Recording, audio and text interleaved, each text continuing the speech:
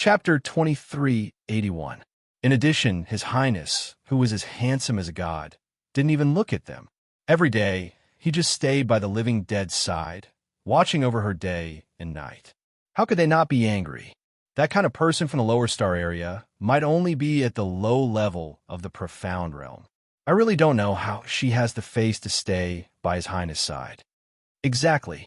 Oh, it's so annoying. If she always looks half dead, I don't know how long we'll have to wait on her. What can we do? Who asked us to be in such a bad situation? I'm really not reconciled. I think she's 99% rich and poor. She'll be fine with just a few injections. Uff, one of them laughed. 2 injections? Do you dare? His Highness has been watching over that living dead almost all the time. Even when we bathed and changed the living dead, he looked at us through the screen as if we would abuse her. If you dared to secretly give her injections, would you still be standing here and laughing with us? The person who said the injections also found it funny. She giggled a few times. Do you think I dare? His Highness, could it be that he could look at her 24 hours a day without blinking? He has to eat and wash his hands. Humph, don't say that. Maybe she'll suddenly wake up after I give her 2 injections. If that's the case, I'll be a hero. Hey, hey, hey. Hey, hey, hey. Wow. Then when you become a hero, remember to help us. I really don't know why His Highness is so patient. A palace maid said enviously. Other than her pretty face, what else can that girl have that can compare to the noble ladies of Dragon Flame City? She's already a living dead, but she's still so seductive. The palace maid curled her lips. Even if she's a fairy, His Highness will get tired of her one day. In their opinion, the crown prince of the divine land was incomparably noble. How could he stay by a half-dead person's side? Sigh, so annoying.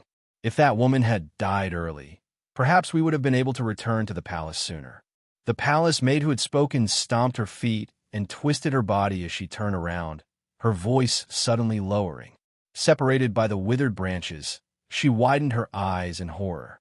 She was as silent as a cicada in winter as she looked at the crown prince, whose expression was cold and whose gaze was so deep that one could not see the end of it. She did not know how long the crown prince had been standing behind them.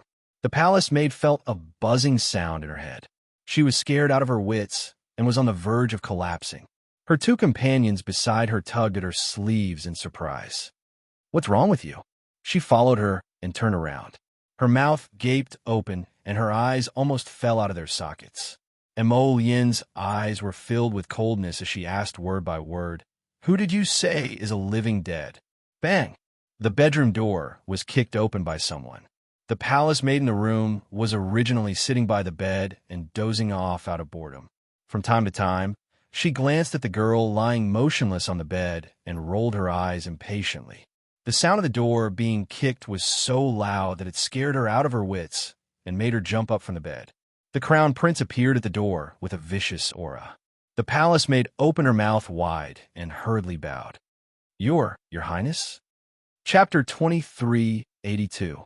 Like a whirlwind, Emo Yin dashed forward and sent that royal maid sprawled on the ground, flying with a kick. He hurriedly reached out to pick up the little fellow and pulled open her collar to check her neck, shoulders, and legs. Then he lifted up her sleeves. When his line of sight landed on her jade-like arm and saw the 2 finger marks on it, his entire handsome face turned green with anger. It was obvious that these palace maids did not take good care of his JoJo. The humble and cautious performance in front of him was all an act. Behind his back, how did they choke his JoJo to this extent? This was because he almost never left JoJo's side, so there was no chance for them to do anything. That was why there were only 2 bruises left. If they were allowed to take care of his JoJo, as usual, who knows how the little girl would be tortured by these wretches? Emo Yin's heart was filled with a violent rage, almost unable to control himself, and wanted to go berserk. What damn calmness, elegance, all get lost. These 7 days, he had been feeling suffocated every day, and now he found out about this matter. He could not control his anger, could not control his desire to kill, to destroy the world, to make them all die without a burial place.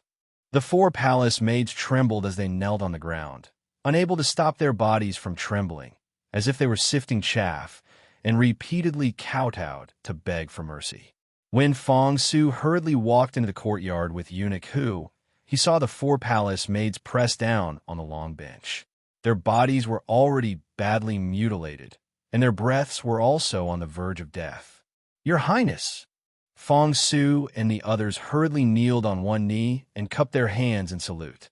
Their eyes were filled with surprise as they looked at the black figure standing on the steps. They saw him looking coldly ahead, his phoenix eyes filled with endless anger. His entire person was emitting an icy cold air, incomparably awe-inspiring. Fong Su's heart could not help but thump slightly. Here you talk about the living dead. Right, you talk about the living dead. Today, this prince will make all of you living dead. The crown prince's tone was not high, but the coldness in his voice had already made everyone present feel a chill down their spines. "Your Highness, please calm down." In the entire courtyard from top to bottom, there was not a single servant who was not afraid. The steward sat paralyzed on the side, looking like he was about to faint. Since this prince temporarily moved into this residence, he was basically like a little transparent.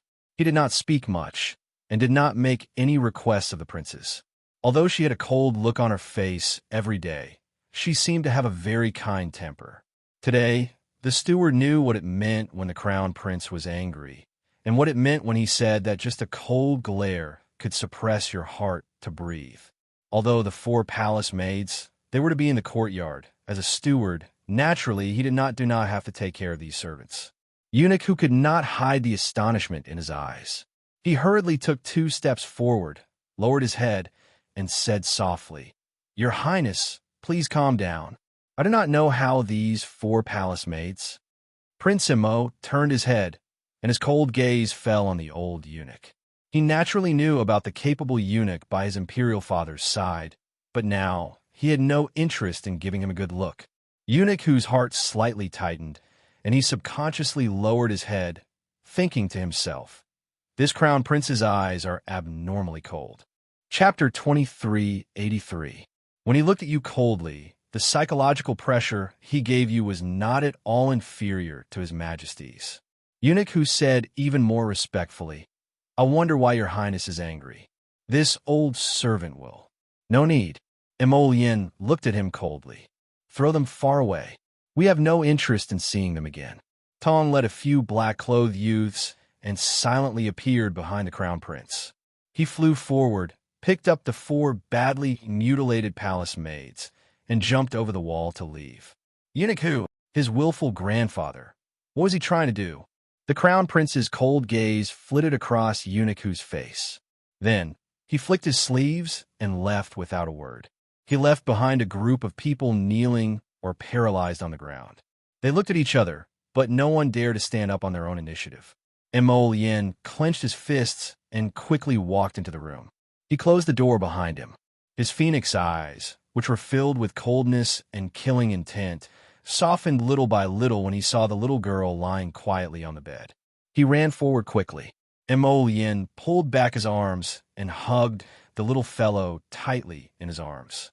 He hugged her tightly, hugged her tightly, hugged her tightly that he was such a proud baby. Now he was unknowingly being despised, loathed, and tormented by a few lowly wretches. His heart ached. His heart ached so much that he wanted to die. It was all his fault. He was not attentive enough. He did not work hard enough. He did not give enough. He was not good enough. That was why she suddenly disappeared. He was getting more and more panicked and fearful. Especially when he closed his eyes, he would strangely think of her staring blankly into the distance and saying to him, "I once had a very distant dream." In the dream, "No way, no way, impossible, impossible, impossible. That was just a dream." She wouldn't go back. She wouldn't go back to that dream. She would not abandon him and go back to the dream. Absolutely not. He held her hands tightly and rested his head on her shoulders. He did not realize that he was trembling slightly. He hugged her as if he was hugging her at this moment, and it was as if he would hug her forever. His eyes were broken and blurred. "Where are you? Where did you go?" The furry little white mink jumped lightly and landed on someone's chest. It turned its head and looked at the silent wind with a slightly confused expression. The stone slope was surrounded by odd-shaped stones. But there wasn't even a third-grade spirit beast here, let alone a seventh-grade spirit beast. Except for this small Martin. Duan Yu, this guy, simply found a spot to slump down on the rock slope to drink and sleep, leaving her to wander around this place. At this moment, the sky was about to darken, and it seemed that he had no intention of leaving at all. Little Martin looked up at the sky and used its little paw to step on someone's chest. However, a certain someone pressed down on her round little body with one hand. "Stop fooling around. Sleep some more." Duan Yu reached out to block the glaring afterglow of the setting sun. The little white mink squirmed out from under his arm and scratched his arm with its paw. Duan Yu withdrew his arm and opened his eyes. Under the rays of the setting sun, his pair of outstanding peach blossom eyes seemed to contain an inextinguishable starlight that floated and sank in the depths of his eyes. "If you scratch again, I'll chop off your little paw," he threatened and raised his fist. Chapter 2384. The little fellow used her two hind hooves to stomp on him before jumping up, wanting to leave. Duan Yu hugged her and pressed down on her round body. He stood up with a smile and said, "You really have quite a temper. All right, let's go home. Let me touch you to see if you've digested the food." Miss Chow suddenly bristled and slapped away his fingers that were reaching for her stomach.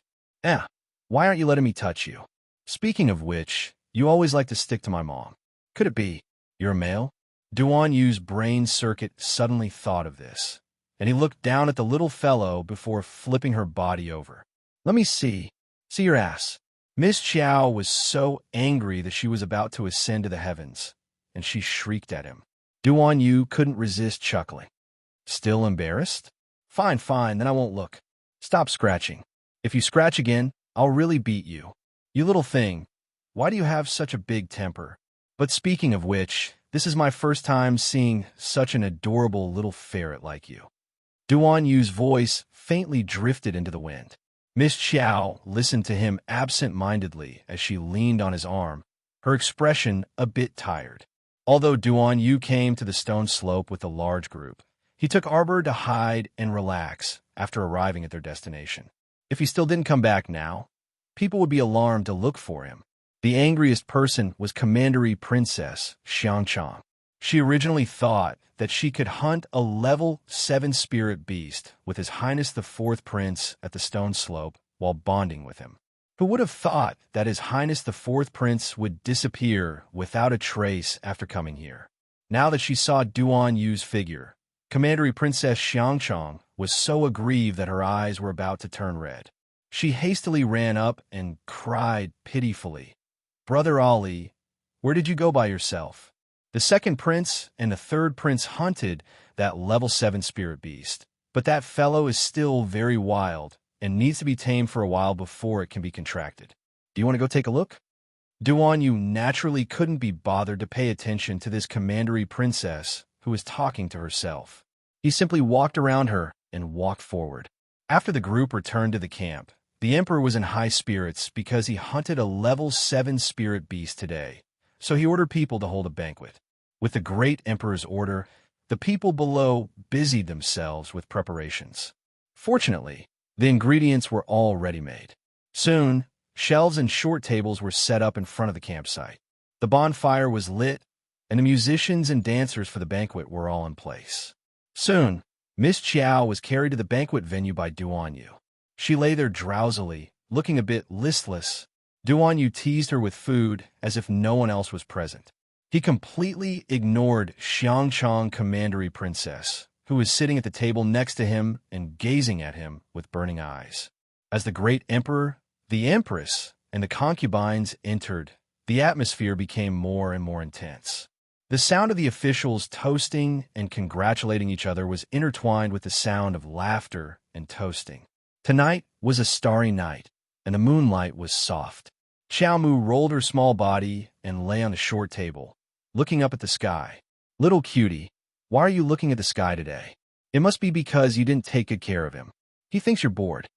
Noble consort Duan walked over and reached out to pick up Miss Xiao, who was lying on the table. Her fingers scratched Miss Xiao's chin. Duan Yu. Mother, you're here to steal my little dumpling again. Noble consort Duan waved her hand and turned a deaf ear to her son's complaints. She carried the little girl back to her seat.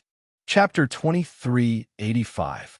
Mom, don't feed her until she's full again. Duan Yu exasperatedly called out as he watched his mother carry the little thing away. Really, his mother. Why did she always have to snatch the little fellow from him?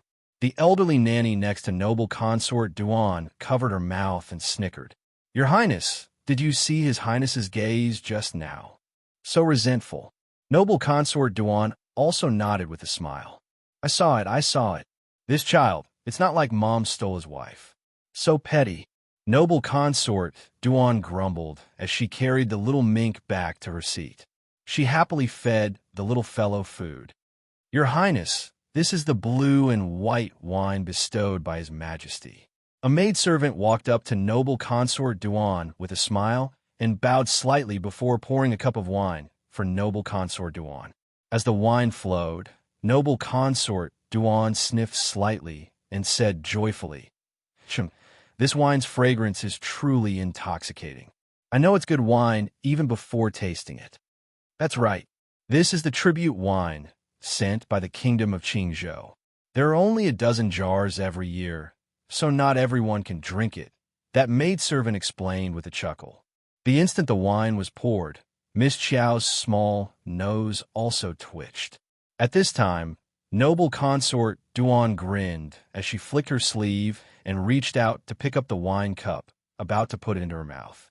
Without another word, the little fellow pounced forward and kicked the cup of wine out of noble consort Duan's hand in one smooth motion. Clang! The cup shattered on the ground, but the sound wasn't enough to attract everyone's attention. However, everyone was originally looking at noble consort Duan, who was being bestowed wine by His Majesty, but when they saw this scene, they were instantly petrified on the spot. Noble consort Duan's empty hand also stiffened. That hand was still holding the cup, but the cup shattered on the ground. Uffed! An undisguised malicious laughter wantonly rose in the venue. Halfway through their laughter, a tall and voluptuous woman hurriedly stood up and bowed to the Emperor and Empress with a smile on her face. My apologies, Your Majesty, Your Majesty, Your Majesty, Your Majesty. This concubine was rude, but it was truly too funny just now. Noble consort Duan's mink is really interesting. Noble consort Duan stood up with an indifferent expression and also bowed to the Emperor-Empress who was seated at the head of the table. This concubine's ferret is still young and doesn't know etiquette. I will teach it well in the future. Everyone's expression twisted. On the other hand, the imperial concubine who had jumped up to ridicule noble consort Duan was frozen on the spot with a stiff expression. She was so angry that the veins on her forehead were twitching. What did noble consort Duan mean by this? She had just said that she was lacking in manners, and now noble consort Duan was saying that her little Martin was also lacking in manners. Wasn't this implying that she was the same as that little bastard, unable to see the bigger picture? The Empress said faintly, Noble consort Duan, it's not that Aijiao wants to criticize you. There are only 12 jars of blue and white wine offered by the Qingzhou Kingdom. One of them was knocked over by your mink. What a disappointment. Your Majesty is right. That gorgeous woman from before couldn't resist interjecting. Noble consort Duan's mink knocked over the tribute wine His Majesty bestowed, so she naturally can only use her life as compensation. The Empress remained silent. Just as the Emperor of Cangzhou was about to speak with a frown, he heard Duan Yu coldly say, You're all blind, right? Look at what that is. Following the direction he pointed in, everyone turned to look in that direction. Chapter 2386. The Cangzhou campsite was originally built on a piece of land in the Heavenly Ice Snow region.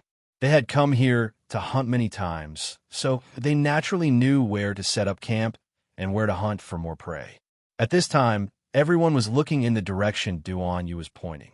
They saw that the toppled wine stained the ground and the soil had been completely charred black. This caused the Celestial Empress and Empress's expressions to change drastically. The enchanting beauty who spoke earlier also immediately shut up, not knowing what to say. It turned out that this was a ferret that could distinguish poison. The reason why the ferret wanted to topple the wine cup in noble consort Duan's hand was because the ferret knew there was poison in the cup. Duan Yu's eyes flashed, and he stood up indifferently. He walked up to support his mother, who had a slightly unsightly expression, and bent down to pick up the little white ferret that was squatting on the side. His fingers gently stroked the little white ferret's head as he looked at everyone with a sneer. Under the bonfire, the man with outstanding features had an icy expression as he stood there like an ice sculpture. Although he was good-looking, he was brimming with a cold, baleful aura. You probably don't know, this prince's ferret can not only distinguish poison, but can also ferret out the person who poisoned it. As Duan Yu stroked this little white ferret, his eerie gaze shifted slightly, sweeping past everyone's expressions. Everyone was taken aback by his words. Then, they began to look at each other, their eyes filled with doubt. Miss Qiao couldn't resist secretly rolling her eyes when she heard this. She thought to herself, this guy is really confident. If she was a normal ferret, would she freaking cooperate with his actions? Go, little fur ball. Ferret out the person who poisoned you. Miss Qiao had just finished rolling her eyes when she felt her petite body lighten slightly. She had been tossed out by that unruly dunce. She angrily howled and pounced on the face of the plump beauty who had mocked noble consort Duan earlier. Her small claws scratched her face twice without hesitation, startling that beauty into shrieking repeatedly. She reached out to grab the little white ferret's chubby body. The little fellow swiftly jumped onto her shoulder and pounced behind her neck, scratching it again. That beauty shrieked in pain as she flipped over the table in a sorry state and landed heavily on the ground. Nonsense! What nonsense? The Empress slapped the armrest heavily and scolded angrily. Stop it now. Duan Yu leisurely strolled to the front of the well-rounded beauty. He first carried the little fellow on her back into his arms and smoothed its fur. Afterwards, he coldly glanced at her and pointed at the dumbstruck Sangzhou guards beside them. What are you spacing out for? What are you waiting for? Hurry up and restrain the perpetrator. That plump beauty screamed and covered her face, crying as she knelt on the ground. She crawled forward on her knees and kowtowed to the celestial emperor and empress for help. Save me, your majesty, empress. Is Prince Chun out of his mind? Beauty Wong, why don't you take a look at what dropped by your feet? Duan Yu reminded coldly. The plump beauty looked down and her body stiffened. Impossible. How could she have a medicine on her? Didn't she throw it away already? She abruptly raised her head and looked towards the high ground. Sitting there was a dignified and decent Sangzhou empress. Under the night sky, her eyes were both bright and dark. Royal father, how should Beauty Wong be punished for poisoning noble consort Duan? Duan Yu looked indifferently at the Sangzhou emperor, who was sitting upright and still. Chapter 2387. Guards! The emperor of Sangzhou waved his hand and ordered, pass on Zhen's decree. Beauty Wong is innately jealous and immoral. Improper words and deeds. A breach of etiquette in front of the emperor. She was audacious enough to use underhanded means to harm noble consort Duan and stole her title of beauty. She will be severely punished with 50 strokes of the cane. She will be demoted to a commoner and expelled from the palace. Beauty Wong instantly collapsed to the ground. Even as she was being dragged and flogged, she was still shrieking incessantly. Your Majesty, this concubine is innocent. Your Majesty, this concubine is truly innocent. It was a good banquet, but in the end, it ended on a sour note. After the Celestial Empress left the scene, everyone also dispersed. Duan Yu used the excuse that his mother needed to rest properly and didn't allow the little ferret to disturb her. Hence, he carried the protesting Miss Qiao into his tent. Fourth brother. A chuckle came from behind. Duan Yu turned around and saw the second and third princes walking over while holding hands. They were looking at him with fake smiles. Is there something else, elder brothers? Duan Yu asked aloofly. It's getting late, and you've been tired the entire day. Elder brothers should return early to rest. No hurry. The second prince's face twitched as he scanned his younger brother from head to toe. His gaze landed on the little white ferret in his arms.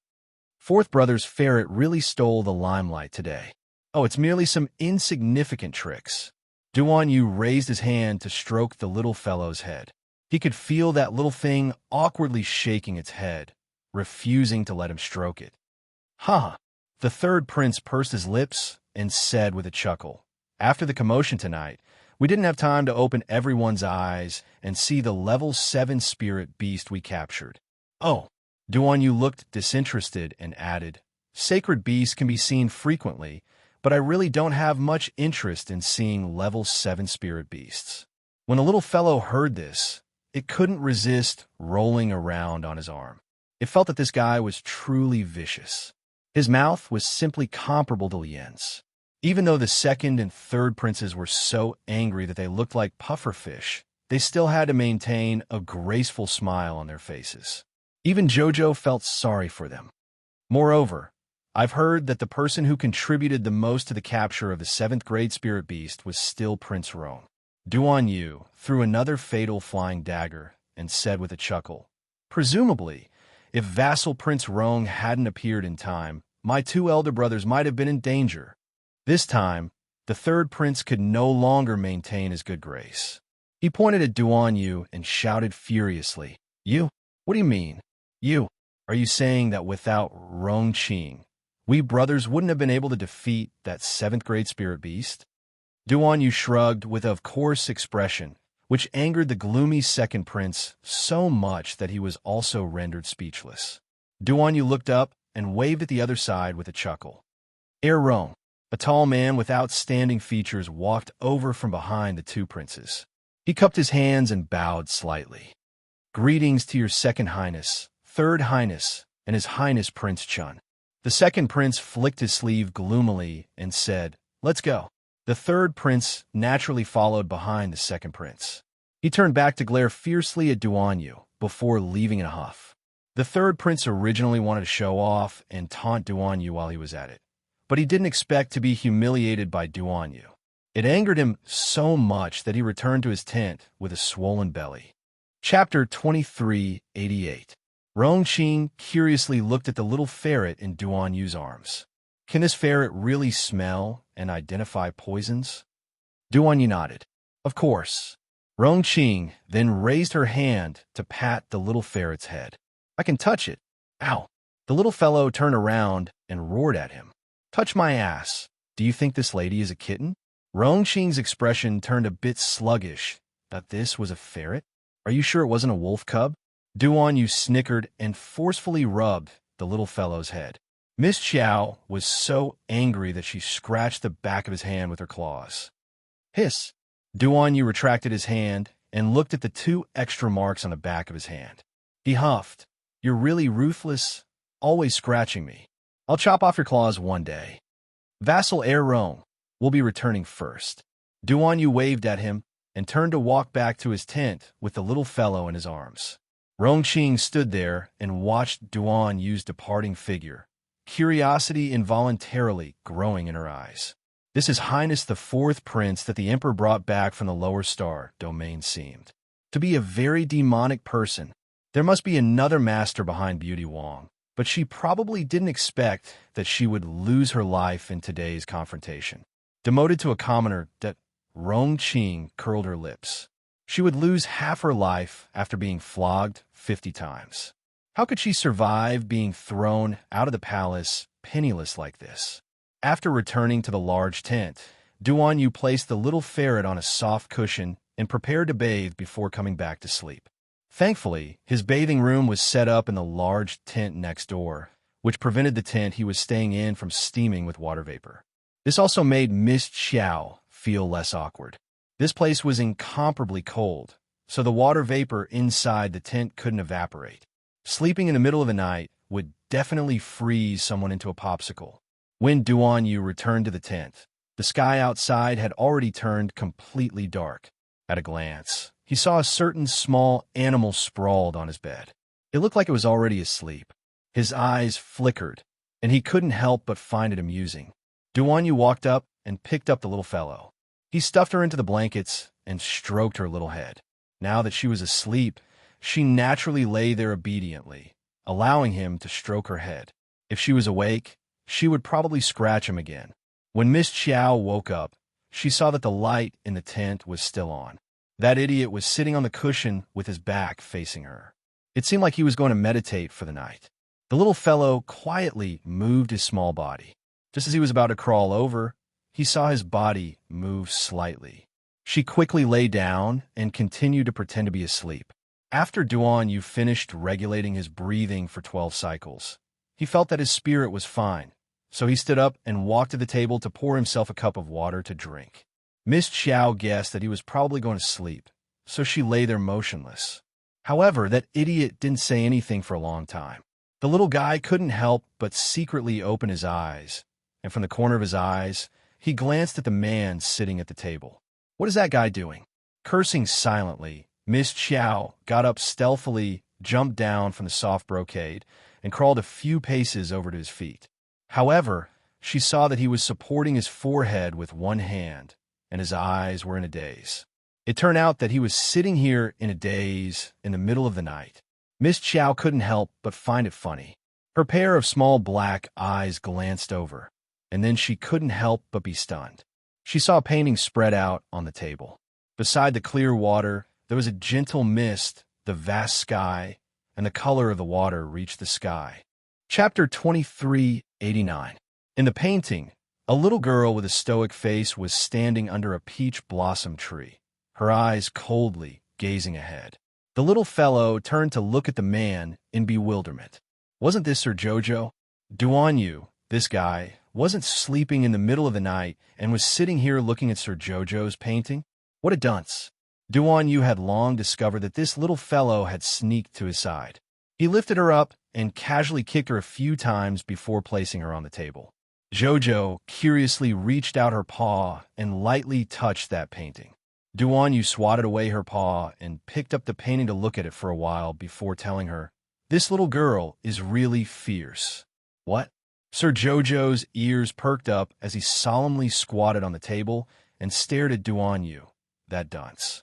This guy actually dared to speak ill of Jojo behind his back. Let's hear what else he has to say. Don't be fooled by her stoic face and expressionless appearance. When she gets angry, she can make the sky fall and the earth crack. Arbor, that this definitely wasn't Jojo. How could Jojo be like this? She was a good girl and very gentle. She never flipped out easily. Although she's fierce, she really is adorable and adorable. Duanyu lamented, "Don't be fooled by her usually stoic face. In reality, 99% of it is an act. You're the one who's acting. There's an abundance of emotions beneath that stoic face of hers." Sir Jojo spat at him. "You're simply spouting nonsense. I don't want to listen to your nonsense anymore. I still remember the first time we met. She treated me like I was the enemy who killed her father and abused me." Duanyu was completely immersed in his own world and spoke through gritted teeth. "She forced my head to drink that filthy water. She even tied me up like a dumpling and hit my head with a piece of wood every day." The little ferret was expressionless. "You asked for it." At that time, I was thinking, how could there be such a fierce girl in this world? She was so fierce that I didn't want to have any interactions with her in the future. But I didn't expect. But now, I wish I could see her every day. I miss her and think about her. When I close my eyes, she walks around in my dreams. I wanted to grab her, but I didn't dare to. My heart was in a mess. Sigh. I don't know what you're trying to say. Young man, this is the sign of a demonic barrier. Little Martin looked at him with a heavy expression. Its pair of little black beady eyes were filled with solemn and serious emotions. "What do you think I should do?" Duanyu reached out to pick up this little mink and said while gazing at her, I probably fell in love with her. Otherwise, why do you think I think of her all the time and think of her all the time? Miss Jo felt her brain heat up, and her whole person, oh no, her whole ferret, stared at him rather stupidly. Was she being confessed to as a mink? Oh wait, how could Duanyu possibly know that she was hiding inside this ferret's body? Don't panic, he doesn't know. However, why did he feel inexplicably flustered? If he said that to her, she wouldn't know how to face this dunce in the future. What should she do? Why? Why did she suddenly feel a bit awkward? The little fellow shrunk her small body and retreated a few steps. However, her body was suddenly picked up by him. A pair of black beady eyes stared straight at his almost sparkling peach blossom eyes. Chapter 2390. She inexplicably wanted to cover her eyes with her tiny paws. Her ears twitched, and she suddenly heard the dimwit's faint sigh. "Jojo, is that you?" Sir Jojo's entire body, oh no, her entire mink body stiffened. She felt like she was most likely going to be exposed while squatting in his hands. So she kept scheming in her mind. She couldn't admit it. Ow, ow, ow. She couldn't admit it. How could Sir Jojo be forced to stay inside a little mink's body so miserably? That was impossible. Sir Jojo, who was willing to suffer because of his pride, expressionlessly looked at Duanyu. As long as Sir Jojo didn't admit it, no one would know what happened when Sir Jojo was tricked by the soul detachment talisman. Sir Jojo wouldn't tell anyone about such a deplorable and ugly thing. Ow, ow, ow. Puffed. Duanyu couldn't resist chuckling. He rubbed Jojo's head and said, "Your serious expression is so funny. I'm just teasing you. You're so ugly. So how could you be my Jojo?" Duanyu said with a grin, "My Jojo is fair, tender, and beautiful. You're the prettiest little stoic in the world." "Bah, you're the ugly one." Miss Chiao turned her head and faced him with the back of her head. She felt a little irritated and wanted to jump out of his embrace. All right, rest." He pressed down on her chubby body and put the painting scroll into his inner world before carrying her to the bed. Miss Chiao suddenly felt irritated, especially after hearing his confession just now. She just wanted to run away like an ostrich and didn't feel sleepy at all. "Little furball, sleep." Duanyu withdrew his hand and looked at her with flickering eyes. "Why are you scratching me again?" The little white mink jumped away and climbed onto the soft mattress next to the bed, looking like she was going to sleep here tonight. Duanyu sat by the bed and looked at her like this. His eyes were so deep that she couldn't discern his true emotions. Miss Chiao's heart skipped a beat, and she felt like she had nowhere to hide. Could it be that Duanyu really recognized her? This was impossible. Her performance was so perfect that no matter what, it would be difficult for him to associate this mink with Sir Jojo, right? She once again lowered her head to size herself up. Her perfect disguise had no flaws at all. Duanyu couldn't possibly recognize her. Duanyu suddenly stood up and walked towards her step by step. Arbor saw his strange expression and had an inexplicable feeling of wanting to flee. She felt that if she continued to stay here, things would go out of control. She didn't want to hurt Duanyu, this dunce, at all. Her body felt light as he picked her up with both hands. In the next second, he placed her under the warm blanket. "Go to sleep." He threw down these words and walked out of the tent without looking back. The cold wind was howling outside. Where was he going in the middle of the night? Arbor couldn't help but roar in his heart. A pair of small black eyes stared at his figure disappearing at the entrance of the tent. Her heart was filled with displeasure. How could this loathsome guy be so willful? She sprawled on the bed and tossed and turned, wondering if she had exposed herself in front of him. Did he recognize her? How should she face this dunce in the future? His words made her feel very conflicted. Couldn't they just be good? Like in the past. Chapter 2391. She thought she would be so frustrated and upset that she wouldn't be able to sleep, but who knew it didn't take long for her to fall asleep, and she slept very soundly. Not as expected, she was a big-hearted child. Lying there, her round little body didn't move at all. Her soul naturally strolled out and continued to hover above the bed, starting the cycle of cultivation. What Arbor didn't know was, at this time, a figure was silently standing outside the window, staring at her soul that was gradually becoming clearer. His fists clenched and relaxed and tightened again. In the end, Duanyu still managed to restrain his impulse to charge inside. Not to speculate, not to probe, but to witness with his own eyes. His Jojo was really by his side at this very moment. It was her, it really was her, it was her. Duanyu felt like he almost couldn't control his frantic heartbeat. nor could he suppress the longing that had been hidden in his heart. What to do? What should he do? Should I use this chance to make you stay, make you stay, make you stay an entire day and night? Inside the residence's small courtyard, Fong Su, Eunuch Hu, and the servants were all frantic with anxiety, unable to conceal the anxiety in their eyes. His Highness the Crown Prince had locked himself and the Crown Princess inside that room, but there had been no commotion the entire time. Fong Su and the others were naturally extremely anxious, until Elder Mu hurried over and told them that the defensive talisman matrix outside was about to collapse and that more and more ghost spirits were gathering outside the residence. Fong Su finally couldn't resist jumping up and quickly walked to the door of the wing room.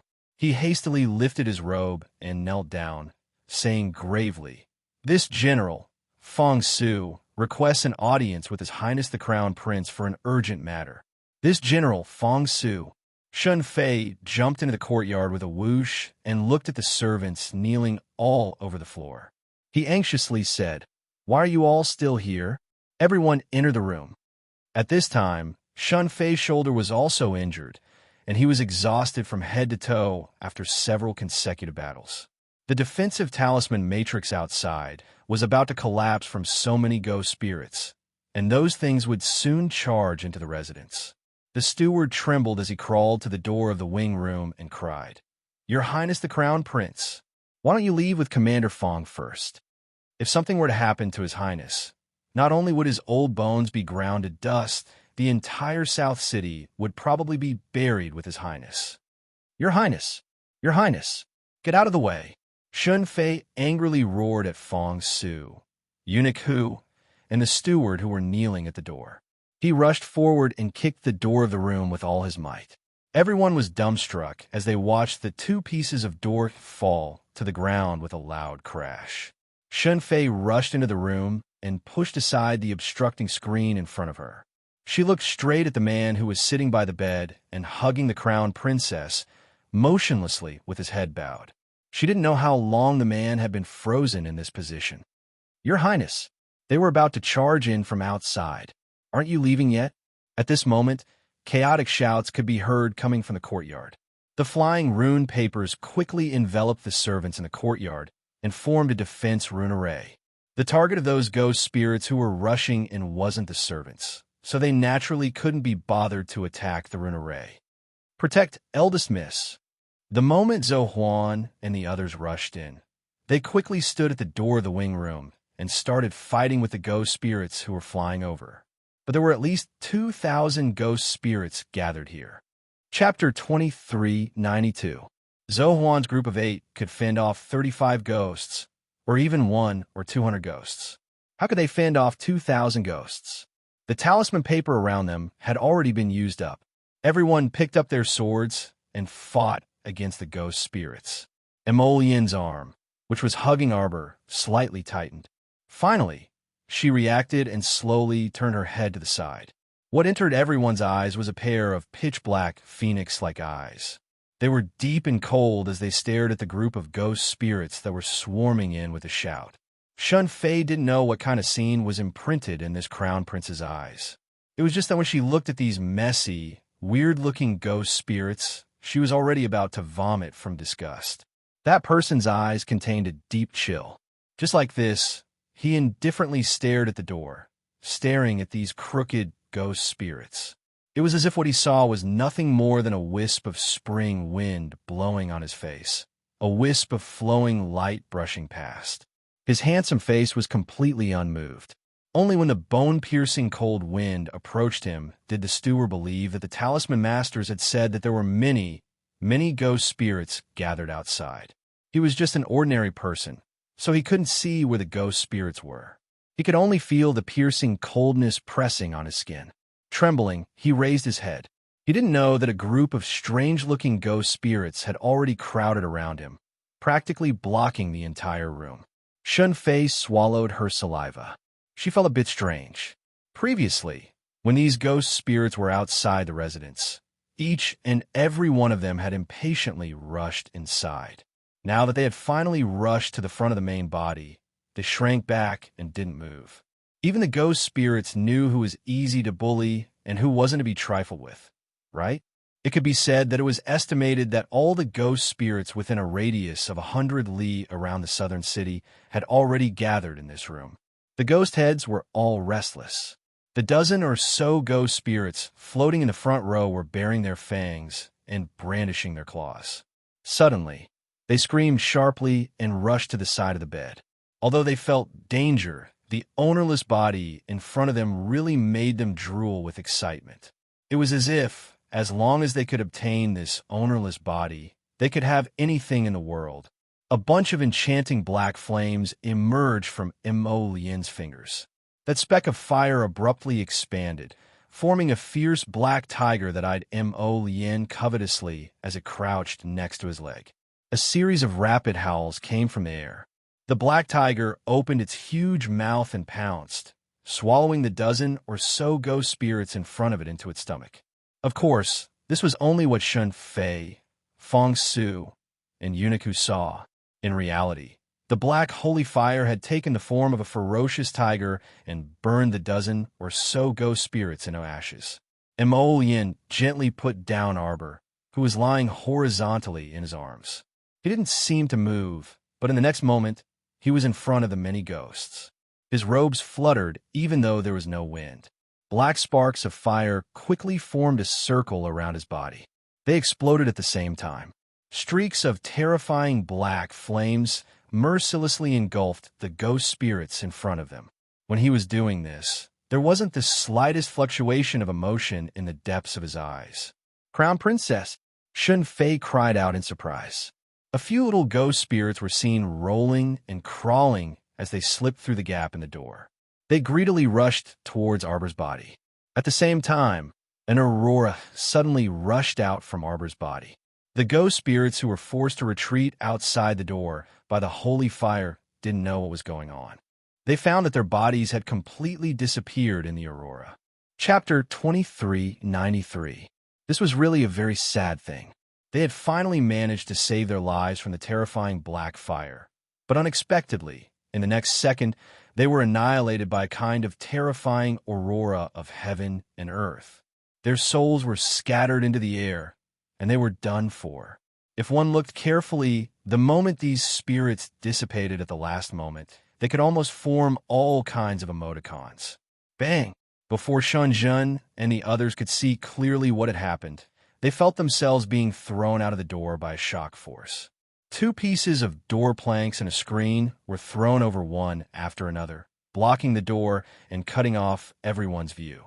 After Fong Su, Eunuch Hu, and the others were driven out, they all looked at each other in dismay. Mo Lien had thrown everyone out of the room the moment the aurora occurred. He was very sure that those people were only blinded by the aurora for a moment and did not really see clearly what was inside the little girl's body. Prince Mo walked to the side of the bed and sat down. He stretched out his finger to stroke the little fellow's fair and peaceful face, his gaze calmly lingering on her dantian. There, he could clearly see a ball of white light suddenly appear, and all the spirits turned into ashes in this light. Thinking back to when Jojo's spirit dissipated in the underground base of Dai Zong Mountain, Mo Lien was almost certain that this ball of white light in her dantian was protecting her body. What was this thing? His finger gently stroked her lower abdomen, but he did not probe further. It was better to wait for Jojo to wake up before telling her and let her investigate it herself. Still not coming out. His cold and stern voice rang in the silent room. As soon as his words fell, the whole room was silent, as if the air had also solidified. Rustle, rustle, rustle, rustle, rustle. After a series of crawling sounds, the little trant slowly crawled out from the hair behind the little girl's neck. Its pair of eyes looked somewhat timidly at Mo Lien. Seeing the man's cold and stern gaze sweep over, Chocho suddenly had an impulse to flee. I was only able to come out just now. The little trant hastily crawled out from behind Chiao Mu and jogged up to Mo Lien. It tugged at his sleeve and fluttered before flipping over and jumping on his arm. Mo Lien glanced at him coldly. Chocho hurriedly poured out everything it could and couldn't. Master's soul has left her body. But don't worry, Master is completely fine. Not only is she fine, but her spiritual sense is also increasing, increasing, increasing, increasing. The more Chocho spoke, the more excited it became.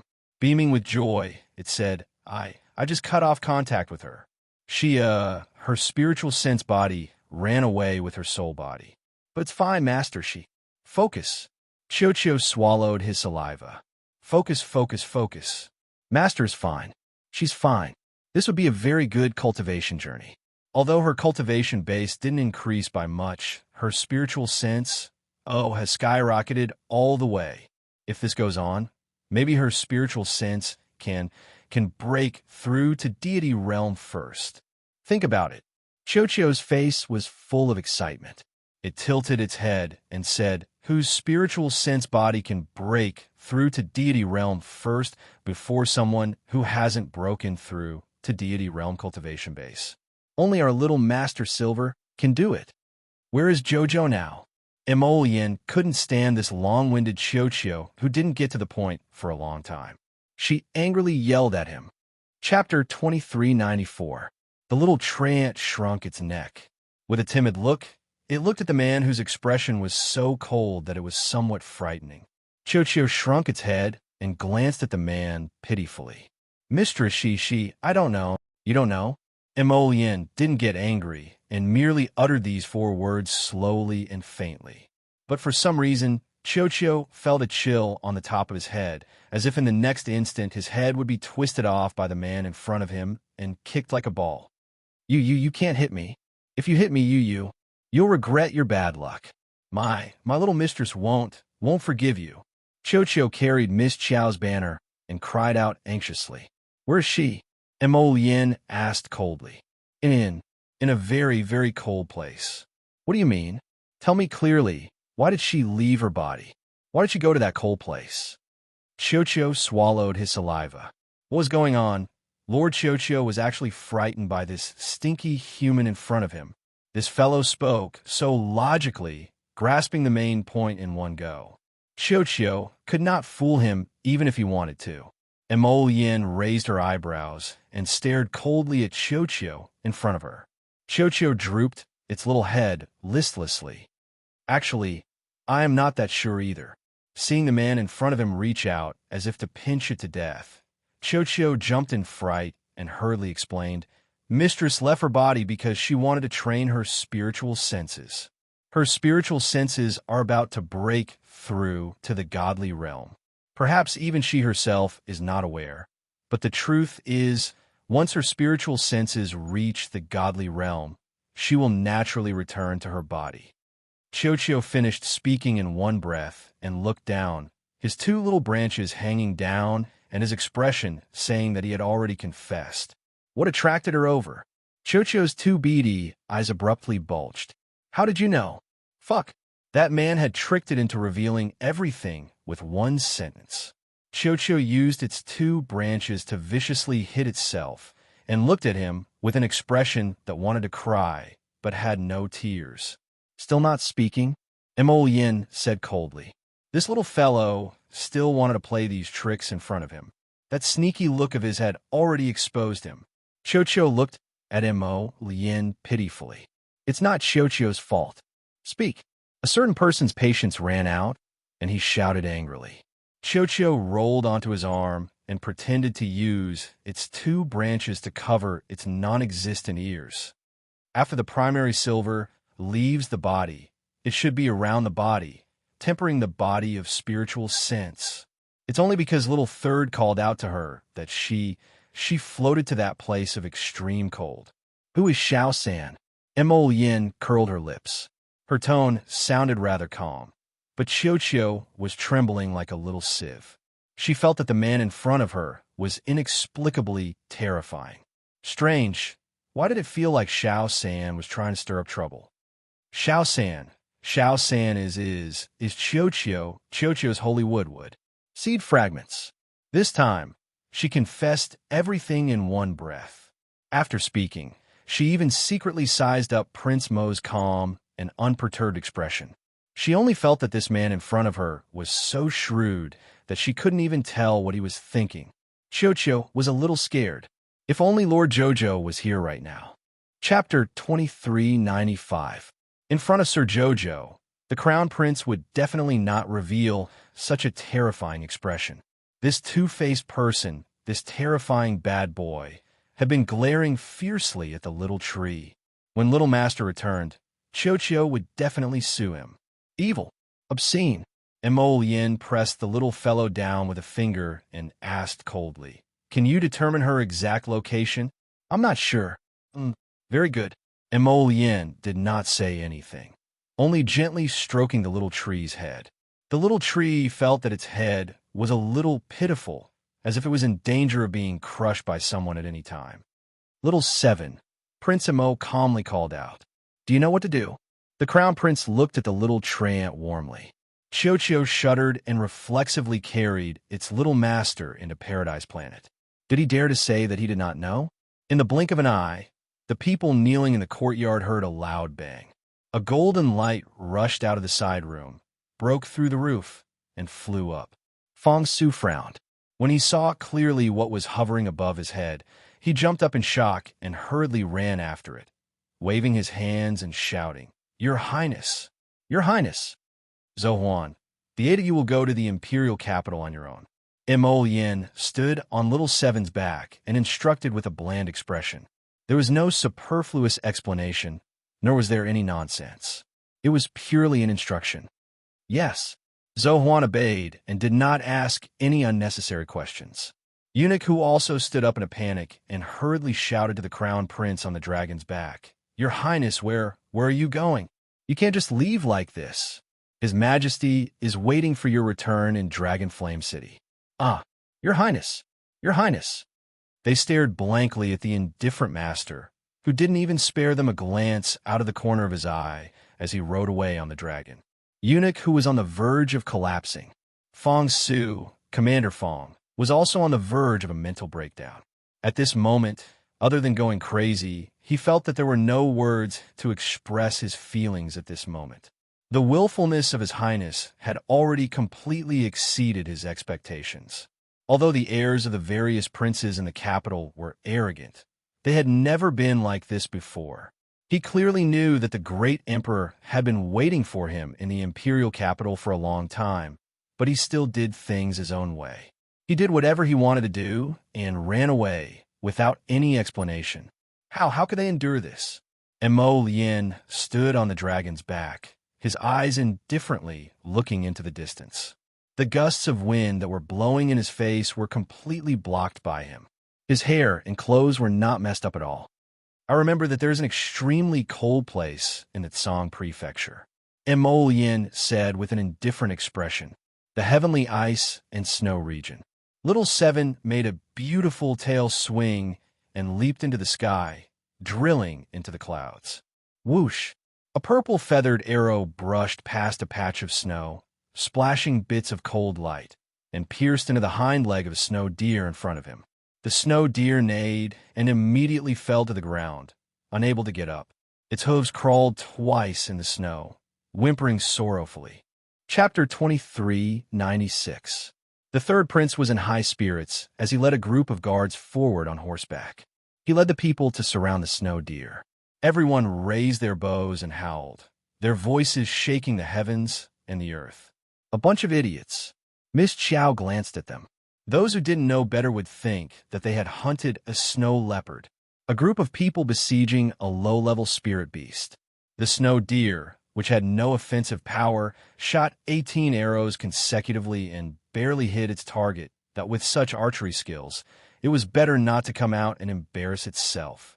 Rong urged his horse to follow beside Prince Chun. When he turned back, he saw the undisguised contempt in the little ferret's eyes. Why did he feel speechless for some reason? Even a ferret knew how to despise people these days. "Little furball, what do you like? I'll shoot it for you to play with." Duan Yu reached out to stroke her furry head as he stared at the icy plains in the distance. The little fellow lazily crawled on her paw. "Should I tell the truth? I like super large ice wolves, snow leopards, and big tigers the most. The problem was that this bunch of weaklings only hunted small animals all day long. She didn't like any of them. Look, there's a white-furred silver tiger over there. I'll shoot it down for you to play with, okay? Duan Yu pointed ahead. Sure enough, a vigorous tiger had appeared in the icy plains at some point in time. Third Prince and the others were already on high alert. They stared cautiously at the tiger, afraid that it would suddenly pounce over.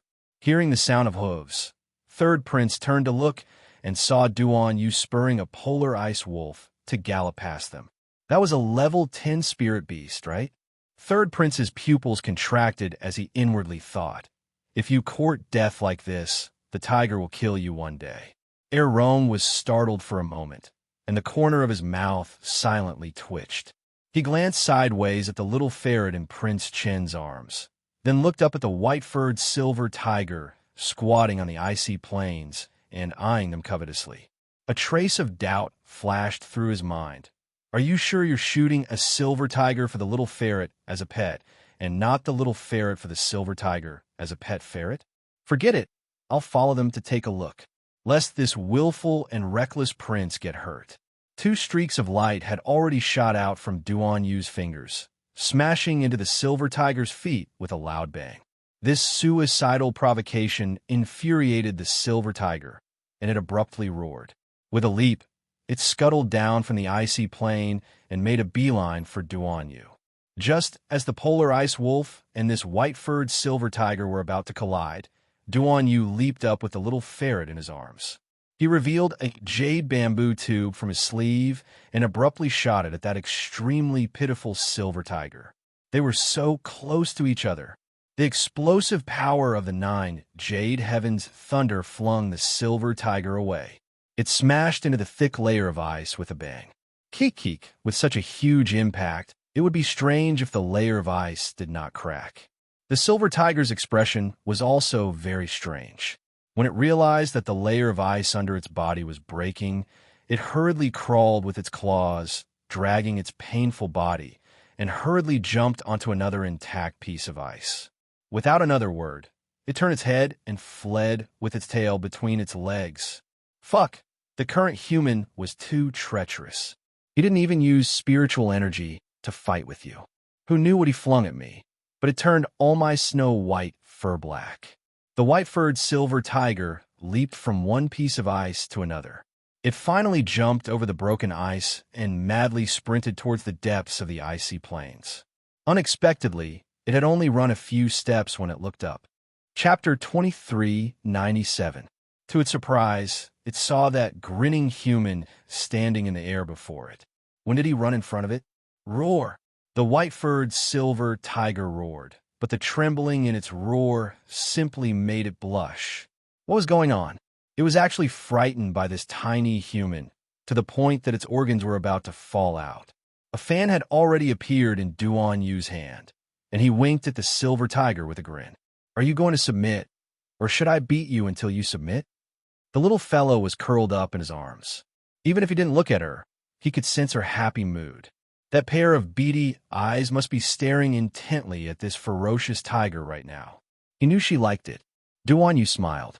The white-furred silver tiger really wanted to resist again, but when the man revealed that piece of jade in his sleeve, it looked at its fur flying all over from the explosion. It involuntarily sprawled on the ground. It absolutely wasn't submitting to evil forces. MHM, absolutely not. It was just that there was a saying among humans. A wise man submits to circumstances. The tiger had a flash of inspiration as it thought this. When Sir Jojo returned, he had an additional mount. The little fellow swaggered as she squatted on the silver tiger's head, and they returned to the camp while being watched by everyone. When someone asked, Duan Yu told everyone, Little Jiao made a great contribution, so this is her reward. Everyone's jaws dropped to the ground. They didn't understand His Highness Prince Chen's scheme. His reward was a ferocious tiger mount, but he didn't feel that the little fellows but was uncomfortable. Sir Jojo naturally didn't care about these people's probing gazes. She was now also a person who reared a tiger. Oh no, a ferret. The little fellow didn't know that she had already exposed herself to Duan Yu. After washing herself clean, She let the maidservant at the side wipe her fur. Clean and tidy, she slipped into the bed and lay there motionless. She didn't know why, but she kept feeling like she was exhausted every time she woke up these past few days. It was as if she hadn't rested well, even in her dreams, and always looked tired. His body was really too weak. Even after sleeping for so long every day, he still looked sleepy. Miss Chow had no idea that little Martin's body did not have enough rest because her soul had been tossing and turning in and out of his body. Late at night, it was raining heavily outside. The bean-sized raindrops hit the tent and woke Miss Chow up. When she opened her eyes, her soul had already slipped back into little Martin's body. Outside the tent, a person came in against the moonlight and braved the rain. With a head full of wet hair, he went forward and pulled her out of the warm blanket. "It's time to go. Isn't it still dark? Why do you have to leave now?" The little girl was extremely sleepy. Duan Yu poked her forehead with a smile. "All right, continue sleeping." After saying that, he took a small blanket and wrapped her up. He stuffed her into his arms, leaving her two sleepy, beady eyes exposed. The little fellow propped up her eyelids. Unable to withstand the tiredness, she went back to sleep. When Duan Yu carried him out of the tent, horses were already neighing and moving outside. The sudden torrential rain made everyone a little flustered. Snowflakes gradually gathered in the rain. It looked like the weather would continue to deteriorate. "Roar!" The little fellow waved her paw at him. "Where's my little tiger?" That was her mount. Chapter 2398. Duan Yu pressed down on her small head and stuffed her into his embrace. "It's cold. Don't worry. Your tiger cub is following behind. It definitely won't fall off." Only then was Miss Chow satisfied. She shrunk her head into his embrace and even purposely tugged at his lapel to block the whistling cold wind above her head. This body of fur really can't withstand the wind. The little girl thought unhappily. She wondered how her body, which was left behind in the Divine Province, was doing now. Why we have to move in this weather? Commandery Princess Xiangchang's shrill shriek came from the camp. Although the maidservants held 2 umbrellas for her, her clothes were still half soaked from the howling wind and torrential rain. It was very uncomfortable to stick to her body. "Commandery Princess, it's the Emperor's order. I heard that the Board of Astronomy calculated that the weather will be even worse in the future, so we must leave now." Commandery Princess Xiangchang stood there and cursed before getting into the carriage in irritation. The boundless icy plain was currently covered in rain and snow. At first glance, it was foggy, so it was impossible to see the road clearly.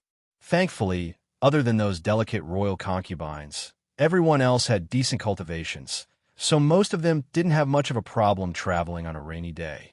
Duan Yu was worried about his mother, so he mounted the ice wolf and ran to his mother's carriage to instruct the coachman. Because the rain and snow were too heavy, even though he was wearing rainproof clothes, his clothes were almost completely soaked.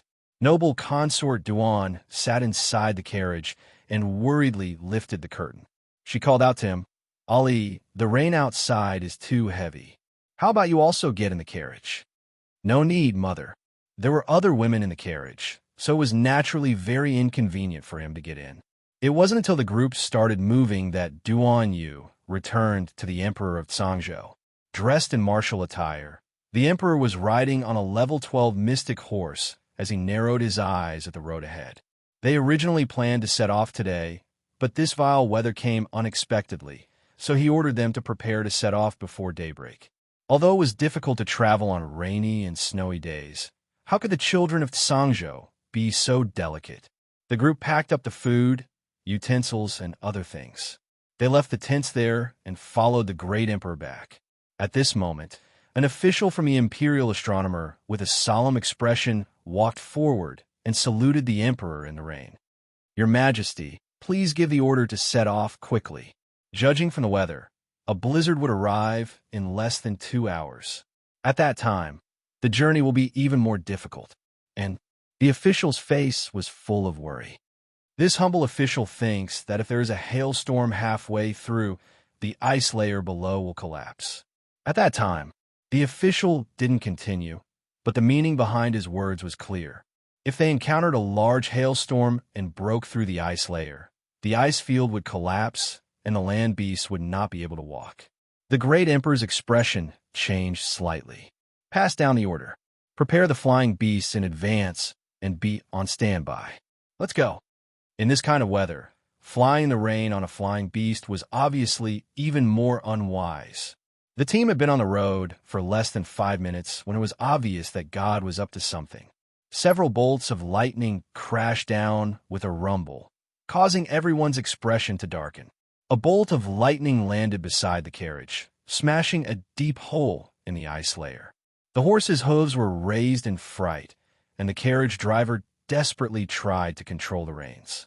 The great emperor hastily shouted, "Go!" Great! It didn't even take 2 hours. The hailstorm didn't fall, and a thunderstorm attacked. Chapter 2399. The lightning struck the glacier, creating several deep craters in it. Everyone only felt the glacier beneath their feet tremble, and cracks that were clearly visible to the naked eye blossomed with a series of terrifying crackling sounds. It was as if everyone would fall into the depths of the icy plains in the next instant. The horses neighed in fright, and the women and children screamed repeatedly. Poof! A tender green thing suddenly shot out from behind the crowd from a crack in the icy plains and whipped the horses, but with a smack. That unlucky spirit stallion immediately neighed in fright and kicked its front legs. The third prince, who had been sitting upright on the horse's back and doing his best to restrain the horse's agitation, instantly tilted his body along with the upright spirit stallion. Waves of dizziness hit his mind, and a trace of alarm flashed through his eyes. What a joke! How could a good-for-nothing level 5 little mystic cultivator like him withstand this kind of stimulation? Just as he was about to be jolted off the horse, several guards immediately galloped over. One person held his horse down, while the others reached out to support him. The third prince panicked and lost his head as he shouted several times, "Protect your highness! Protect your highness! Protect your highness! Protect your highness!" The little fellow crawled and revealed 2 beady black eyes to glance at the retarded third prince in the carriage. She then looked up to see the indifferent and nonchalant Duan Yu, and several thoughts immediately flashed through her mind. The dragon has 9 sons, and each one is different. Bad bamboo shoots produce good bamboo shoots, and a crooked melon can at least grow a divine flower from a snowy region. Although her long hair was drenched by the rain, her pair of peach blossom eyes appeared even colder and brighter, giving people a feeling that she was fearless even in the face of great difficulties. Duan Yu's fingers subconsciously rubbed her head that had popped out. He held the reins with one hand and turned to speak with vassal Prince Rome, who had caught up. The group then braved the rain and led the carriages towards the icy plains. A white light suddenly flashed across the horizon, instantly illuminating the icy plains in front of them. A bolt of lightning as thick as the mouth of a bowl drew a crack in the sky and fiercely struck the thick layer of ice.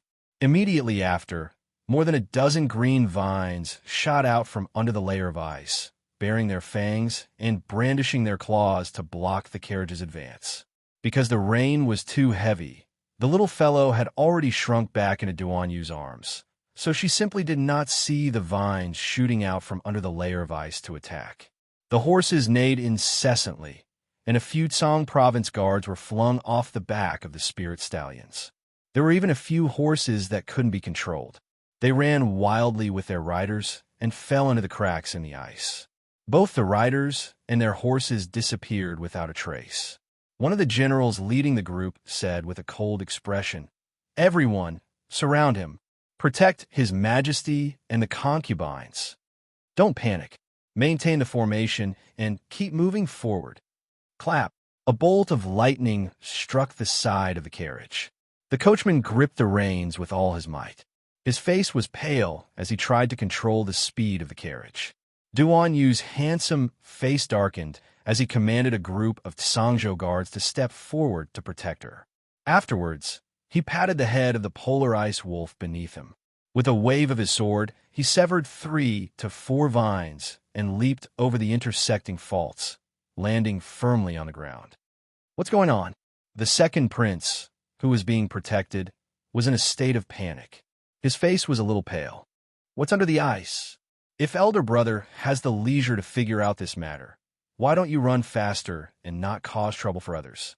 Duan Yu revealed several porcelain-like teeth at him with a spurious smile. The second prince's face darkened, and he was very unconvinced on the inside. Chapter 2400. Although the second prince was aggrieved, he couldn't refute. After all, he was the same as Old Third, a novice mystic cultivator. Whenever his cultivation was mentioned, he would feel stifled and flustered. But could this be blamed on him? This was completely due to his innate talent, all right? His innate talent was not good, so it could only be said that he was born without the fate of cultivation. However, it was already heaven-defying luck that he could be born into the imperial family. I'm afraid the thing under the ice is about to come out. Rong cracked his whip and chased after Duan Yu's polar ice wolf. "We can't continue like this. The caravan is too slow. Organize a group of people to stay behind to cover the retreat," Duan Yu ordered coldly as he glanced at Rongqing. "Don't pick on crooked melons and split jujubes to discuss people." Rongqing was speechless. She nodded and galloped away on her horse. Not long after, he returned with an elite team. "That's all the manpower we can muster. The rest will have to protect His Majesty and the concubines of the various palaces." "Enough," Duan Yu nodded. "We will stay behind to block the thing that burrows out from the ground. Let the others follow His Majesty first." As they spoke, the rumbling of hooves came from the distance. Rong narrowed his eyes. "It seems to be that bunch of brats from Ming Province. Don't mind them." Duan Yu glanced over. "Do as I say." Rong nodded and arranged for people to follow the caravan. Meanwhile, he led that elite team of more than 20 people to stay by Duan Yu's side. He summoned a long sword that was overflowing with light from his conscience. "We haven't been able to compete properly before. Today, I'll show you the gap between us." Duan Yu glanced at him from the corner of his eye and harumphed in high spirits. He suddenly leaped up from the polar ice wolf and pounced towards several vines that had twisted into a ball. Rong didn't get angry and remained aloof. He nodded and said, "All right, this one will wait and see." Swish! A cold arrow shot over first, shooting that ball of rattan branches into pieces. Ming Yasi's arrow came so quickly. Compared to several days ago, he seemed to have recovered quite a bit. Duan Yu creased his brows, but he didn't waste words with him.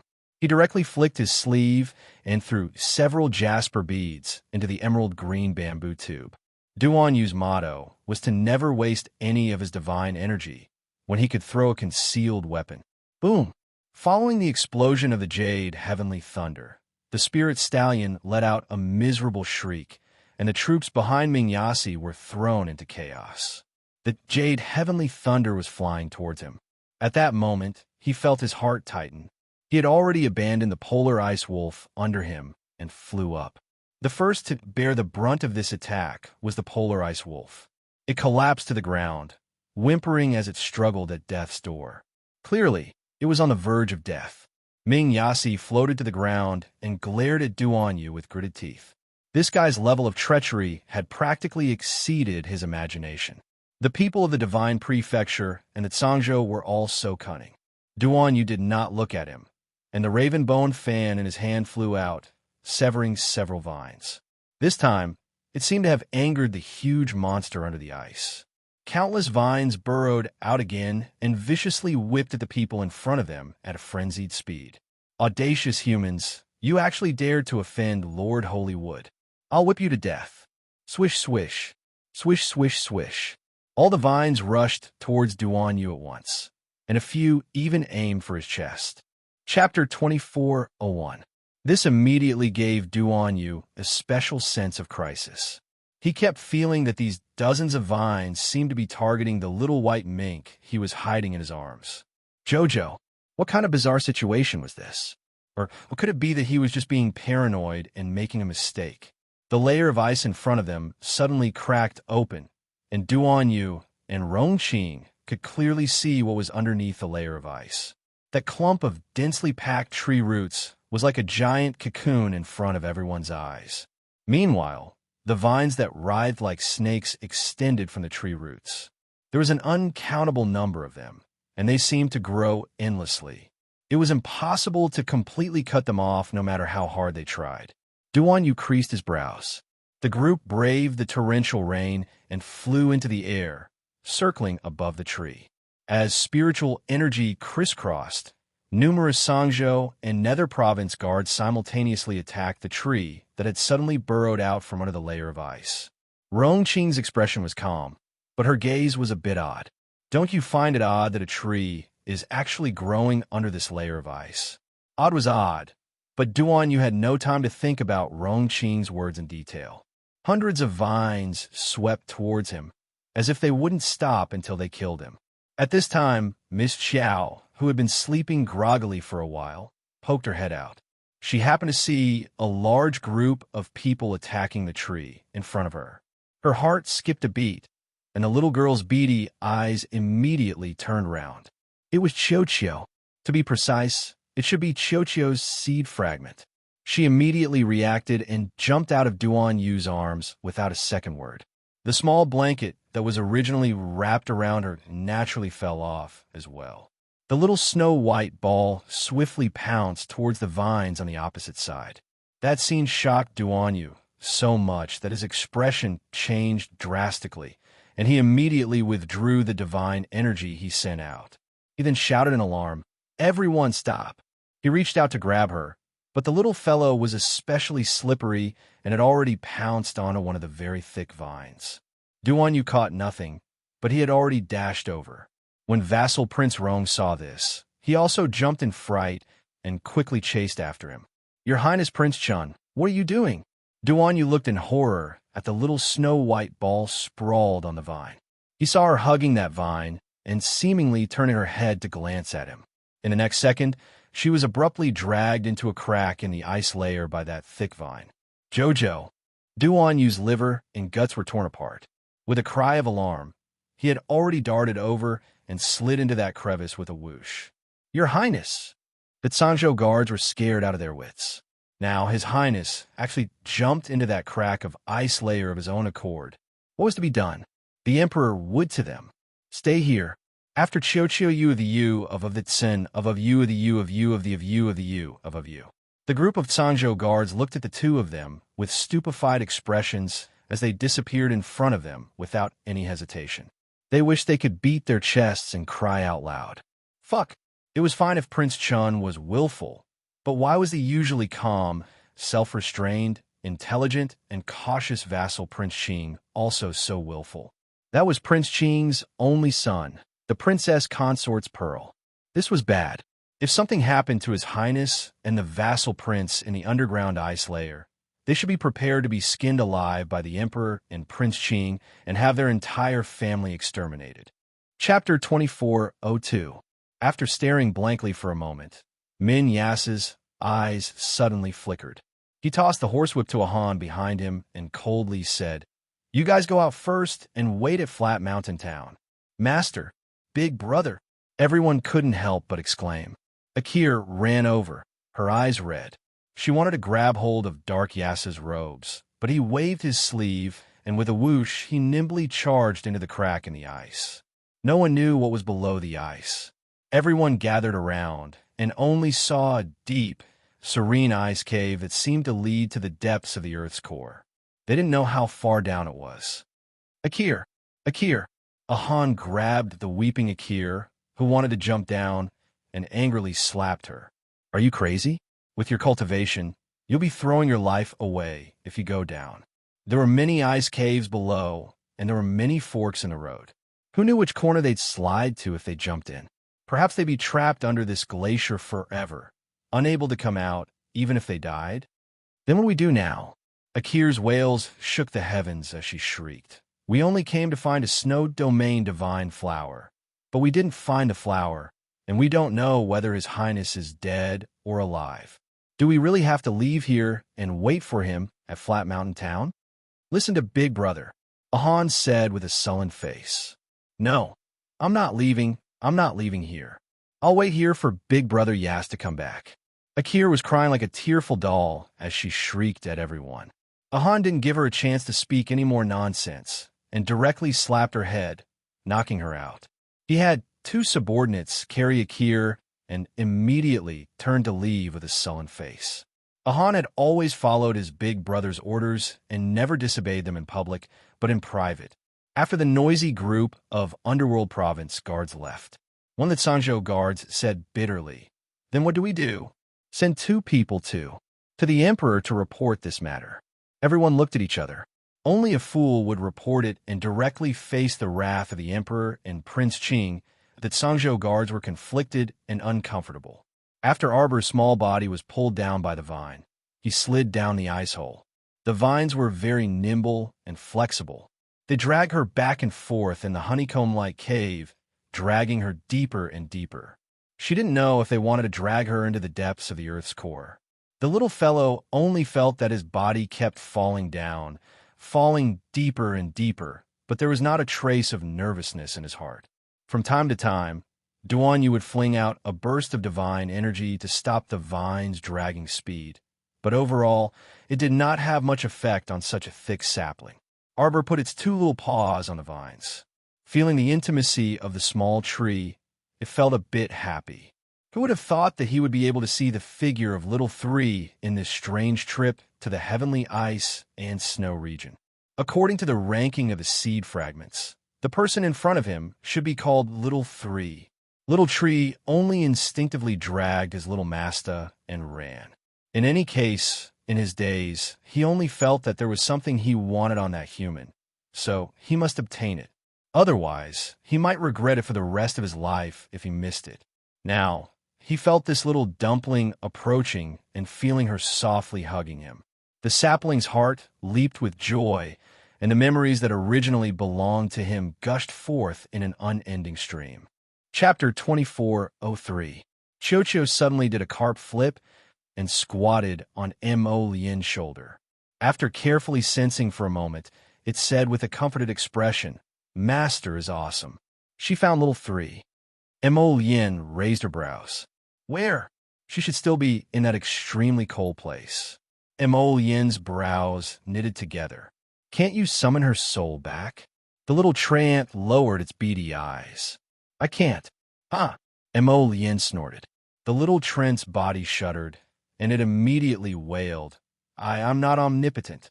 Qiuqiu is already very useful. Qiuqiu will be even more useful in the future. Mo Lian was skeptical about the definition of the word useful. How much longer until we reach that place? Probably another day. The little treant meekly said softly to its fingers, "If we find out that you didn't use your method when you had it," Mo Lian said faintly, "we will kill you." The little treant pitifully shrunk its small body and chanted again in its mind, "When Master comes back, Qiuqiu will definitely fiercely complain."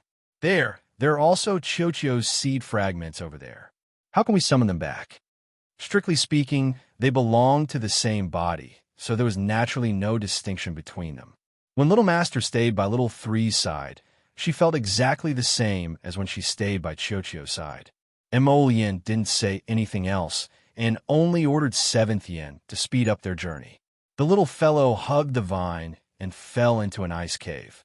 She twisted and turned along the cave, occasionally glancing back at Duanyu with a conflicted expression. She originally wanted to tell him not to worry, but she freaking shocked herself by letting out an ow when she opened her mouth. In the end, it slid all the way to the bottom. When it flopped and fell into a small ice river, its round body fluttered twice before it was suddenly grabbed by someone. Then, it was lifted up and fiercely pulled into someone's arms. Arbor could hear Duanyu's frantic heartbeat. That indescribably panic-stricken heart was terrifying, as if it was about to jump out of his chest. She reached out her little paw and patted his chest. At this moment, both of them were drenched. Her fur was soaked with water, and now it drooped listlessly in one place. And as Duanyu slid down, his white robes were also torn and tattered by the occasional protruding icicles. Wah! With the sound of water, the roots of the small tree that was originally submerged in the water suddenly opened up and prepared to attack. Roar! The little fellow hastily turned around and roared at him before quickly hugging Duan Yu's hand that was about to release this divine energy. Duan Yu glanced at her in confusion. "You know him?" Nodding madly. The little fellow's soft and adorable appearance warmed Duan Yu's heart, and he reached out to stroke her head. When vassal heir Rong worriedly followed over, he couldn't help but be dumbstruck. He saw that His Highness Prince Chun had already changed into a clean set of robes and was hugging his snow-white ball. He was using his divine energy to dry the water stains on her body while also combing her messy fur. In the tranquil ice water, the enormous tree that attacked them earlier was gently sliding its dozens of vines and obediently squatting in the water. It didn't look like it wanted to attack anyone at all. What was going on? Where did this inexplicable sense of harmony come from? Chapter 2404. Vassal Prince Rong dumbfoundedly glanced at Prince Chun before hastily walking forward. "Your Highness." Rong Qing's body suddenly tensed, and she reflexively pulled Duan Yu aside. "Be careful." Swish. An arrow brushed past Vassal Prince Rong's left shoulder and landed in the frozen river with a bang. The explosion instantly infuriated the sapling that had quieted down, causing it to brandish several hundred vines with bared fangs and brandished claws, attacking a figure. The newcomer was Ming Yasi. He didn't express much shock when he saw the vines attacking him. He merely calmly built an earth wall in front of him. Following that, he took out several fire spirit talismans from his inner world and looked at the sapling in the frozen river with a solemn expression. Swish, swish, swish. Several fire spirit talismans flew over and directly ignited on the sapling's body. Swish, swish, swish, swish. The sapling shook its branches and blocked all the vines in front of it, blocking the surging firepower attack. Bang, bang, bang. Ow, ow. Seeing the small tree being forced back by the fire talismans and the branches being set ablaze, the little girl was furious. She turned around and roared at Dark Yas. It wasn't that the sapling couldn't deal with this Ming Yasi. Rather, the sapling had just promised her that it would obediently crouch down and not attack people. Duan Yu reached out and pressed down the little fellow's fleshy body that was struggling. Duan Yu directly carried her to the frozen river and glanced at that tree in astonishment before turning back to look at Ming Yasi. "Why did you follow us?" This Ming Yasi was probably born with a mismatched horoscope, so every time they met, he had the urge to attack. "You are Xiao Mu." At this moment, Ming Yasi's gaze was fixated on Xiao Qiao as he sternly enunciated each word. Before jumping into the ice crevice earlier, he clearly heard Duan Yu call out Jojo. If it weren't for that Jojo, why would Duan Yu jump into the ice crevice without hesitation? Miss Qiao was instantly enraged. Although no clues could be seen on the snow-white little Martin's face, Ming Yasi had a strange feeling. He was certain that what he had said was the truth. No wonder when I saw this little guy, I couldn't help but like him. No wonder that guy Duan Yu ran off after snatching her. All the strange things that had happened before could be explained with words at this moment. A faint smile appeared on Ming Yasi's grave and stern face. He looked up at Duan Yu and Rong Qing, then looked up at the thick glacier. "Duan Yu, do you suddenly feel like continuing the sparring just now?" Duan Yu gave him a "do you think I'm scared of you" look. Mayes didn't say another word as he shot out a few more arrows. His body flew over as a stream of flowing earth spirits surged through the ground. Duan Yu sneered. With a wave of his hand, several hundred ice spikes suddenly broke free from the surrounding ice walls and whooshed toward Dark Yas. Idiot! Fighting with him in a space filled with water spirit force? Courting death. The several hundred ice spikes were all blocked by a transparent earth wall. A cold glint flickered in Duan Yu's eyes. With a wave of his hand, the raven-bone fan transformed into a longsword. Don't blame the heavens and accuse others for courting death. Crack! What the hell was that sound? Everyone's hearts skipped a beat.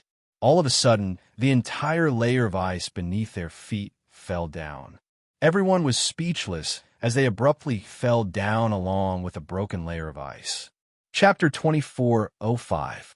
Miss Qiao, who was squatting at the side and watching, instantly felt that something was amiss. Just as she wanted to escape, her petite body was already coiled up by a vine, and she involuntarily fell down with it.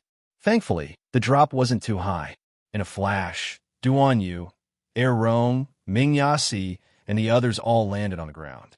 Their bodies swayed slightly when they stepped on the slippery ice layer, but they steadied themselves. Plop! The little girl fell from above and plunged headfirst into a pile of ice dregs. It hurt so much that her hair stood on end. Duan Yu twitched his mouth, and his figure flashed to her side. He quickly picked her up from the pile of ice dregs and helped her remove a few pieces of ice from her forehead before rubbing her head. Your Highness? Er Rong's feeble voice was heard. Duan Yu turned around with the little fellow in his arms, and his pupils contracted abruptly. Miss Chiao, who was in his arms, was startled for a second before she suddenly cheered with a howl. She squirmed her limbs, wanting to jump down from Duan Yu's arms.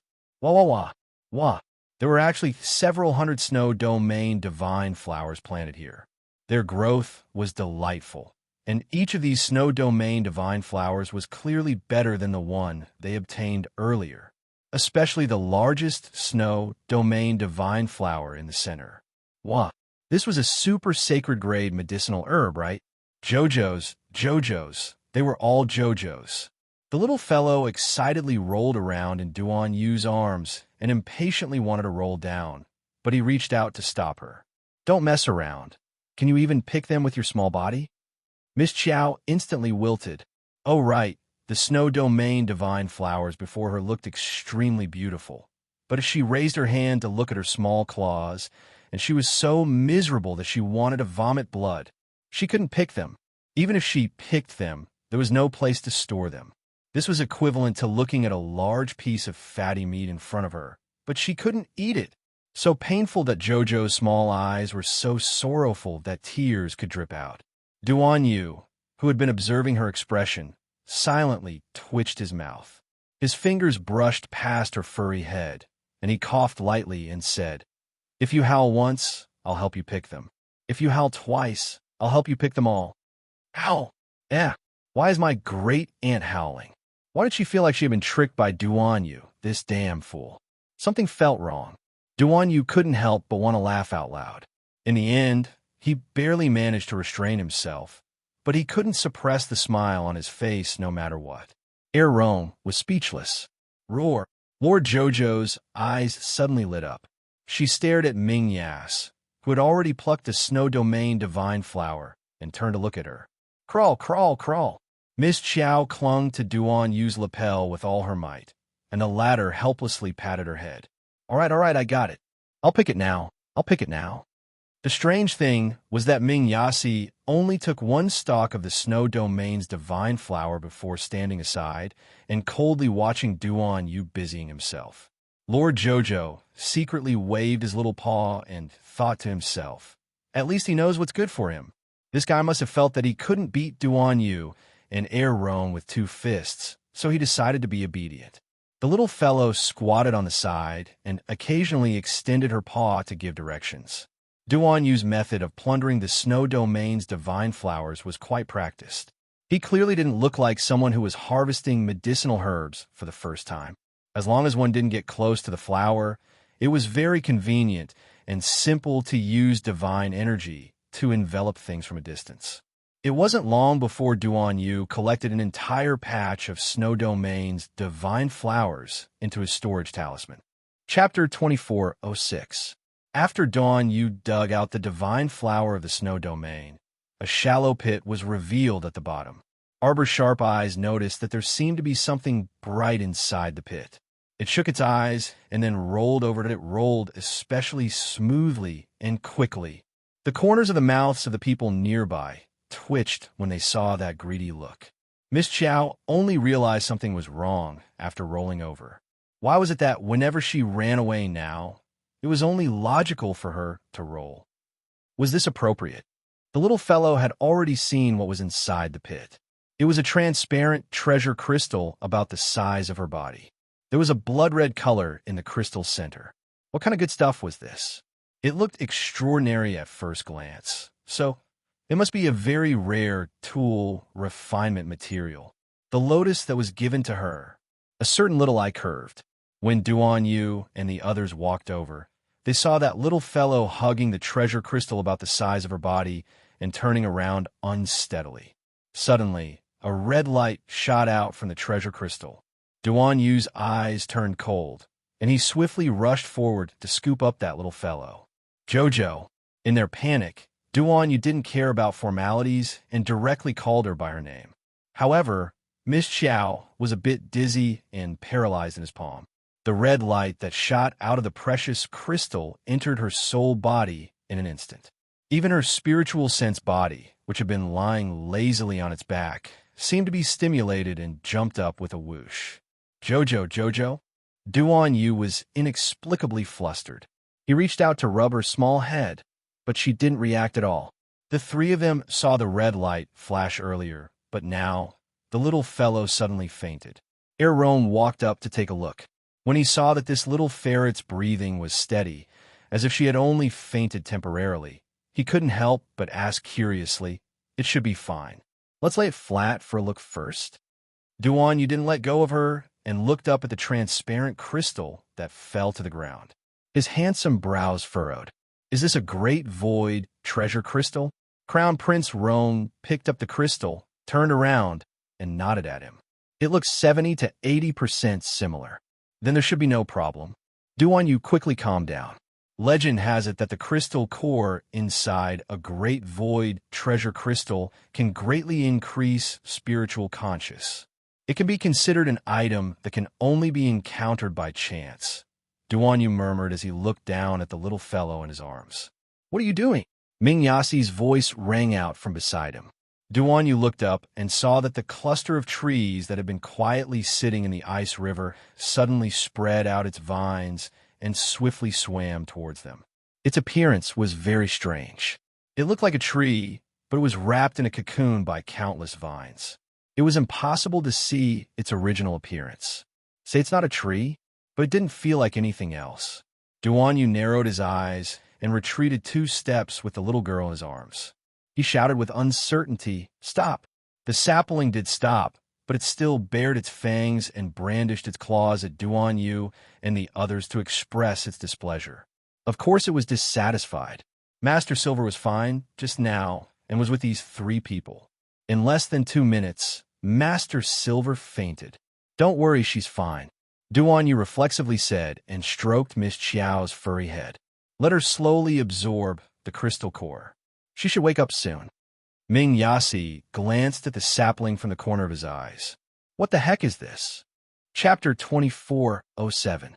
Duan Yu was in a bad mood, so he naturally couldn't be bothered with this fellow. Ming Yasi couldn't help but shout angrily, "Don't think I want to waste my breath with you. If it weren't for Jojo, I wouldn't even bother with you." Duan Yu expressionlessly glanced at him, looking like he couldn't be bothered with this person. Ming Yasi couldn't help but be infuriated. "Humph, the reason I didn't fight over the Snow Domain's divine flower with you is that I only need 1 stalk. I'll leave the rest to Jojo. It's not for you." Duan Yu rolled his eyes at him. Wrong. That why did he feel like these 2 people's conversation was so childish? Oh wait, it was His Highness Yasi. So childish. His Highness Prince Chun simply ignored him, so it was clear that he couldn't be bothered to talk to him. Ming Yasi shouted at Duan Yu again. "How do we get out?" Duan Yu also knitted his brows when he looked up at the thick layer of ice above them.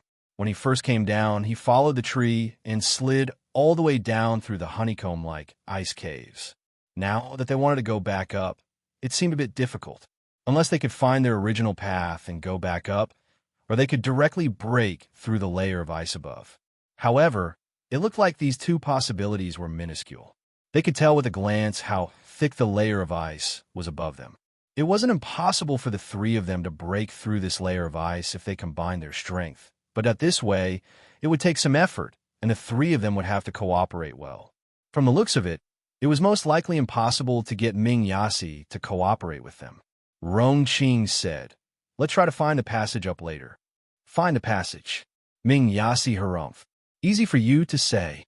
When I jumped down just now, I had to make so many turns that I don't even know how many ice caves I went through. If I could go back the way I came, Why would I stay here and wait for you guys? Duan Yu swept him a glance. You punk, you're so noisy. Why don't you tell me what good idea you have? Me? Ming Yasi stiffened his neck and was about to speak. The three of them suddenly discovered that the entire layer of ice was shaking slightly from a shock. Crown Prince Rong's expression changed slightly. It seems to be a wave of energy coming from above. Duan Yu retreated a few steps with Miss Qiao in his arms. The sapling naturally moved its countless branches and slid along with Duan Yu. Seeing this, Ming Yasi hurriedly asked, "Where do you want to take her? Put it down." Although he didn't know what the little lady was up to make her look so bizarre, reason told him that he could ask about this kind of thing later. Right now, he should snatch the little lady from Duan Yu's hands first. Opportunity knocks, but once, when will such a good opportunity come again? When Duan Yu saw NEA's pouncing over and reaching out to grab Arbor, who was in his arms, Duan Yu spun around to evade his fingers. He brandished a chilling ice blade and bellowed, "What are you up to now?" At this moment, the trembling of the ice layer seemed to be increasing in intensity. As long as one wasn't deaf, they should be able to hear what was going on above. Someone is chipping away at the ice. Crown Prince Rong frowned and pointed upwards. Right above us. Boom! Bang! Bang! The dragon claw slammed down more than a dozen times in a row. The glaciers in this area all made cracking sounds under this huge force. Mo Lien apathetically stared at the sapling squatting on the dragon's head. You're not mistaken?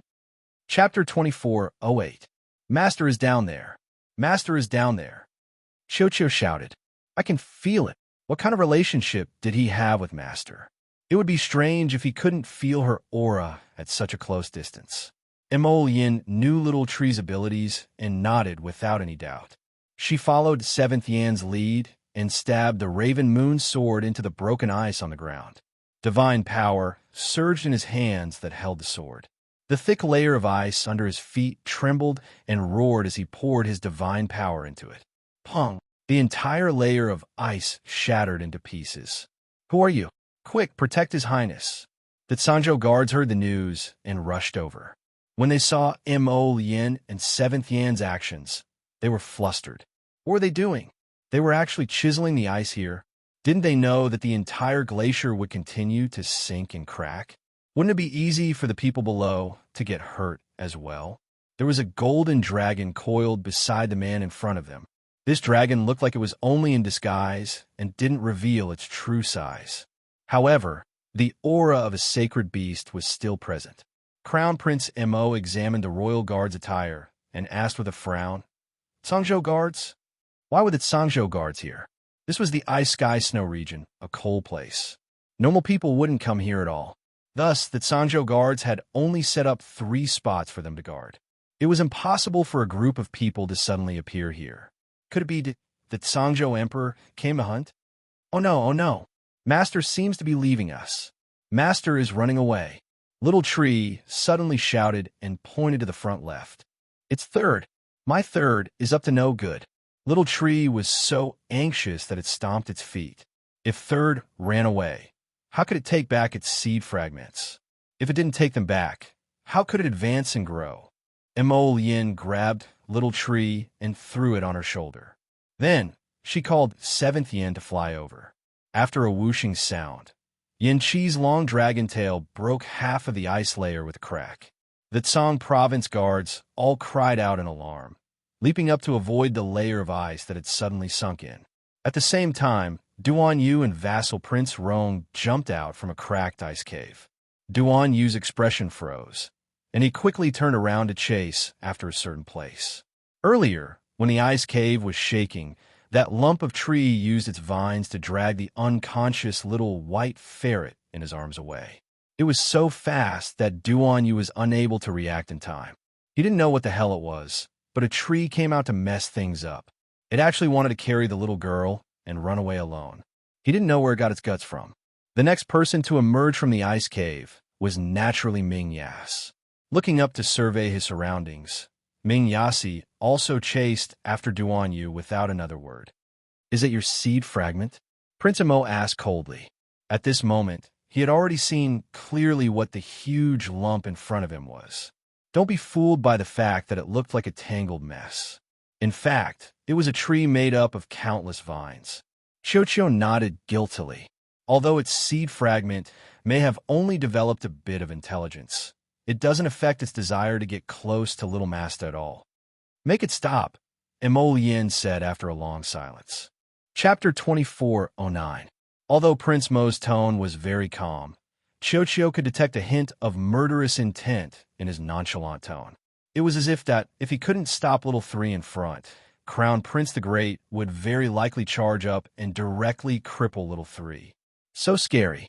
The little treant reflexively reached out to touch its branches. In an instant, it sent out countless vines that scattered straight ahead. Whoosh! Duan Yu's figure caught up and paused in midair, startled. Emolian? Why did this fellow suddenly appear here? Duan Yu was a bit curious, but he had already landed beside Emolian. When Emolian saw him chasing over, her eyes were also a bit curious. Why are you here? Could it be that he really accompanied the great emperor of Sangzhou to the heavenly ice snow region to hunt? Have you seen my wife?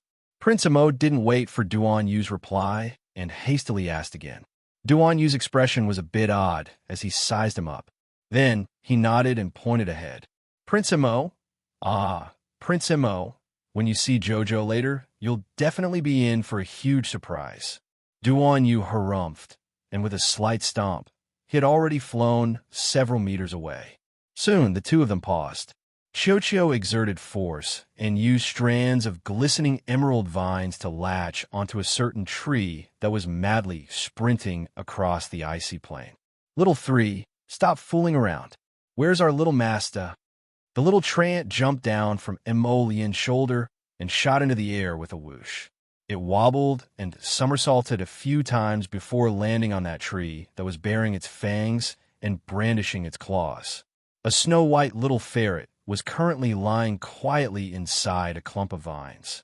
The little treant's face instantly darkened, and it raised its paw to point at the little ferret. Masta? Masta! He pounced over and used his two thin and weak branches to push the little Master Silver's fleshy body. He repeatedly cried out, Master Silver, my poor Master Silver, what's wrong with you? Wake up quickly. Don't tell me you were tricked by this little ferret. Emolian and Duan Yu, who had followed along, looked at each other in bewilderment before turning to look at that welcome-posed tree. Stop shaking her. Duan Yu couldn't resist shouting. She accidentally swallowed the crystal core of the Great Void Treasure Crystal just now. It will probably take a while before she wakes up. If it wasn't for this messy tree that suddenly snatched Jojo and ran away, perhaps Jojo would have already woken up by now. It's all this weird tree's fault. It's so noisy. My poor Master Silver. The sapling wailed and slapped away Duan Yu's outstretched hand with its vines. No one is allowed to touch my family's little Masta. Masta, wake up. Chocho is here. Who exactly bullied you? On the vast, icy plain, the sapling's shouts reverberated back and forth between the empty layers of ice. That's enough. Emolian speechlessly twitched her mouth. She picked up that wailing little treant and tossed it to the side. Her gaze naturally landed on that little ferret. Her heart skipped a beat. Duan Yu, are you pleasantly surprised? Are you surprised? Meanwhile, Emolian stared fixedly at that little snowball, a captivating inky light flowing in her phoenix eyes. Jojo, it was Jojo. He didn't care no matter what kind of oddity his little miss turned into. As long as he could see her, his heart would feel more at ease. Chapter 2410. Bam! Ming Yassi's head was smacked away by the dragon tail, and he instantly flew out. Seventh Yen roared and circled in a circle. He raised his dragon claw and symbolically waved it at Ming Yassi a few times. Such a big commotion only attracted Duan Yu and Emolian's glances before they promptly looked away. Duan Yu, at least you're smart enough to send someone to stop that punk. That fellow nearly annoyed me to death the entire way. Emolian cast a sidelong glance at Duan Yu as she reached out to hug that small figure. Unexpectedly, the little fellow moved her small head and suddenly opened her eyes. A pair of black, beady eyes warily looked ahead. When she clearly saw the two people standing in front of her, Arbor almost couldn't believe her eyes. What did she see when she opened her eyes? Why was hubby here? Could it be that she was dreaming? This string of questions made the little fellow dizzy. She reached out her small paw, wishing for nothing more than to pinch herself to see if she was dreaming. But she soon discovered that her small body was being picked up by someone, and a pair of gentle hands embraced her furry body. Arbor looked up and saw that pair of phoenix eyes silently looking at her with a grin. The little fellow cheered in delight and delight. She rolled around and crowned Prince Mo's arms and reflexively hugged his neck with her small hands. However, when she reached out, she discovered that her pitifully short paws couldn't wrap around the man's neck at all. Instead, she directly pounced on the Crown Prince's face and hung there comically, regardless of whether the Crown Prince was mentally breaking down. He still pulled Miss Chow off his face with a deadpan expression. Seeing that she was in low spirits, her pair of small eyes gazed at him resentfully. The Crown Prince had to stifle his laughter as he gently comforted her. "It's fine, Jojo. You'll come out very soon. Don't be scared. Hubby will definitely help you come out of this body." Miss Chow immediately turned her head and aimed her small, but at his face, looking like she didn't want to acknowledge him. What was going on? She was fine just a moment ago and looked very happy to see him. Why was his but facing her in less than 3 seconds? Prince Mo turned to look at Duan Yu in confusion. The latter was speechless. What's with that expression? His eyes were filled with resentment for failing to meet expectations. What a joke. "Little dumpling, come here." Duan Yu patted Miss Chow with an expression that said, "Quickly come into my arms." Sir Jojo wagged his tail and glanced at him. He suddenly tossed Prince Mo aside and naturally didn't jump into Duan Yu's arms. Instead, he directly jumped off the glacier and trotted towards the front of the ice field. "Mo Yin, wife, don't run. With your short legs, it'll take a lot of effort to run. Let your husband carry you over." Duan Yu. She was caught off guard by a bowl of dog food. She felt like killing someone. What should she do? The little girl ran ahead, not even turning her head back. She also ignored the two of them. Mo Yin was baffled. The little fellow was clearly very happy to see him just now. "Duan Yu, what's going on?" Duan Yu looked at him like he was looking at an idiot. "Prince Mo, you're the idiot. Come back, what's going on?" Duan Yu rolled his eyes at him irritably. "Where's your wife here? Isn't that Jojo?" "There's no Jojo." "Idiot. Try calling her Jojo and see if she responds to you." Mo Yin. Chapter 2411. So that's why. Mo Yin instantly understood. Jojo was shy. Right. With Sir Jojo's personality, there was no way he would admit that he was trapped inside a little ferret's body and couldn't get out.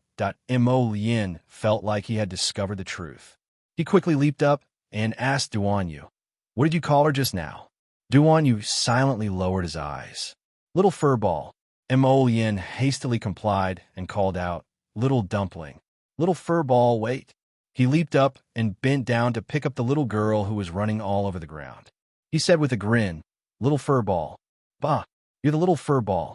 Miss Chow expressionlessly glanced at him. "Little furball, be good. Let's get to know each other.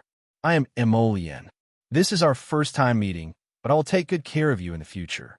Don't worry." The Crown Prince pinched her little hands and feet and thought, compared to his soft baby, this really paled in comparison. Arbor. It felt like he was giving himself away. Duan Yu couldn't resist covering his face. He used to think that this Prince Mo was quite wise and far-sighted. He didn't expect him to be a retard. "Let's return to Flat Mountain Town first," Duan Yu said with a taut face. Flat Mountain Town was the closest large town outside of the heavenly ice and snow region. The Empress and the rest were frightened, so they would probably rest in Flat Mountain Town for a day or two before setting off for the capital. Prince Mo still felt tired. His wife was clearly right next to him, but he still had to pretend to not know her. It couldn't be helped. He had to take care of his wife's emotions. The little white ferret was expressionless, but its beady black eyes kept darting around. It would take at least 4 hours to travel from the heavenly ice and snow region to Flat Mountain Town. In addition, the storm had raged for more than half a day. Not only did the rain not stop, but it even showed signs of intensifying. It was very difficult to travel, so it would take even longer. Fortunately, the lightning and thunder had stopped. In order to leave this place earlier, Mo Yin summoned Little Seven and left with Duan Yu and Rongqing. After being pestered by Yin Chihu for a while, Ming Yas had no choice but to summon the Python Bull with a furious expression. He then rushed to Flat Mountain Town as well. Along the way, Ming Yasi was naturally in a bad mood. By the time they reached Flat Mountain Town, it was already late at night. They'd been tossing and turning since early in the morning until now, causing everyone to be thrown off their feet and exhausted. Yas and the others naturally caused quite a commotion when they rushed back. As for noble consort Duan, she actually hadn't closed her eyes this entire time. It wasn't until she heard the news of Duan Yu's return that she anxiously came out to see her son and tugged at Duan Yu for a long chat. There was only one large inn in Flat Mountain Town. With the Emperor's power, it was impossible for him to stay in that inn. Officials had already booked the residence of the wealthiest family in Flat Mountain Town to settle down the Emperor and his concubines. The Nether Province guards also did the same. However, the best residence had already been requisitioned by the Emperor of Tsangzhou and his entourage, so they had no choice but to find another large residence and make do with it for now. Hence, Prince Mo, who was all alone, decided to bring his little miss to the inn to make do for the night. When he turned around and saw Duan Yu's hesitant expression, Prince Mo tightly hugged the little white ferret protectively. "What are you doing?" Duan Yu rolled his eyes at him. "Stop fooling around and come back with me." Chapter 24:12. Mo Yin raised her eyebrows slightly and glanced at Duan Yu, but she didn't reject his good intentions. After all, the inn's door should have been closed long ago in this ghastly dark weather. Under the servant's lead, the three people walked into the depths of the courtyard one after another. Duan Yu and Heir Rong didn't mention Prince Mo's identity, so the crown prince naturally wouldn't mention it himself. The servants only thought that he was a friend of Prince Chun or Heir Rong. The servants carried lanterns and umbrellas in front of them before they reached the door of a wing room. Then, he heard the door of another room creak open. A woman in plain white clothes stepped out from inside and called out, "Big Brother Ali." Seeing Commandery Princess Xiangchang pouncing over, Duan Yu dodged to the side without even looking up. He turned to roar at the servant. "How did you arrange the rooms?" There were many people in the Emperor's party for the winter hunt, so this temporary residence wasn't as spacious as the temporary imperial residence.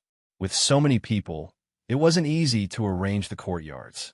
However, Duan Yu wasn't stupid enough to believe that the steward who arranged the courtyards would be so audacious as to assign him to the same courtyard as Xiangchang and do such an unreliable thing. Were they blind? Didn't they know that men and women were different? The servant who was leading the way almost dropped the lantern in his hand. He hurriedly cried out in panic, "Commandery Princess? Commandery Princess, aren't you staying in the left side courtyard?" Of course, the steward wasn't so stupid as to arrange Prince Chun, Heir Rong, and the other men to the same wing room as Xiangchang unless he was really out of his mind.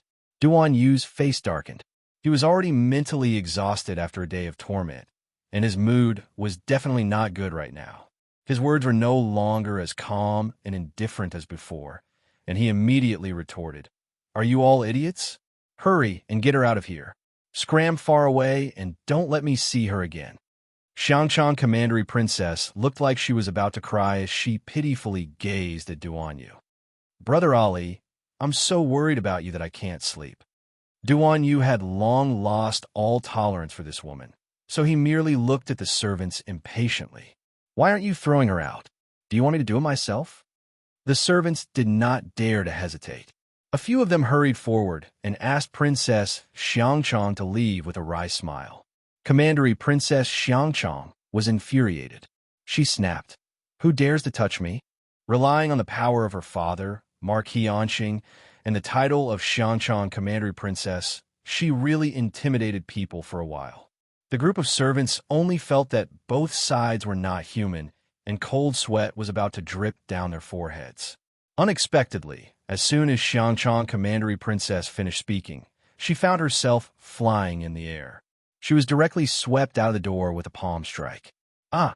Commandery Princess Xiangchang's cry broke the silence of the night. Duan Yu coldly said, "If she keeps making a fuss, I'll gag her mouth." Xiangchang's screams finally ended. After watching vassal Prince Rong enter the side room, Duan Yu dismissed the accompanying servants and followed Mo Lien into a side room. After tossing and turning for so long, Miss Xiao's ferret body was already exhausted and had already fallen asleep. Mo Lien turned to glance at Duan Yu before setting up a defensive boundary inside the room with a wave of her hand. "Come with me." Duan Yu raised his brows. In the next instant, the scenery before him changed, and he was instantly dragged into a peach forest by a tree vine. "This is Master," the little treant wailed as it rushed over while brandishing its two branches. Chapter 24:13. Duan Yu took a closer look. Wasn't the deformed tree that attacked them in the heavenly snow domain following behind the little treant? "This is the holy wood." Mo Yin glanced at the fellow who was wailing to the heavens and pouncing on the little white ferret and reflexively rubbed her head. "This is Qiao Qiao's spiritual domain's paradise planet." Mo Lien beckoned at him. Duan Yu looked around in surprise before following Mo Lien to a peach tree. His gaze naturally landed on Jojo, who was lying under the tree. At this time, the little white ferret's body had also undergone a transformation. Jojo's soul left the little white ferret's body on its own again. Her eyes were half closed as she floated in the air to continue cultivating her spiritual conscious. After consuming the core of the great void crystal, her spiritual conscious broke through several realms at once. Unfortunately, she was still a distance away from the God realm. Hence, every time the little white ferret fell asleep, Jojo's soul would wander out on its own to cultivate her spiritual conscious. Duan Yu glanced at the little fellow's sleeping appearance, and his complicated gaze roved over her body. Now that the body is here, why doesn't the soul return? Duan Yu couldn't resist asking. When he looked up, he saw Mo Lien frowning, seemingly also considering this question. The little treant quickly interjected, "I know this." The two people's gazes landed on her at the same time.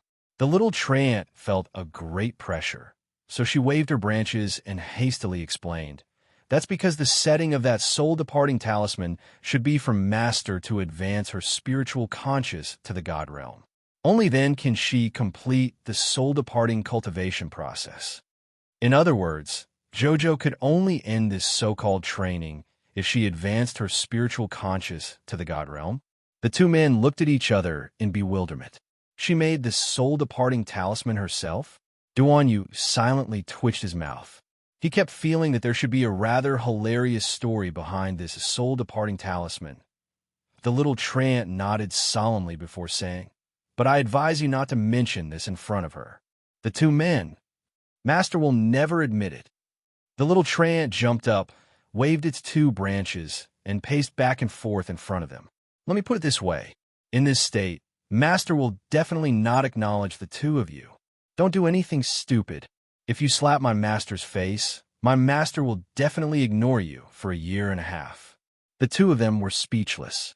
"You don't need to tell us. We already know." The little treant turned to look at them with a serious expression, its small black eyes shining brightly on the tree trunk. "Let me give you some advice. Master was about to wake up. Just pretend that you don't know her later. Just ignore her." The two of them were speechless.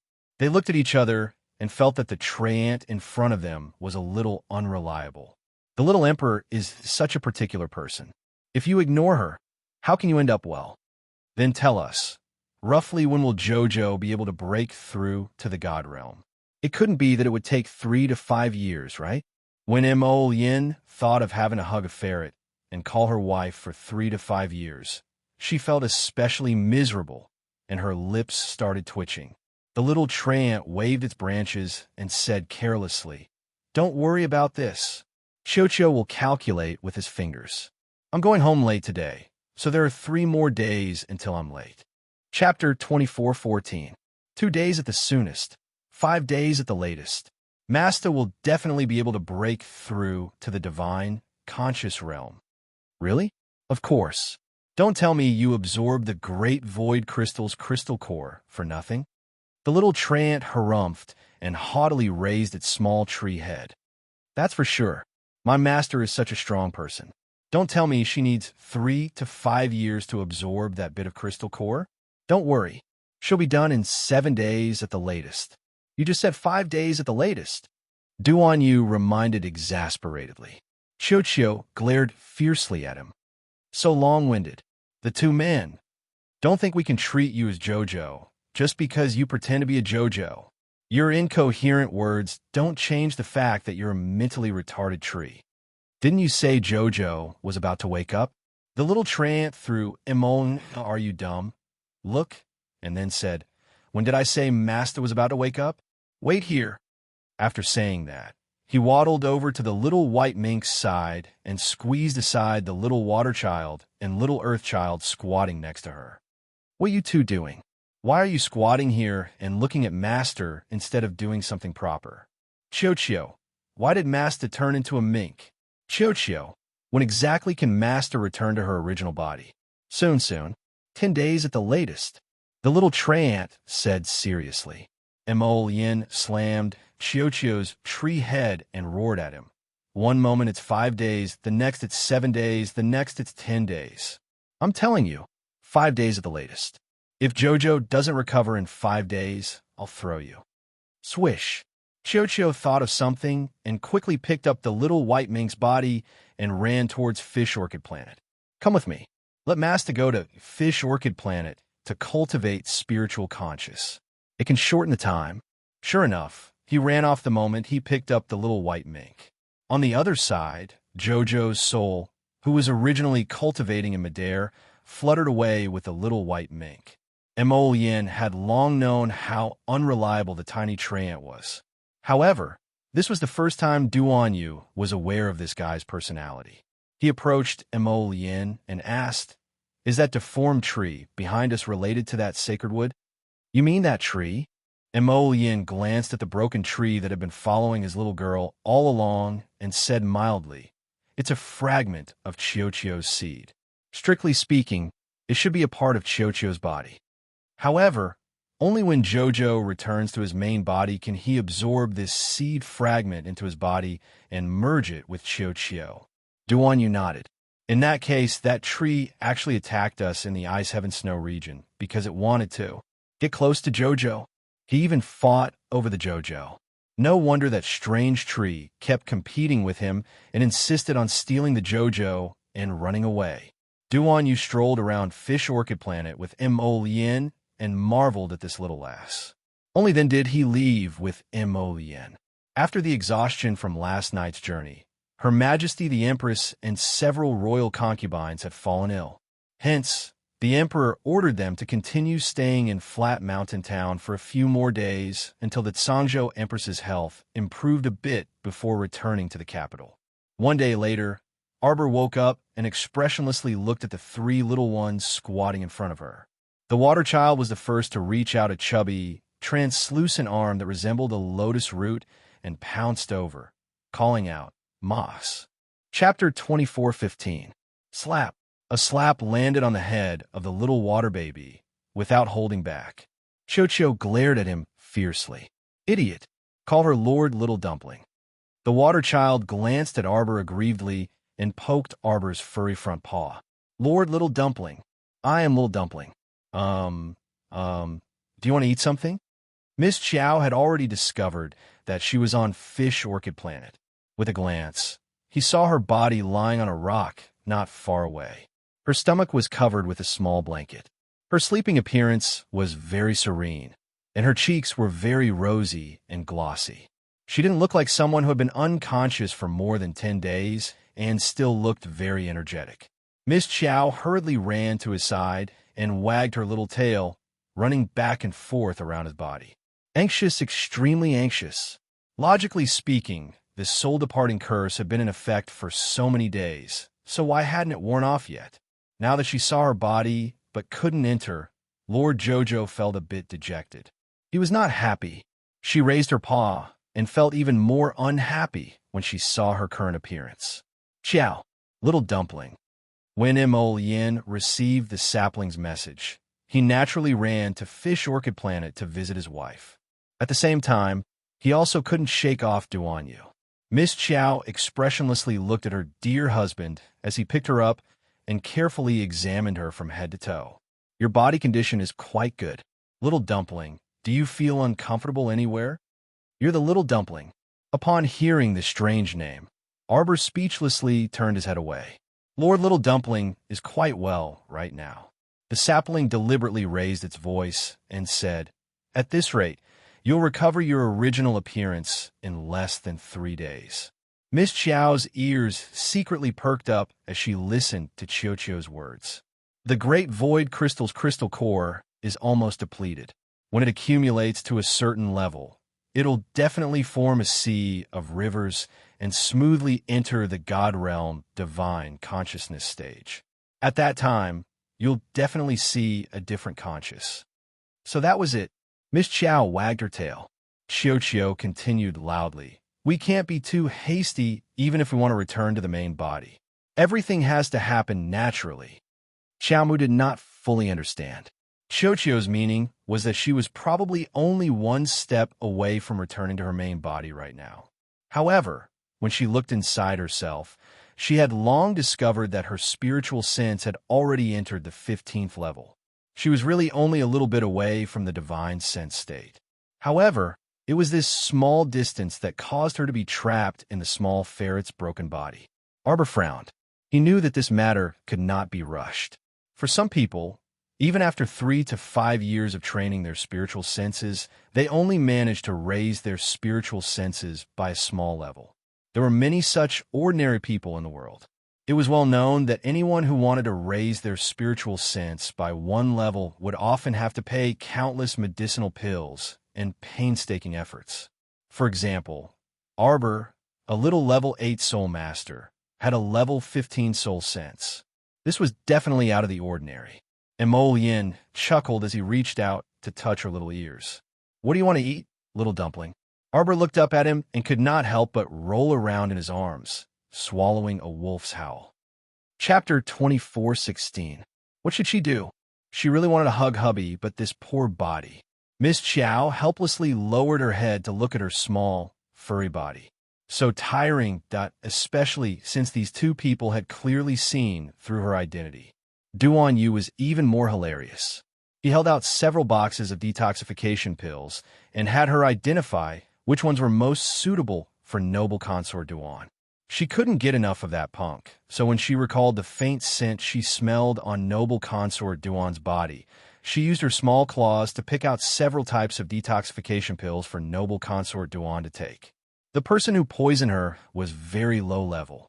She reckoned that she would recover greatly after taking them for a few days and wouldn't suffer from any lingering illnesses in the future. Little Furball, do you want to take a look at a talisman shop? Mo Yin, who was strolling around Pingshan Town with the little fellow in her arms, stopped at the entrance of a very small talisman shop. The little fellow wanted to nod in high spirits, but when she saw her small claws, she lay down listlessly. She couldn't do anything with this appearance. It's fine, let's go in and play. Prince Mo walked into the talisman shop. Just as he stepped into the talisman shop, he came face to face with 2 young women. The person walking in front was dressed in a gorgeous maroon dress. Her chin was slightly raised, and she looked very domineering. The one following behind her was naturally her little maidservant. She followed step by step with a fawning expression and an exquisite box in her hand. She reckoned that the box contained some talisman papers. Rong Shanshan's eyes naturally brightened the moment she saw Mo Lien. However, when she thought of her identity, she still maintained her composure. She pretended to adjust her pace, and her originally swift steps slowed down considerably. When she brushed past the man, she even deliberately glanced at him from the corner of her eye. In the end, there was nothing. He didn't even look her in the eye. Oh, not to mention in the eye, he didn't even glance at her from the corner of his eye. Rong Shanshan watched as the corners of his lips curled up slightly. His brows were picturesque as he lowered his head. His gaze was as soft as water as he brushed past her. Rong Shanshan felt an inexplicable itch in her heart, as if a soft goose feather had brushed past her. She couldn't help it. The man in front of her was too good-looking. Even if he didn't do anything and just stood in front of others, he was still so handsome that people couldn't help but look at him. Noticing the change in Rong Shan Shan, the maidservant hurriedly took a few steps forward. "Princess, should we stop him?" "No need." Rong Shan Shan raised her chin proudly. "Find someone to check his identity later." Rong Shan Shan left with her maidservant, but Mo Yin was completely unaware of this episode. He strolled around the talisman shop with the little fellow in his arms and bought some items that caught his eye, giving them all to his wife in one fell swoop. Unfortunately, his wife was not in a good mood and kept looking at him with resentment. Prince Mo reached out to stroke her little head with a grin. "Good girl. I'll take you to eat something delicious." The man and ferret left the talisman shop. Prince Mo carried his wifey to the entrance of a specialty noodle shop in Flat Mountain Town and walked inside. Duan Yu, who was sitting by the window, looked up and rolled his eyes at him. "What are you dawdling for? You took so long to come. I heard that the noodles here are the best within a radius of 800 kilometers. Duan Yu poured some vinegar into the small dish in front of Mo Yin and extended his hand to Prince Mo. "I'll feed her." Catch up on yesterday's chapter. Chapter 24:17. Bah, how could he leave the matter of feeding his wife to someone else? Mo Yin irritably rolled her eyes at him and placed the little fellow on the table. "No need. You know how to feed her? I'm telling you, she might be a ferret, but she's very particular about her meals. Mo Yin, you have to serve her before and after the meal, understand?" Duan Yu took advantage of Prince Mo's daze to irritably carry the little fellow in front of him and call out, "Waiter, bring a basin of clear water." Although the waiter didn't know what this lord wanted to do, he still carried a basin of clear water over according to the customer's request. Duan Yu ordered that person to drag over another stool and place the basin on the stool. Then he picked up the round little fellow and placed her paws down. As he rubbed them, he gently said, "Wash your hands and feet. Wash them clean. Don't make a fuss and don't splash the water out." Mo Yin, with the royal guard standing next to his master like a pole, silently twitched his mouth. Right now, he practically didn't need to turn around to know that everyone in the main hall was looking at his master like he was an idiot, that yet this action was especially smooth and adept when performed by his handsome and otherworldly master. His movements were as smooth as flowing water and very eye-catching. Needless to say, all the young ladies and young wives at the tables by the window were staring straight at him. Mo Yin promptly walked over, hastily scrambling to carry his wife. What a joke! How could he let Duan Yu do something as simple as washing her feet? Although this wasn't his wife's body, her core was. Intolerable. "I'll do it myself."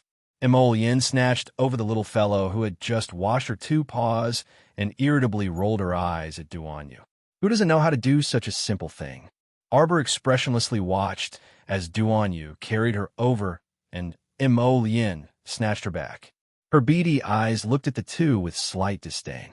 The two of them must have thought that Jojo Sama's dazed look was amusing, and were trying to snatch her away like a little doll. Her body wasn't in a good condition now. Once she recovered, the two of them would be in for a good show. If the two of them knew what Jojo was thinking, they would definitely cry. This little ancestor, even if they had the guts as big as the sky, they would never treat her as a toy. That Mo Yin sat up straight and felt that his wife was about to explode. He quickly comforted her and said, "Sweetheart, don't be angry. After we wash our hands and feet, I'll give you something delicious to eat." Duan Yu glanced at Mo Yin and harumphed. He then turned around to order the waiter hiding on the side. "Give me 3 bowls of scrambled egg noodles. 2 more plates of dumplings. Hurry up." She was in a bad mood. She felt that he was just sitting here looking for trouble. He was deliberately looking for excitement. Why did he feel uncomfortable when he saw Mo Yin? This noodle restaurant had been operating in Pingshan Town for who knew how long. It was a well-known and long-established noodle restaurant. The waiters were all very diligent, and the prices weren't too expensive, so business was booming every day. Originally, everyone ate their own meals and lived in harmony every day. However, Everyone's gazes kept involuntarily drifting to the two people and the marten by the window today. Some people even secretly covered their mouths and snickered. It was truly because those two people and the marten's actions were too strange. That marten was probably hunted down in the heavenly ice and snow domain. It looked rather cute in a small ball. However, those actions and expressions made people not know whether to laugh or cry. Chapter 24:18. The strangest ones were the two men at the table by the window. Their looks were out of the ordinary, and their manners were elegant, as if they were two young masters from noble families. But in reality, they were actually two idiots with a mental illness. Everyone watched oddly as the two fought to finish washing little Martin's claws. The handsome young man in purple with long hair and tightly pursed lips actually took out an expensive handkerchief from his pocket and used it to wipe little Martin's claws. Emolien. She didn't expect Duan Yu to be so cunning. Emolien didn't have any handkerchief to wipe with her, so that guy beat her to it. There were a total of 4 tables by the window. Besides Emolien's table, the people at the other 3 tables were all looking at them oddly. The 2 young women at one of the tables were staring at Emolien and Duan Yu so hard that their eyes were about to pop out of the window. Arbor. As a marten, she felt that her recent mission was to eat, sleep, and eat until she was full. Other than that, she could only play as she pleased. When she saw a large bowl of noodles that looked rather chewy in front of her, she eagerly leaned over the bowl and stared at the noodles and eggs soaked in the broth. Emolien quickly carried her over and picked up the chopsticks to place the noodles on a small plate on the side for her. The diners who were secretly watching them in the main hall couldn't resist rolling their eyes. Where did this marten come from? Wasn't this behavior befitting an emperor? The little fellow squatted on the table and used a small claw to grab the cold noodles and put them into her mouth. Everyone. They had never seen a marten that could eat noodles. Slurp. And they had never seen a marten that could slurp noisily while eating noodles.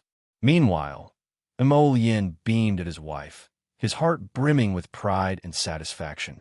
Look, his wife could attract attention even while eating noodles. She was definitely a true genius. If Duan Yu knew what he was thinking, he would definitely spit on his face. This shameless guy, blindly showing off. We will leave tomorrow, Emolien said dryly. Duan Yu's grip on his chopsticks tightened, and he looked up at him. Do you need to be in such a hurry? Emolien nodded. I came out on my own at the last minute. By now, I reckon that my father has already been alerted. Emolien didn't continue, but Duan Yu already understood. If the great emperor of the divine prefecture came all the way here and found out that his son was still in the Tsang province, it might cause some unnecessary conflict and trouble. Okay, Duan Yu replied aloofly. I'll come find you after a while. Emolien thought of the old man's birthday, which was just around the corner, and raised her eyebrows noncommittally. Miss Chiao had already finished the small plate of noodles in front of her. At this moment, she was hugging the plate and eating her dumplings. As soon as Crown Prince Emo saw her charmingly naive appearance, he was delighted. His wife was adorable no matter what she looked like. Duan Yu glanced at that man and harumphed. He casually picked up a dumpling and handed it to Miss Chiao. Little dumpling, try my shiitake mushroom-stuffed dumpling. Miss Chiao felt that her marten body was full. However, her small claw inexplicably reached over and hugged that dumpling. This marten was a glutton. Miss Chiao thought expressionlessly. Otherwise, it was impossible for her to only want to eat when someone fed her. Forget it, eating more could also nourish this weak marten's body, even though she felt a bit stuffed right now. Chapter 24:19. The little girl hugged the dumpling and took 2 bites. Just as she was about to take a 3rd bite, she suddenly heard a familiar voice calling Brother Ali. The little fellow's furry paw that was hugging the dumpling twitched slightly. As expected, she saw Duan Yu's face darken when she looked up. Prince Emo rejoiced in Duan Yu's misfortune and looked up at the girl who rushed in from the noodle shop's entrance. He winked at Duan Yu. That girl from last night came again. Prince Mo's mood soured when he thought of how the little girl's soul actually floated to the heavens of ice and snow to find Duan Yu. Anything that could sully Duan Yu's mood right now was especially good for him.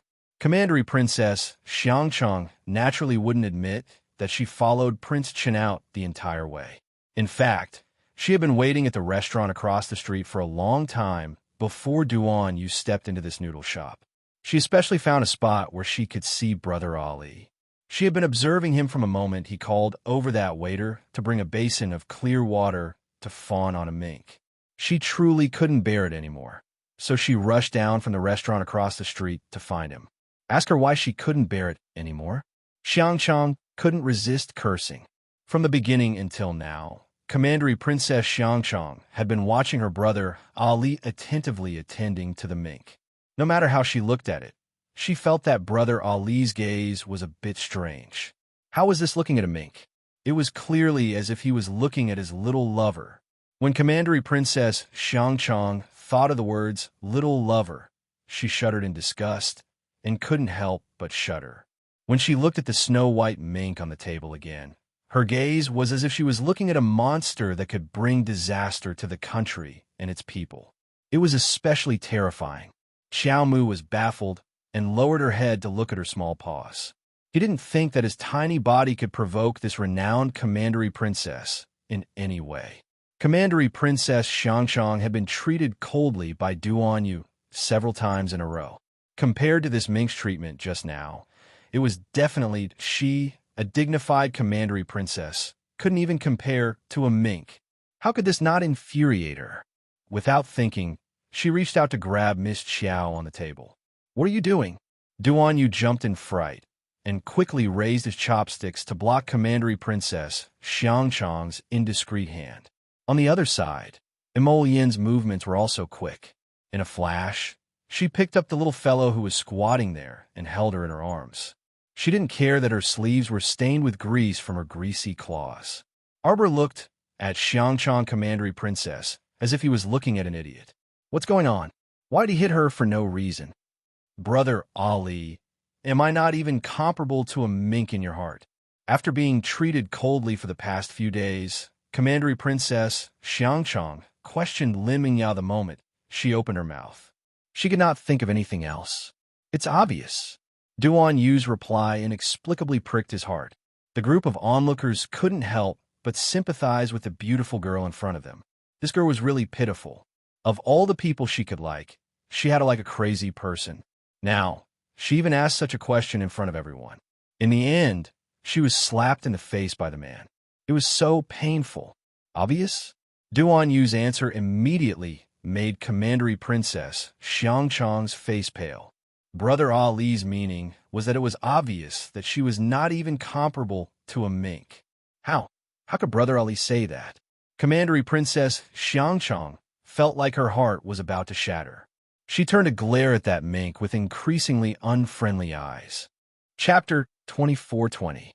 Miss Qiao only felt an inexplicable calamity befalling her. This strange fire had suddenly ignited on her, as though she had been possessed by a neurotic fire. The girl in front of her was looking at her with an extremely unfriendly gaze, which made Miss Qiao viciously glare back without restraint. Ow!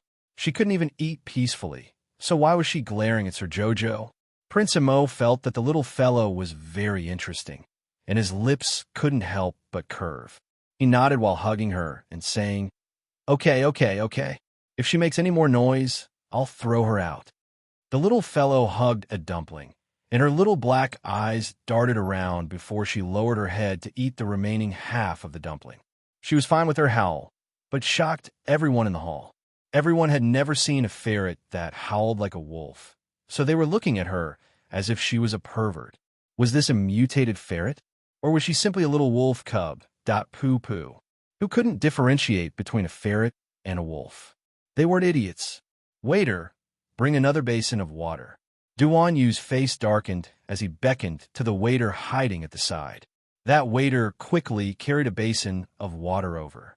Duan Yu walked up and helped Prince Imo clean the little fellow's oily claws as if no one else was present. He then said to the two of them, Let's go.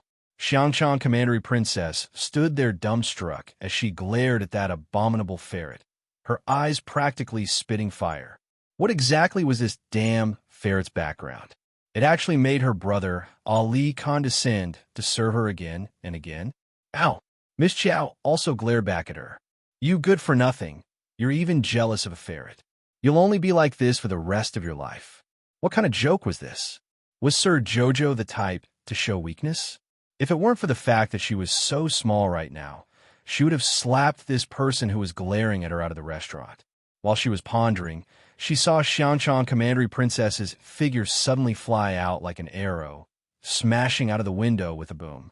Pa! It smashed into the middle of the street, shocking the people in the noodle house and the pedestrians on the street. Commandery Princess Xiangchang probably never dreamed that she would really be thrown out the window by Crown Prince Mo, thrown onto the streets. The people in the noodle house, who had been waiting to watch a good show, collectively shut their big mouths when they saw the Crown Prince move as fast as lightning. What a joke. They didn't want to become the second of that woman and be thrown onto the streets like rags that were used to wipe the ground, looking miserable. Jojo rolled around in Prince Mo's arms. Mo Yin could not help but laugh. Duan Yu silently twitched his mouth, but he still expressionlessly called out, "Let's go, let's go. What are you waiting for?" This pair of ferocious bastards was no different from before. Their arrogant temperament had never changed. When Duan Yu thought of this, he couldn't resist taking a deep look at the little girl and sighed inwardly. The two people and the ferret had just walked out of the noodle house when they heard an unfamiliar voice. "That's it. Don't waste your breath with them. Quickly snatch it for this lord." Duan Yu and Mo Yin's gazes shot across the crowd and saw a fatso with a head full of fat and intestines. He was hugging two thick and strong arms as he pointed at the little ferret in Mo Yin's arms and exclaimed excitedly, "This must be a divine beast. Quickly snatch it for this lord." More than half of the people on the street were shocked by him, including Mo Yin and Duan Yu. Miss Chow looked at that fatso in bewilderment. Chapter 24-21. Idiot. She was just a level 3 mystic beast right now. Was this guy blind? Who was he calling a divine beast? If she was a divine beast, she wouldn't be this weak. But Sir Jojo glared at that damn fatty in front of her. She had an urge to pounce on him and tear him apart. She felt that the fatty's eyes were filled with mockery when he called her divine beast. He was teasing her, right? There was actually someone in this world who dared to jump out and tease Sir Jojo. He was simply tired of living. Prince Mo silently twitched his mouth as he stroked his wifey's round body to comfort her. He understood his wifey's current feelings very well. Ha ha, what a huge misunderstanding this was. Sir Jojo glanced at the Crown Prince suspiciously. Strange, he felt that the Crown Prince's lips were curled up, as if he was laughing inside. He probably didn't have the guts to laugh at Sir Jojo. Duan Yu stood on the side and sent the royal guard a look. How could the Sangzhou guard's cultivation be a match for the few lousy servants that the fatty brought along? They took care of him in a few moves and gave him a good beating. Then, they twisted the fatty's arm and shoved him. Scram! The fatty's face turned green from anger, but he kept ranting. "You guys want to overturn the heavens? You guys dare to hit me. Do you know who I am? There's nothing in this flat mountain town that I don't have the final say in." Mo Yin. That Duan Yu was amused from anger and sent the Sangzhou guard a look. The Sangzhou guard raised his arm and smacked that punk's mouth crooked with 2 slaps. "You're just a mere overlord of Flat Mountain Town. What are you capable of? What are you doing? What are you doing? What are you doing?" A loud shout came from the crowd. They saw a round, middle-aged man leading 17 to 18 thick-armed servants over.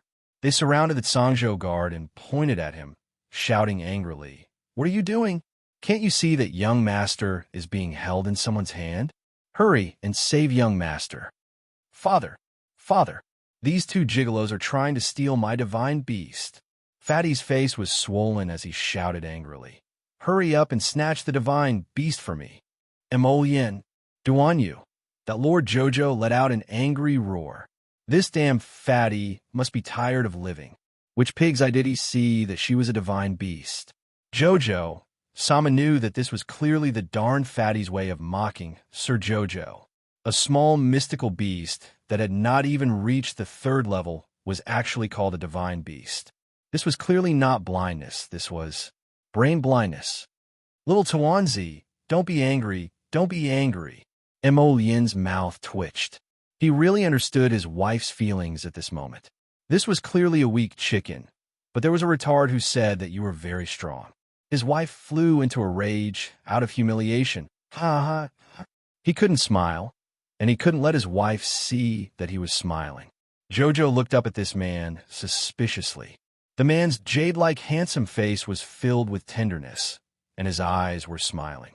There was nothing strange about him at all. Be good. I'll beat him up for you. Humph. Lord Jojo snorted through his nose. His beady black eyes stared disapprovingly at that annoying father and son pair. Very, very, very angry. Divine beast. Fatty pointed in Jojo's direction and shouted angrily. Don't just stand there and do nothing. Charge. You must snatch the divine beast safe and sound. Chapter 24-22. Divine beast my ass. She really didn't know where this moron got the idea that Sir Jojo was a divine beast. How could Jojo know that this person had actually been observing them in the main hall for a long time? From the moment the two of them started serving Miss Chiao to wash her claws, they had been secretly observing this mink's expressions and actions. After his very professional analysis, Fatty was certain that this mink was definitely a divine beast. Otherwise, why would those two pretty boys fight to serve this mink? In addition, whether it was this mink's expression or actions, it fully indicated that she wasn't an ordinary mink. She was definitely a divine beast in disguise. Don't think that he hadn't seen the world just because he was born in Ping Mountain Town. Could it be that he had never owned a divine beast or seen a divine beast egg? After his careful and professional analysis, Fatty was certain that this was definitely a newly born divine beast. She was still ignorant at the moment, but it didn't matter if she was weak. This didn't mean that she wouldn't rise up in the future. When she grew up, she would definitely be a very awesome divine beast. So right now, Fatty decided that he must bring people to snatch Sir Divine Beast. It wouldn't be a problem even if he had to expend a few more lackeys. Did these two pretty boys from the village really think they could challenge the tyrant of Flat Mountain Town? Seize. Fatty roared angrily. The group of servants rushed forward, but before they could make a move against the Sangzhou guards, two of them were picked up by the neck like chickens and flung out heavily. Sir Jojo flew up in anger, and a small snowy mink pounced in front of Fatty with a whoosh. Its sharp little claws directly tore at Fatty's face. Ow! Fatty clutched his face and retreated a few steps. He grimaced in pain and tried to grab the little white mink. With a shift of his body, Mo Lian had already arrived in front of him. Without another word, he kicked the Fatty, sending him tumbling and stumbling. He then reached out to carry the little fellow, who had almost been caught by the Fatty. Ow! Sir Jojo's eyes revealed a vicious glint. That was a "I'll kill you" look. Watching from the side, Duan Yu's mouth involuntarily twitched. When he saw the look in her eyes, he inexplicably thought of the fierce little girl he had met in the mountains behind Quoto village. At that time, she was also extremely fierce. She could even viciously lay her hands on his peerlessly beautiful face. Not to mention the fact that he was looking at a fatso with mediocre looks. It would be good enough if he didn't slap him to death. Qiao Qiao would never admit that she was angry out of humiliation. Yes, she was annoyed beyond words. He felt that this damn Fatty in front of him was definitely mocking him for being a weakling. This damn Fatty, he had nothing better to do. What right did he have to sarcastically call her a divine beast? So what if she was weak? What's in his way? Spit on his divine beast, I'll whip you to death. Lord Jojo had completely misunderstood Fatty's thoughts. If the Fatty knew why she slapped him, he would definitely cry. How is this sarcasm? He thought that this ferret was a divine beast. There was something wrong with Lord Jojo's brain. He was never on the same page as other people. Mo Lian suppressed her laughter and pacified her raging wifey. She rubbed her round little body and gently said, "Be good, don't make a fuss. Look at how you scratched him. How can you scratch his nostrils? It's not good, it's so dirty. Come, I'll take you to wash your claws." Chapter 24-23. 113, you're blocking my way. The fat father and son's wails quickly attracted dozens of Sangzhou guards. When they saw Prince Qin's cold and handsome face, they turned to look at the fat father and son. Without another word, they rushed up to beat the fat father and son without waiting for the prince's order. Then, they chased away the surrounding crowd. Fourth Imperial Brother, what are you doing? A sweet female voice came from behind the group of Sangzhou guards. Duan Yu turned around and saw Heir Rong and two women walking over. Vassal Prince Rong didn't have much of an expression on his face, but the two women next to him discreetly sized up Mo Lian. Rong Shanshan was a bit startled. She didn't expect that the young man she met in the talisman shop this morning was actually familiar with her fourth brother. Rong Shanshan was still wearing that maroon dress, and her features were delicately drawn. When she looked at people as she walked, her chin was slightly tilted up, clearly showing a bone-deep pride. The woman next to her, Rong Yuhu, was about the same age as Rong Shanshan. Her smile was much sweeter, and even her voice was sweet, looking delicate and soft. To be honest, Duan Yu wasn't very familiar with these two women. That old man, the great emperor of Sangzhou, had a long line of children. How could he remember all of them, whether he knew them or not? He only vaguely remembered that these two women should be the 7th and 9th princesses, but he really didn't remember their names. Duan Yu frowned when he heard Rong Yuhu call him 4th Imperial Brother. This voice was so annoying that it irritated him. Princess Jiankong. The limping Xianchang commandery princess walked up and curtsied to Rong Shanshan before turning to look at Rong Yuhu. 9th princess.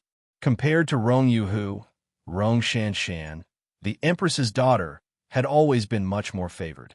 Moreover, she was a princess with a title. Although both of them were princesses, Rong Shanshan naturally had the highest status among the princesses. Rong Yuhu nodded with a smile. Rong Shanshan, on the other hand, had an arrogant look on her face. She glanced at her and asked curiously, "What's wrong with you?" Xiangchang usually looked like a smart person. She didn't expect that when she saw her today, she would be so listless and limping. She was in such a sorry state, but she still had the nerve to come up and greet her. She didn't have the manners of a princess at all. Rong Shanshan scoffed in her mind. Her gaze seemed to inadvertently sweep past Mo Lian's face as she asked Duan Yu aloofly, "4th Imperial Brother, may I know who this is?" Duan Yu simply couldn't be bothered with her. Without even looking at her, he directly said to Mo Lian, "Let's go." After being fooled by that foolish father and son pair for a period of time, it was really bad luck. Rong Shanshan's face instantly darkened. She was the daughter of the empress and the younger sister of the crown prince, Rong Li, who dared to disrespect her in the palace. This unorthodox son that was brought back by imperial father actually dared to not put her in his eyes. Rong Shanshan abruptly turned her head and motioned for several royal guards under her to block Rong Li's path. "4th Imperial Brother, what do you mean by this? Do you think you can't hear me when I'm talking to you?" She was used to being arrogant, so how could she endure this kind of vexation? She coldly glared at Duan Yu. Duan Yu snorted and ordered the Sangzhou guards behind him, "Move them aside. Don't you see there's a blind dog blocking my path?" This tone and attitude angered Princess Jiankong so much that her entire body trembled. Chapter 24:24. The Sangzhou guards silently looked at each other, but they didn't dare to court disaster. They hastily stepped forward and respectfully bowed with cupped hands, asking Princess Jiankong to step back. Slap! Rong Shanshan's fury soared as she slapped at the Sangzhou guard's face.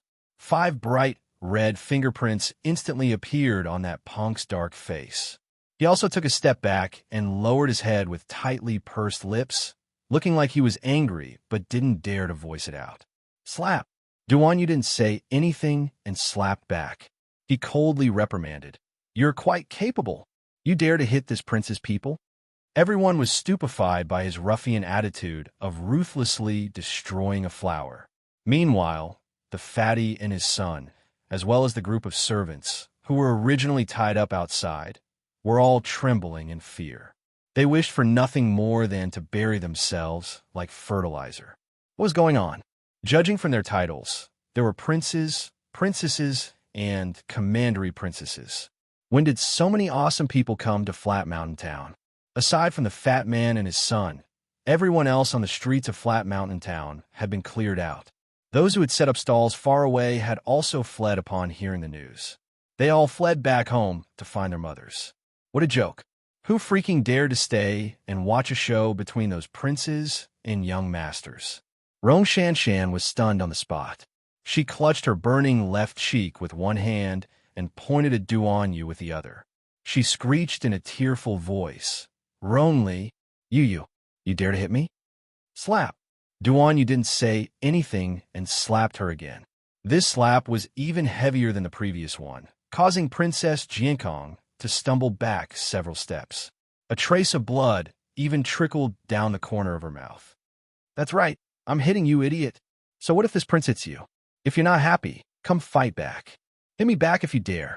What's the point of just standing there and blabbering nonsense? Don't be too obvious. You can do it yourself.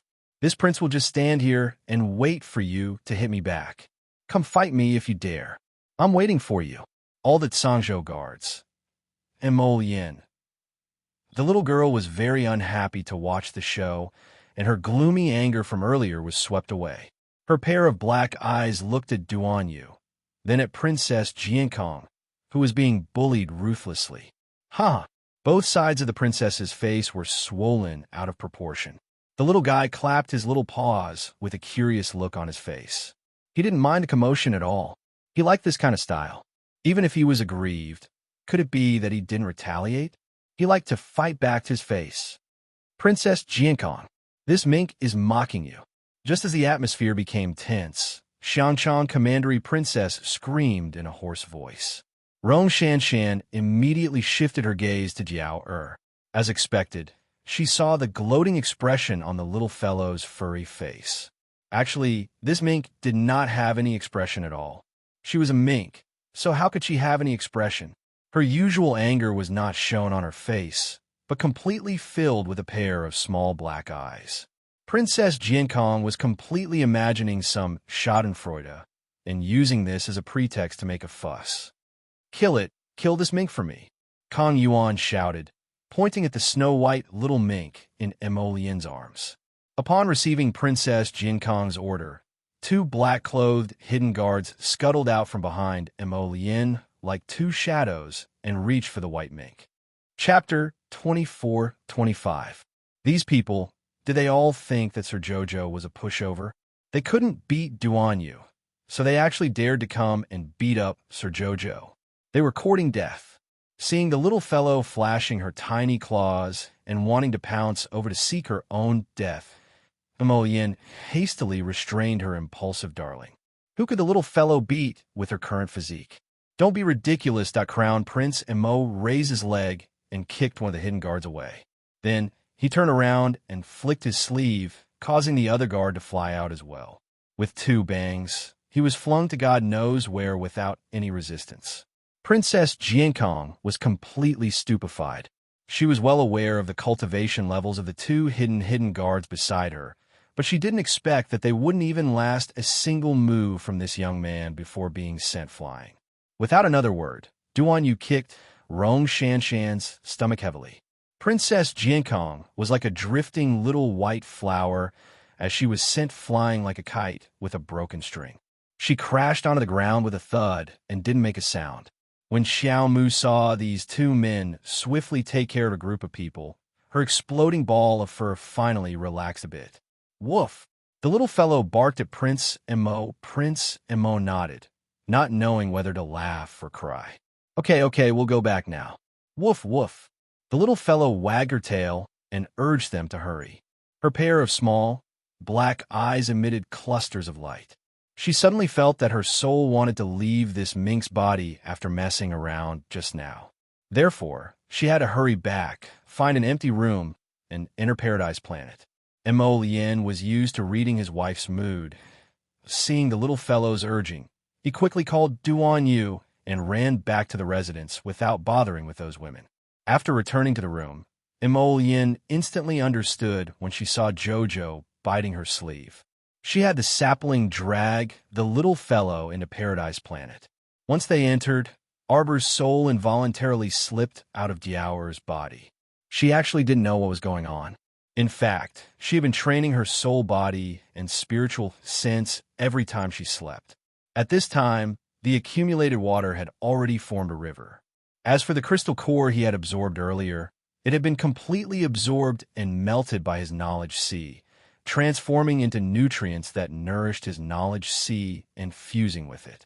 She subconsciously opened her inner vision and looked into the depths of her conscious.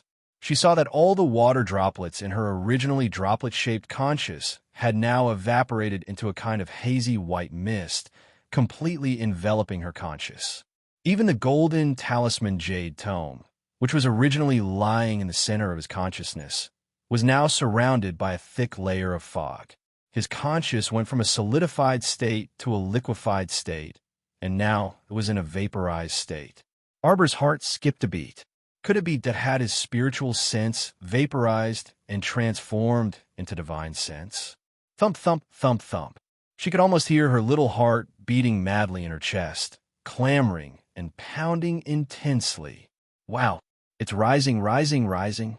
Her spiritual sense had grown to divine sense. Compared to her cultivation, her conscious had entered the God realm first. The sudden advancement made the little fellow so happy that she couldn't tell north from south. Right? Qiu previously said that as long as her conscious entered the God realm, her current awkward state would be resolved. Then now she was going back. Miss Qiao lifted her heavy eyelids. Chapter 24-26. Her long eyelashes fluttered heavily. She slowly opened her eyes. The first thing she saw was a pair of pitch-black phoenix eyes filled with anticipation. The moment their eyes met, Miss Qiao felt an inexplicable sense of guilt. She could only feel her little heart beating wildly. It's over, it's over, it's over, it's so awkward. How am I going to tell this guy later? Wifey. Mo Lien reached out and pulled her completely into his embrace. He lowered his head and sucked on her delicate lips forcefully, nibbling and nibbling. He used quite a lot of strength. Arbor. She suddenly forgot what she wanted to say to him. What should she do? This kiss was different from the previous ones that were as light as dragonflies skimming the surface of the water. It was truly ferocious. Perhaps it was because the crown prince had accumulated so many days of worry, anxiety, and irritation. But at this moment, all of it was stuffed into the little fellow's little mouth. Miss Qiao wanted to resist, but how could she be a match for the man? Her raised little hand was caught in his grasp. Only when the man had kissed enough and let go of her did the little fellow seem to have been reborn. She heaved a sigh of relief, but her little face was already flushed red from holding it in. Emollien, Jojo, when you kiss, you can exhale a little. Look at how you've held it in. My heart aches just looking at you. The man reached out and pulled her onto his lap. His other hand touched her chest, rubbing it as he breathed for her. Still can't hold it in? You. Prince Emo looked at her with an aggrieved expression. He did not mention anything about Diao. You're scowling at me. Is it because we didn't kiss enough just now? Why don't we practice a little more and let you learn how to breathe? Arbor, what was going on? He felt that the crown prince seemed a little different somewhere. Arbor looked at him expressionlessly. After a while, he said, Why am I here? Didn't the two of us just arrive at a small town in the corner of China on a big ship?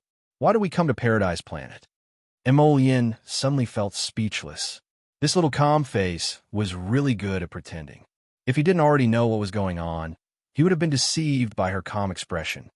You don't know? Emollien blinked. Jojo, let me tell you, it's dangerous. When we first came to the Divine Land, we encountered a huge storm. We were blown to Tsang Province's heaven of ice and snow by a terrifying gust of wind, and even encountered Duanyu. Arbor, what a coincidence, I tell you. In the end, we even saved Duanyu and found a fragment of a tree. Jojo, do you remember now? Was it because of that strange wind that his memories were still a little messy? Let me tell you, it's okay. You'll be back to normal in 2 days. Does your head still hurt? Do you want your husband to give you a massage? When Duanyu was pulled inside by Sapling, he heard Prince Mo's awkward boasting, and he was so embarrassed that he almost couldn't find his way home. Crown Prince, forget it. Even my face hurts on your behalf for making up such a lie to take care of Jojo's feelings. Can you be so irresponsible as to make up such an unrealistic story? Duan Yu walked over with a disdainful expression. Arbor was still expressionless. Duan Yu, we just saved you. Your wound hasn't completely healed, so don't walk around. Go back and lie down. Duan Yu, Mo Lien. Jojo so quickly entered the plot that Mo Lien made up for him. How could Duan Yu endure this? Mo Lien chuckled. Wrong. Jojo even added some details to his fabricated plot. For example, Duan Yu is injured. Chapter 24-27. Duan Yu speechlessly glanced at Jojo. What should he do? He was actually speechless. Arbor dawdled as he got up and patted his clothes. When he turned around, he saw the little water child, the little tree ant, and little Soil squatting in a row on the ground and looking at him pitifully. The 3 pairs of watery eyes were brimming with the desire for a master hug. Arbor, when did these 3 start squatting there? Didn't that mean? Just now when Mo Lien was kissing her, she had completely seen it all. The little fellow immediately felt unwell. He only felt 2 red clouds quickly flash across his little face. He stood up straight in an instant, holding his 2 little paws behind his back. He expressionlessly turned around and ran towards the 100 herb garden. Mo Lien, that his wife was shy. Later, he would just go and comfort her times and it would be fine. When the little water child saw that its master had run away, how could it continue squatting? It hastily waved a pair of translucent little hands and trotted after its little master. Master, don't run, master. Upon seeing this, the little Trant and little Soil also hastily chased after them, followed by that cluster of tree fragments whose original appearance could not be discerned. Mo Lien speechlessly shook her head when she saw those little ones running after Jojo like a swarm of bees. She turned to Duan Yu and said, since Jojo has recovered, I plan to bring her back to the Divine Province in a bit. After being delayed for more than half a month, it was almost the end of February. The Emperor of the Divine Province was probably dizzy from waiting for the Crown Prince to return to the capital. But this was nothing, just let him wait. His wife was the most important person in the world. Mo Lien's handsome face was taut. Thinking of the Emperor in the capital, she inexplicably felt very, very vexed this old man, who knew what kind of trouble he would stir up after returning. After restraining her irritation, Mo Lien patted Duan Yu's shoulder. Do you need help with anything here? After this guy returned at Sangzhou, a lot of things happened around him. Just by looking at the collected information, Mo Lien knew that this guy's life was very troublesome. Duan Yu shook his head. Not at the moment. If you have something to say, just say it. Don't keep it to yourself. Mo Lien glanced at him, then slowly walked towards Jojo's herb garden. Duan Yu stood alone under a tree covered in peach blossoms, and his gaze flickered as he watched them leave. The peach blossom petals that filled the tree fluttered to the ground. Some landed on his hair, some landed on his outer robe, and they danced around him like fairies. In fact, he had recognized this place the first time he had come here. Was it that the peach blossom garden that he had been escorted into with the little girl in the mountains behind Quoto village? Later on, the paradise was refined by the little girl. It turned out that the little girl had turned it into a spirit domain for her own use. Phew! As expected, she was a little girl with great fortune. A faint and gentle smile faintly slid past his lips. In the blink of an eye, the little girl had taken care of the paradise really well. Just like her, she was like a stamen, slowly blooming towards the light and futured. Even if he didn't do anything, even if he couldn't obtain anything, he would feel extremely happy just by looking. There were too many things that a person wanted to grasp in their life, but not everything would go according to their wishes. This was already very good. Chapter 24-28.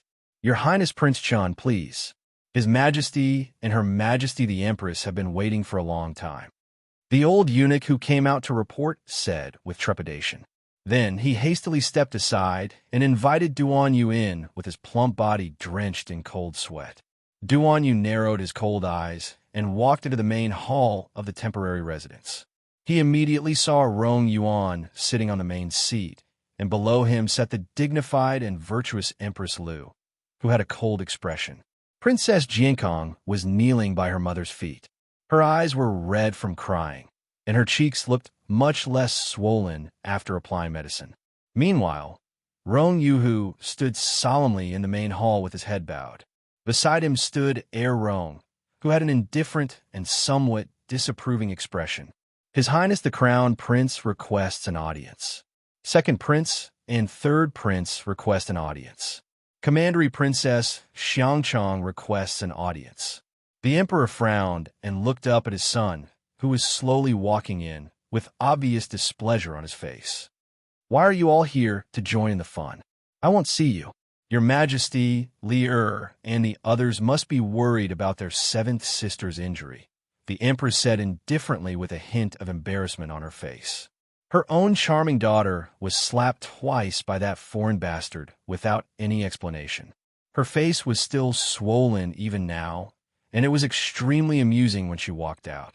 His Majesty actually wanted to protect this bastard and suppress the matter, unwilling to make a fuss. How could she let him have his way? The Emperor of Cangzhou held his breath and glared at the Empress angrily. He said gravely, "Let them in." The idiot third prince started making a fuss as soon as he walked into the hall. I heard seventh sister was wronged. What exactly happened? Greetings to royal father and royal mother. This son greets royal father and royal mother. Crown Prince Rong Li and second prince, who followed behind him, were not as loud as third prince. They stepped forward and bowed respectfully before speaking. Seventh sister, why is your face so swollen? Her Majesty the Empress angrily placed the teacup on the table and said coldly, "Go invite noble Consort Duan over. There's no need to invite my mother. She's already so old, yet she's calling for her father and mother just because something happened. Is she still breastfeeding or what?" Duan Yu bluntly interrupted the Empress's words and ignored her ugly face that was distorted from anger. He coldly stated, "I was the one who did it. Yes, I did. For the sake of Imperial Father, I went easy on him." The great emperor was so angry that he couldn't say anything for a long time. Empress Lu slapped the table angrily and said sternly, "Rong Li, aren't you being too presumptuous? So what if I'm impudent? Don't try to act like an empress in front of me. If you have the time to be angry here, why don't you take care of your own daughter and everything will be fine?" Duan Yu's words nearly choked the empress to death. Her face contorted as she pointed at him and stammered, "Yu." She was so angry that her chest hurt, but she couldn't speak. She truly had never seen such an unscrupulous youth. She was the current empress of Cangzhou, the motherly model of the world. This punk actually dared to contradict the empress like this. It was evident that he didn't care about her, the empress, at all. To put it more seriously, he didn't care about his Majesty at all. Duan Yu's cold and desolate gaze circled Empress Lu's body as he said dryly, "Jiankong relies on your Majesty as the empress, but her actions outside are worse than a shrew's. This is all because of the good daughter you taught." Chapter 24-29. You. Let go. The Empress was so livid that her chest was about to explode. Her chest heaved up and down as she panted, and her contorted face was filled with fury and viciousness. She forcefully slapped the table, chopping off a piece of wood from a corner of the tea table. Her entire body trembled uncontrollably from her fury. "You only, you.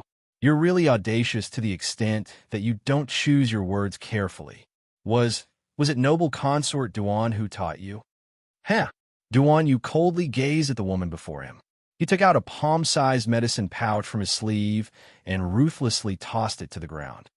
"Why do I need anyone to teach me? Your ugly example of a motherly model is enough for this prince to learn from." The corners of the Cangzhou Emperor's mouth fiercely twitched twice. He really wanted to ask noble Consort Duan, was this child really not carried away wrongly? Who exactly did she inherit this fiery temper from? Crown Prince Rong Li was stupefied. Similarly, the second prince, the three sovereigns, and even Princess Jiankong, who had been sobbing softly while stroking her face, were also shocked. They truly didn't expect that Duan Yu, This punk would still continue to rebuke the empress in front of his official mother. Moreover, he rebuked her so fiercely and with such conviction that he even rebuked the empress until she was like a bear. "Bring her in," Duan Yu angrily shouted. The emperor was already stupefied by this son of his. He truly didn't expect that the empress, who had originally come to denounce his son for beating his sister, would turn out like this. It had to be said that his son's ability to control the situation was truly extraordinary. At this time, from the empress to the servants, everyone was stupefied. They simply didn't know that this Prince Chun actually had a backup plan. The hidden guard dragged a woman whose head and face were covered in blood from outside the residence. That old woman's legs had clearly been broken. She was dragged across the ground like a rag, leaving behind 2 long trails of blood, which looked very frightening. The empress was so furious that her entire body was trembling uncontrollably. Her eyes were practically shooting out substantial murderous intent and fury.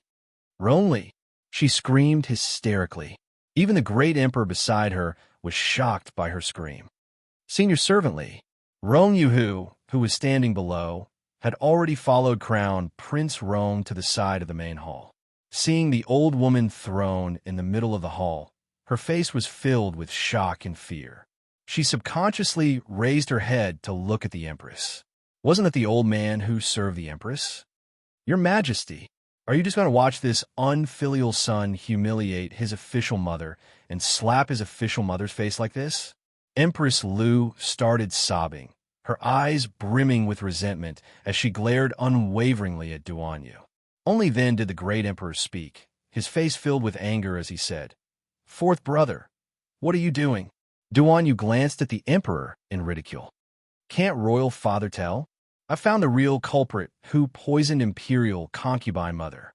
I'm looking for them to settle the score." The great emperor's eyelids trembled. His face was still calm, but the corners of his eyes were clearly twitching. "Hasn't royal father already executed the beauty Wang who poisoned your imperial concubine mother? How long has it been? Why are you still bringing it up?" Duan Yu coldly glanced at the emperor. "Royal father, do you think I'm an idiot?" The great emperor. This old woman has already confessed. Chapter 2430. The empress slammed the table fiercely. "Rongli, do you think you can deceive the heavens and the sea and deceive His Majesty just because you made a confession under torture and created an illusion of reality?" Duan Yu ruthlessly kicked that old woman's back and coldly uttered, "Speak." Yes, Her Majesty the Empress was the one who provided that poison pill to Beauty Wong. Yes, Her Majesty the Empress was the mastermind. Before Nanny Lee could finish speaking, she was suddenly struck by the Empress's palm and rolled on the ground. She lay there on the verge of death, practically motionless. "Your Majesty, what else do you have to say? You want to frame this consort based on an old woman's one-sided story? Ronli, how dare you?" A cold glint flitted across Duan Yu's eyes. With a flip of his hand, a bewitching and glaring silvery white flame emerged from his fingertip. The entire hall was shocked. Crown Prince Rongli glared at his fourth brother as if he was looking at a monster.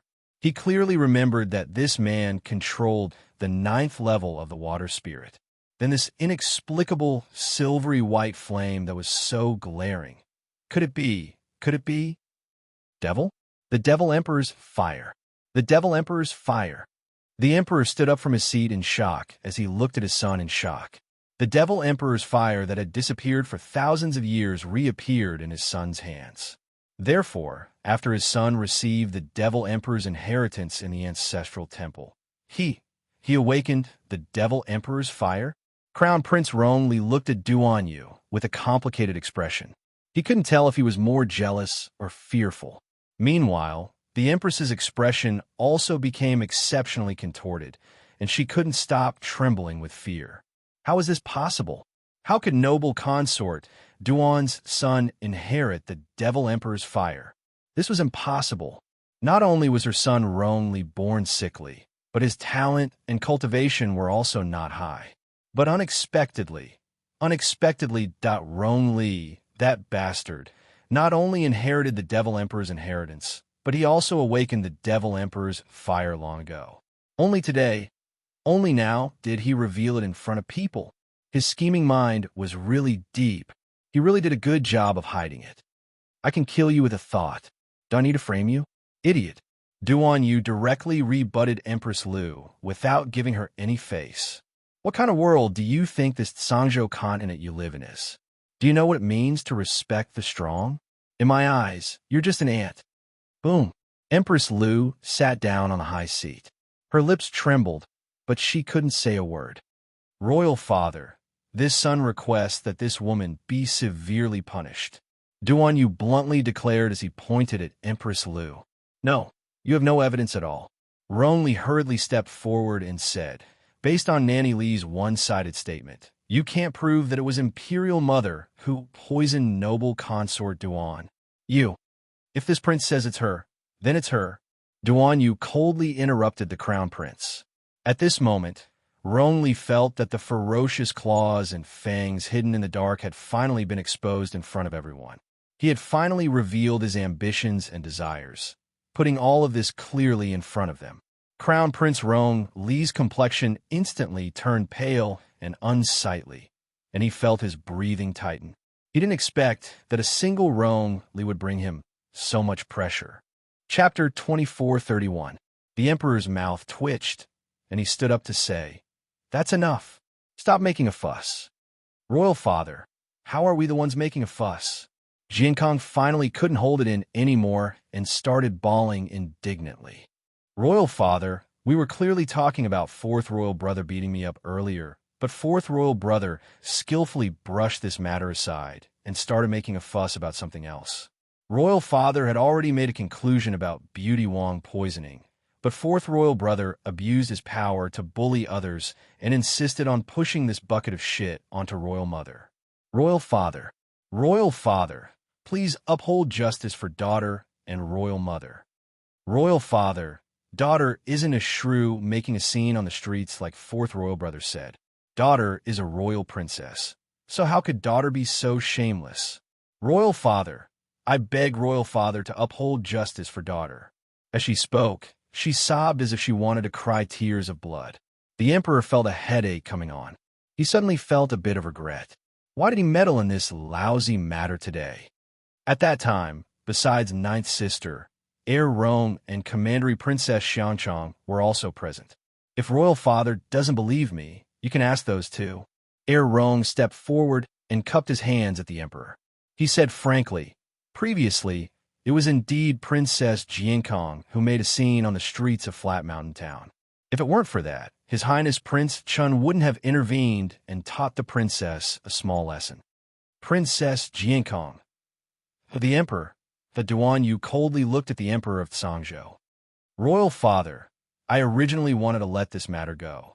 But since Royal Sister brought it up herself, and Heir Rong testified, this son earnestly requests Royal Father to teach Royal Sister a lesson so that she won't act like a shrew all day long. Not only will she disgrace the Sangzhou royal family, but she will also disgrace this son. Who are you calling a shrew? Empress Lu shrieked. Duan Yu looked at Empress Lu mockingly. So it's the daughter who insults her mother. Her Majesty the Empress is no different from that shrew on the streets right now. Fourth brother, Rong Li couldn't resist reprimanding. You had better know when to stop. Eldest brother, did I say something wrong? Duan Yu turned to look coldly at Empress Lu.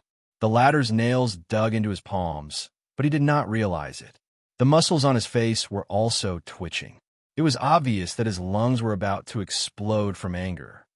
Fourth brother, Imperial Mother is your legitimate mother after all. You're criticizing her like this today, do you know? Enough. The great Emperor angrily slapped the armrest of the rosewood chair. All of you shut up. Princess Jiankong sobbed. Since today's matter was caused by Jiankong, let Jiankong bear the responsibility. The great Emperor waved his hand irritably and said, since Jiankong's appearance is improper and you're causing trouble on the streets, then I'll punish you by making you copy the precepts for women 300 times. When you return to the palace, you'll be grounded for 3 months. Father Emperor, Princess Jiankong raised her eyes in astonishment, staring blankly at the father who had always doted on her. She was the victim, all right? Why was she still the one being punished in the end? 500 times. The great emperor bellowed. Empress Lu's face was full of anger. She subconsciously kicked her daughter lightly to make her shut up. Princess Jiankong was full of grievances. She covered her mouth and wept. Turning her head, she actually ran out of the courtyard. Duan Yu scoffed. Royal father, you also saw that Jiankong dared to disregard his father and brothers like this in front of you. This punishment is completely useless to her. 300 and 500 times was merely a number. It couldn't punish Jiankong at all. Chapter 2432. Princess Jiankong could ask someone to copy it for her. Of course, she could procrastinate and copy a few articles and then let it go. What he wanted was for Jiankong to be in big trouble. Since she dared to give the order to kill Jojo, she should have a taste of death first. Only when Jiankong was in trouble would Empress Lu feel the pain. As for Mammy Li's matter, the Empress could insist that Mammy Li slandered her by accusing her master. Thinking about it, his good father would not depose the Empress for such a trivial matter. At most, it would just be a thorn in his heart. If he wanted to get rid of the Empress, he had to get rid of the Lu family behind her first. Of course, this matter could not be rushed. But now it was good to let the dog Empress feel the pain in her heart. The great emperor looked at his son in front of him with a heavy gaze. His fourth son was already more outstanding than the others. This point was obvious to all in the court. However, Rongli was his legitimate son and Empress Lu's son. As long as Rongli was not too ill to move, no one could shake his position as the crown prince. What else do you want? It's not what I want. It's my father.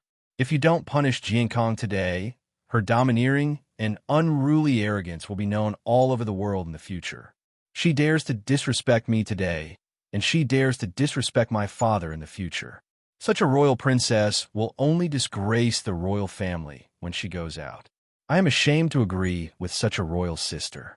The Empress's eyes were full of anger. This was a blatant threat. He meant that if Jiankong was not punished today, he would completely ruin Jiankong's reputation. This Rongli had really underestimated him. Today's appearance of baring his fangs and brandishing his claws was his original appearance. The emperor pinched his eyebrows and waved his hand. Jiankong made a scene in the street and lost all her virtue. Now she is demoted to Commandery Princess Jiankong. She will be beaten 10 times as a warning to others. Let the disciplinarian Mammy teach her etiquette again. Your Majesty. Empress Lu looked like she had fainted. She stared at the emperor's cold face with her eyes wide open. And you, Empress? Granny Li, who was by your side, had such a thing happen to her, and your daughter has become like this. You should also be grounded for 7 days and reflect on yourself. Duan Yu coldly glanced at Empress Lu before cupping his hands at the Zhangzhou emperor. This son will take his leave. When he turned around and stepped out of the door, a silver flame, like the fire from heaven, suddenly fell on Mammy Li at the door. In Mammy Li's shrill scream, everyone was stunned as they watched the old woman being burned to ashes by the silver-white flame. Empress Lu felt a chill run down her spine. The Zhangzhou emperor was also stunned for a long time. When he came back to his senses, he shook his head helplessly. This is the consequence of bullying my mother. Although Duan Xiaoxi did not say anything when he left this sentence for everyone. Rongqing returned to her room and found that her father was already waiting for her. Weren't you a little impulsive today? The Prince of Qing's chubby face was rather worried. You have thoroughly offended the Crown Prince, Empress Lu, and the Lu family. Vassal Prince Rong said with a faint smile, I think the ones who need to worry are Empress Lu and the Lu family. Father, do you think this matter will end like this? You are all underestimating the fourth prince too much. Chapter 2433. Prince Qing stared at his son in a daze. He had no doubts about his son's brilliance. But he was young after all, and Prince Qing was used to smoothing things over. He felt that his son's actions today were showing off and targeting Empress Lu's family too much. But what did his son mean by his words just now? Could it be that the fourth prince's matter wasn't over yet? The princess had already been demoted to a commandery princess and was punished with flogging and confinement. How could this matter not be over yet? Even if it wasn't over yet, it should be the Liu family targeting the fourth prince and not the other way around. It wasn't that he was underestimating the fourth prince, but the fourth prince had just returned to Song province and was weak alone. How could he resist an established family clan? Let's wait and see, father. Rome smiled faintly. After returning to his room from the main hall, Duan Yu was still in a foul mood. After his torment today, Empress Liu, that woman, was most likely going to feign illness and have to stay in Flat Mountain Town for a while longer. As he picked up his teacup, he noticed a small head bobbing at the door out of the corner of his eye. He couldn't help but chuckle on the inside, and his expression eased as he softly said, "Stop looking around. I already saw you. Come in." Miss Chow's long hair was loosely tied up today. She didn't have any extra gold or silver hairpins in her hair and only wore a somewhat comical Jasper frog headdress. When she was bobbing her head at the door earlier, that little frog headdress was especially conspicuous. Perhaps that dunce crown prince personally made it for her to play with, but the little fellow ended up wearing it on her head, Duan Yu thought. Miss Chow pursed her lips. When she looked at Duan Yu, her gaze was a bit erratic, and her voice was inexplicably a bit hesitant. It was mainly because she recalled that night when Duan Yu, this dunce, held her painting in admiration and said those words to her. The little fellow felt a bit uncomfortable in her heart. Now that she looked at him, she increasingly didn't know what to say. A bit of awkwardness inexplicably floated in the air.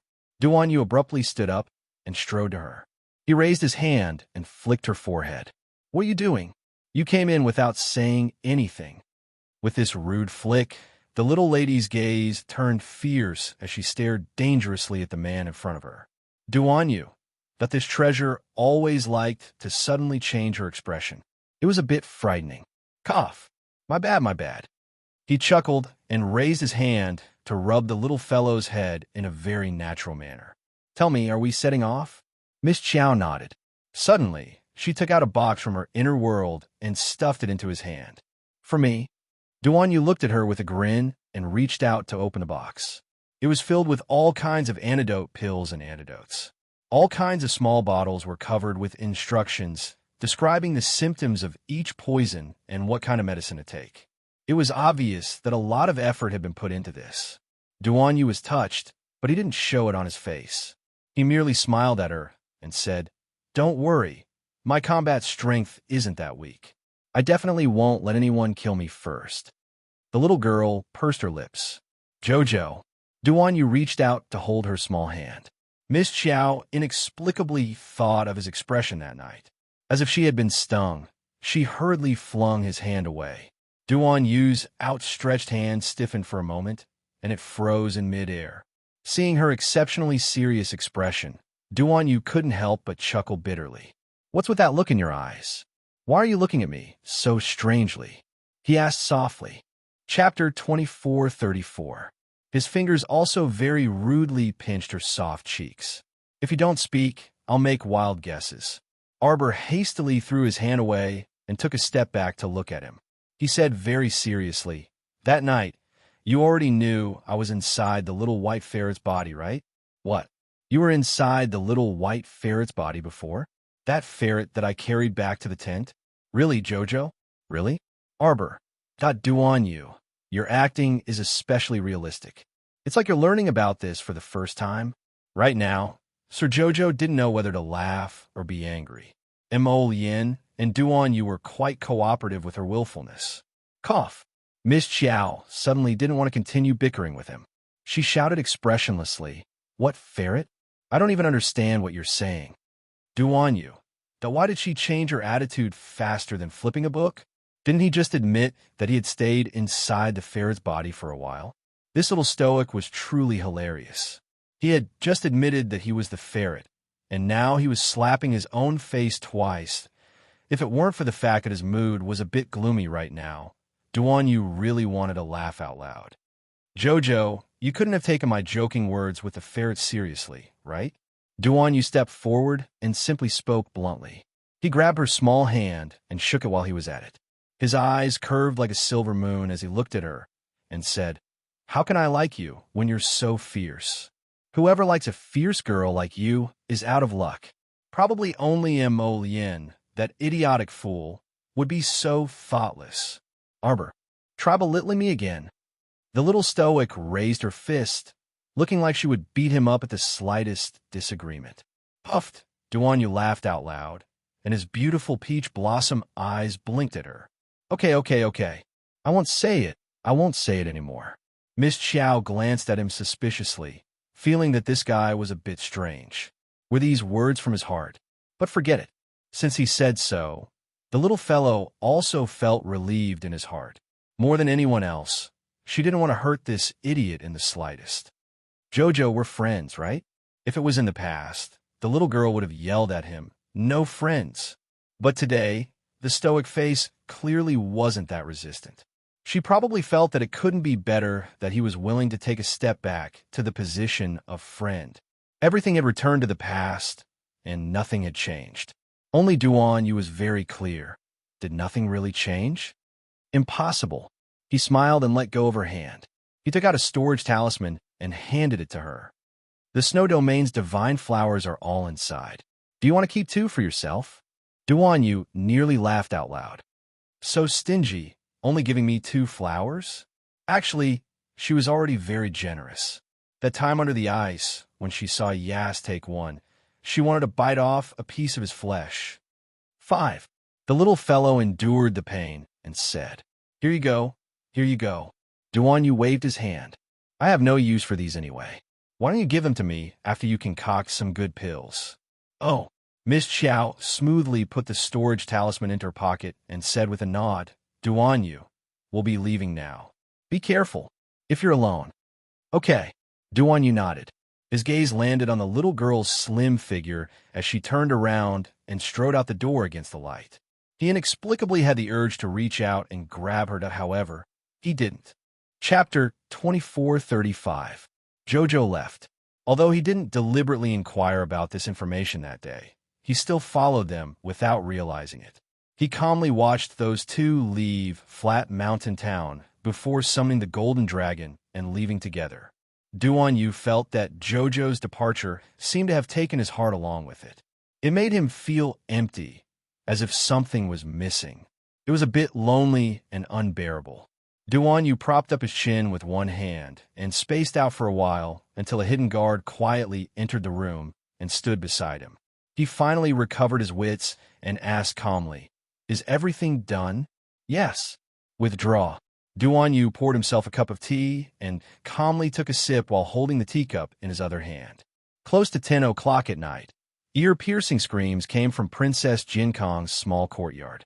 She had lost all her dignity after being flogged 10 times in public. Jinkong had never suffered such humiliation before. She was currently sprawled on the bed in a fit of rage. The 2 maidservants who were applying the medicine were both sent out by the furious empress to flog them 30 times. The new maidservant who was called in to apply the medicine was trembling with fear and trepidation. As soon as the medicine was applied, Jinkong let out a mournful scream. It was very embarrassing for a girl to be injured in that sort of place. Princess Jinkong was embarrassed, vexed, and angry, and her wound was also painful, itchy, and numb. The screams and shrieks of chickens and cats made Empress Lu's heartache. Her precious daughter, whom she had doted on so much, had actually suffered 10 strokes of the cane while she was still alive. Her injuries were so severe. In the Empress's fury, she dragged the maidservant who applied the medicine out to flog her again. The rest of the people were all frightened out of their wits. It seemed like anyone who applied medicine for the princess would be beaten. Royal Mother, it hurts, Royal Mother, Imperial Mother. Rong Shanshan only felt that her, but was no longer her. But Empress Lu couldn't help but feel suspicious about this situation. Although her daughter's cultivation wasn't high, she was currently a level 8 mystic cultivator. Logically speaking, there shouldn't be any problem with her getting flogged 10 times. So how could it hurt like this? But her injury was in that sort of place, and it wasn't convenient for the royal physician to examine it nearby. This truly put Empress Lu in a difficult position. At this moment, her personal palace maid, Mi Hung, stepped forward and bowed. Your Highness, do you still remember that medicine woman, Qing? Why don't we let her take a look at the princess injuries? Empress Lu frowned. The medicine woman, Qing, was originally serving the great emperor after entering the palace. Because she had a good grasp of medicine, she had been helping the imperial physicians to nurse the great emperor's body. Over time, the great emperor seemed to have taken a liking to her. But who was Empress Lu? How could she let a vixen step on her head? Empress Lu's actions were much faster than the great emperor's. Seeing that the great emperor was about to issue an edict to confer the title, she took the first step and brought this little medicine girl to her side. Then, she threw her into her palace of Renchuan, where she was left to dry for almost half a year.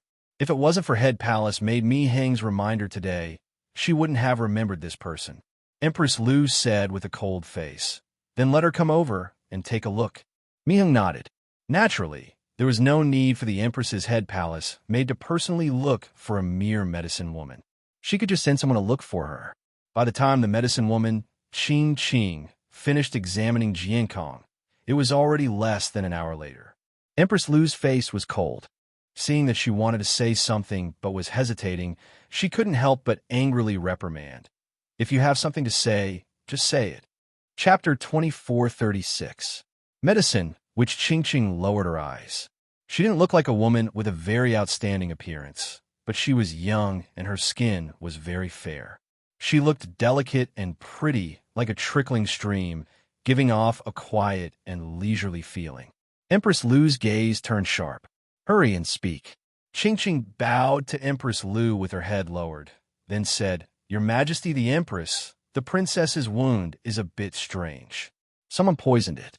No matter what medicine is applied, the pain will be amplified by 20 times. This is why the princess has been feeling so much pain. But this kind of poison only makes people feel pain and will automatically dissipate after 3 days. Speaking of which, this poison wasn't that frightening. This made her feel very strange. Such a poison could not cause any substantial harm to people at all. What? Empress Lu was furious and shot up from the bed. Then what are you still standing there for? Hurry and concoct an antidote to dispel the princess's poison. Reporting to Your Majesty the Empress, this humble subject has no antidote for this kind of nerve-stimulating poison. I can only use some temporary methods to alleviate the princess's pain. To put it bluntly, this kind of nerve-based poison only wanted to make people suffer as much as possible. There wasn't much harm in other aspects. Empress Lu's expression changed drastically, and she gnashed her teeth. It must be Ronli. It must be that punk who did it. I won't let him off. Won't let him off. A malicious and cold glint surfaced in Empress Lu's eyes. Empress Lu turned around and glared at medicine, which Qing. Hurry and help alleviate the princess's pain. Yes, Your Majesty the Empress. On the other side, Duan Yu received news that the Empress had caught a cold and was feeling unwell. The Emperor ordered her to stay in Flat Mountain Town for 2 more days. He couldn't help but sneer at this news. Jiankong's body wasn't suitable for long journeys, but if Empress Lu thought that Jiankong would recover in 2 days, then she was truly too naive. The wind whistled past. The afternoon sky was clear, and there were only a few wisps of white clouds drifting in the sky. This was the northernmost part of Tsang Province, so there were few people here. Little 7th Yin flew freely, so not many people could see them. Therefore, he was overjoyed. Xiao Mu was sitting in Crown Prince Mo's arms while holding a map provided by the Tsangzhou Guard. She pointed at a place and said, If we go from here, we'll probably have to fly for 4 to 5 days before we can return to that small town from where we first entered the Divine Province. Let's go directly to South City. Mo Lien rubbed her chin against her furry little head. If I'm not wrong, Hu Dequan should be waiting for us there. Hu Dequan was the old man's capable eunuch who, half a month ago, he left without saying goodbye and left on the back of a dragon. He must have scared everyone out of their wits. But at that time, how could he be in a mood to talk nonsense with Hu Dequan, Fong Su, and the others? His heart was no longer in Southern City. When Arbor thought of the soul leaving Talisman, he couldn't help but frown. The first thing he did after returning to his main body would probably be a laughingstock. It was because she had suspiciously put away all the talismans that she had tossed into her inner world after drawing them, and even sealed them in a box with a binding talisman. The little fellow felt that it was necessary to do this. Otherwise, who knew when these talismans would suddenly jump out at her and attack her without any explanation? Chapter 24:37. Miss Chiao turned her little head and snuggled into his body. You left without saying goodbye. It must have made things difficult for them. Prince Imo declined to comment. What was there to make things difficult for those people? Wasn't it just that father sent them to bring him back to the capital? They didn't seem to respect him and his wife. Otherwise, there wouldn't have been such a vexing matter with the palace maids. Imo Yin had told the little girl about that matter yesterday, including the ghost encirclement in the southern city residence. The white light that appeared in her body and the ghost spirits were shattered. He told the little fellow everything. Miss Chiao expressed that it was quite thrilling. When she wasn't in this body, so many things had happened. It was really thrilling. But when he told her, the little thing's expression was obviously that of a curious person listening to the story. Wasn't this a little too careless? Imo Yin couldn't help but laugh. Lifting his hand to caress her little face, he whispered softly in her ear, Jojo, you're not allowed to go anywhere now. You're not allowed to leave my side again, all right? Arbor saw that his expression was still a little tired, and couldn't help but feel a little heartache. He had been running here and there in fear these days. Obediently nodding her head, the little girl raised her hand to stroke his chin. We'll go wherever you say. Imo Yin was in a good mood, lowering his head to kiss her forehead. In the next 3 to 4 days of hurrying, they chose to travel through the mountains and rivers that didn't meet with any danger. Everything went smoothly. On the evening of the 4th day, the two had already reached the vicinity of the southern city. They kept Little Seven, changed to a less eye-catching spirit stallion, and very quietly returned to the southern city. Prince Imo brought the little fellow to the residence that they had stayed in previously. Indeed, Hu Dequan was really waiting for them in that residence. Seeing the crown prince walk in with a little girl, Hu Dequan initially thought that his eyes were playing tricks on him. But when he saw clearly who it was, he immediately rushed forward, crying out loud, as if he had seen his own ancestor. Wasn't he seeing his ancestor? Hu Dequan was already badly battered by His Highness the Crown Prince. He had already decided to wait another 3 days. If there was still no sign of the Crown Prince, he would follow Fong Su back to the capital to report first. Although the Emperor of the Divine Land had been informed of the news that the Crown Prince had left alone dozens of days ago, he was still anxious and wanted to find this capricious prince. Look at His Highness.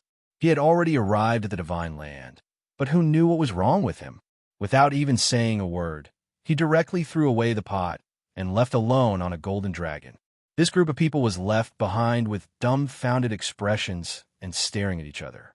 During this period of waiting, it could be said that everyone was extremely anxious and anxious. Your Highness, Hu Dequan wiped his tears and said, Your Highness has finally returned. You didn't see the Crown Prince Consort? Crown Prince Imo grumpily retorted. Needless to say, when Hu Dequan was agitated, he only saw his Crown Prince. He really didn't see clearly who the Crown Prince brought back. Hearing the Crown Prince's words, Hu Dequan shuddered and looked at Arbor in shock. Crown Princess? The Crown Princess had disappeared together with His Highness the Crown Prince that day.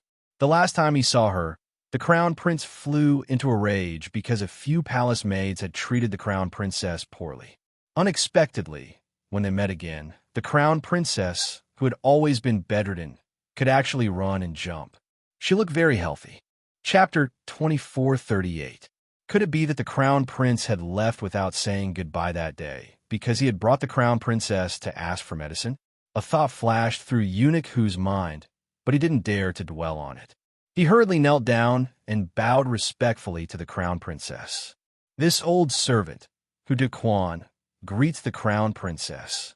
Regardless of whether the Emperor acknowledged her as his daughter-in-law, the Crown Prince's attitude and stance showed that he was very protective of his food. If anyone dared to disrespect the Crown Princess in the slightest, beating them to death would be a light punishment. If they didn't handle it well, they might offend the Crown Prince by belittling the Crown Princess and be killed by His Highness. After all, the crimes committed by those stupid palace maids were still fresh in his mind. Hu Daquan was a shrewd person. Although he had some doubts, he wouldn't show them on his face. He was as polite as he could be to Miss Chiao. Seeing that his attitude was all right, Mo Yin's expression improved a little. She asked Hu Daquan, "Where is Fong Su?" "Fong Su brought people to look for your highness again. This servant will send someone to bring him back now. He's looking for me in the South City." Yes, yes. Fong Su has been looking for your highness within 100 miles of the South City." Was there something wrong with this person's brain? Mo Yin couldn't help but twitch her mouth. He had already gone to the frozen heaven snow region, but this Fong Su had persisted for more than half a month to look for him near the South City. It would be strange if he could find him. Furthermore, he had left on Little Seven's back that day. With Little Seven's speed, he had no idea how fast Little Seven was. Mo Yin, that are all the people around the great emperor retarded? The little fellow was leaning against him. Seeing his strange expression, he couldn't help but secretly ask, "Are they retarded?" Mo Yin, that eunuch whose mouth twitched fiercely. Why did he have an inexplicable feeling of heartache for Fong Su? He felt that this person had been busy for more than half a month, and was probably not well liked. In fact, His Highness the Crown Prince might even despise his intelligence. After half a cup of tea's time, Fong Su hurried back with a very serious expression. As soon as he entered the residence, he saw His Highness the Crown Prince sitting in the courtyard drinking tea. His serious face looked much better. When she saw the stoic-faced little girl sitting next to the Crown Prince, she couldn't help but be startled. More than half a month ago, this little girl was still quietly lying on the hospital bed, looking half dead all day long. Was he doing well now? How we get back to the capital? Do you have a proper route? Fong Su's spirit was lifted. Your Highness has been traveling and stopping like you're on a scenic tour. If you go all the way back like this, it will take at least 1 or 2 months. If this humble subject were to arrange for us to travel by water, it would only take about 7 days from Weishi Langfang, Fong Su said with an excited expression. Mo Yin frowned. Is there anything fun in Weishi Langfang? Weishi Langfang's scenery is not bad. The scenery along the river is beautiful. When we reach the center of the river, we can see that the river water is pink. The Crown Princess will definitely like the scenery there, Fong Su replied woodenly. For some reason, Fong Su inexplicably felt that as long as this Crown Princess agreed to take Weishi Langfang's waterway to Dragon Flame City, the Crown Prince would definitely not object. Therefore, Fong Su himself didn't know why, but he very consciously introduced the Crown Princess to the specialty snacks and cultural scenery of Weishi Langfang. Somehow, he felt that there was something wrong with his style as the commander of the Forest Guards. Eunuch whose mouth twitched, and he had already covered his face and hid to the side. Chapter 2439. When Sir Jojo heard Commander Fong mention the beautiful scenery along the way and the various snacks sold along the river, he couldn't help but become interested. When he heard that they could make it to the annual Steam Bun Festival, he couldn't help but be curious. I heard that the Steam Bun Festival has been around for a long time. Whoever can find the pill in the steam bun will receive a generous reward. You can eat the steam bun while eating the digestive pills you brought. If you don't have enough pills, you can ask a pill refiner to make it for you on the spot, until you find the pill in the 100,000 steam buns and win the grand prize. Cough. Commander Fong said expressionlessly. This competition is a little stupid, but many people participate.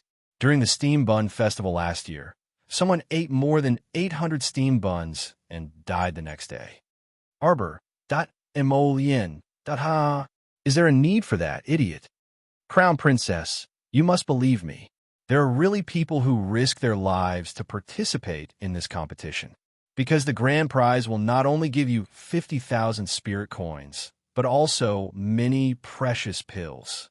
Last year, the first place winner received a heaven-level dragon grass. This general has heard that heaven-grade medicinal herbs are sought after by many alchemists. So the person who died last year from eating too much steam bun, Miss Chow's face was expressionless, and the twitching of her mouth showed that she was not calm. He was a pill refiner from the pill house. Emolien, Arbor. It was hard to imagine that someone would risk their life to participate in this steamed bun eating competition for a stalk of dragon grass. Why didn't they go to heaven? So those digestive pills, they are refined by the pill refiners themselves, but it's also possible that when they eat the steamed bun on the spot, they feel that it's not enough. In that case, they can also ask other pill refiners to refine it for them. But in this way, they may have to share the prize with others. Then let's go to the Westward Pavilion. Sir Jojo suddenly had the mood to go see that group of idiots. Okay, Commander Fong didn't even notice that he actually heaved a sigh of relief. He finally tricked the Crown Princess. This was great. At least it could shorten the journey by a month. The Emperor was anxiously waiting in the capital, and his eyes were probably about to fall out the next day. The little girl boarded a large ship that Commander Fong had prepared for them. They entered the Weishi River and headed towards Dragon Flame City. To be honest, there wasn't much to see in the vast river before his eyes for the past few days. Since there was still plenty of time, Arbor decided to sneak back to Planet Fish Orchid. He summoned the seed fragment and absorbed it into his Dantian star zone. This was not the first time Jojo had absorbed the seed fragments, so the reaction was naturally better. It was obviously not as big as the first time. Furthermore, she had advanced by absorbing spirit power from the Fish Orchid planet. Therefore, the people outside had no idea what had happened to her. After spending a day and a night on Planet Fish Orchid, Arbor opened his eyes. He felt the power in his body. This time, after absorbing the seed fragments, her cultivation had directly increased from level 8 Little Spiritual Master to level 10 Great Spiritual Master. This kind of cultivation speed was already very fast, although the current him was still far from being comparable to the disciples of some clans in the Divine Prefecture. But it didn't matter. Arbor thought that he would catch up with them soon. Chapter 2440. Big Brother. Ollie walked in with a dark expression. That guy left a few days ago on a golden dragon. I heard that he had a little girl with him when he left. Hearing this, Akir jumped up from his stool. Brother Yassi, are you talking about the Crown Prince of the Mo Kingdom? Ali pursed his lips.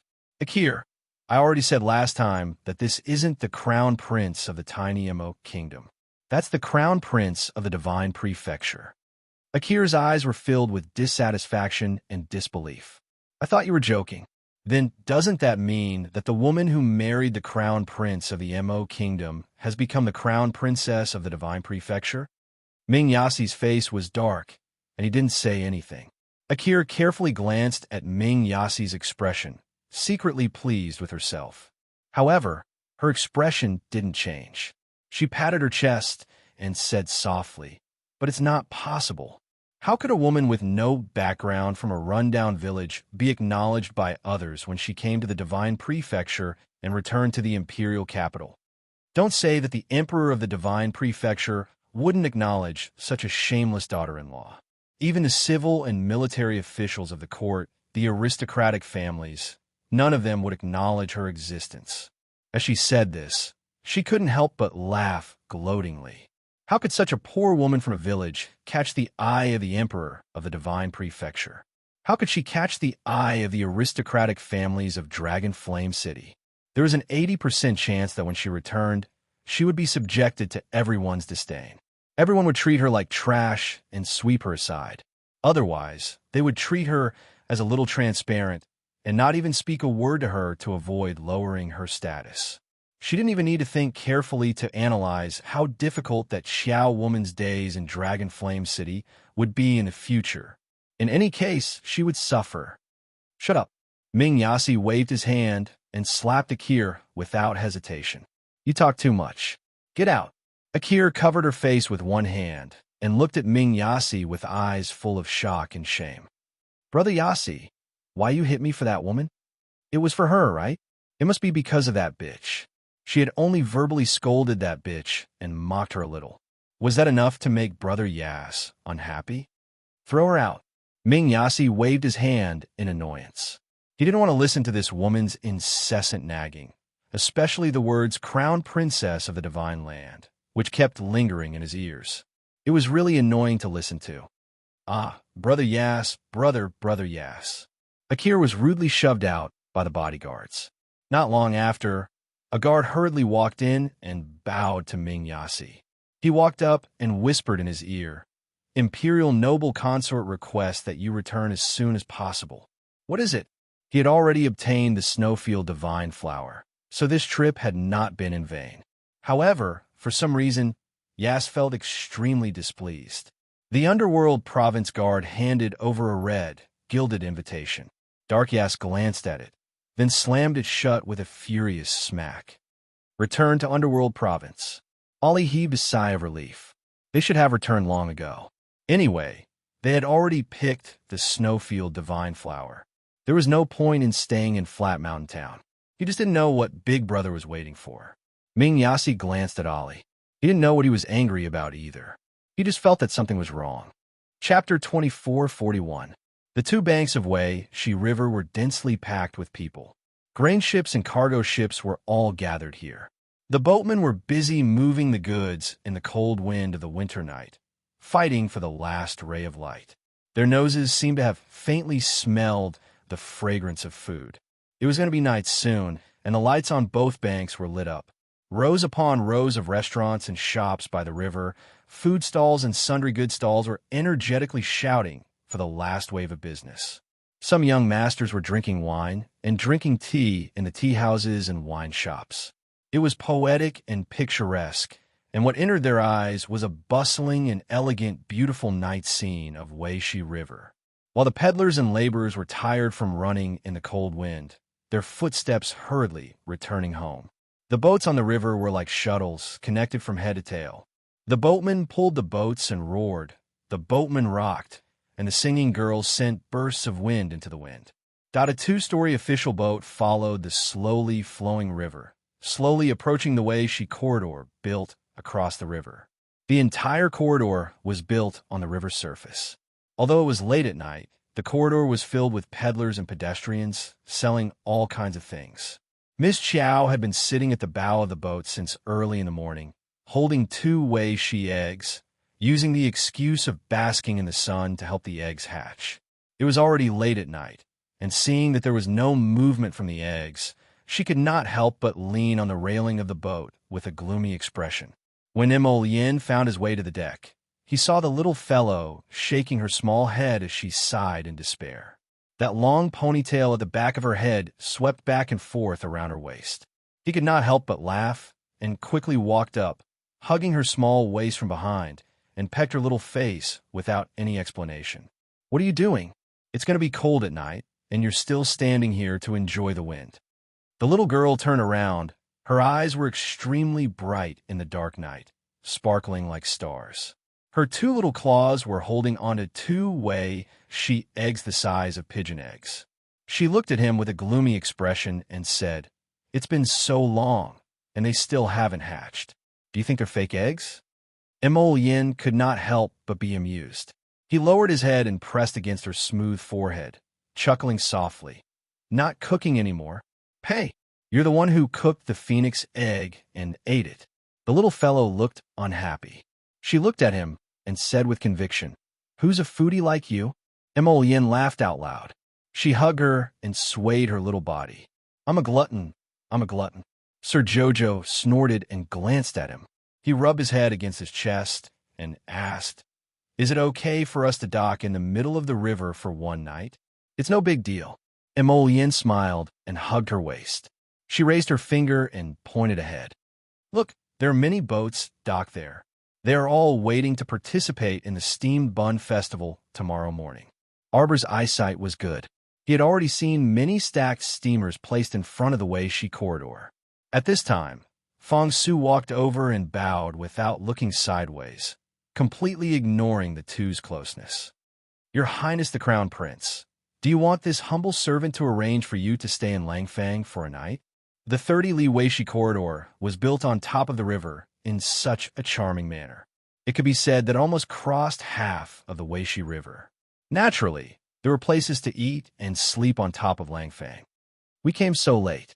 There's still a place to stay on top of Langfang?" Arbor blinked and asked. Fong Su cupped his hands and said respectfully, replying to the Crown Princess, "If your Highness the Crown Prince and you want to go, there's naturally a place to stay. Even if there wasn't, he had to make it. Chapter 2442. Prince Imo smiled and lowered his head to look at his baby. He asked softly, "Jojo, do you want to go to the gallery?" "I don't think so." Miss Chiao looked at the bustling crowd in the gallery and pursed her lips in disinterest. The entrance to the gallery was already crowded with people. Perhaps the people who were participating in the Manta Festival and came from nearby cities were also here today. It would be more comfortable to spend a night on her own boat than to go up and squeeze with so many people. She would go up and squeeze with them tomorrow. MHM. Then I'll ask someone to prepare dinner. Prince Imo hugged her waist and tightened his arms. "What do you want to eat?" "Fish."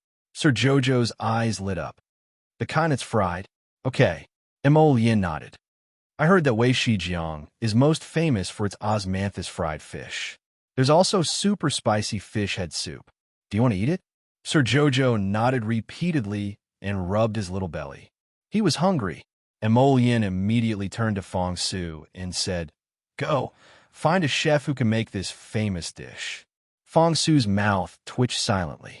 He suddenly felt like his heart had been hurt 10,000 times. He still didn't know why he felt so blue and thin in his heart. In fact, this was the invisible lethal effect of a young couple on a single dog. "Reporting to your highness, the chef on the boat is an imperial chef brought by Eunuch Hu. He knows how to make this dish." "All right then, bring me over to take a look." He lowered his head and kissed his little wife, then personally draped a brocade cloak on her. "Be good and wear it when it's cold at night. Jojo, play here for a while more. Your husband will come after he's done making the delicious food." Fong Su felt like he had nothing left to live for. He didn't know that this was a feeling of suffocation after eating too much dog food. He followed Imo Yin with a puzzled expression. "Master, you're going to the kitchen?" Fong Su never expected that the dignified crown prince of the Divine Prefecture would wash his hands and make soup for his wife. Mr. Jojo had a puzzled look on his face. He felt that Sue's glance before he left made him look like an idiot. What was he looking at? She looked down at the 2 pigeon eggs in her hand and felt a little worried.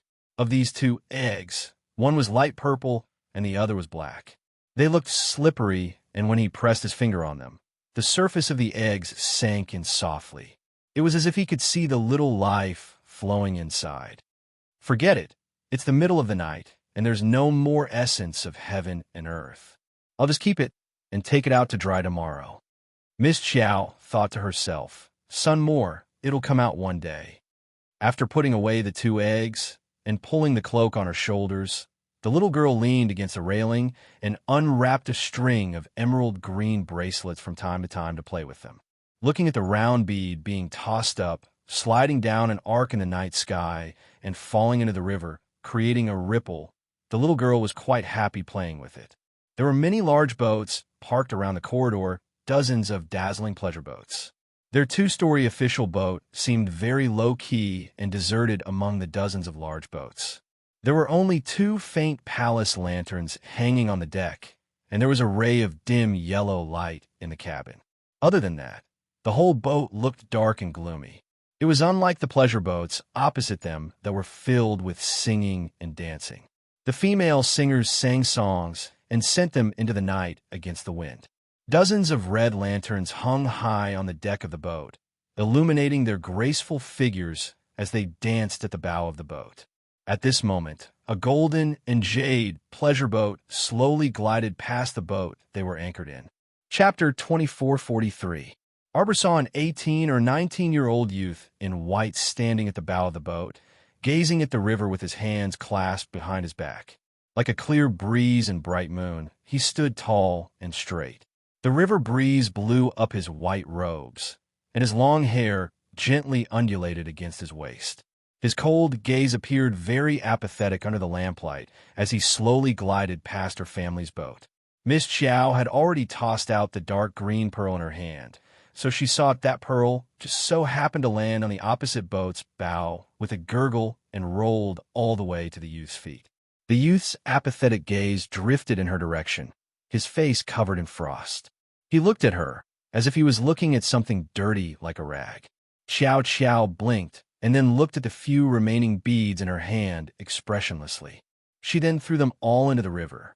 The little stoic's eyes didn't even move as she woodenly glanced at her little brother before retracting her gaze.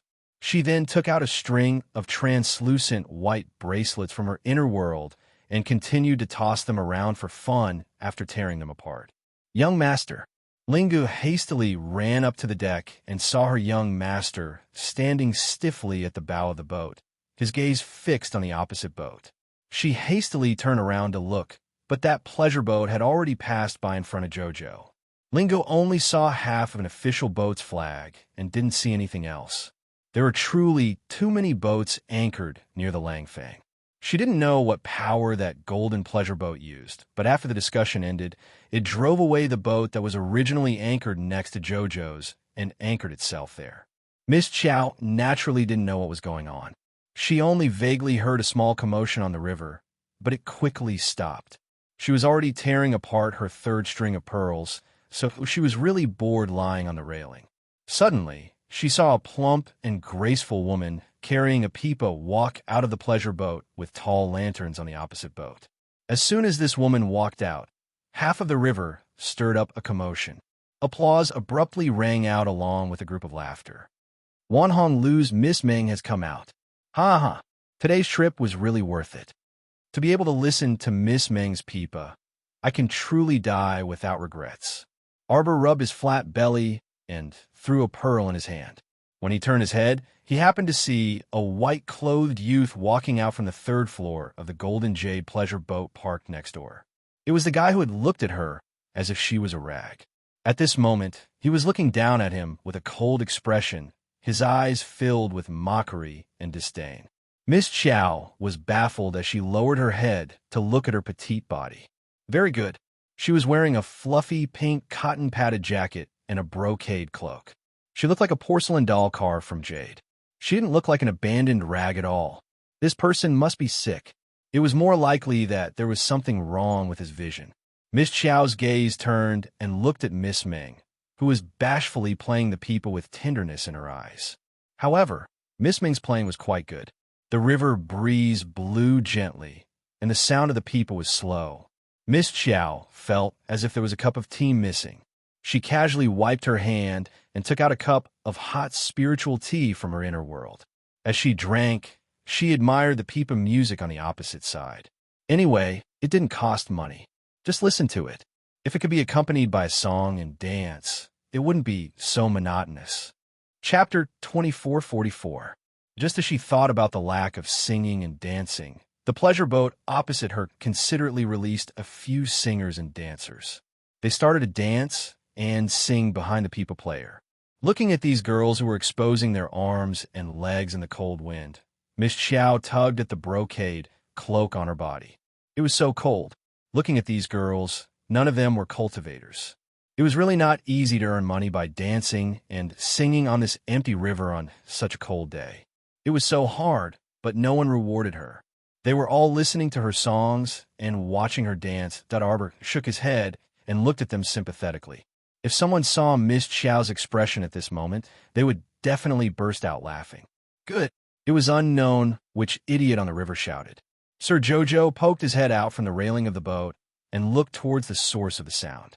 From her angle, she could only see some densely packed boats. Other than that, she really could not see anything else. However, she did not need to continue looking around. The guy who called out good suddenly flew up into the air. It was unknown which boat he had come from, but in an instant, he landed on the deck of the pleasure boat on the opposite side. He stretched out a folding fan and held up the chin of the pipa girl on the opposite side. He smiled and said, Miss Ming really played the pipa well. I'll pay 1,000 spirit coins to ask Miss Ming to play the pipa for me for a night. TSK, you only have 1,000 spirit coins, and you still have the nerve to bid. Miss Ming, I'll pay 2,000 spirit coins. I'll pay 3,000. One bid after another broke the bustle on the river. Almost all the people on the boats ran over to the deck to watch the show. A middle-aged woman walked out from the pleasure boat opposite them. She stretched out her hands and gestured downwards. Her voice was steadily transmitted into the wind. If you want to listen to Miss Ming play the pipa for a night, the starting bid must be 5,000 spirit coins. Fuck, it's really shady. What's the background of this Miss Ming? Why is her value so high? She's the star of the Myriad Red House. Her value is naturally high. Hey, is that pleasure boat opposite us from the Qin estate? It looks like the clan emblem of the Qin estate. Yes, yes, yes. It seems to be from the Qin estate. After Miss Ming finished her song, she stood up and bowed to everyone. She said softly, "Thank you for your love. This little girl is not talented. I only have one hand on the pipa, which is pleasing to the ears." It was said that Ziqin, one of the 5 dukes of the Qin estate, was proficient in chess, calligraphy, and painting. She was especially proficient in playing the zither. She was even able to transmit her voice into the rhythm, which was extremely moving. This little girl is not talented, so I would like to ask 5th young master to give me some pointers. Everyone quickly laughed and said, "Miss Ming is too modest." That's right, that's right. I love listening to Miss Ming's lute nocturne. Her playing isn't inferior to 5th young master Qin's. So it really is the Qin estate's pleasure boat. 5th young master Qin's zither skills are unparalleled in the world. How can Miss Ming compare with him? When Arbor saw that they were only talking and not performing, he lost interest and continued to lie down. The pearls in his hand were thrown away one by one. Suddenly, that Miss Ming slightly exclaimed. It turned out that the young master who had jumped onto the deck first and bid 1,000 spirit coins had forcefully pulled her into his embrace, causing Miss Ming to exclaim in surprise. "I bid 5,000 spirit coins." That vulgar young man smiled and raised his hand. "Miss Ming, your lover today is me, UFA." Arbor, who was originally lazily lying down on the railing, suddenly narrowed his eyes. A dangerous aura was emitted from his body. Chapter 2445. The little stoic looked coldly at the pleasure boat across from them. She carefully sized it up and seemed to recall something. She reached out and took out several pieces of drawing paper from her inner world. She pulled out one of them and carefully compared it to the sloppy man under the light. As expected, it was this UFA. He was one of Yubation's 2 sons who ran away from Shuntian Prefecture with the Yu family, one of the 3 patrician families in Wenka City. It was truly a case of wearing out iron shoes in a fruitless search only to find by sheer luck. Ever since Yu Batian, that old geezer, ran away, Jojo had been suppressing his anger. He and others schemed against Jojo behind his back, so Jojo wouldn't let them off so easily. Arbor's gaze hardened, and she kicked the railing with the tip of her foot. She then leaped up and headed for the pleasure boat across from them. The 2 hidden guards hidden in the shadows. That not good. The crown princess was stirring up trouble again. After lightly landing on the pleasure boat, Arbor summoned her ferule and hit the back of UFA's hand without another word. UFA was startled and wanted to retract his hand, but he didn't expect to hear a crisp slap next to his ear. His entire arm went numb from the ferule and drooped down at once. Miss Ming was stupefied. She had seen heroes saving the damsel in distress, but she had never seen a beautiful girl saving the damsel in distress. The middle-aged woman on the pleasure boat was also a bit surprised.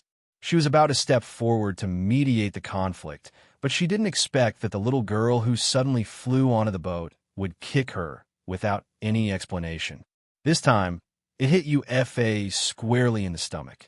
With a fierce kick, UFA was sent flying, crashing heavily into the window frame. His entire body was embedded in the window frame of the boat, and his 2 legs were dangling. There was absolute silence everywhere. Everyone was stupefied by this unforeseen turn of events. They had seen people fighting over song and dance dancers, but they had never seen a little girl board a boat to fight over song and dance dancers. Was there still justice in this? Arbor didn't care what other people thought and directly walked up. She dragged UFA's legs and threw him to the ground with a look of disdain. After being thrown by the little stoic, UFA looked like a dead pig that was thrown to the ground. His legs even twitched reflexively. "Everyone, don't, little madam. Let's talk things out." The middle-aged woman on the pleasure boat suddenly had an idea. She stopped her with a frown and said with an apologetic smile, "What man doesn't cheat? Even if your husband came to our pleasure boat to seek pleasure, young madam, you can't beat him up like this in front of so many of us. I have to give him some face." What nonsense are you spouting? Chow Mu interrupted the middle-aged woman's words and forcefully flung aside the arm that was blocking her. She then raised her leg and kicked Yufa's thigh. Everyone only heard a crisp kacha sound, and they were immediately speechless. Hey, don't hit me, don't hit me. The middle-aged woman's face was bitter, and she quickly reached out to stop Arbor. Out of the way. Arbor pushed the woman to the side impatiently. He jumped forward and kicked Yufa so hard that he flipped onto his back. He asked angrily, "Where's your father?" Everyone was speechless. What kind of trick was this? Why did they have an inexplicable urge to burst into laughter? Did she really freaking come here to capture her husband? Then why did she have to ask about his father? Yufa looked at the girl in front of him in horror, completely unaware of how he had offended her. His face was as white as a sheet of paper, and he repeatedly asked, You, who are you? Who are you? Arbor's gaze turned fierce. I'm asking you where Yu Batian is. Chapter 2446. Yufa was completely stupefied. His face was unbelievably pale as he repeatedly shouted, I don't know what are you talking about? Stop pretending. The little stoic apathetically took out several wanted posters from her sleeve and pulled out one of them. She shook it in front of Yufa and read aloud. Yufa, male, 26 years old, 3rd level with spiritual cultivator. Yu Baishan's second son, Yu Hui's younger brother, Yu Tuo's second older brother. Everyone. Good heavens, there really was a detailed description attached to a wanted poster. However, what was with this inexplicable comical feeling? You still want to deceive Jojo? It's all written here. You still want to deny it? Do you think the whole world is retarded just because you're retarded? The little girl angrily kicked Yufa in the stomach. Speak. Where's that old geezer Yu Batian hiding? If you confess to him, I'll spare your lowly life. Yufa suddenly had an urge to cry. What kind of bad luck did he have today? How did he encounter this kind of ancestor? If he had known earlier, he wouldn't have acted cool and jumped up to tease Miss Ming. Look at the situation now. He really couldn't get out of the situation. No matter how he looked at it, he felt sad and pitiful. Great aunt, great aunt. You listen to me, speak. Speak. Yufa pulled a long face and shrunk back uncontrollably in lingering fear. That my dad. Ever since I came to the Divine Province, I really haven't seen him. Great aunt, every injustice has its perpetrator. Every debt has its debtor. If you have any enmity or grudge, you can find my dad and not me. I'm innocent. Great aunt. Everyone. Miss Chow looked at him expressionlessly. Leaving you alive is also a scourge. No, I definitely won't be a scourge, no. No. Yufa's brain spasmed, and he hastily knelt down and kowtowed piously. Great aunt. Oh, my dear great aunt. I, Yufa, can swear to the heavens that I only want to eat, drink, be merry, and follow my heart in this life. I don't want to care about the Yu family's lousy affairs. Please spare me. Spare me. Arbor looked at him impassively. Yufa hurriedly knelt on the ground and cupped his hands as he cried out, I swear, if I, Yufa, say a single false word, then let me be burned by heavenly fire, be struck by heavenly lightning, and die without a burial ground. As he spoke, he looked at Arbor with a fawning expression. I can write an oath to prove that I'm not lying. That old man of mine, miss, you don't have to say, I also hate him. He wasn't an upright person. When he arrived at the Divine Land, he took my little brother with him. I don't know where he went. From that day onwards, I no longer recognized him as my father. Speaking of which, I'm also wronged. My father has never loved me since I was young. Although I'm a member of the Yu family, no one in the Yu family cares about me. I no longer have anything to do with the Yu clan.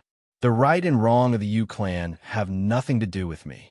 Yufa pointed to the sky and the earth. Everyone looked at each other, speechless. There were even people who couldn't help but snicker at Yufa's cowardice. Actually, Yufa wasn't lying. When he was in the middle 6 prefectures, he wasn't as capable as his 2 brothers. He spent the whole year roaming the red light district and made Yu Batian lose face. Not to mention that UFA didn't treat the U family as his home. Ubatian didn't treat UFA as his son long ago. If it weren't for the fact that this second son had coincidentally hugged his thigh and escaped the U family with him, Ubatian wouldn't have cared about this good-for-nothing. He was simply a good-for-nothing. Chapter 2447. Therefore, UFA and Ubatian probably didn't have a good father-son relationship. The rest of it was probably the matter of him cheating his father and son. The little girl definitely didn't expect that this person's desire to live was so strong that he was even willing to sign the oath. This meant that he really didn't hide anything from her. The Yu family definitely didn't have a good relationship with him. Otherwise, the oath really wasn't a joke. At this moment, she wanted to stomp her little foot down, but didn't have the nerve to do so. She hesitated for a while in midair before retracting her foot and looking at UFA expressionlessly. Since he said so, she had no reason to beat him up anymore. Right, that looking at the little girl's regretful expression, UFA's body shook for no reason.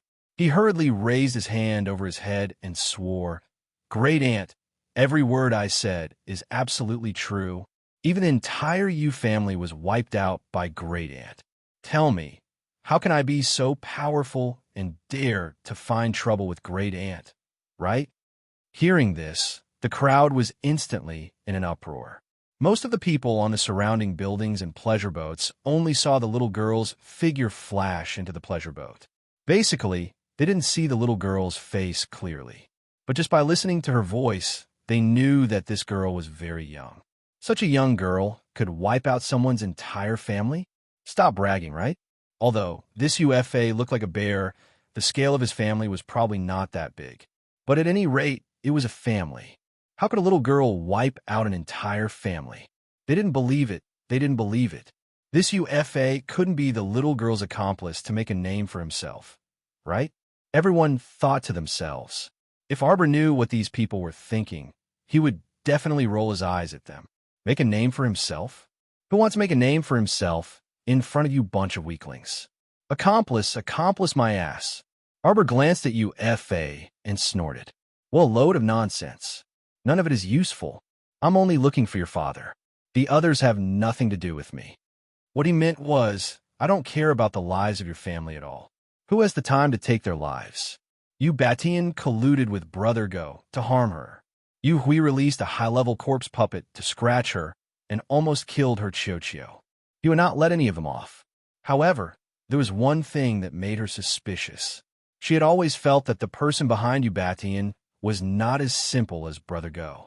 Brother Dog was a pawn of Jingmin Yao of the Pangu clan in the Aurora Sandland. There was no doubt about that.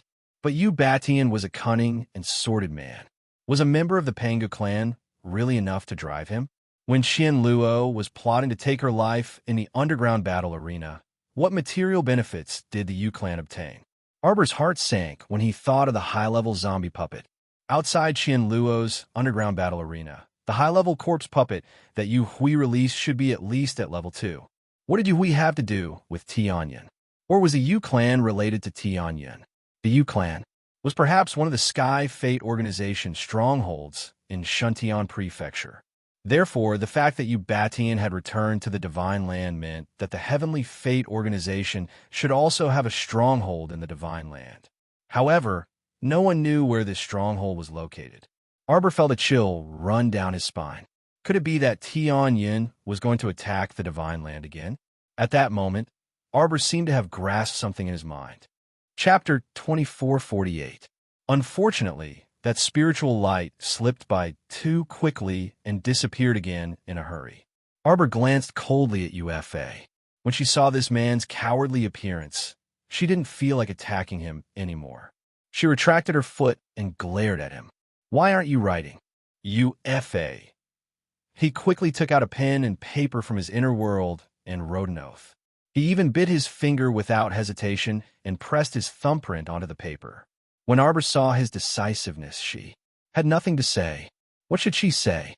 She wouldn't get Ubatian's whereabouts even if she interrogated this punk.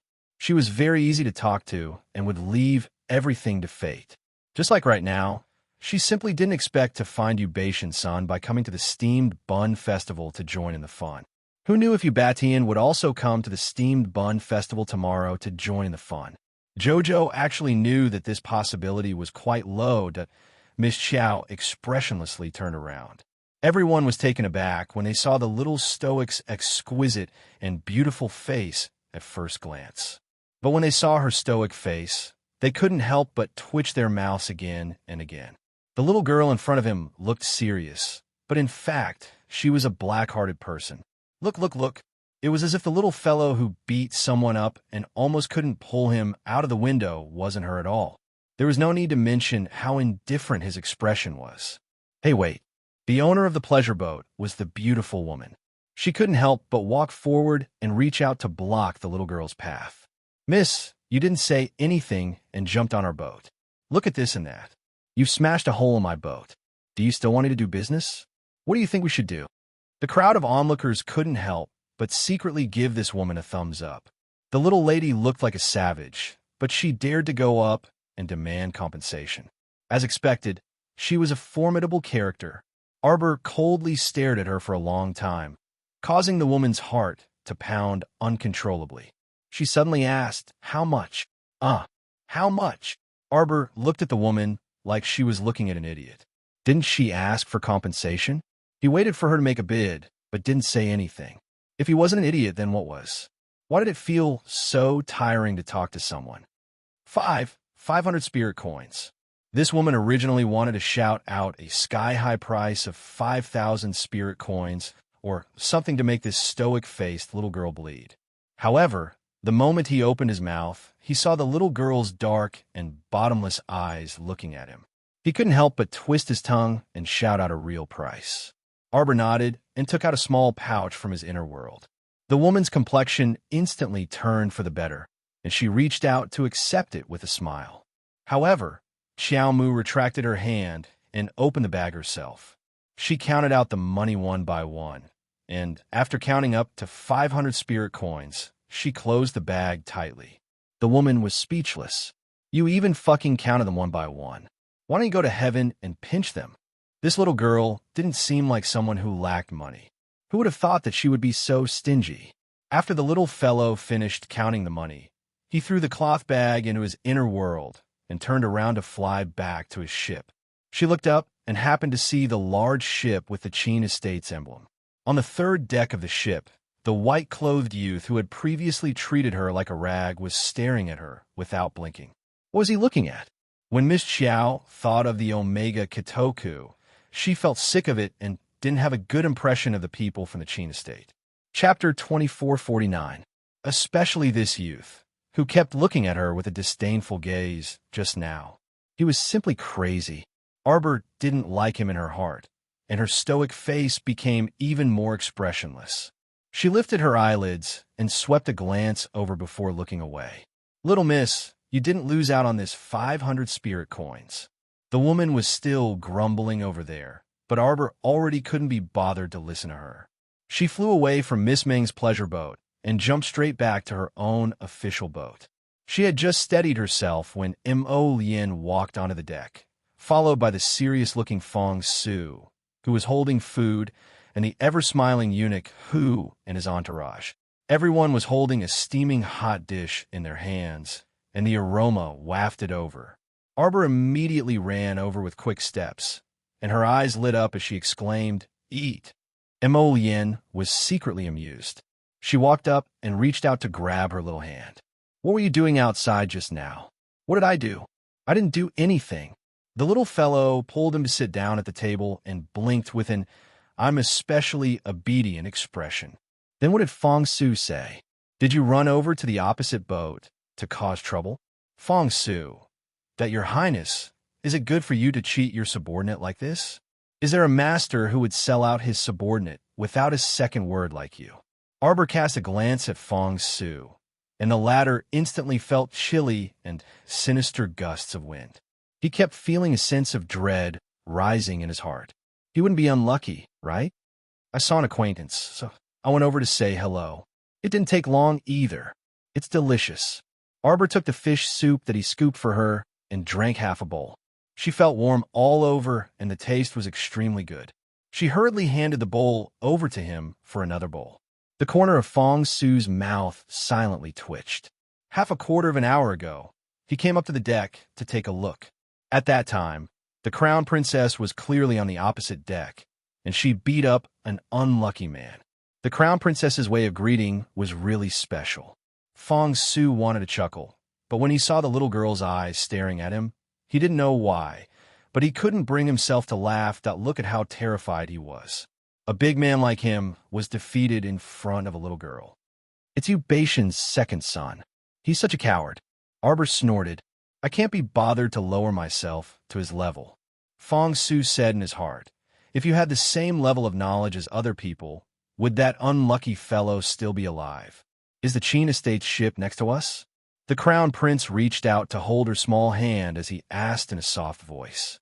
Arbor nodded. Ignore him. Arbor nodded again. Of course, she wouldn't bother with him for no reason.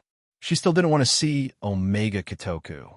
Early the next morning, Xiao Mu was woken up by the clamorous laughter in the corridor outside.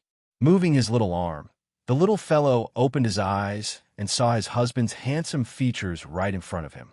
He immediately felt that his beautiful day had begun. Have you seen enough yet? Mo Yin opened his eyes with a grin. Because he had just woken up, his voice was still a bit gloomy and hoarse. Not enough.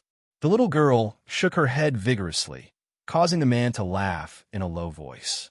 By the time the two of them started to dawdle, an hour had already passed. After washing up, Arbor pulled his hand and walked towards the deck of the ship. Let's go and see the results of last night. Mo Yin raised his brows slightly. Results? Arbor nodded her small head. That's right. I threw a lot of beads into the river last night. Chapter 2450. If there are no accidents, today's harvest would definitely be bountiful. The little girl's eyes lit up.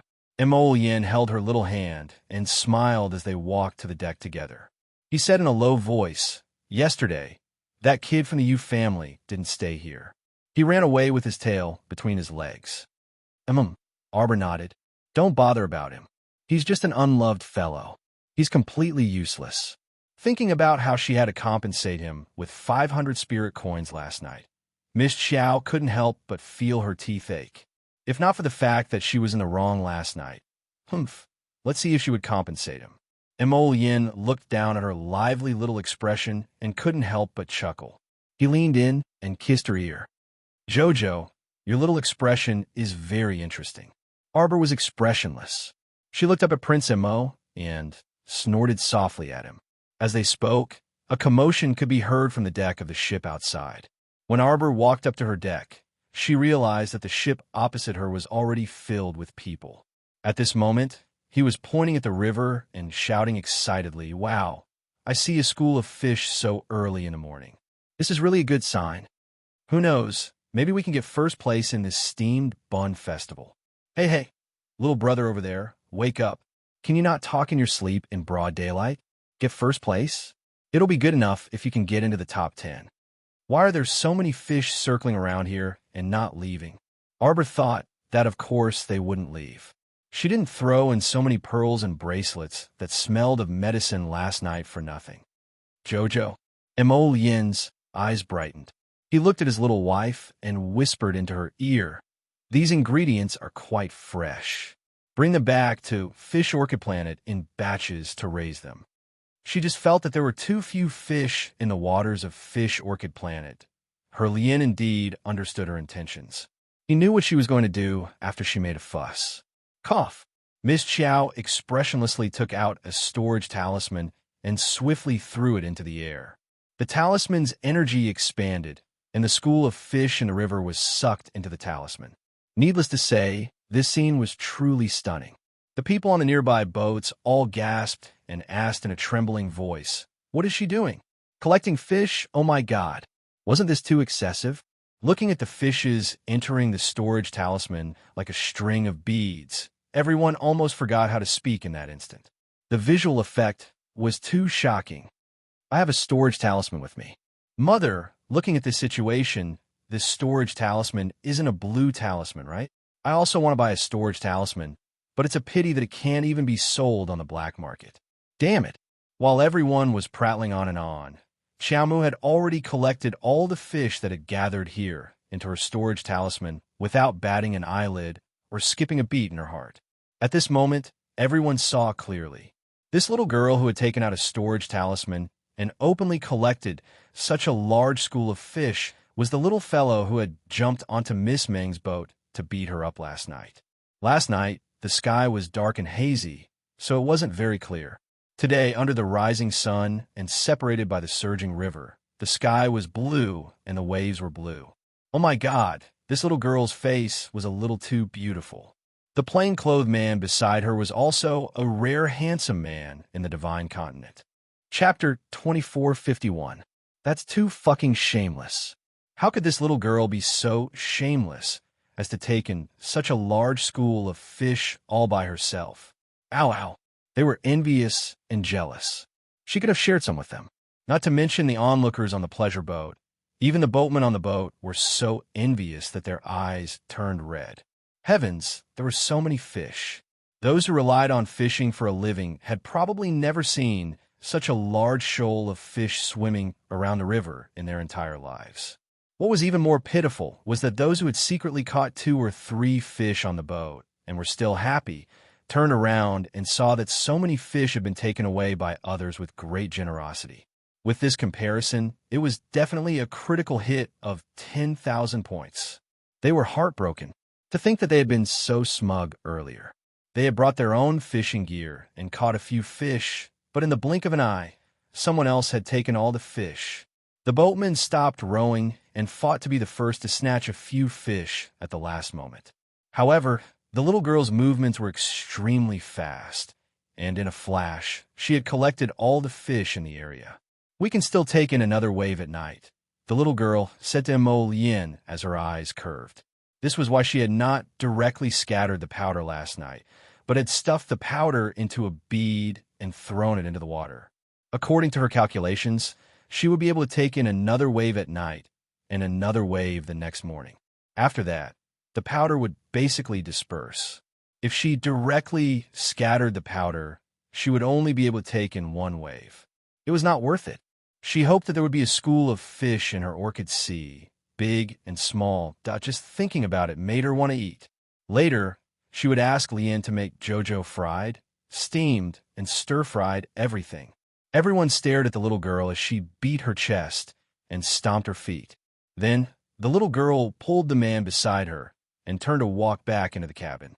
When they returned to the cabin for breakfast, Arbor took the time to return to Fish Orchid Planet and release the school of fish from the storage talisman into the sea.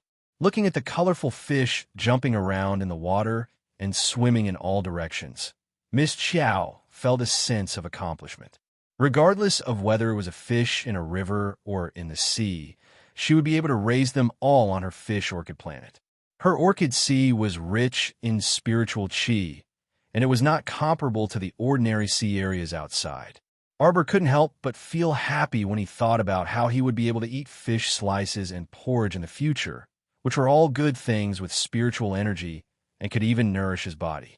The two of them quickly finished their breakfast and turned around to walk towards the entrance of the corridor, hand in hand. At this time, many people had already gathered at the entrance. Most of them were spectators, but there were also some who were here to participate in the competition. Every participant had a red headscarf tied around their heads, making them easy to recognize. This year's champion is the ghost grass. No wonder there's so many more people signing up this year. The ghost grass's medicinal properties are overbearing. It's used to cure all sorts of negative states.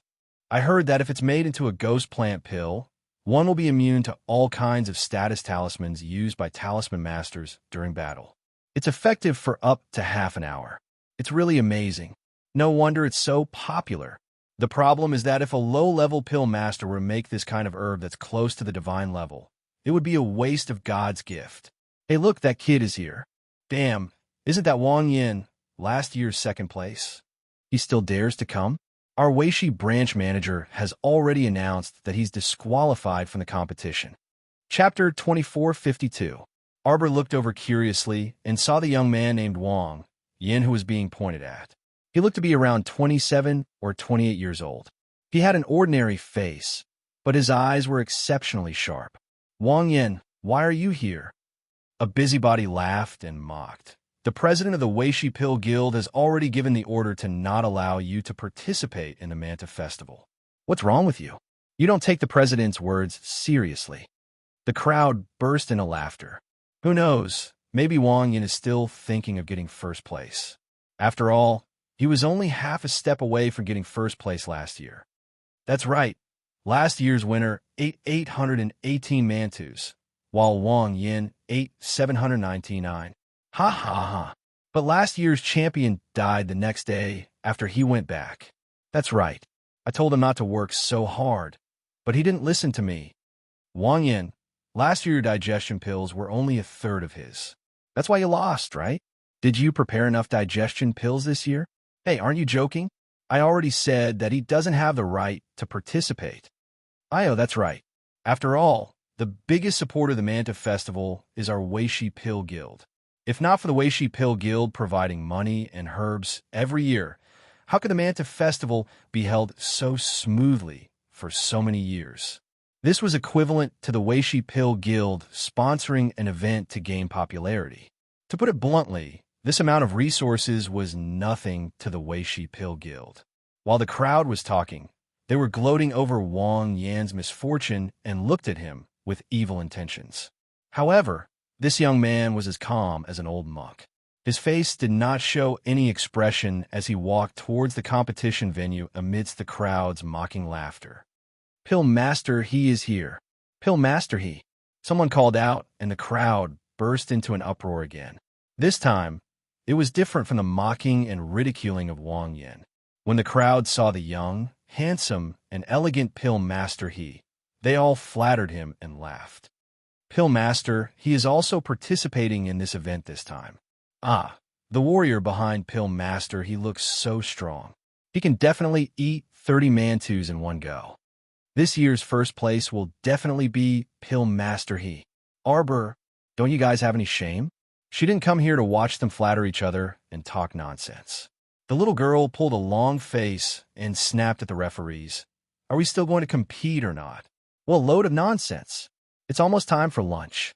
It was really annoying to dawdle about doing something. Everyone was speechless.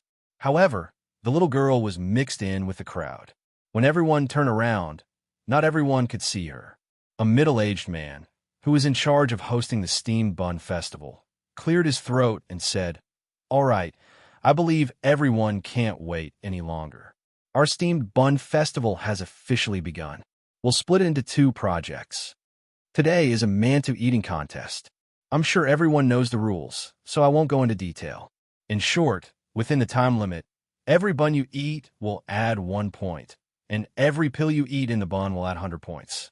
The second event tomorrow is the Steamed Bun Wrapping Competition. The requirement this time is that the pill in the bun must be a detoxification pill. When the time comes, we will be responsible for giving out 30 or so people with various symptoms of poisoning. If we save 1 person, we will add 10 points. The person with the highest score in the 2 events will win. Chapter 2453. The little girl was speechless. She felt that this competition was a joke. If it was a pill competition, then it was a pill competition. Why did you have to make people eat steamed buns? Furthermore, they had to eat so many steamed buns. Last year, someone even died from eating them. Could it be that if the pill was not eaten in the steamed buns, it would lose its effect? That can't be right. Is there a second event this year?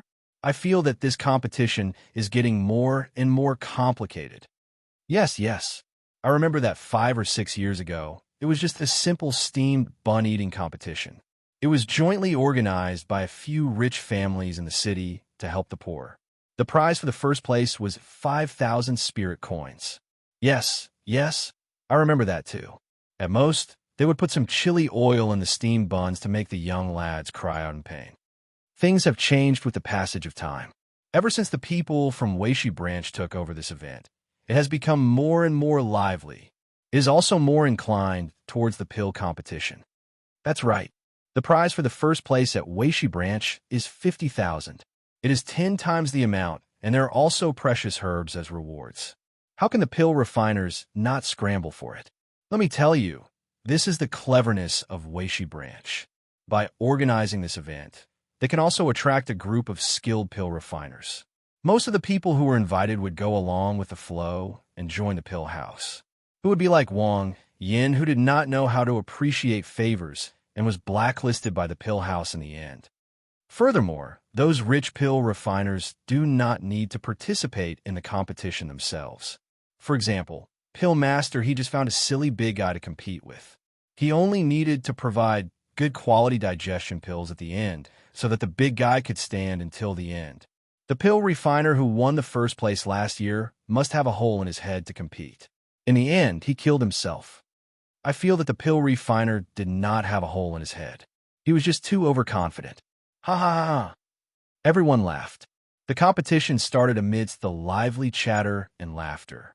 Under the protection of Fong Su and the rest, Miss Xiao pulled Prince Mo to the front of the crowd to watch this unique event. There were more than 100 people participating in the competition. They were divided into more than 10 groups.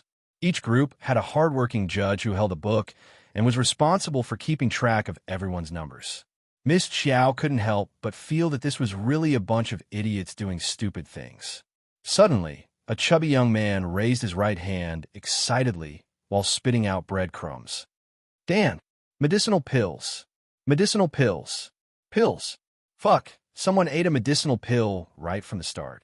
The middle-aged man hosting the competition revealed a sweet smile. In this competition, pills aren't the only thing. Every time you eat a medicinal pill, you'll get an additional 100 points. Everyone do your best. As soon as he said that, the group of people who were eating the steamed buns seemed to have gone crazy. They rushed into the pile of steamed buns, grabbed one in each hand, and crazily stuffed them into their mouths. The referee at the side had to keep an eye on the 10 contestants, so he could only run around and shout excitedly. This contestant number 3 is already eating his 18th steamed bun. Contestant 19 was even more impressive. He was already stuffing the 22nd steamed bun. Oh my God, everyone look. This contestant number 16 is about to die.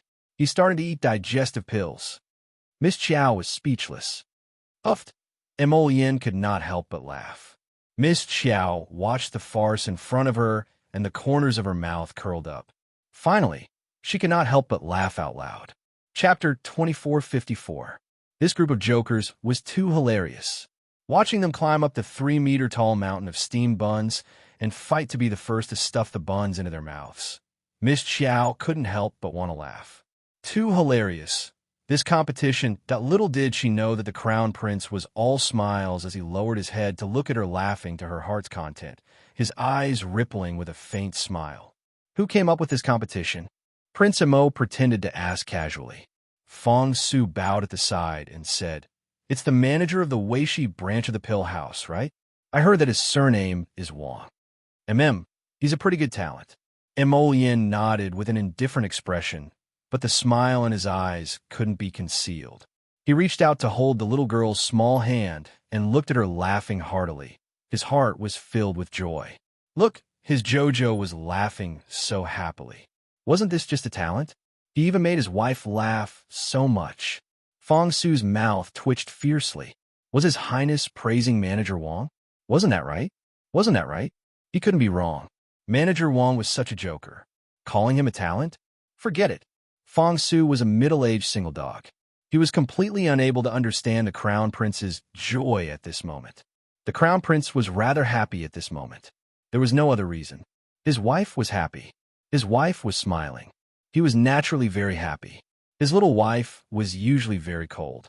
It wasn't an exaggeration to say that the number of times she smiled could be counted with one's fingers. It was rare to see her smile like this. It was really too adorable. The Crown Prince's heart was brimming with love. He reached out to hold his wife's small waist and very considerately reached out to gently stroke her back to help her breathe. Then he raised his hand to point at the mountain of steamed buns and shouted, "Jojo, Jojo, look at that person. He's rolling down from the mountain of steamed buns. Jojo, Jojo, look. That guy's eating steamed buns left and right until he's vomiting. He's even vomiting on someone else's head. Does he still want to recover?" Ha ha ha ha. Miss Xiao felt that it would have been better if the Crown Prince didn't explain. Once he did, She wanted to laugh even more. It was too funny, this messy situation in front of them. Words like these attracted the attention of the surrounding people to the man who was gloating. Even if we were laughing at those fools in our hearts, we wouldn't dare to say it out loud. Fong Su's face was taut, and his solemn expression suddenly cracked a little.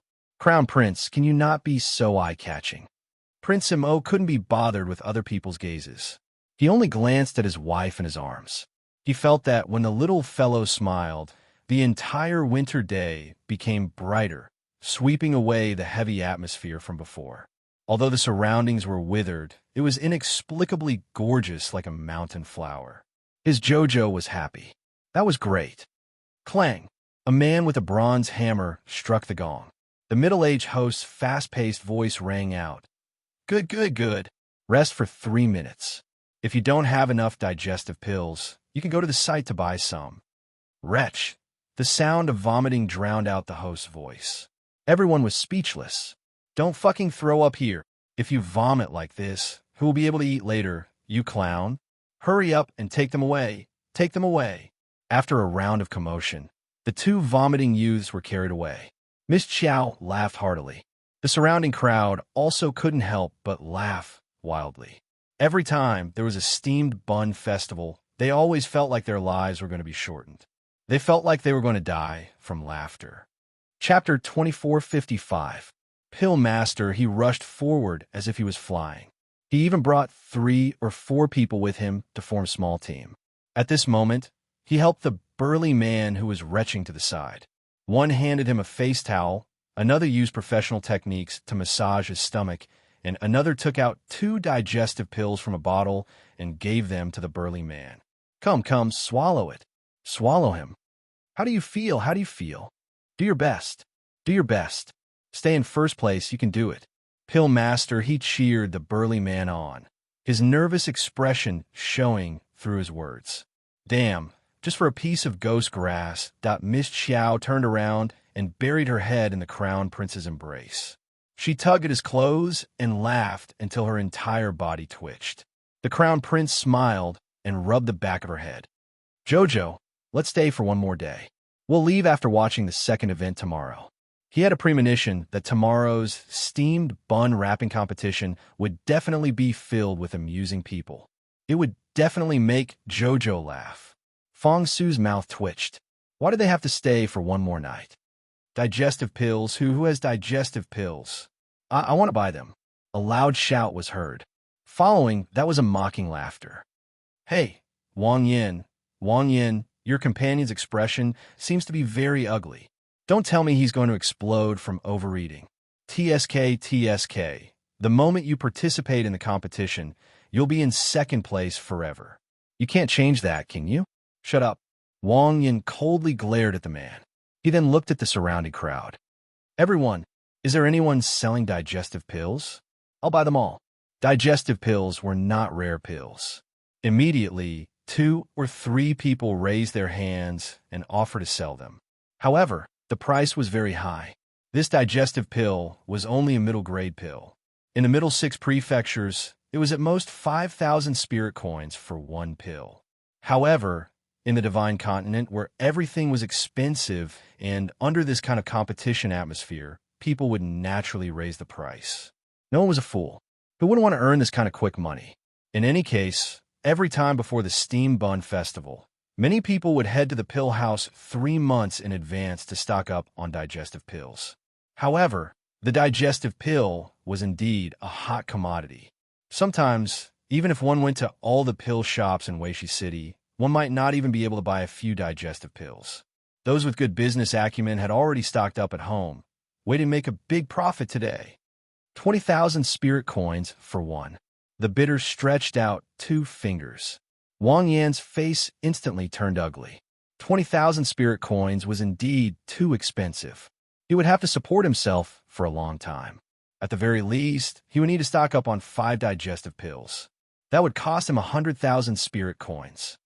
You can also give me spirit stones. 20 spirit stones. Aren't you going to rob them? Someone shouted indignantly. Even a fool knew that spirit stones were precious. 20 spirit stones were far more valuable than 20,000 spirit coins. Who would use spirit stones to exchange for a middle-grade medicinal pill like the digestive pill? There's no need to snatch it. This is the price of my digestion pills. Buy it or leave it. Wang Yin sighed and reached out to support his friend. Brother Ge, I think we should just forget about this competition. The price of the digestive pill had been soaring every year. This year's price was so expensive that it made people lose all desire to buy it. There was no other way.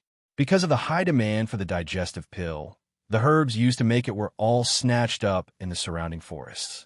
Now, there was a serious shortage in the market. Chapter 2456. With the lack of ingredients, it was naturally impossible to make more digestive pills. As a result, the price of the digestive pills rose rapidly every year. This year's supply of ingredients could no longer keep up with the demand for digestive pills. A young man beside Wang Yin suddenly cried out in fear, "Gadapeng, Gadapeng." Wang Yin looked down and saw that the man beside him had his eyes tightly shut. His face was pale and his body was trembling slightly. He ate too much. He must take the digestive pill immediately. Wang Yin was shocked and hurriedly shouted to the person who offered the highest price, I'll buy one. Unexpectedly, that person shrugged and said, I'm sorry, the price is different from before. It's 30,000 for one pill. Wang Yan's expression became more and more unsightly. He looked at the other people who wanted to sell the digestive pills. Unexpectedly, those people had discussed beforehand and would only raise the price instead of lowering the price. Thus, Wang Yin was in a tragic situation. Friend, I only have 20,000 spirit coins on me. How about this? I'll give you 20,000 spirit coins first and later. Don't talk about later. We're not that close. Who knows if you'll run away in the middle of the transaction? Who will take the rest of the money from me? Wang Yan's face was filled with anger as he clenched his fists tightly. However, Gadapeng's life was in danger, and he could only lower his head and admit defeat. Little Chow, let's pool together the spirit coins we have and buy a digestive pill for your brother Ge. Hey, come buy it for me. At this moment, a crisp voice interrupted the crowd's sighs. Wang Yin turned around and saw a porcelain doll with exquisite features waving its little hand at him. For a moment, he couldn't help but feel excited. Wang Yin walked forward and asked, Miss, you also have digestive pills? Yes. Of course, Arbor wouldn't tell him about the ultimate pills like the digestive pill. She had used them when she was still in the early stages of refining pills to train her proficiency in refining pills. Now, the middle-grade pills in her inner world were piled up in a corner like a small mountain. They weren't of much use. Now that her alchemy skills had risen, things like middle-rank medicinal pills were simply not of any use to her. I don't know the price. 10,000. The little girl stretched out her little finger. 10,000 spirit coins for one. Wang Yin hurriedly nodded. Thank you, miss. Thank you. I'll take it. The little girl nodded and casually took out a handful of digestive pills from her inner world. She casually spread them out in her palm, even skipping the bottle. How many do you want? Yes, I want two. No, 3. I want 3. It was so cheap that Wang Yin was so excited that his face turned red. He hurriedly turned to his companion and said, Little Chow, let's pool our money together and buy 3 digestive pills for your brother Ge. All right. Little Chow had no objections and just nodded. The onlookers were no longer calm, especially those who had seen the little girl collect so many fish with the storage talisman in the morning. They couldn't help but make a fuss. Where did this girl come from? Not only does he have a rare item like the storage talisman, but he also has a handful of digestive pills. That's right. She didn't even blink when she took out the digestive pills. Arbor took the 30,000 spirit coins and gave Wang Yin 3 pills. Chapter 2457. Following that, Arbor raised his head and looked at the surrounding people who were eyeing him covetously. He raised his hand and asked, Is there anyone else who wants to buy? 12,000 for one pill. 12,000 was also cheap, so an alchemist immediately walked over, wanting to buy the pills in her hand. In less than 5 minutes, Miss Chow's stockpile of over 200 digestive pills was sold out. The surrounding people had long been petrified, and they all looked at the little girl in front of them as if they were looking at a monster. "Miss, you've been stockpiling since 3 years ago, right?" An old man at the side seemed to have discovered the truth and said with a rueful expression, "How far-sighted. During the Manta Festival 3 years ago, digestive pills weren't so popular. If he had started hoarding digestion pills at that time, he would have more than 200 of them by now." Arbor was speechless. She couldn't be bothered to talk to him, who started stockpiling these worthless things 3 years ago. When she was a mid-grade alchemist, she used a small stew pot to practice her skills every day. After putting away the 2.5 million spirit coins, Miss Xiao raised her head to look at the grinning Emolian, and her eyes curved slightly. "Eat. Okay, then we'll go back." Emolian's smile widened, holding the little fellow's hand. The two of them turned and were about to leave when they saw a group of people walking over from the entrance of the corridor. The white-clothed youth in the lead was looking at Arbor with his cold eyes. When he saw Arbor's appearance clearly, a trace of indifference flashed through his eyes. Miss Xiao was expressionless, having already recognized that person from the Qin estate. However, the two of them had never met before, and there was no need for them to meet now. Linga jogged along beside her young master. Following her young master's gaze, she also couldn't help but look up at Arbor. He was a little stunned by the little girl's beauty, but that was all. Thinking of how his young master hated women, he hurriedly followed a few more steps. Suddenly, a soft and pleasantly surprised voice was heard. "Fifth brother." A young girl dressed in pink ran out from the crowd. Her small face was filled with shyness as she looked at the white-clothed youth. Like a butterfly flying through flowers, she ran in front of the Qin estate's fifth young master. Fifth young master Qin's aloof expression fiercely changed, and his handsome face instantly seemed to distort. He hastily retreated a step, and his eyes revealed a trace of ruthlessness and fury. "Kill her, Arbor." These words sounded very familiar, but they made her feel very unhappy. Behind the fifth young master, a black shadow immediately leaped out. Like a killing machine, it stretched out its big hands like iron pincers and twisted the pink-dressed girl's slender neck. The pink-clothed young girl looked at fifth young master Qin in bewilderment. She wanted to struggle, but her hands were powerlessly hanging down. Her eyes were filled with fear, as if she had not expected that her devotion to him would be exchanged for such an outcome. Seeing that the young girl was about to lose her life on the spot, another calm woman's voice was heard from outside the crowd. "Please stop." A woman with a long face and fair complexion squeezed out from the crowd leisurely in her long skirt and calmly stood 10 steps away from the fifth young master. This woman was extremely beautiful, with almond-shaped eyes and rosy cheeks, and her entire body exuded a trace of calm and dignified aura. She wore a light yellow gauze skirt with gold silk, and her hair was simply coiled into a young girl's bun. She only used an extremely precious jasper hairpin to hold her hair in place. She looked simple yet generous, and she carried a good complexion. Chapter 2458. The young girl was only 16 or 17 years old. She looked worriedly at the pink-clothed young girl whose neck was being grabbed and hastily said, "Fifth young master, please forgive her. My younger sister is insensible. Please let her off this time. In the future, she definitely won't dare to be so impudent in front of you." Fifth young master.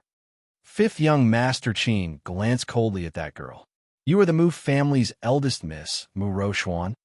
This was an affirmative sentence. Evidently, the fifth young master also knew this Miss Mu Rochuan. It was just that knowing him was one thing, and giving him face was another matter altogether. Everyone was from the capital's great family clans, and they would more or less meet a few times at palace banquets or prestigious gatherings. Rather, it was Arbor who glanced at those two girls when he heard the words Mu family, and turned his head away with a light snort. "Yes, the one you want to kill is my younger sister, Mu Rian," Mu Rochuan said, neither humbly nor overbearingly. These words clearly pointed out Mu Rian's identity and left the Qin family's fifth son to consider it himself. "Kill." Just wait to become enemies with the entire Mu family. If he didn't kill her, then they could still be friends when they met again. Moreover, this matter was originally an extremely small matter, so fifth young Master Qin was clearly making a mountain out of a molehill. Of course, if it weren't for her family clan, Mu Roxuan simply wouldn't care about her love-struck concubine sister. She rushed up to curry favor like a fool and ended up getting slapped in the face by the man in front of everyone. A concubine's daughter who couldn't be brought to the table was just a fool. Mu Ruyan was extremely aggrieved at this time. Of course, she knew fifth young Master Qin. In her impression, it was still at that flower banquet hosted by the Madam of the National Security Agency 3 months ago. At that time, fifth young Master Qin was as handsome as a banished immortal, and his superb zither skills were astonishing. He was refined, courteous, cultured, and refined, and she had also met him once at that time. Moreover, he even smiled politely at her at that time. Who knew that when they met again, it would be like this? He actually personally said that he wanted to kill her. Mu Ruyan felt that her heart had already shattered into dregs at this moment. The hair festival competition was still ongoing, but a small portion of people's gazes were currently attracted by these handsome men and beautiful women. Many people looked curiously in fifth young Master Qin's direction. Arbor, Imo Lien, and the others were blocked by Qin Wu's group at the entrance, so they couldn't walk over for the time being. Thus, they stood to the side and watched the show with indifferent expressions. Miss Chiao was screaming in her heart. Hit, hit, hit, hit. Imo Lien couldn't help but want to laugh. She lowered her head and whispered in her ear, "Are you trying to stir up trouble?" Sir Jojo was expressionless. He lifted his chin slightly to show him his stoic face, indicating that he did not have such thoughts. What a little cutie. Let's hurry back to the boat and kiss her. Prince Mo's eyes flashed as he grabbed Jojo's hand and took 2 steps forward.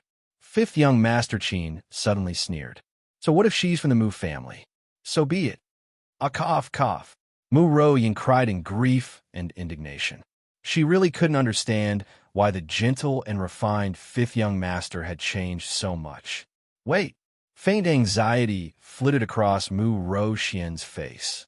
She wasn't worried that her stepsister would be killed by the Qin family. Instead, she was worried that her stepsister's death would be unclear and that she would be reprimanded by her father when she returned. After all, this Mu Ruyan was considered her father's treasure. Fifth young master, please calm your anger. It's my sister who is insensible. Please let her go. The Mu family is willing to compensate. Chapter 2459. Fifth Qin gazed coldly at Mu Roxian. What if this young master doesn't agree? Not everyone has to give face to your Mu family. Arbor cheered inwardly, looking like she was watching a show. Hurry up and fight. So much nonsense. She remembered that Master had told her that one had to be fast in taking the initiative to subdue the enemy. Talking too much nonsense definitely wouldn't lead to a good outcome. If one still wasted words on whether to kill or not, then it was very likely that the enemy would counterattack. She had always kept these words in mind and didn't dare to forget their origins. But now, both sides have been in a deadlock for almost half an incense stick's worth of time without any movement. Arbor rolled her eyes and stealthily tugged at the Crown Prince's sleeve. The Crown Prince lowered his head to glance at her and patted her small head. You find it annoying? Then let's go. Presumably, there wasn't much to see in this liveliness. Arbor thought so too. Rather than wasting time here and watching them dawdle about whether to fight or not, they might as well return to the ship to rest. Prince Imo signaled with his eyes, and Fong Su led his men in the direction of the 5 young masters, saying along the way, "Make way, make way." Right at this time, Mu Ruyan suddenly made her move. Her movements were extremely fast as a shadow flashing by. She had already arrived in front of that hidden guard from the Qin estate and flung an attack talisman over at extreme speed. However, that hidden guard from the Qin estate wasn't an ordinary person. He didn't even bat an eyelid when he saw the attack talisman approaching, nor was he too shocked. A spirit saber abruptly jumped out of his conscious and cut off the attack talisman's power with a whoosh. Mu Ruyan knew that this fellow before her wasn't so easy to deal with. At the same time that she flung out the attack talisman, She had already summoned her contracted spiritual beast, the heavenly cyan spirit fire python. The python suddenly occupied a large space at the entrance of the corridor, scaring all the onlookers into running into the corridor. In this way, they would truly occupy the entrance. Seeing that they had really started fighting, Arbor wasn't in a hurry to pull Mo Lien back to the ship. She also wanted to see how strong this Mu family's eldest miss was. From the looks of it, her talisman crafting level had probably entered the yellow level. She should be 16 years old this year. From the perspective of a normal person, for her to step into the ranks of a yellow level symbol master at the age of 16, she was absolutely a genius among geniuses. She was fully deserving of the title of the Mu clan's genius eldest young miss. Her outstanding elder brother, Mu Xingchen, might not have been as good as her when he was 16 years old. But that was because there was no comparison. If there was no comparison, then there would be no harm. Most people in the Mu family did not know of the existence of Arbor. So in their eyes, the eldest daughter of the Mu family, Mu Roxuan, was definitely at the peak of the younger generation of the Mu family. But now Arbor was back. Arbor set foot on the land of Divine Land. Arbor's appearance would immediately break the record of being the youngest black-level symbol master in the history of the Mu family. Bang! Mu Roxuan's 2 fireballs were blocked by the Qin Estate's secret guards. The Qin Estate's secret guards didn't summon their contracted spiritual beasts, so everyone understood. This was definitely because the eldest daughter of the Mu family's heavenly cyan spirit fire python was more powerful than his contracted spiritual beast. If he summoned it, it would be instantly killed by the python. Perhaps he would even suffer a backlash from his contracted spiritual beast being injured. But because of this, the secret guard quickly fell into a disadvantageous position against 2 opponents. However, the secret guard didn't reveal any anxious or fearful expression. Instead, he calmly took out a bottle of medicinal pills from his pocket and swallowed one. Chapter 2460. Soon, his undulating spiritual energy surged, and his speed became crazily fast. The spirit saber in his hand was covered in a layer of frightening earth spiritual power. As the saber slashed down, everyone felt the corridor's entrance shake. The stone bricks on the ground were also lifted up and smashed towards Mu Roxian's face like a dragon. Mu Roxian gritted her teeth, but her hand speed was still very fast. Taking advantage of the celestial azure spirit fire python's entanglement with the Qin Estate's hidden guard, she pulled that eyesore of a concubine's sister over and ruthlessly pushed her back without any mercy. Mu Roxian was pushed to the ground and fell in a sorry state. After being frightened like this, she didn't care about her face and immediately burst into tears. Mu Roxian frowned and felt a wave of irritation in her heart. She already knew that this concubine's sister didn't do things properly and didn't have any brains, but she really didn't expect that she would be able to make her lose face in public. If it wasn't for her father's order for her to bring this concubine's sister to Weishi City to handle some matters, she definitely wouldn't have brought her along. She was annoyed just by looking at her. She was only a year younger than her and was already an adult of marriageable age, but she still acted like a child. Of all the people she could provoke, she chose to provoke the Qin Estate. The Qin Estate was the family that her Mu family didn't want to become enemies with the most. If she offended the Qin Estate, who knew if they would cut off their supply of pills in the future. At that time, Mu Royansen would be great. Therefore, although Mu Roxian was anxious to save this brainless concubine sister, she didn't dare to kill that hidden guard. Now that the other person had taken the pills and his spiritual power was surging, she was restrained and almost swept away by the other party's spiritual power several times. Her complexion slowly became unsightly. She didn't want to become enemies with the Qin Estate, but that didn't mean that she, the Mu family's eldest miss, was afraid of them. Mu Roxian clenched her teeth and took out several defensive talismans from her sleeves. They revolved around her body and released defensive power at the same time. At the same time, 4 to 5 offensive talismans and body-securing talismans were thrown over, breaking apart the other party's body. The Qin Estate's hidden guard's figure clearly paused for a moment. Mu Roxuan took advantage of this opening and untied the gauze feather immortal silk from her waist. Without another word, she slapped it towards the Qin estate's hidden guard's face. The shadow guard's face was instantly hit. Pah! His face was slapped red from the Luo Yu immortal silk's spiritual power. The fifth young master stared coldly at Mu Rochuan. Mu Rochuan scolded, "Are you still not going to stop?" She didn't want to offend the Qin estate too much, but she also didn't want to ruin the Mu family's prestige when she was outside. Moreover, her cerulean spirit fire python had been covetously watching from the side. To be honest, it had not launched a fierce attack at all. Because the walkway was built on the river, she couldn't possibly destroy the walkway here and incur the wrath of the crowd. The Mu family would definitely not take the blame. Arbor looked at Mu Rochuan and snorted. She does have some brains. Unlike that fool who had collapsed on the ground and bawled loudly. Although she had been helped up by the Mu family's maidservant, there were still aggrieved teardrops hanging from the corners of her eyes. It was as if the Qin estate's fifth young master had wronged her. No wonder Fifth Qin's complexion was becoming increasingly unsightly. Mu Rochuan cupped her fists and said, "Fifth young master, today's matter was my stepsister's rudeness. Please be magnanimous and don't lower yourself to her level." For some reason, the fifth young master's complexion suddenly turned green. Chapter 2461. Immediately after, he very abruptly fell backward limply. Young master. Shocked, Lingu hurriedly went up to support fifth young master Qin as she looked at her young master in horror. Fifth Qin didn't expect that his illness would act up again here. This illness came with such ferocity that it could topple mountains and overturn seas. For a moment, his entire body turned ice cold, and he couldn't stop trembling. Gritting his teeth, he firmly grabbed Ling Ji's hand and said, "Let's go." How could Ling Gu dare to hesitate? She quickly supported her young master's arm and signaled the hidden guard with her eyes.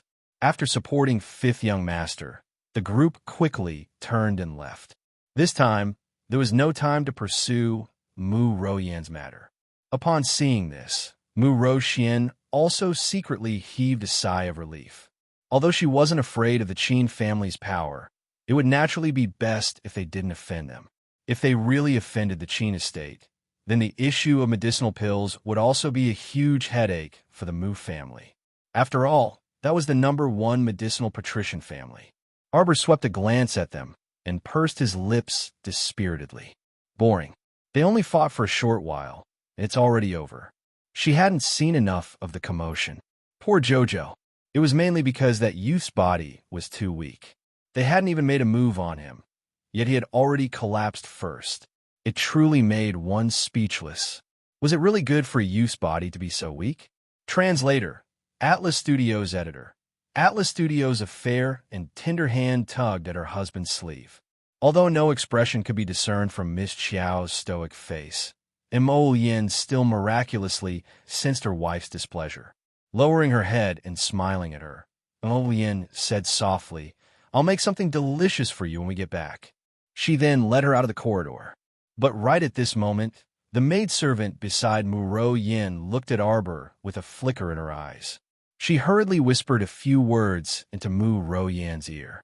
Mu Ro Yan's originally pale face immediately glowed, and her eyes flickered as she asked softly, "Did you see clearly?" This servant saw it clearly. This servant arrived a bit earlier than the missus.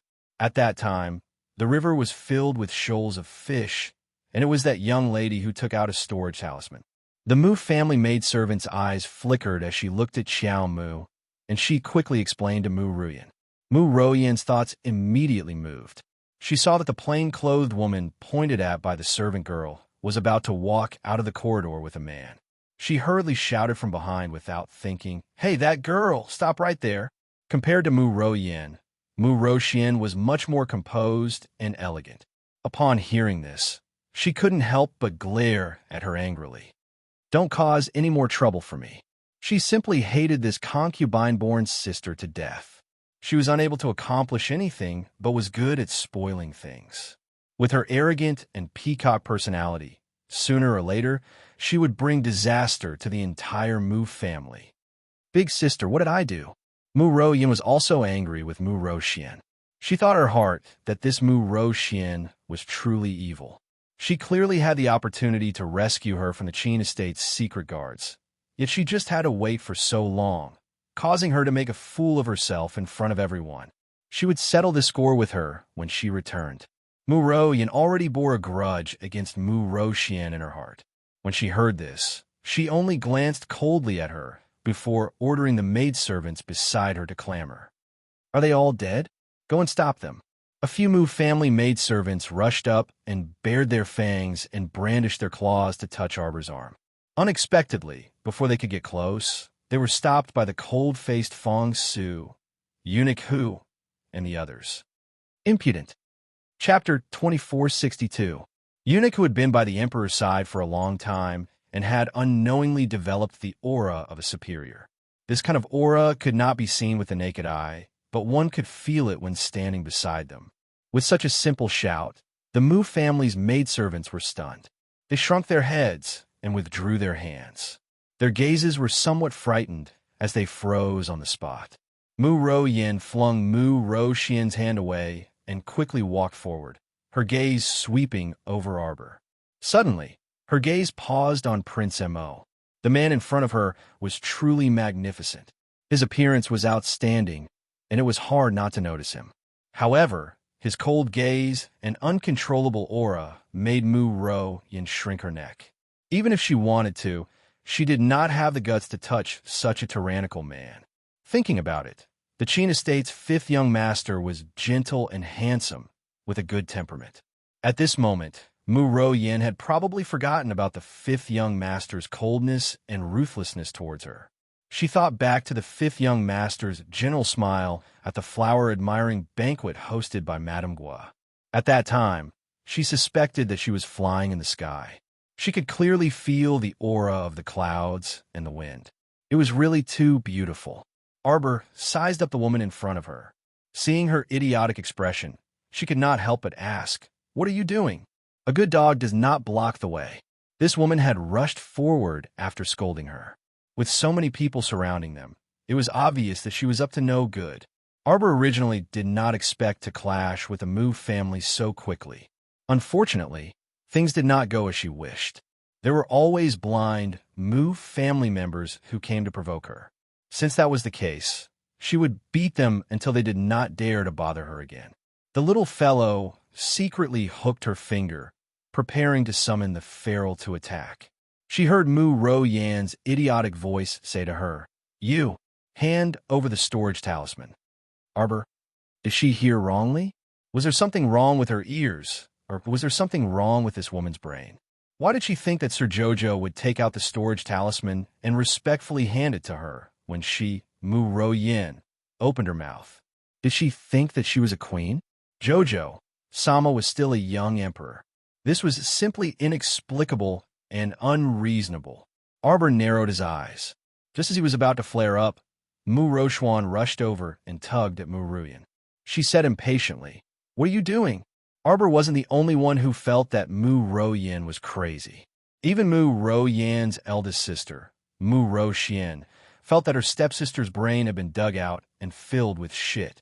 "Who do you think you are?" Arbor scolded coldly. "Get lost." The little girl's scolding tone was neither high nor low, and her words were very sharp. She was too lazy to say anything more. Mu Ro Yin was so angry that her face turned red. She stretched out her arms to block the two of them, decisively blocking their path. However, her mouth continued to clamor. "You little slut, you dare to be so arrogant after being a thief? I dare you to say that again." Xiao Mu glared with an ominous glint in her eyes. The little girl did not have any protective feelings for the fairer sex. She was ready to beat someone up at any time. This Mu Ro Yin must be tired of living. For some reason, Mu Ro Yan's originally nonsensical words were stuffed in her throat by the little girl's fierce glare. What was going on? She was actually intimidated by this woman before her. Chapter 2463. Mu Ro Yin couldn't stand this thought. How could she be scared by a woman who came out of nowhere and cower in fear? It must be an illusion. An illusion? Mu Ro Yan's eyes were red with anger. She pointed at Arbor and turned to Mu Ro Xian. Big sister, do you know? This person stole our Mu family's storage talisman. I want her to hand it over now. What did I do wrong? Mu Xian was stunned. Then, she carefully sized up Arbor. The little girl's appearance was so outstanding that people couldn't help but hold their breath when they looked at her.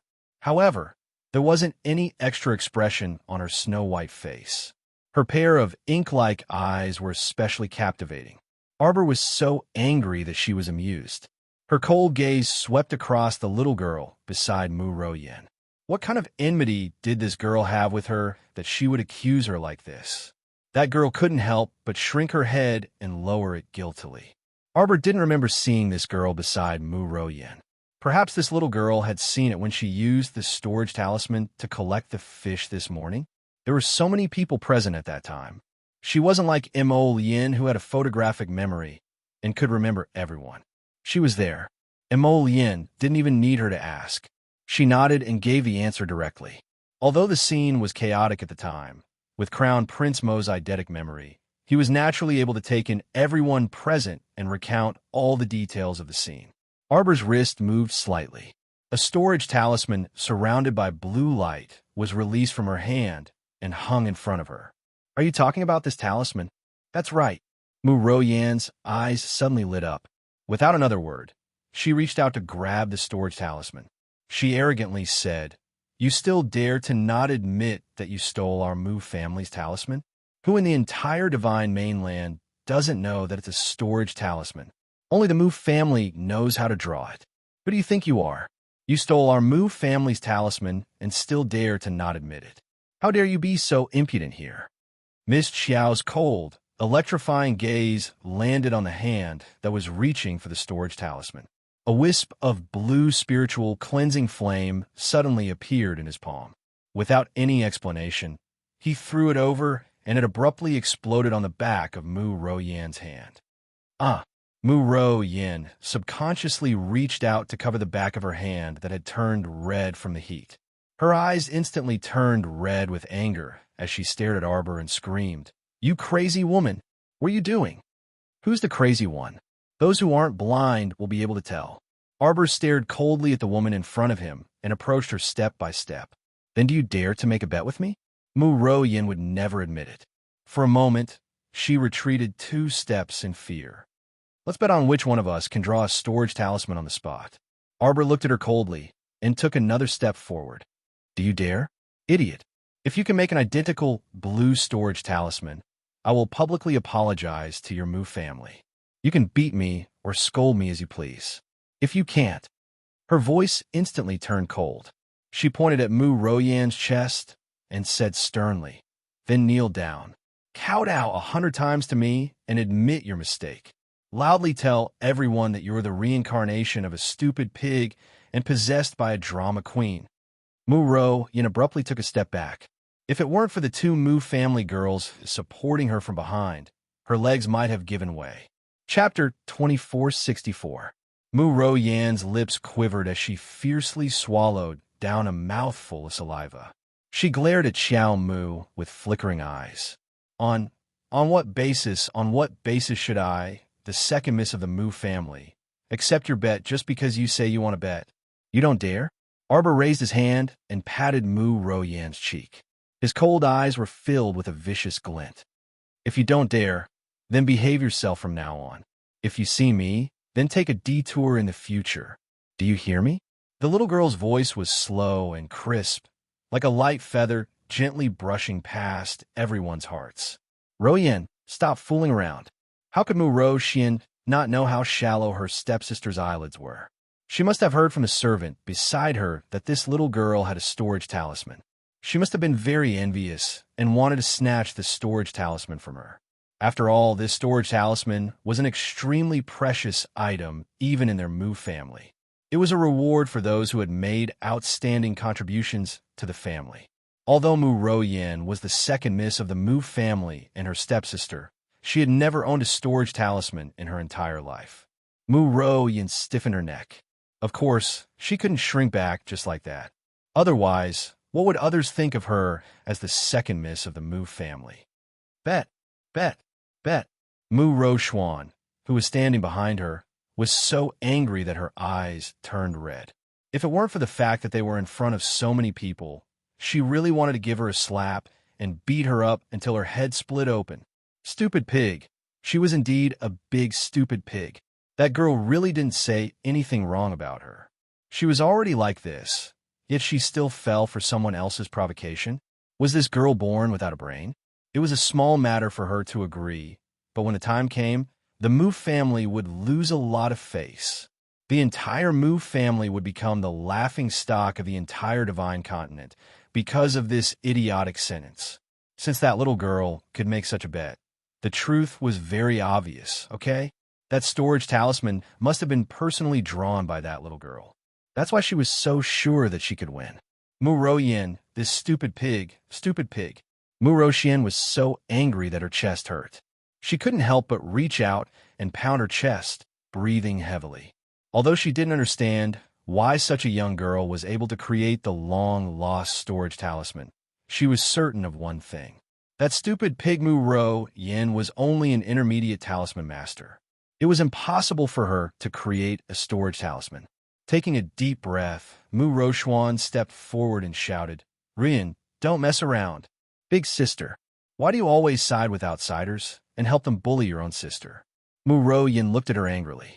Mu Rochuan was so infuriated by this concubine-born younger sister that smoke was coming out of her 7 orifices. She gave her 2 maidservants a look and angrily said, "Help second miss leave." However, Mu Yin refused no matter what. Her arms were restrained by the 2 maidservants, and she kept twisting and turning her body. Her eyes were red from anger as she glared at Mu Roxian and said, "Eldest sister, I know you don't like me. My talisman crafting talent isn't as high as yours, but you don't have to insult your own sister in front of outsiders." Mu Rochuan took a deep breath and turned her gaze to Arbor with a trace of cold anger.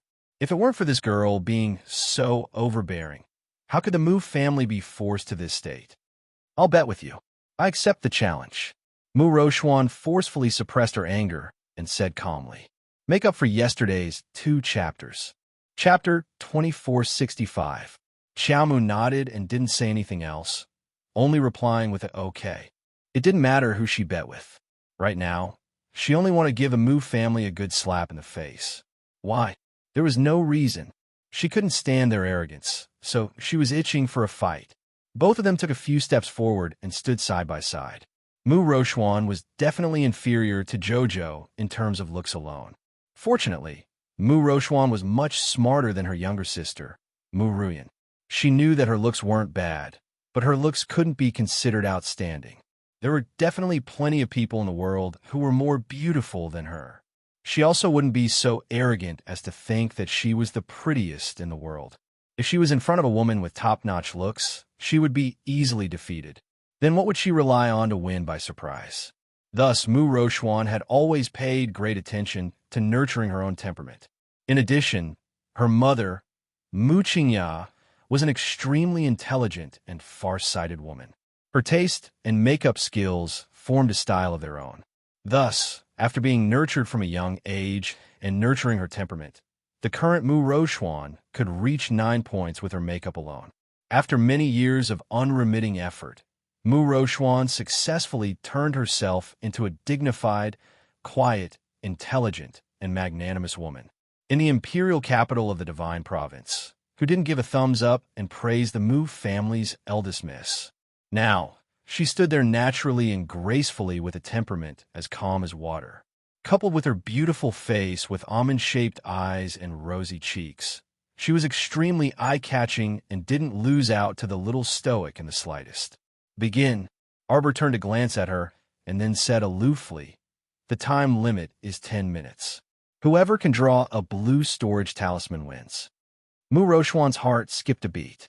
What did he mean? This young lady was so certain. Could it be that she could draw a blue storage talisman in 10 minutes? What kind of joke was this?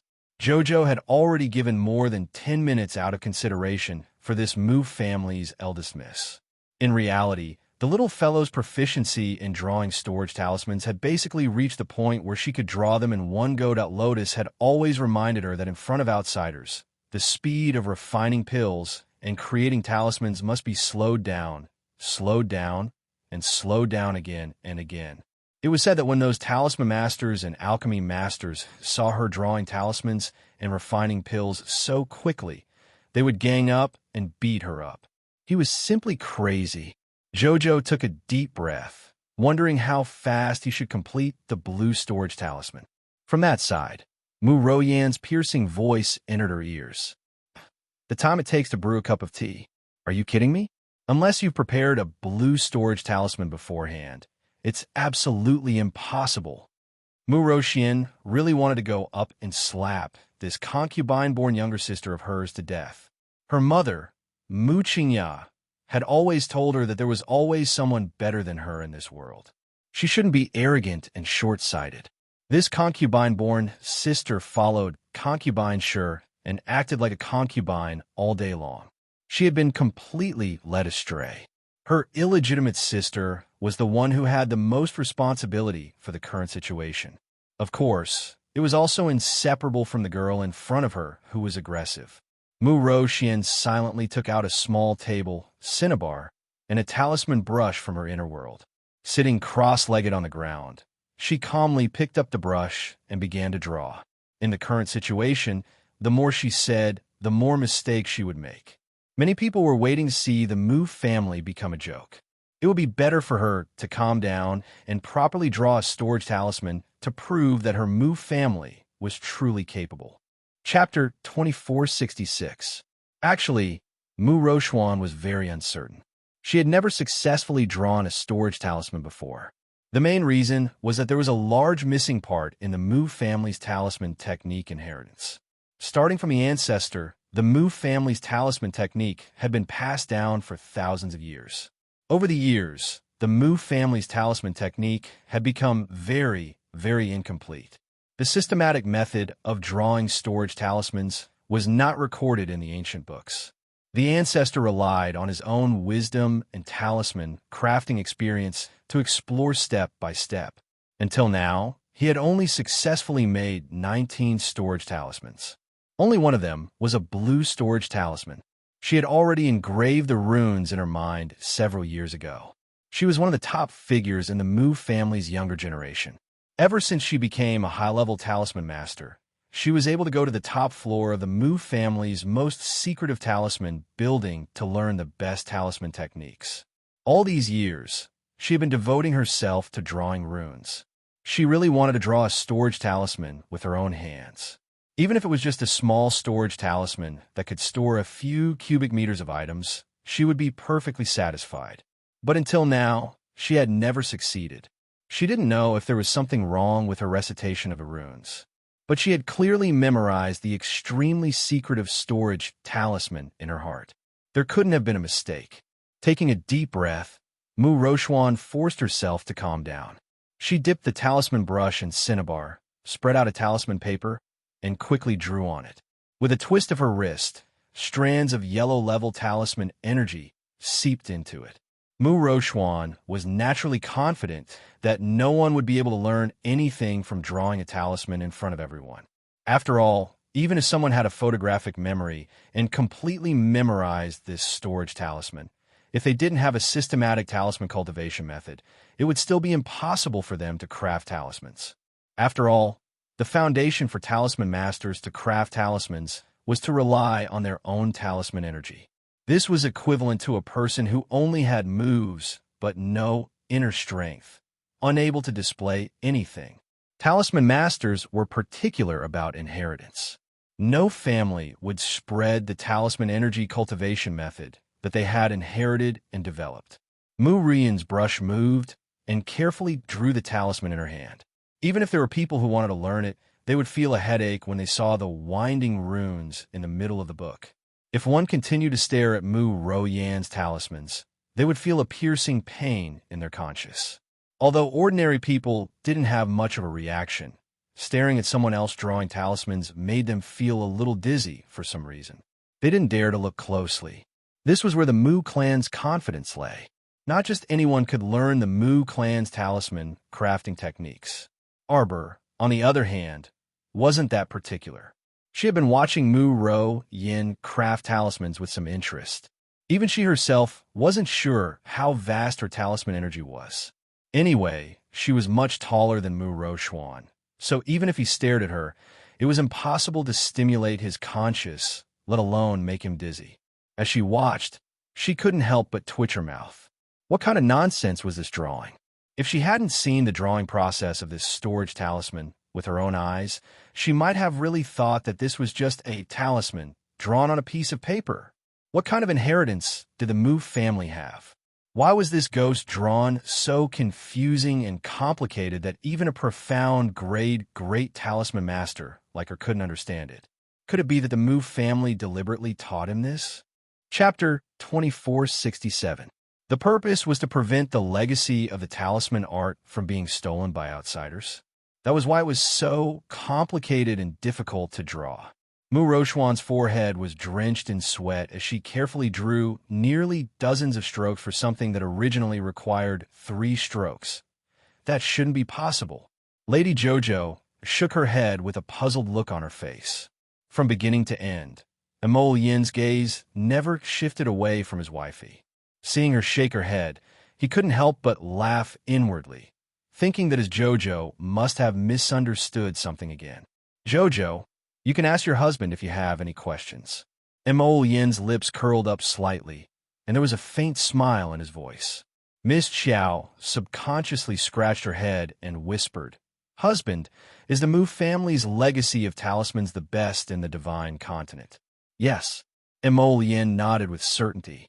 In the entire upper 3 provinces, the Mu family's legacy of talismans is one of the best.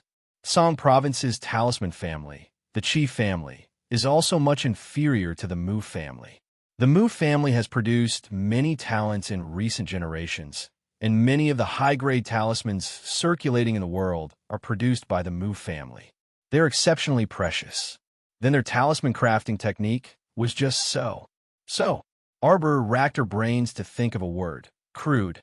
That's right, it was crude. The runes on this talisman were drawn like tadpoles. Wasn't it incomparably crude? Mu Ruyin, who was watching from the side, couldn't help but exclaim excitedly, "Hi-oh!" Someone started a serious bet, but unexpectedly, they shot themselves in the foot. How laughable. She saw that Arbor stood there for a long time without moving his brush and just stared blankly at Mu Rochuan drawing talismans. She thought that Sir Jojo was shocked by the Mu family's talisman crafting technique. Yes, it was indeed shocking, Arbor thought to himself. It was her first time seeing such crude runes. Wasn't the Mu family an aristocratic family with a 1,000-year-old legacy? A talisman aristocratic family that had existed for thousands of years, and their talisman technique was actually just a scribbled talisman? Miss Qiao blinked and looked at Mu Rochuan for a long time. Finally, she felt that Mu Rochuan did not deliberately use a trick to deceive her by painting in such a vulgar way. She was really drawing runes for the storage talisman, but she didn't understand the main points. Miss Qiao scratched her small face, feeling as if she had an unfair advantage. Her thin brows continued to furrow as she stared at Mu Rochuan, not moving for a long time. This time, Mu Royin looked even more arrogant. She simply put her hands on her hips and laughed loudly. She shouted at Arbor, "What? You haven't dared to draw anything yet. Are you planning to admit defeat? Huh?" Miss Qiao pursed her lips and remained silent for a long time. She felt that this bet was meaningless. If both sides had similar combat strength, it would have been more exciting to compete, but now that the eldest daughter of the Mu family was clearly not on the same level as her, what was the point of continuing to compete like this? This eldest Miss Mu had been drawing for a long time, but still hadn't finished.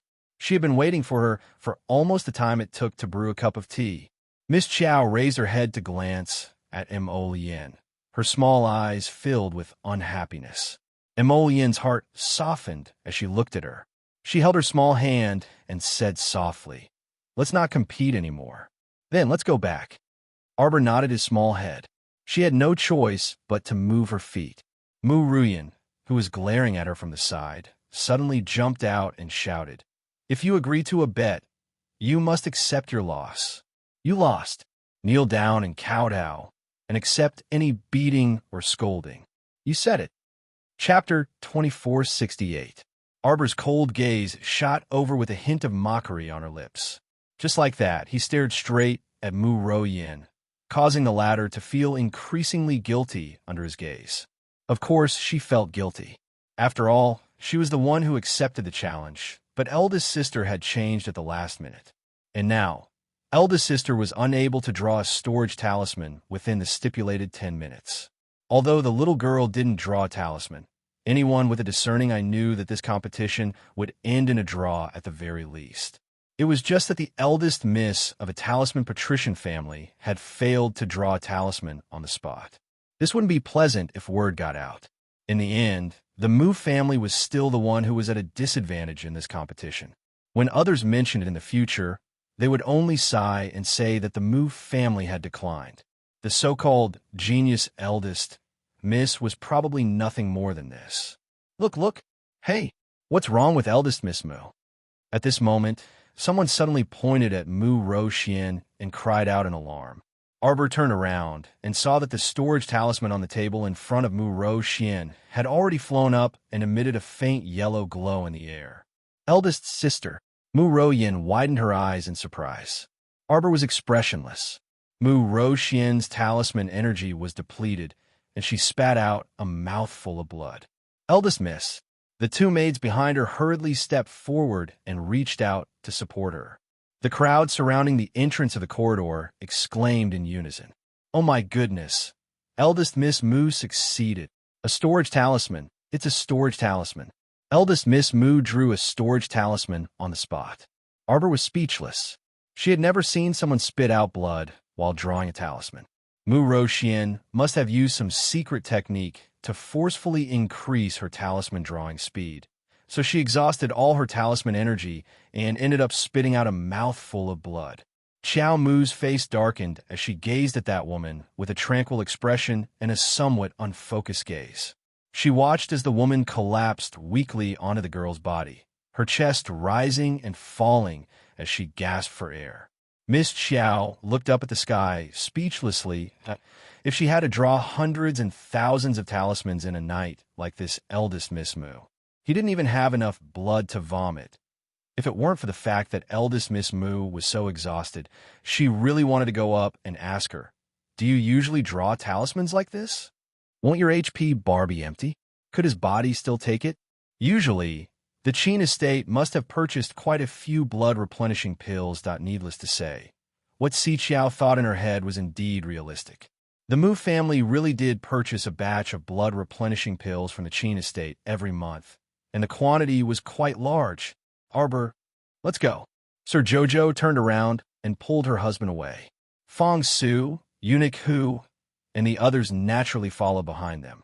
They stretched out their hands to block the two of them and separated some of the curious onlookers. Mu Ro Yin couldn't take it anymore and shouted angrily, "Stop right there! Stop her! You're actually leaving? What? Seeing my big sister create a storage talisman, you know you've lost, so you want to run away immediately? How could there be such a good thing in this world? Do you think you can take advantage of everything? When did I lose?" Arbor asked coldly. "Of course you lost. You didn't draw any talismans. And my big sister, are you an idiot? What are the conditions of the bet? I said that you must draw a blue storage talisman within the time it takes to brew a cup of tea to win. What about you?" The talisman drawing was painful to the eyes. Giving them face and not arguing with them didn't mean that Jojo was afraid of them. Chapter 2469. The main reason was that the gap between them was too big, so Jojo had no interest in continuing the bet with the Mu sisters. What genius young miss! She was simply ridiculous. Rumors were indeed rumors and could not be completely believed. Mu Ro Yin was still about to hoot when Mu Ro Xian weakly grabbed her wrist. The crowd parted to the sides, and a man in green, about 20 years old, slowly walked over. His long black hair was tied behind his waist, and his cold eyes glanced indifferently at Mu Ro Xuan and her sister. "Big brother!" Mu Ro Yin cried out in surprise. Big brother was here. With big brother backing her up, would she still be afraid of that wretched girl in front of her? Mu Xingqian's gaze only brushed past Mu Royan's face before landing on Arbor's departing figure. His eyes suddenly lit up, and he abruptly tapped the ground with the tip of his foot. With a whoosh, he flew to Arbor's side and reflexively reached out to grab her wrist. Qiao Mu immediately realized this with a start, but before she could do anything, Imo Yin had already pulled her into his embrace. He extended an arm in front of Mu Xingqian as he gazed coldly at the other party. "What are you trying to do? Miss, do you still recognize me?" Mu Xingqian was a bit anxious as he hurriedly said, "I am Mu Xingqian, the Mu family's Mu Xingqian.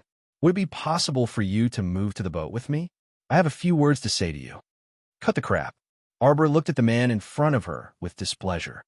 "I'm not familiar with you at all, so there's nothing to say." The people of the Mu family were indeed all the same. "Xingqian, Xingqian, why are you walking so fast?" A man's voice was heard hurriedly.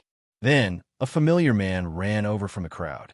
When he reached Mu Xingqian's side, he immediately saw Arbor. His expression was a bit surprised as he called out in a low voice, "Jojo? Jojo? Seventh uncle, you know her?" The ice on Mu Xingqian's face, which had remained frozen for 100 years, finally broke. He abruptly turned to look at Mu Jingrui, his eyes shining as he gazed at him. The fingers under his sleeves involuntarily curled up a few times, unable to contain the joy in his heart. Sure enough, he was right. This feeling of bloodline resonance was definitely not a lie. The little girl in front of him was his younger sister, his blood-related younger sister. Arbor's expression turned cold. He glanced at them indifferently. "Shut up. Get out of the way. What's with your attitude?" Mu Royan shouted angrily. "Shut up." Mu Xingqian impatiently interrupted Mu Royan's scolding.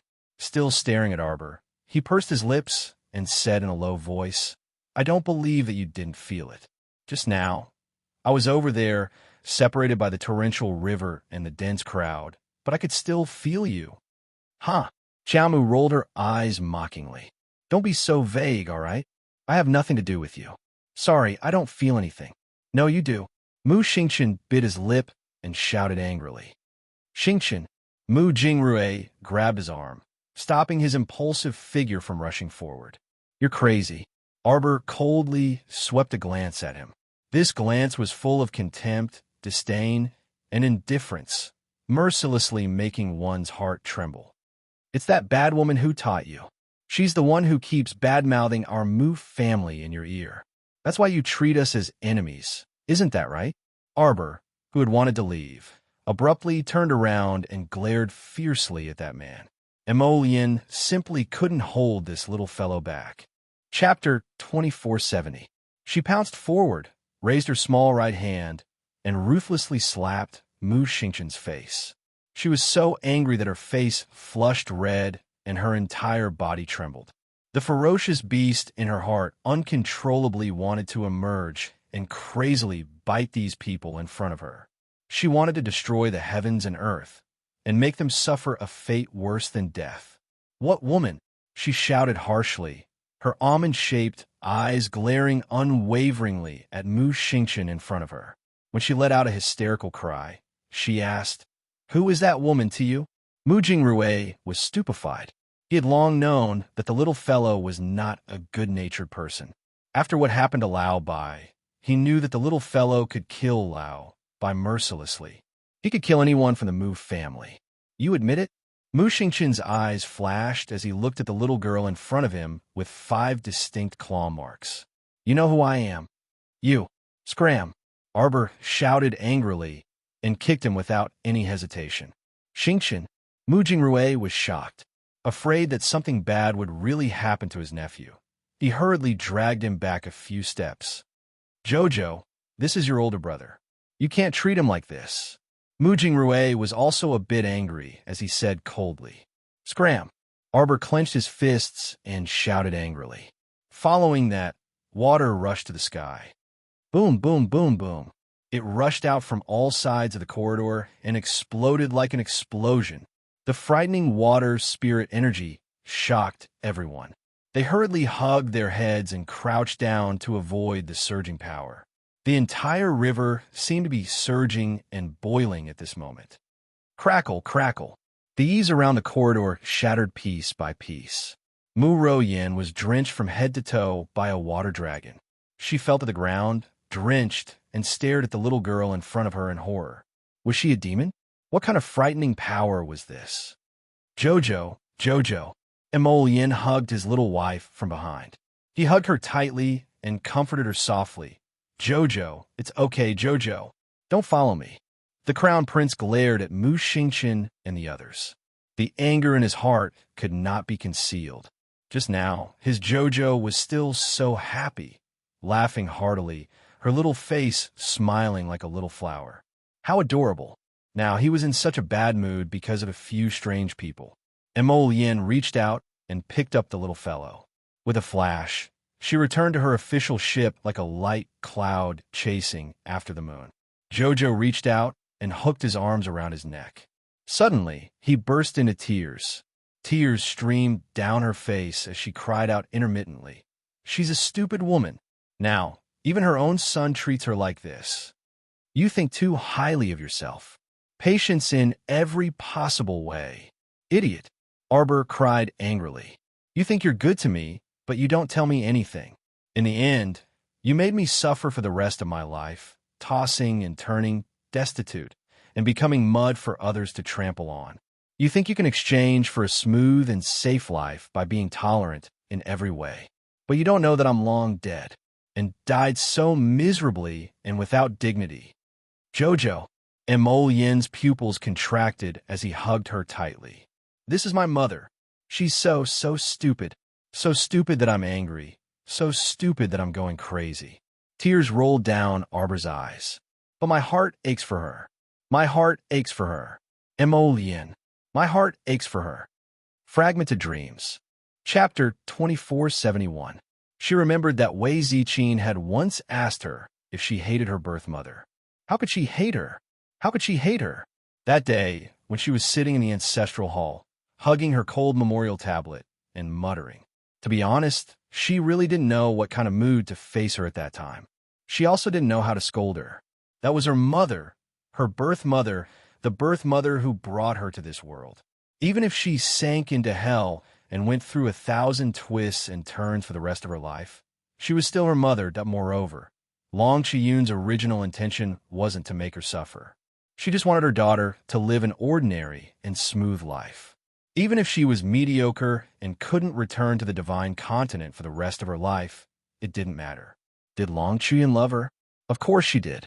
It was just that the way she loved was wrong. Just as Arbor said, being patient at every step wouldn't make the enemy give up on forcing the mother and daughter pair.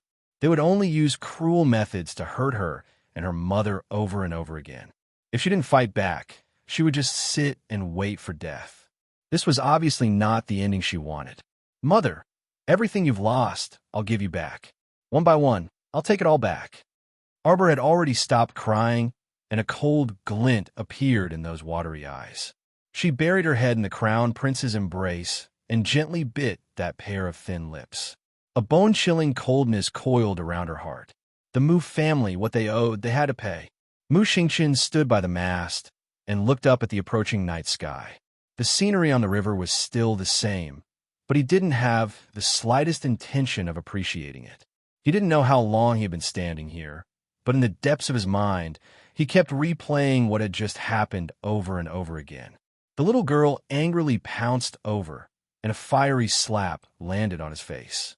The little girl's hate-filled eyes were filled with tears. His heart was touched, and he subconsciously clenched his fists tightly. What woman? Who is that woman to you? She questioned him like this. She questioned him loudly like this. In that instant, his mind seemed to have gone blank, and all he saw was the little girl's angry little face. Xingqian. Mu Jingrui walked over and sighed. Don't think too much. Let's go back to the Mu family first and talk to Old Master about this. All these years, the old man has been trying to find his granddaughter. Everyone in the family knows about this. Mu Jingrui sighed. Actually, I already found your sister a few months ago on Seacombe Planet. A few months? Seventh uncle. Mu Xingqian abruptly turned to look at him. Then why didn't you tell us? Mu Jingrui smiled bitterly and shook his head. At that time, I knew that this girl had a huge prejudice against our Mu family. And because of what happened to Lao Bai, the little girl doesn't have a good impression of our Mu family. Mu Jingrui briefly recounted the confrontation between Old Bai and the little girl on Seacombe Planet, his expression somewhat thoughtful. Old Bai is too daring. He used the little girl's adoptive parents to threaten her, completely crossing the little girl's bottom line. Mu Jingrui closed his eyes and stood by the ship's railing, feeling the distant night breeze. He sighed and said, "Your sister is truly a genius." When she was on Seacombe Planet, she was only a level 14 mystic cultivator and an advanced level talisman practitioner. But after seeing her today, Mu Jingrui shook his head. She's improved a lot. I can't tell what realm she's in now either. Chapter 2472. Today at the riverside, the water spirit surged violently, and the little girl's one move stunned everyone on the spot. Mu Jingrui merely felt that this little girl's cultivation had probably increased again. To be honest, Mu Jingrui simply did not dare to think of Arbor as a level 10 great spiritualist. In just a few short months, she went from level 14 mystic cultivator to level 10 great spiritualist? How could she possibly cultivate that? As for talisman master level, Mu Jingrui would never believe that Arbor had already become a black level great talisman master. 10 years.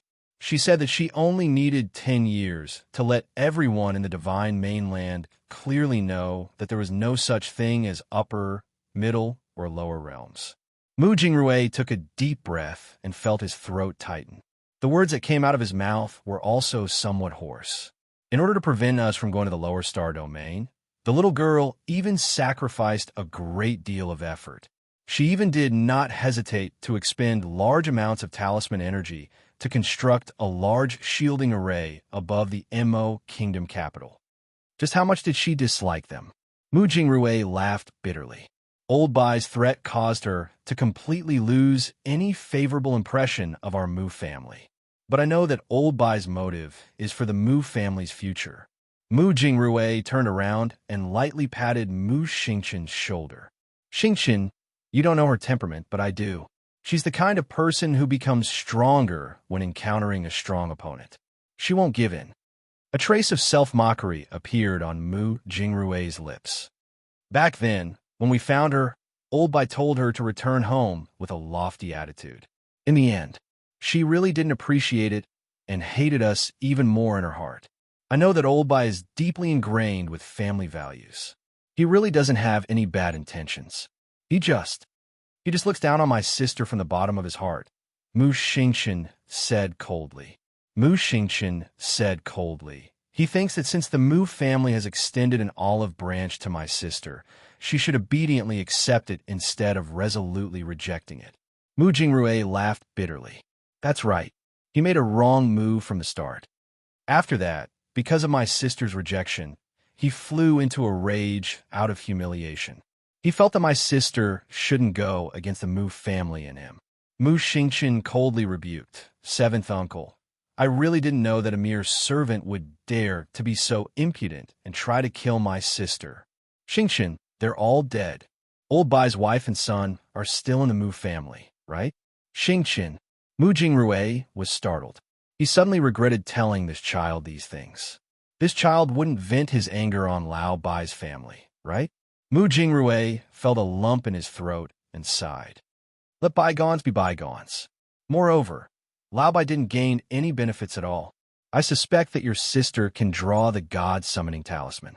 At that time, when that man covered in peach blossoms appeared, he only used the power of one finger to make Old Bai, a level 11 great spirit master, self-destruct.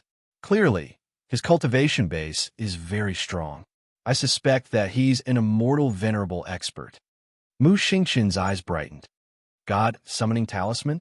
This kind of unconventional talisman was indeed recorded in the ancient books of the Mu family's ancestors.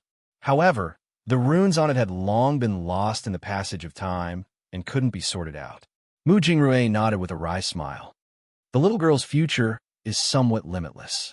Back then, it was my fault for not stopping the impulsive Lao Bai properly. That's why the little girl's misunderstanding of our Mu family deepened. Chapter 2473. I want to take her home.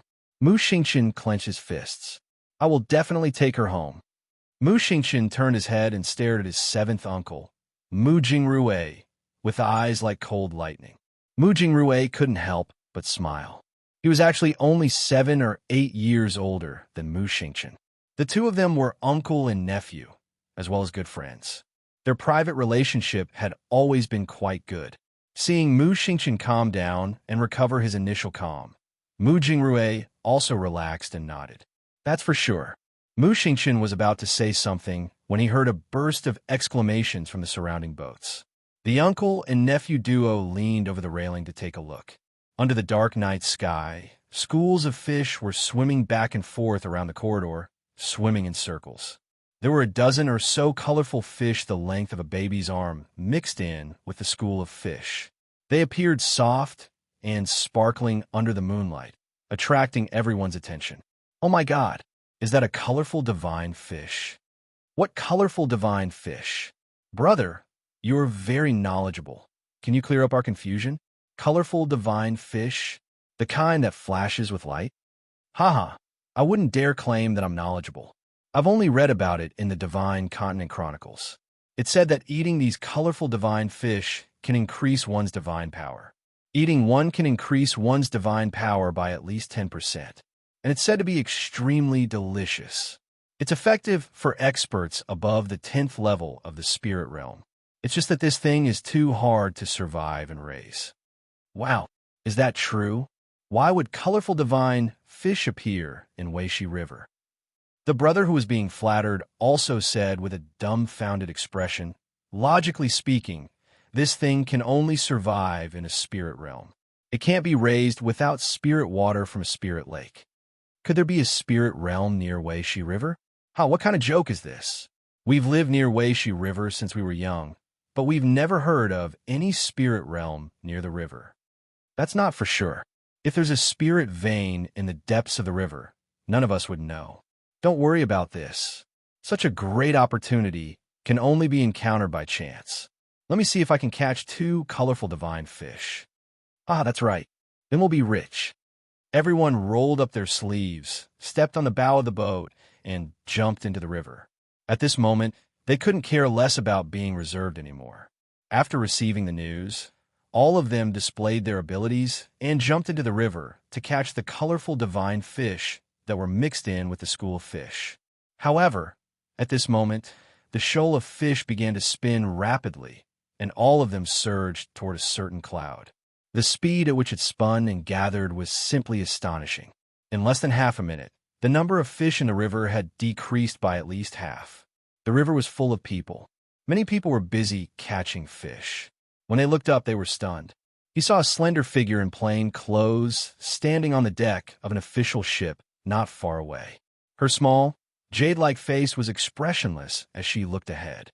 He quickly collected all the fish in the river into the storage talisman that was floating in the air. This scene reminded him of what had happened in the morning. It was exactly the same as what had happened in the morning. The school of fish in the water was once again taken away by the little girl with the storage talisman. The speed was so fast that it made people gasp in amazement. Slut! Mu Royin panted in exasperation. She had jumped into the river and splashed water all over her, but she hadn't managed to reap any benefits. Chapter 2474. How dare this woman? How dare she be so impudent? Did this Weishi River belong to their family? Absolutely not. The fish in the river belonged to everyone. How could she dare to put all of them into her storage talisman? She was so jealous that she was about to go crazy. Mu Royan's eyes darkened as she once again swept to the bow of the boat. She looked up and saw 7th Uncle Mu Jingrui and big brother Mu Xingqian standing by the railing. She immediately walked over with a belly full of grievances, her eyes red from anger. Big brother, 7th uncle. Look, it's that slut again. She snatched away all the colorful divine fish. I just heard people say that the colorful divine fish in the water can increase the divine power of a godly realm expert after eating it. Are you a godly realm expert? Mu Xingqian mocked bluntly. Mu Yin immediately looked like she was about to cry. She couldn't bear to hear her big brother speak in such a tone. She softly said, "Big brother, I'm doing this for the good of our Mu family. If I get this colorful divine fish, I can give it to the uncles and elders in the family to eat. Everyone has their own fate. If it's not yours, why are you demanding it?" Mu Xingqian coldly swept a glance at her before looking away. "Why aren't you going in to change your clothes?" She didn't look like a well-bred young lady at all with her drenched appearance. She really didn't know how concubine sure taught her daughter. She didn't have the elegance and bearing of a noble lady in the imperial capital at all. She was far inferior to Roxian. Mu Yin was angered and had a taste of her big brother's medicine. She immediately stomped her feet and ran away while sobbing. She knew that in her big brother's heart, only that slut Mu Qingya and her daughter were his family. He didn't care about her, his second sister, at all. She's so unruly. She's made a fool of herself in front of seventh uncle, Mu Xingqian indifferently said. Mu Jingrui waved his hand and stood under the dome of heaven with his hands behind his back. He looked up at the vast starry sky and sighed. 10 years to stir up a storm? Does it really need 10 years? Mu Xingqian looked at him with slight surprise at Imperial Capital, Dragon Flame City's western suburbs. The Mu residence was surrounded by mountains and forests, sitting on the ground with great enthusiasm. 2 spirit stallions with snow-white fur were dragging a luxurious silver carriage. Stepping on the short, withered grass all over the mountains, they came to a stop in front of a large house. The words Mu Clan hung in the middle of the door. This place was actually the Mu residence's back door. The front door was located right in front of the mountain forest. It was a very grand place. The 2 old nannies who were following the carriage looked at each other and smiled. They took a few steps forward and bent down in front of the carriage. "Miss, we've arrived. Please get off the carriage." After saying that, he stepped forward and respectfully lifted the curtain. A beautiful servant girl with golden makeup lowered her head and got out of the carriage. She turned around to help the woman in the carriage and said with a smile, "Young miss, be careful." The woman was dressed in a purple dress. She held onto her maid's arm and slowly got off the carriage. She had willowy eyebrows and pink cheeks. Her skin was dark and slightly tanned. Her eyebrows were half raised, and her eyes were sharp and shrewd. Her appearance wasn't as beautiful as the little maid beside her. Fortunately, her clothes were made of good material. She looked noble and dignified, adding some charm to her appearance. She looked up at the Mu residence's back door, feeling unbearably excited. Really came to the Divine Continent? She came to the Divine Continent. She was about to enter such a large aristocratic family and become the Mu family's legitimate young miss. At this point, she thought she was dreaming. Chapter 2475. Gagaga. The Mu estate's black lacquer door was pulled open from the inside. The person's voice arrived before the person arrived, and a faint fragrance wafted over. "Ah, this is Miss Chiao, right? Come, let concubine mother take a good look. TSK, tisk, you've grown up to be so beautiful." The woman wore a plain satin dress made of floral fabric and an indigo robe with gold patches on the outside. There was a sunflower ornament on her forehead, and her figure was plump and well-proportioned, looking very graceful. At this moment, the woman's mouth held a trace of a smile. She held the young Miss's hand very affectionately and spoke as if she was very familiar with her. The young Miss, on the other hand, was a bit ill at ease. She timidly glanced at the woman. You are concubine mother Sure?" "Yes."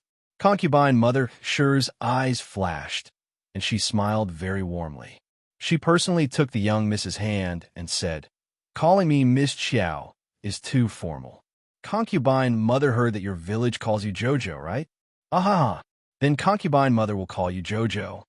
About your matter, concubine mother has already told your father. Don't panic. Let's go see your father first. Jojo, you've been tired from the journey. Did those servants neglect you?" No, they're all very good." The young miss pursed her lips and smiled. Her smile was awkward no matter how one looked at it. Seeing her coy and ungenerous behavior, the smile on concubine mother Sure's face deepened. When she turned her head and saw the young miss standing on the threshold, rolling her eyes, she hurriedly smiled and said, "Royun, what are you standing there for? Why aren't you quickly greeting your big sister Jojo?" Mu Royun swept a glance at the young miss, rolled her eyes, and made a tisk sound. She turned and walked inside. What big sister? Looking at that rough skin and that big black face. Even if she wore gold and silver, it wouldn't change her rustic nature. Before she even got close, the smell of horse dung and cow dung hit her in the face. It stinks to death. At this child? Concubine sure glared at Mu Royun, then turned around and smiled at the young miss. "Jojo, don't be angry. Ah, this is your sixth sister, Royun. She's been wild since she was young. Don't lower yourself to her level. Let's go see your father now and get him to teach her a lesson." "No, no, no." That young miss hurriedly shook her head and smiled awkwardly. Sixth sister is still young and innocent. "Concubine mother, please don't teach her a lesson for me." "Mother, I heard that my older sister, who is living outside, is only 15 years old. She's only 1 or 2 years older than me. Why do you look so old? You look like an old woman who has been married in her 30s. The young miss, who was mocked by Mu Royun, had a stiff expression on her face. She was so nervous that she didn't know where to put her hands and feet. "Child, what are you talking about?" Concubine sure glared angrily at her daughter. She went forward and pulled her young miss with a smile. "Don't listen to her nonsense. All these years, you've suffered so much outside. When you come back, you have to take good care of yourself. Ah, this flower-like appearance, you'll definitely be able to recover. Don't worry, our Mu family has a lot of beautifying pills. Just eat a few." "Thank you, concubine." That young miss's voice clearly carried a trace of excitement. That pettiness that couldn't be seen in the Hall of Elegance caused the smile in concubine Sher's eyes to deepen. Go, go, go. Let's go see your father. Your father is waiting for us in the main courtyard." Chapter 2476. The woman pursed her lips to hide the mockery and amusement in her eyes. She pulled the young miss's hand and walked toward the main courtyard. Pushing open the main courtyard's doors, Concubine Sher pulled the young miss inside and called out with a smile, "Lord, Lord is overjoyed, Lord. Our family's miss has returned." Along the way, all the servants used curious gazes to size up this slightly tanned young miss, who clearly looked like a country bumpkin, and secretly inquired about her identity. Concubine Sher cheerfully pulled the young miss's hand into the main hall. When she saw Mu Qingya sitting beside Mu Jingfeng and leisurely looking up at her, the smile on her face involuntarily stiffened. Mu Jingfeng's eyebrows reached his temples, and his eyes were cold. Dressed in a cyan robe, his figure was tall and straight, and his appearance was young and handsome. It was impossible to tell that he was a middle-aged man. Mu Xingqian's appearance was 50 to 60% similar to his father's. Concubine Sher tugged at the dazed young miss and hurriedly said, "What are you spacing out for? Jojo, quickly greet father." "Wait." Mu Qingya spoke coldly and raised her hand. "Concubine Sher, I remember Xingqian telling me that his younger sister looks like she's 15 years old and is very beautiful." That young miss's face abruptly stiffened, and her hands, which had shrunk into her sleeves, clenched tightly, unable to suppress the faint trembling. "Moreover, didn't you leave the matter of finding the young miss to Xingqian? Where did you bring her back from?" Mu Qingya glanced at the woman mockingly and turned to say to Mu Jingfeng, "Lord, this matter is of great importance. We still have to investigate it properly." Mu Jingfeng coldly looked at the young woman standing below, who looked like a cowardly quail. His brows suddenly furrowed. "Sister, what do you mean by that? Eldest young master is concerned about his younger sister, but don't tell me I'm not concerned about our Mu family's young miss who has been stranded outside. I'm being kind by bringing the young miss back from a lower star domain like Seacombe Planet. Don't wrongly accuse me." Mu Qingya heavily placed the teacup on the side table. "Sure, Huaixin, watch your words. Do I, as the madam of the household, need to wrongly accuse you, a concubine?" Concubine Sher secretly pursed her lips and forcefully tugged at the young miss in her hands. The young lady hurriedly knelt down and said timidly, "Greetings, father, mother." Concubine Shi covered her mouth and laughed. I have evidence here. Bring him in. Soon after, a man and a woman were pushed into the hall. They stood in the middle of the hall and hurriedly knelt down. The old woman, who looked to be in her 50s, shouted at the top of her lungs, Master Moo, Madam Moo, I can prove it. This boy, that he's screaming, Arbor. I am her adoptive father's aunt. My surname is Lee. The old woman chuckled and tugged at the thin and tall man beside her. This is my son, Ah Kong. We are very familiar with her adoptive father's family. We all lived together in Kwoto village on Seacon planet for many years. Ha ha. The old woman's lips curled as she hurriedly said, Master Moo, Madam Moo, Jojo is very good. Ha ha. Their whole family is very good.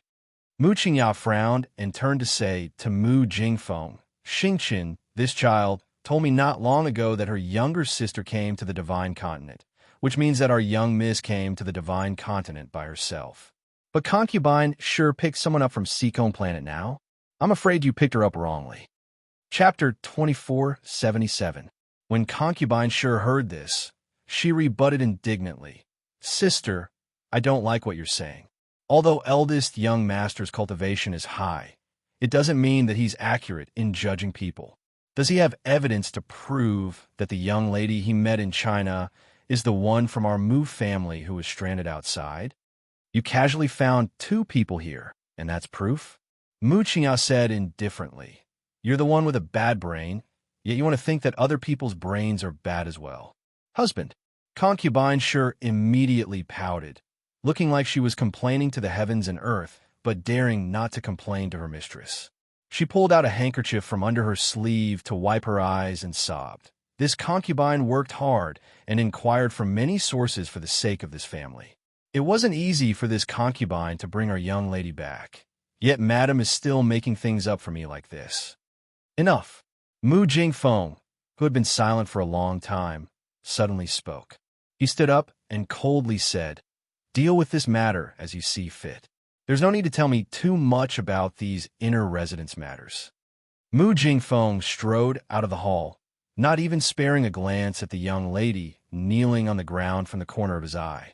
The old woman kneeling behind the young lady secretly pursed her lips and sneakily looked up to exchange glances with her son beside her. Concubine sure chuckled and looked up at Mu Qingya provocatively. Madam, then, since husband has spoken, please arrange a courtyard for the young lady to stay in. It turned out that in husband's heart, this daughter who had been stranded outside wasn't that important. A mocking glint flitted across Shi Huixin's eyes.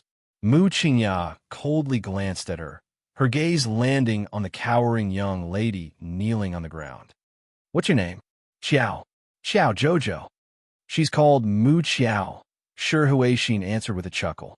Madam, you could just call her Jojo.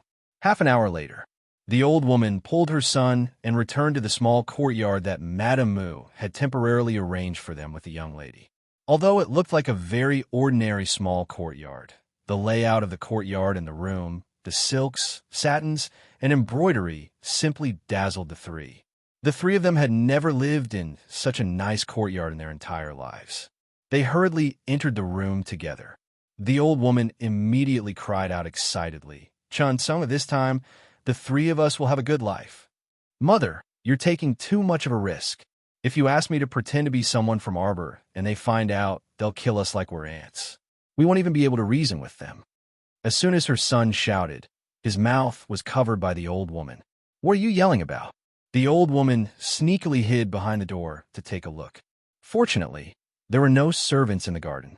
Only then did she heave a sigh of relief and hit her son's arm hard. This is related to your sister's future happiness.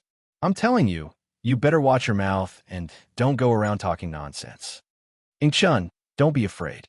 This matter, I think. The old woman's small eyes flashed. Moreover, we didn't come here on our own accord. It was that concubine Shi who brought you back. Even if there's a problem, it's their own fault. What does it have to do with us?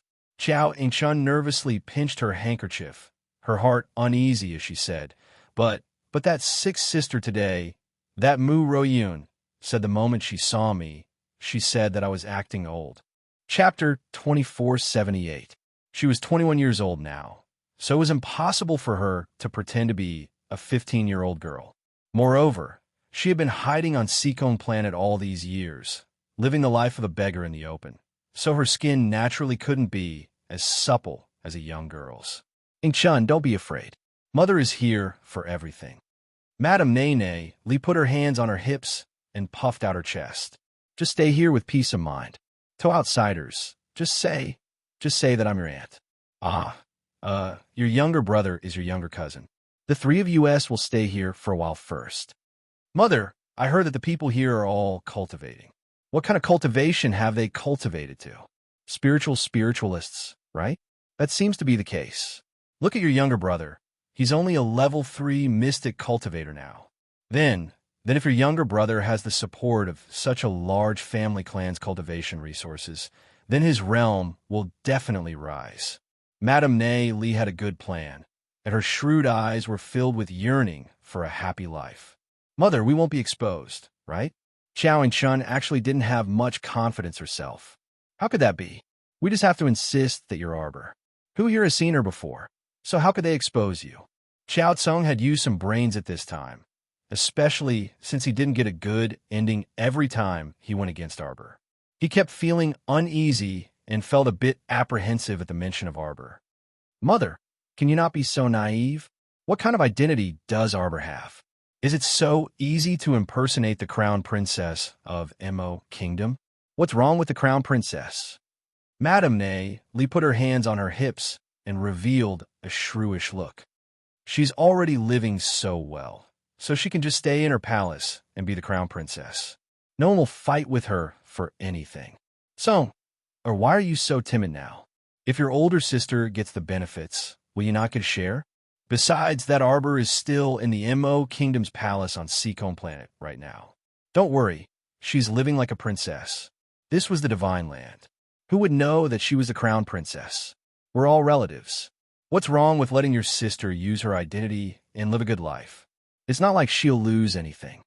After hearing Madame Nay Lee's fallacious reasoning, Xiao Yingchun felt more confident. She nodded and said, "That's true. This place is thousands of kilometers away from Seacone Planet. If no one brought her here, she wouldn't be able to come over." Oh, isn't that so? Ever since the mother and her children failed to rob rice on the street and were sent to prison for causing trouble, they had been living in seclusion ever since. Miss Chow had long forgotten about these 3 flies. Later on, these 3 people were exiled from the Mo Kingdom capital to work in the mines.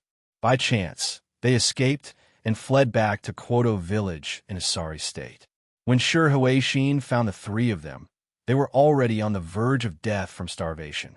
How could Xiao Yingchun not firmly grasp this opportunity to eat well and live well, achieve meteoric success, and leave the hell on earth like Seacone Planet for the Divine Land? No matter what, she was also surnamed Xiao and was family with Arbor. Since her sister wasn't coming to the Divine Land, it wasn't a big deal for her to take her place as a relative, right? Mom was right. She was Arbor's crown princess. Every day, she was dressed in luxurious clothes and feasted on delicacies. Her days were so comfortable, so what was wrong with helping out a poor relative? From now on, she was the Mu family's precious young miss. Her days would definitely be better and better. Chapter 2479. Bam! Concubine sure looked up at her daughter, who rushed in and said with a frown, "Yin'er, you're really becoming more and more rude. Mother, you clearly know that woman is a fake. Why did you bring her back? I feel disgusted just looking at her. She has an ugly and dark face. She's already so old, yet she's still pretending to be young. I won't call this kind of petty country bumpkin my older sister," Mu Royun said angrily. "You child." Shi Huaixin swept her a helpless glance and beckoned her over. "Come sit next to Mother." "Mother."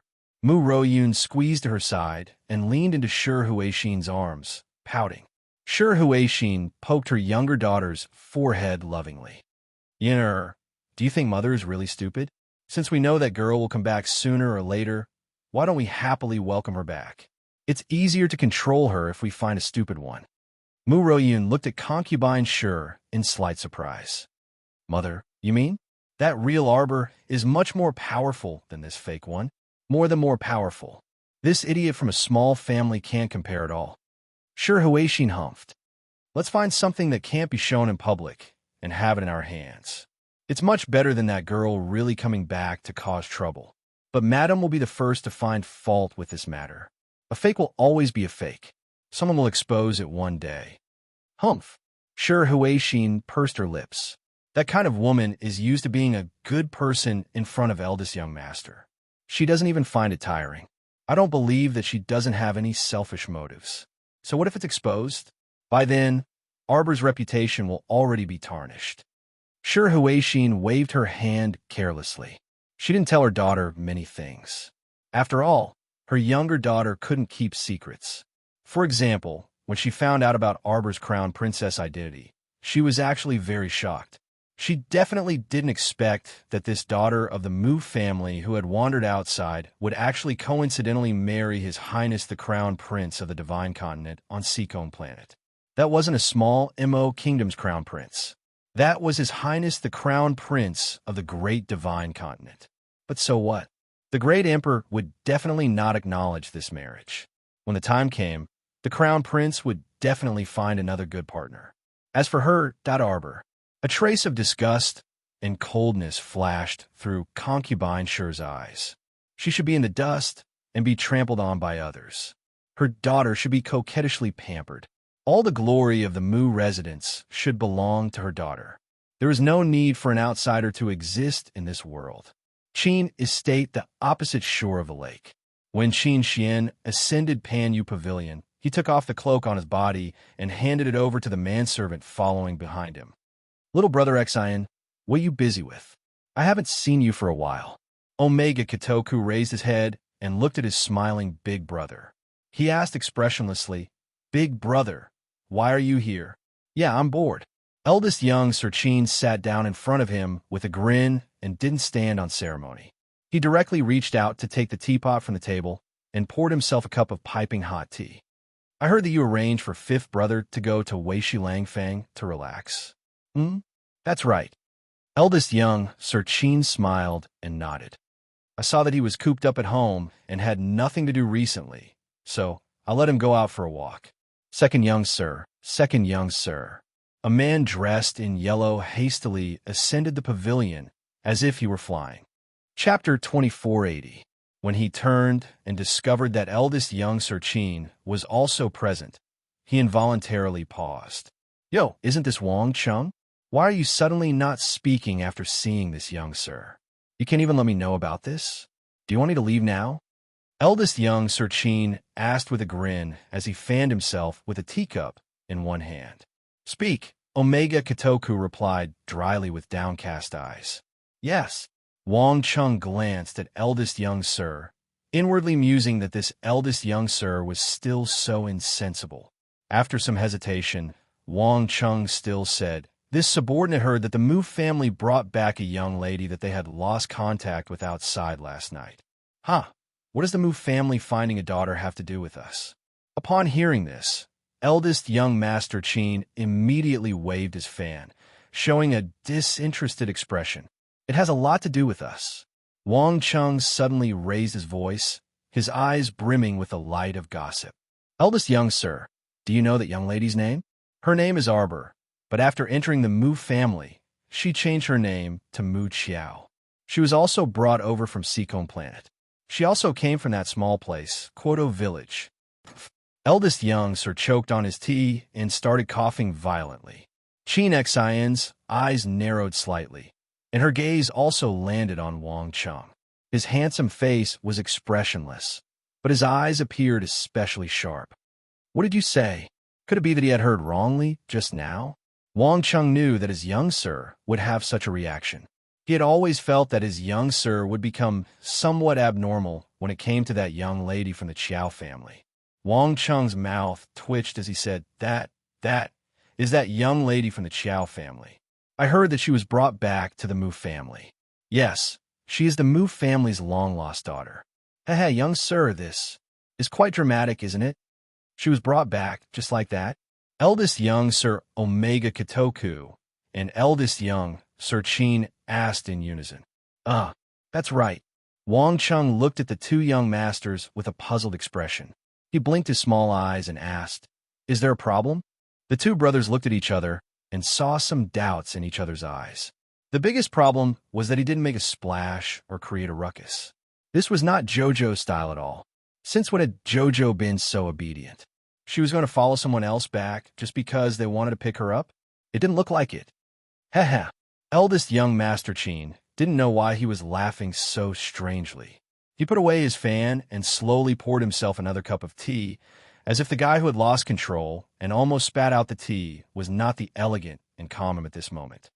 "When did you go back? Why wasn't there any news before?" Prince Omega Kitoku asked coldly. Just last night. It was already dark. Then the Mu family silently took her back. He left through the back door without alerting anyone. However, the other families in the imperial capital should have received the news by now. "Back door?" The two young masters exclaimed in disbelief in unison. "Wang Chung, what was wrong with the back door? Was it so unbelievable? Impossible." Eldest young Sir Chin shook his head and snorted while waving the fan in his hand. "It can't be JoJo. The young lady wasn't one to be taken advantage of. Not to mention the back door, even if it was the main door, there would probably be a guard of honor to welcome her back." Chapter 2481. Interesting. The eldest young Sir clapped and chuckled. "Who exactly is it that dares to impersonate my family's little miss? I'll definitely go over and take a look later."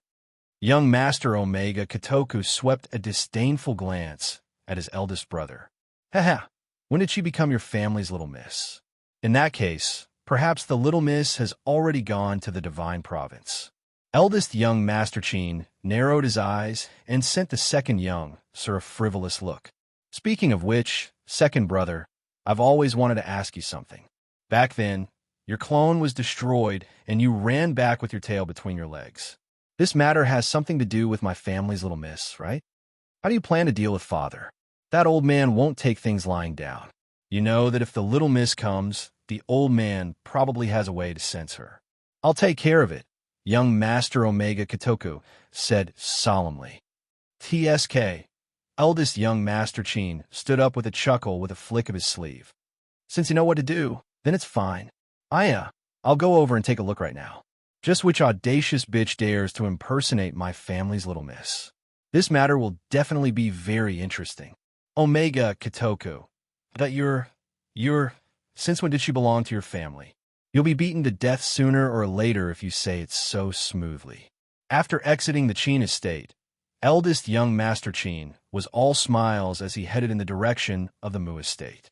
The eldest young Sir searched the Mu estate's rear courtyard and finally found that Miss Mu Chiao, who had just returned home in a small, run-down courtyard in a remote corner. This simply made one speechless. The eldest young Sir looked up at the courtyard of that small residence, then at the style of the upstart in the courtyard, and his lips involuntarily twitched. If his little miss knew that the Mu family was mocking her like this, her enmity and hatred would probably escalate. Shaking his head, eldest young Master Chin entered the courtyard with a TSK. Xiao Chun just happened to walk out and saw a handsome man dressed in white fluttering in the middle of the courtyard at a glance. She nearly fell head over heels for him. Her little heart pounded, and her face flushed red. She stammered, You are? Could this be one of the Mu family's young masters? This is too handsome." Xiao Chun's heart raced wildly, and her maiden heart thumped loudly. She actually subconsciously took a few steps forward. Eldest young Sir Chin chuckled and suddenly charged towards Xiao Chun like a beam of white light. Xiao Chun was overjoyed, thinking that this handsome young master was also interested in her. Just as she twisted her body and took a few quick steps forward, she was caught off guard and felt herself being swept away by a gust of cold wind. With a bang, she crashed into the side room at the back. Bang, bang, bang, bang, bang, bang. The sound of a beating that made one's hair stand on end could be heard, accompanied by the woman's whimpering cries that shrank in her throat. This sound continued for almost an hour before it finally ended with a short and sharp gasp from the woman. Alas! Eldest young Sir Chin walked out of the side room and patted away the non-existent dust on his sleeves as he muttered to himself, "Why can't I control myself? How dare he impersonate Jojo with such an appearance?" When the Chin Estate's hidden guards passed this news to the young master of Omega Kitoku in Crane Garden, the young master paused for a moment. Second young master's hand that was holding the brush paused for a moment. He looked at a black that under the brush and silently changed to a blank piece of paper for himself. Bang! In the Mu Estate's Wu Pu Garden, Shi Huaixin smashed the teacup next to her with an ashen face. Chapter 2482. What an idiot! Shi Huaixin cursed. She had originally planned to bring that woman, who was unpresentable, to walk around the banquet hosted by Madame Goen today. She wanted to let this Mu Estate's legitimate miss show her face in front of all the noble ladies. In the future, even if the real Arbor wanted to return home, his reputation would have been more or less ruined by this fake idiot. Who would have thought that there would be news that this idiot would be beaten black and blue by someone in the garden by himself until he was on the verge of death? Bodyguard Liu, go investigate. Go and find out what's going on. Shi Huaixin's heart skipped a beat. Could it be that there was someone secretly hiding in their Mu family and had seen everything that she had done? She wasn't afraid of others finding out the truth. In any case, she just needed to say that she was deceived by Qiao Ying-chun and her daughter. She was just dissatisfied that there was actually someone in this household who was secretly fighting for justice for that little bastard Arbor. Nanny Zhu. Shi Huaixin turned to look at an old blue and white maid standing behind her and coldly said, "Could it be that the injuries are all on the face? When will it recover?" If she insisted on bringing such a disgraceful thing out, Madame would be the first to reject it. Moreover, her motive was too obvious. Nanny Zhu was an old nanny she brought from her maternal home, so she was naturally loyal and could understand her young miss's intentions. When she heard this, she couldn't help but spit and say, "That bitch, who knows if she fell on her own or not," but she still falsely claimed that she was beaten. The injuries are all on the face. The corner of her mouth is broken, and her eyes are swollen like a pig's head. In this servant's opinion, even if she used a beautifying pill and a healing pill, she'll need at least half a month to recover. How unlucky. Shi Huaixin felt that her entire plan had been disrupted, and she slapped the stool heavily. The next day, Miss Qiao once again collected a shoal of fish. This time, the onlookers at Wei Shijiang didn't have anything to say. In any case, they were already used to it. Who asked her to have a storage talisman? They also wanted to collect a few fish, but their inner worlds couldn't store living things. Besides, the inner world was only a few cubic meters big, and it was used to store rare treasures. How could it be used to store fish? Sigh, comparisons are odious. He returned to Fish Orchid Planet and released the school of fish into the Orchid Sea. Looking at these jubilant fish swimming in the sea, they flicked their tails and jumped up, creating a series of sparkling and translucent water droplets. Arbor's eyes flickered, and Mo Yin slowly walked up to her and held her hand. She asked softly, "Jojo, are you still going to watch the competition today?" Actually, he hoped that she would go. He hoped that she would completely forget about yesterday's unhappy matter and smile again. The little girl turned her head and looked up at him. It was as if she could feel his feelings. Her heart seemed to be touched by something. It was so soft that it was indescribable. She suddenly nodded her little head and gave him a definite answer. At that moment, Mo Yin's eyes curved into crescents as she smiled. Clang! The gongs and drums sounded again. The onlookers in the corridor cheered violently. More than 10 pill refiners rushed forward and stuffed buns with elixirs into the mouths of the 30 pitiful patients. "Are you feeling better? Are you feeling better, brother? Brother, can you see how many buns this is?"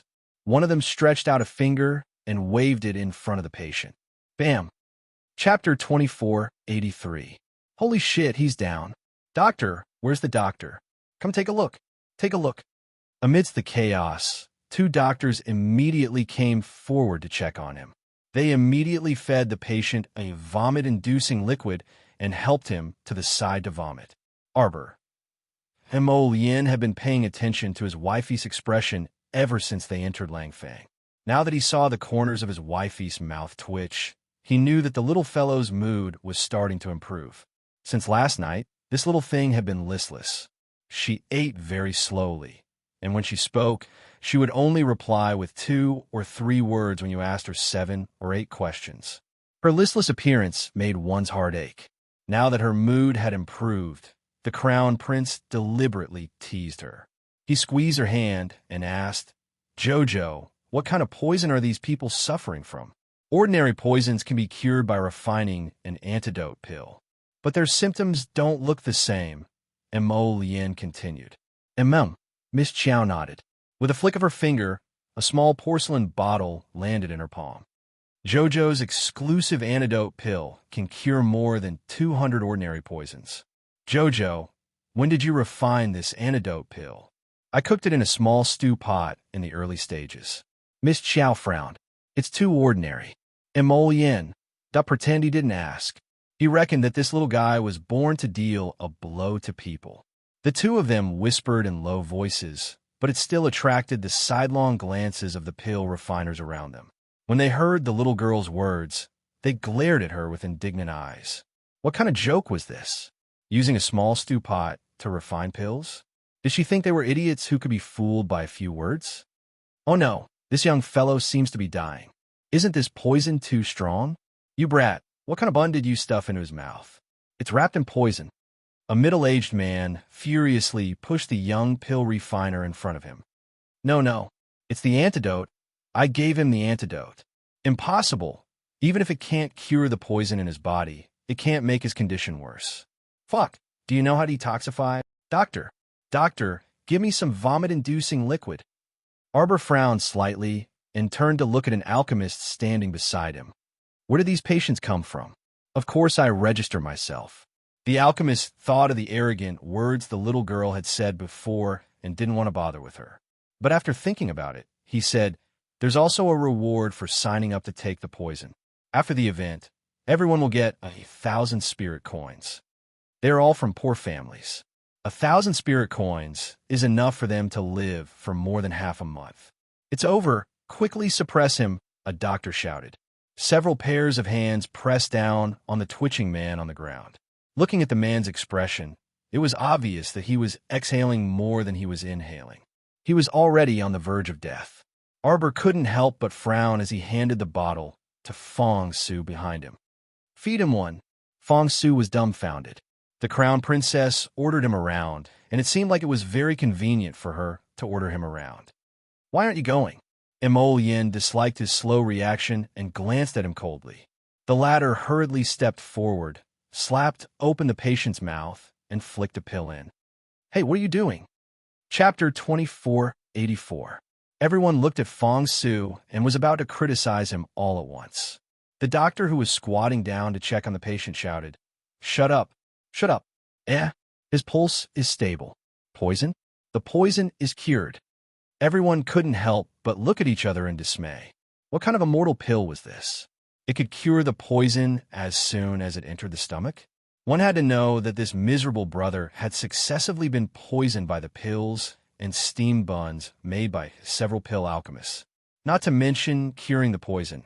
Every time he ate a steamed bun, his body's condition would worsen. At this rate, they thought this guy would die soon. But unexpectedly, everyone couldn't help but turn to look at the stoic-faced little girl standing in front of the crowd. This little girl didn't seem to find anything strange at all as she silently watched everyone. Miss, may I have the antidote pill? Take a look. The doctor's eyes glowed as he stared at the medicine bottle in Fong Su's hand. This medicine bottle looked ordinary. It was pure white without any decorative patterns. However, the pills in this bottle were so extraordinary. Fong Su felt his hair stand on end for being stared at. Arbor motioned for him to pass the bottle to the doctor for inspection. However, the doctor exclaimed in a moment, Miss, are these pills for sale? 20,000 per pill. The little girl waved her small hand as if she was selling trash, causing everyone's eyes to light up instantly. Mo Lien, my wife was really selling trash. After all, these were pills that she boiled in a small pot in the early stages. Naturally, their quality and effectiveness couldn't be compared to the one she made now. Aunt, I'll buy all the antidote pills. Get lost? Old Lee, don't you feel guilty? How can you take all the good stuff for yourself? I'll buy it too, I'll buy it too. Miss, give me 10 pills too. Everyone clamored. Miss Chow silently took out more than 40 medicine bottles and sold another batch of the accumulated trash. Including the digestion pills she sold earlier, her spirit coin card now had more than 11 million spirit coins. In a place like China, where prices were abnormally high, she could be considered a wealthy woman with more than 10 million spirit coins in savings. After all, she needed spirit stones to buy good things here. Spirit coins were still somewhat useful in the secular world. The little girl took back her spirit coin card. Her big eyes were full of vigor as she swept her gaze over the crowd. Little alchemist, I am the shopkeeper of the Vigorous Pill Store. My surname is Lee. In the future, if Little Alchemist has any pills to sell, you can bring them to our pill shop. The price will definitely be fair. You're always welcome. Everyone was busy trying to worm their way into being friends with this little alchemist who looked extraordinary at first glance. Miss Chow blinked and started a conversation mode where she would answer a few questions. When everyone saw this, they said to themselves in their hearts, an expert is an expert after all. His speech is concise and to the point, and he's especially imposing. Sir Jojo had earned spirit coins, so his attitude towards the owners of these elixir shops was quite good. While they were listening to their long-winded chatter, a group of people hurried over from the entrance of the corridor.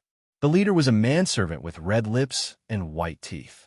He was led by an older man to Arbor. When he saw that it was just a young girl in front of him, his eyes revealed a faint trace of uncertainty. He raised his eyes to look at the old man. The old man hurriedly nodded and politely bowed to Arbor. Little alchemist, please come with me. Little alchemist, please treat my young master's illness. You don't have to worry about the consultation fee. Chapter 2485. I'm not going, Arbor said expressionlessly.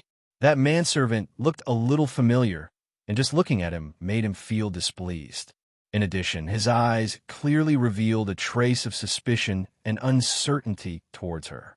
Arbor was not born to be a masochist. If he did not trust her, why did he look for her? It must be a troublesome matter. She was about to leave Langfang, so she couldn't be bothered to get involved again. Ling Ji's eyes were slightly angry. What kind of attitude was this girl showing?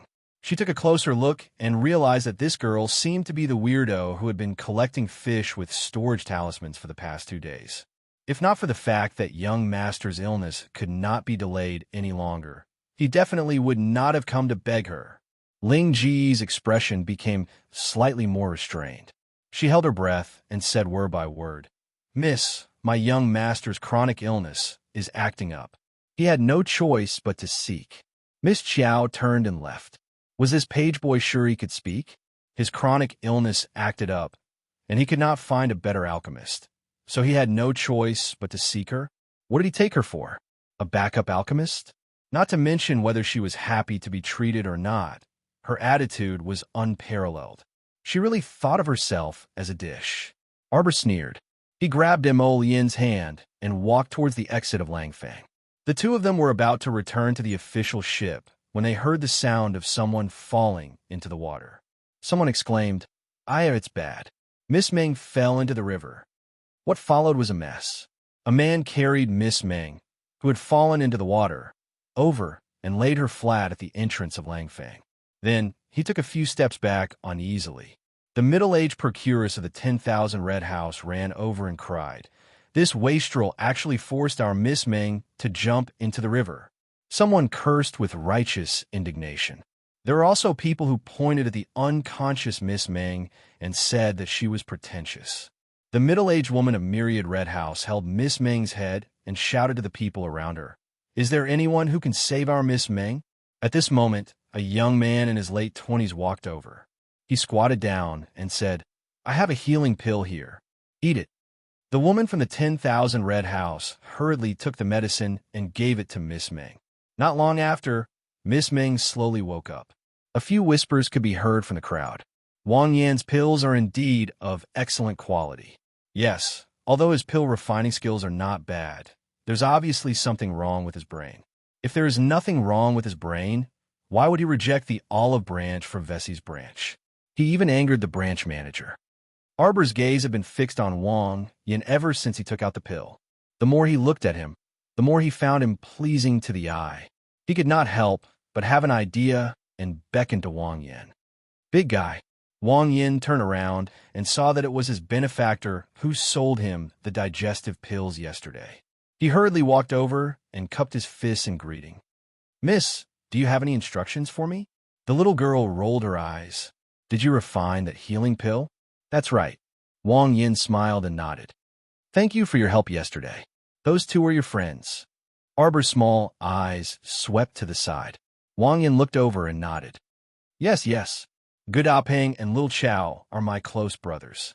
The branch manager of Vessi Pill House was so despicable and shameless that he banned your brothers.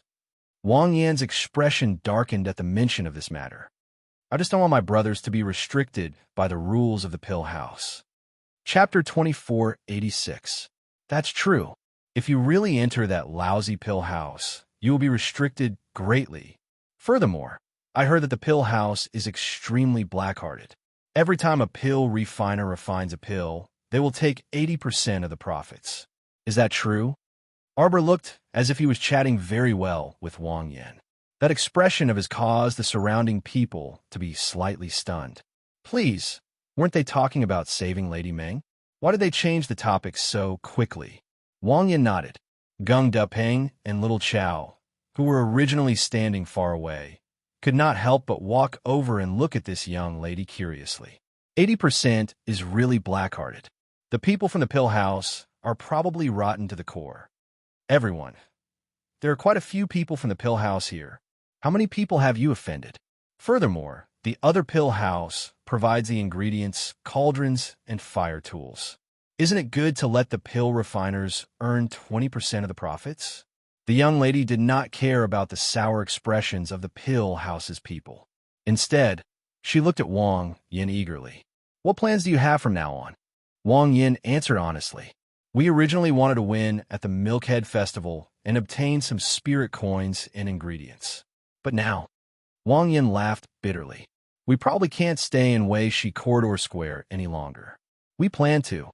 Wang Yin, do you think that you can roam the world just because you left Weishi River? Let me tell you, you have offended the Pill House. No matter which city you go to, you will not be able to live properly. Following this voice, Xiaomu looked up and saw a short winter melon rolling over like a ball on his short legs. This person was probably Manager Wang from Weishi Corridor Square.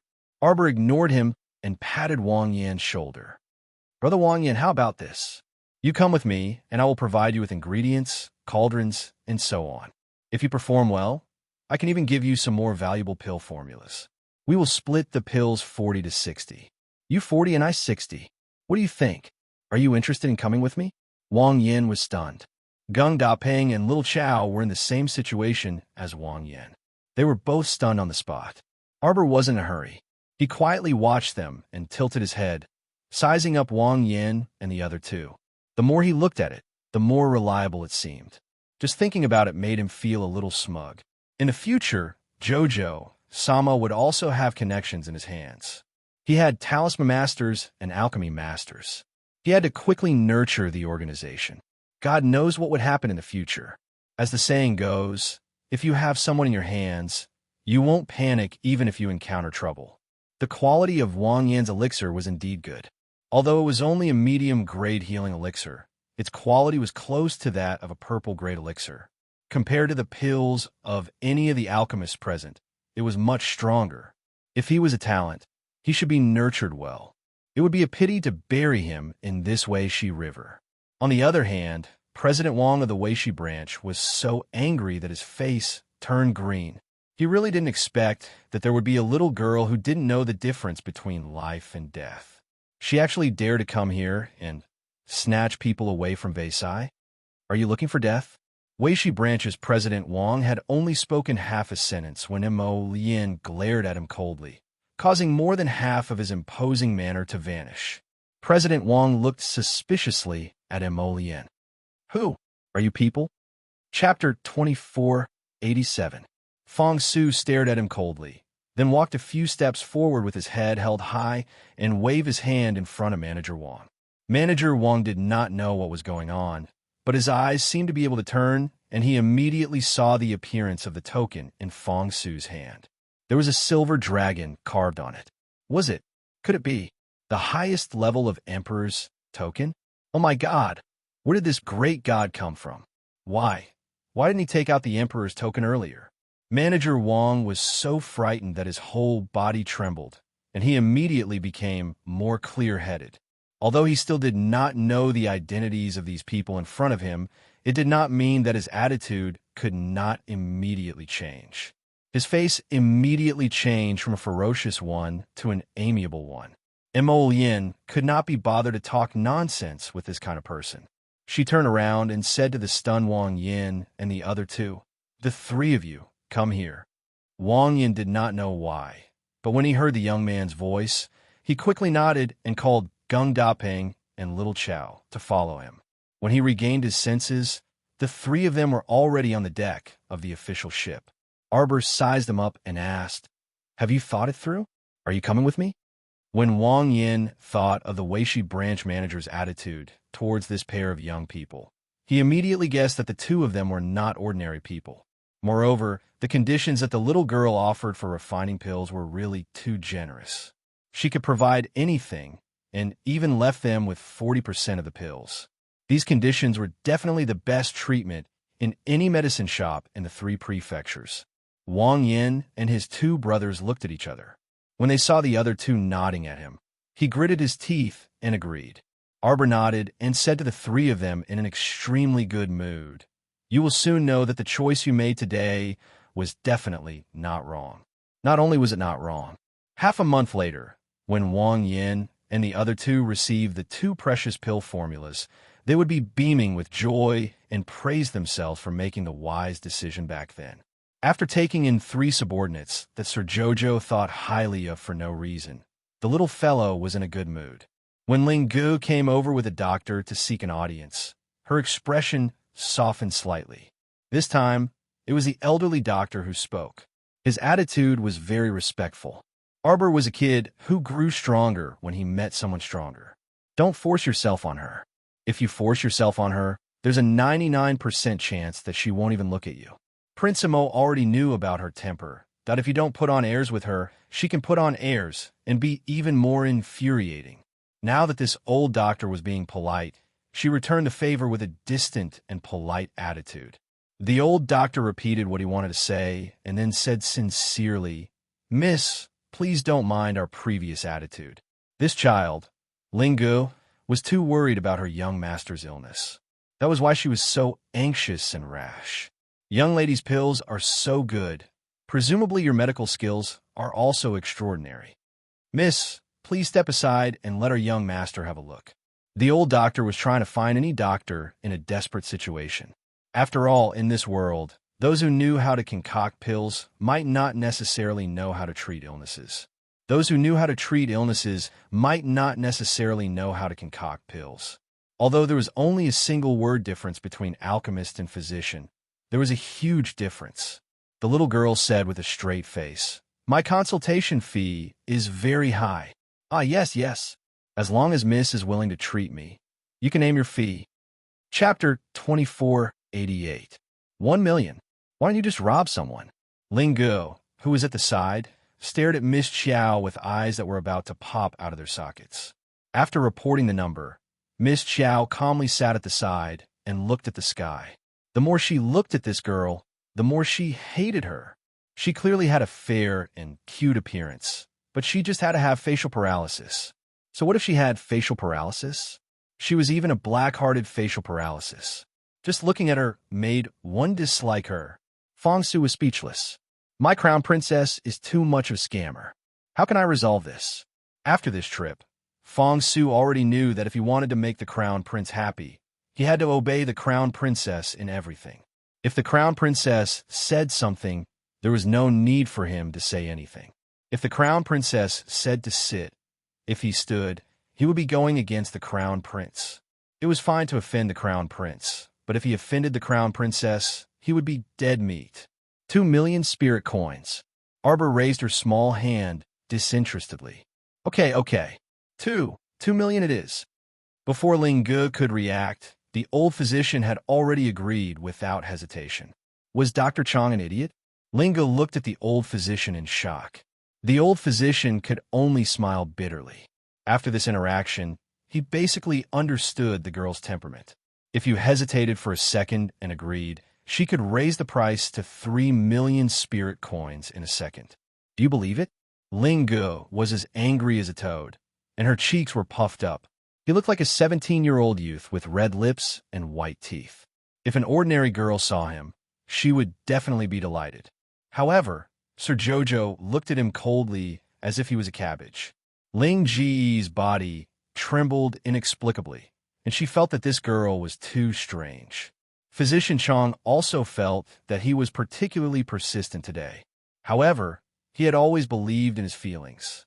For some reason, after observing the girl for 2 consecutive days, he felt that she was very confident. How could he be so sure that the little girl was definitely not an ordinary person? It should be a good thing to let her see his young master's troublesome symptoms.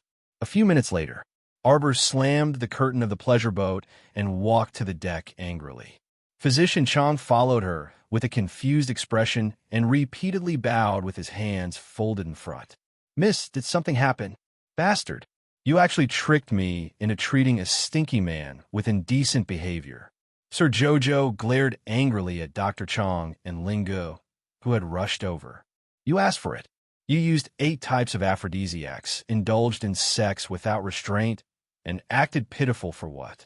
Arbor turned around and dragged Emolien, who was still in a daze, away. When Ling Ge heard this, a hint of joy appeared on her face. In the past, the pharmacist who had treated the young master's illness didn't describe the symptoms in as much detail as this young lady. This young lady was indeed an expert who didn't show her true colors. She could actually tell that the young master had been poisoned by 8 different kinds of drugs. Ling Ge was shameless at once. She knelt on the ground with a thud and grabbed Arbor's skirt as she cried out, Miss, you've misunderstood me. Our young master is innocent. Our young master was captured by evil people and forced to drink these drugs. However, he would rather die than submit and remain loyal. Even in death, he did not give in. You are an expert. You can see the symptoms of our young master at a glance. Please save him. It was me who failed to recognize Mount Tai and neglected the expert. Little magic doctor, you can beat me up. I definitely won't cry out in pain. Get out of the way. Miss Chiao was enraged. Ling Ge cried out involuntarily. Little magic doctor, believe me, our young master is still a virgin. If you don't believe me, you can go and check. Chapter 2489. Arbor was speechless. Emolien was speechless. Everyone on the boat was speechless. Ling Ge didn't know what she said, but the atmosphere on the boat suddenly became awkward and silent. So strange? What happened? You seem to have said something very strange just now. Ling Ge lowered her head and looked at her own hands with a dumbfounded expression. She then looked up at the lower miracle doctor, whose face was ashen. Scram! Xiao Mu forcefully pulled back her skirt. Physician Chang's mouth twitched, and he quickly went forward to bow. Little alchemist, please wait. This child, Ling Ge, is a little lacking. Although he went a little overboard, that is indeed the truth. Everyone was speechless. Physician Chang, Ling Ge, are you sure that young master won't beat you to death after he wakes up and finds out about this? Emolien couldn't stand listening to them anymore. This group of hooligans actually spoke so bluntly in front of his wife. Weren't they leading the child astray? Wife, let's go. Emolien hugged his wife angrily and turned to fly out of the boat. Seeing this, Ling Ge quickly went forward to hug Emolien's thigh. Earlier, there was a difference between men and women, so he couldn't hug Arbor's thigh and could only tug on her skirt now. He could finally hug her. Young master, don't go. You can go, but the little godly doctor has to stay. She has to stay to treat our young master. Sob, sob, sob. Our young master is really too pitiful. He's such a carefree and elegant young master. Yet he encountered such a thing. Sob, sob, sob. If that old woman from the National Security Agency hadn't harmed him, How could he have become like this?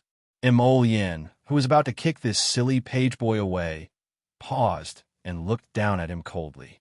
Madam, from the National Security Agency? Yes, yes, it's that old woman. She's the one who harmed our young master. It's her, it's her. Imogen's eyes darkened faintly. The little girl hugged his neck and suddenly blinked. Is that National Security Agency your enemy? Her husband's handsome face darkened when he heard this name. It was definitely his enemy. The young lady decided to put this madam of the National Security Agency on her blacklist. Imogen lowered her head and smiled at her. That old woman is not qualified to be my opponent. Yes, yes. Her husband was such a proud person. Naturally, she couldn't compare him with a bunch of random people. The little fellow kicked her short legs and roared at Lingu, who was sobbing with tears and snot. Go and prepare clean towels and water. Prepare more hot water. Since it was an enemy that her husband didn't like, then she would save the person that the enemy wanted to harm. Lingu hurriedly left obediently.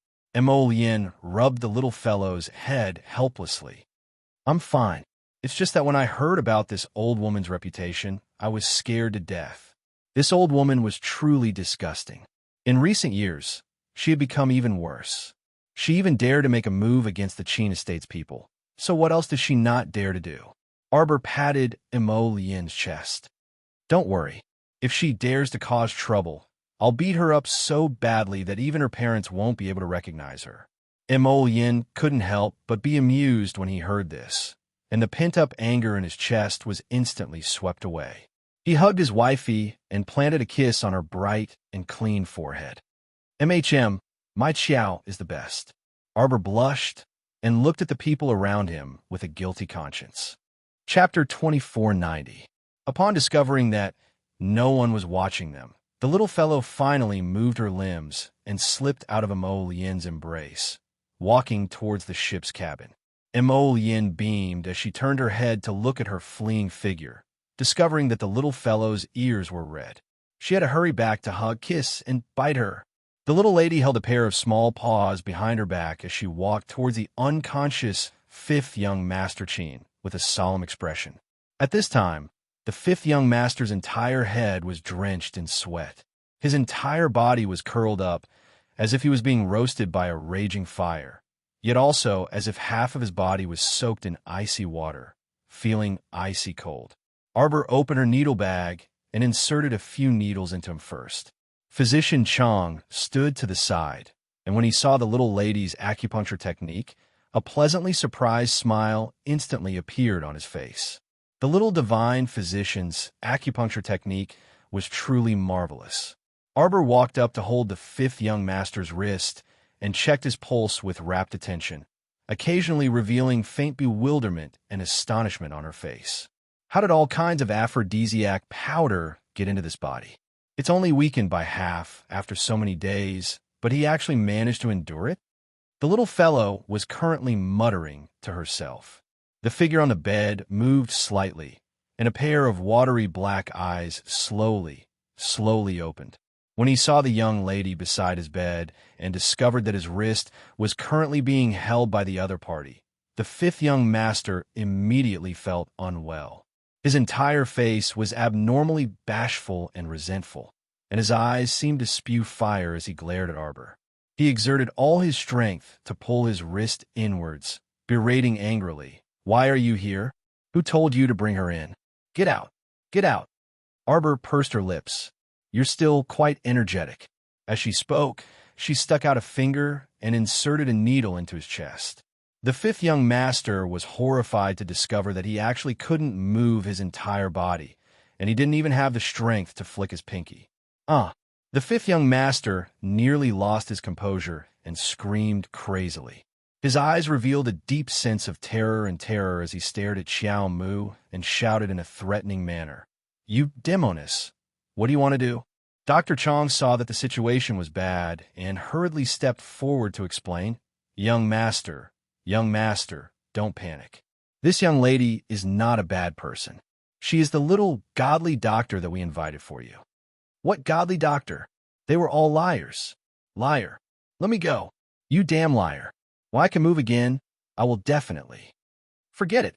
The little fellow grumpily used a finger to press down fifth young master's slightly raised head. With your frail body, you don't even have the slightest bit of cultivation, and you still want to talk big? What can you do to me when you can move? You can't beat me, and you can't bite me either. The fifth young master's face was ashen as he glared at her.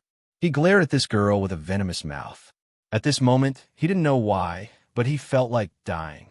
He was the Qin family's trash. No wonder seventh brother hated him to the point of wanting him dead. His existence as a trash was an insult to the entire Qin family. Big brother and second brother were so shockingly talented, resourceful, and had profound cultivations. Although third brother and fourth brother weren't in the same realm as big brother and second brother, they were at least talented in a younger generation. He couldn't cultivate. He couldn't cultivate since he was young. The light in fifth young master's eyes slowly faded away, and his entire body trembled on the bed. Useless thing. Xiao Mu took out a wooden brush and brushed a layer of oily green mud-like substance onto his face. Chapter 2491.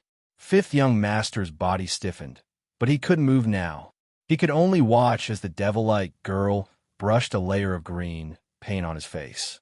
The most hateful thing was that Physician Chong didn't even stop her. After brushing his face, the little girl threw the small bucket in her hand to Physician Chong. Brush his entire body. Physician Chang's mouth twitched silently. However, he wasn't an ignorant person.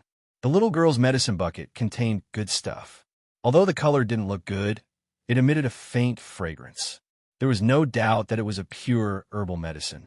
Little divine doctor, after brushing, will the medicine in young master's body be cured? Do you think it's that simple? The little fellow roared. This guy's been drugged with 8 types of medicine X, and it's been dragging on for a long time. Many of the powders have already penetrated deep into his flesh and bone marrow. How can it be so easy to remove? However, although this guy had no spiritual power cultivation, he was still considered a man. If a normal man was drugged with this medicine, he would have been licentious long ago. How could he still hold it in? Unbelievable. Could it be that he couldn't? Miss Xiao froze. She put away the bad thoughts in her heart and coughed awkwardly. Forget it. He was already so pitiful. At most, she would treat him better the next time she came for treatment. Arbor said with her hands behind her back, "We're leaving for Longyin City in the afternoon. However, your young master's illness is more troublesome. He needs at least 7 days of treatment." You mean after 7 days, young master will be cured? He wouldn't have to suffer the torture and humiliation of medicine X anymore? Physician Chong was excited. Arbor nodded, then asked curiously, "Let me ask you, your young master's condition doesn't seem like he took a pill. How did he get drugged?" This powder seeped into his body through his skin and eroded his internal organs. If it was a pill, the effect shouldn't be so good. Physician Chong felt that this little divine doctor indeed had some skills. He didn't dare to hide anything and hurriedly told her everything. It's like this little divine doctor. That madam of the National Security Agency is a famous perfumer in our capital, Longyin City. She's very skilled at making incense, but unfortunately, she doesn't use it properly. The incense she makes is very filthy. Perfumer? Incense production? Arbor nodded thoughtfully. Then her incense can also be used to make poisonous incense? Exactly. Arbor secretly put up his guard. He had to be careful of this old woman. Since she's not on good terms with Mo Lien, she'll definitely make trouble for me when I get back. Her perfume was so powerful, she didn't want to suffer a loss secretly. It had to be said that the little fellow had not returned yet, but she was already fully armed with a solemn expression. She was indeed very prescient. What do you think? Dr. Chong stared blankly for a moment before hurriedly coming to a realization. He hurriedly cupped his hands and said, "Of course we're going back to the capital with the little divine doctor. We've been out for a long time, so we can go back now." What a joke. If he didn't follow this misgodly doctor, then how would he be able to treat the remaining days? Nothing was more important than the young master's health. He had to follow. Arbor nodded and turned to look at the fifth young master, who whose face was painted green and who was glaring at her with a pair of starry eyes. The little fellow said to Dr. Chong, "Pay me 1 million first. When the treatment is over, then pay the remaining half." Chapter 2492. Don't worry, I don't cheat anyone. I won't lie to you. Yes, yes, yes. Physician Chong had a bitter expression. Under the murderous gaze of the fifth young master, he shakily transferred 1 million spirit coins to Jojo. Jojo took the money and left. He was still so straightforward. Physician Chong coughed and hurriedly called Ling Guin to serve the young master. He didn't dare to look at the fifth young master's resentful gaze anymore. Master Jojo held her husband's hand and returned to her boat, and Mo Lien immediately pulled her into his arms. "Jojo, you don't have to work so hard. If you want spirit coins, just tell me. I'll give it to you. I'll give it to you." "That won't do." Arbor waved her hand with a serious expression. "What I enjoy is the process of earning money." "Interesting." And Mo Lien. Strangely, he always felt that when Jojo talked about earning money, her eyes suddenly lit up as if they were emitting light. So cute. "Oh, right." The little fellow snuggled into his arms and raised her hand to touch his handsome face. Lien. Her soft little hand directly pinched the man's face. Her eyes sparkled like sparks. "I have something to ask you." And Mo Lien inexplicably felt his heart skip a beat. Looking at the little fellow's flirtatious posture, a bad premonition slid through his heart. "Do virgins like you usually have any thoughts?" Emolien. He felt as if fireworks were going off in his head, exploding with a bang. Colorful lights surged in his head, and he felt as if he was about to pass out. His weak self-control was already below freezing point, but this fellow was still teasing him with words. Moreover, her little body was snuggling in his arms. He couldn't take it. He wanted to pounce, bite, and sleep. Look at that fool just now. Although he can't cultivate, his willpower is quite strong. Arbor muttered to herself. Won't he be sick after holding it in for so long? Do you want to know? Emolien gritted her teeth and blinked. She lifted the little thing up and looked at it at eye level. Miss Chow suddenly felt a little scared. Huh? What did she say just now? Why did the man in front of her look like a tiger eyeing its prey? She quickly shook her head. Just pretend I didn't ask anything. How can I let you cower now? Did you enjoy your flirting just now? Wife, you'll know after you check if your husband has been holding it in for too long. No need. The little fellow hurriedly waved his hand and said with a serious face, How can I accept that? The two of them looked at each other with strange expressions. These words sounded strange no matter how one listened to them.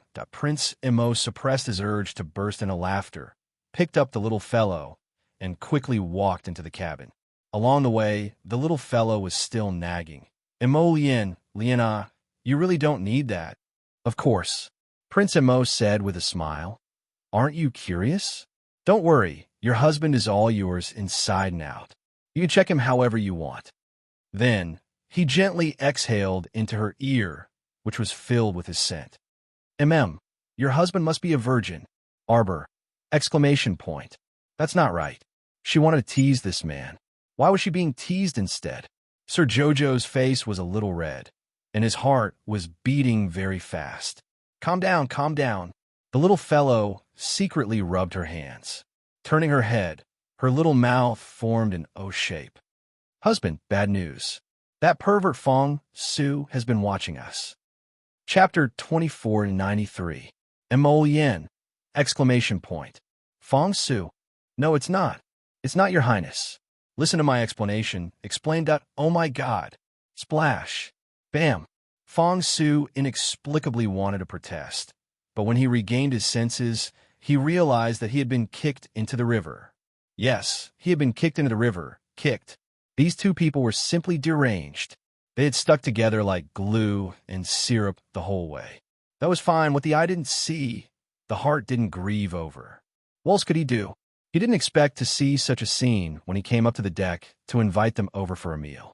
Was it his fault? It couldn't be. And even if he had seen it, he had planned to sneak away and pretend that he hadn't seen anything. In the end, the little crown princess actually screamed at him like that. Oh my God, that Fong Su soaked in the river, looking like he had nothing left to live for. He didn't know that this was the feeling of a single dog being abused, the feeling of misery, pity, and tragedy that on the other hand, the crown prince carried his wife back to the cabin and impatiently tugged at his collar. He raised his phoenix eyes and blinked. Jojo, come quickly. Your husband is ready. You can investigate as much as you want, from top to bottom, inside and out. I'll let you investigate to your heart's content.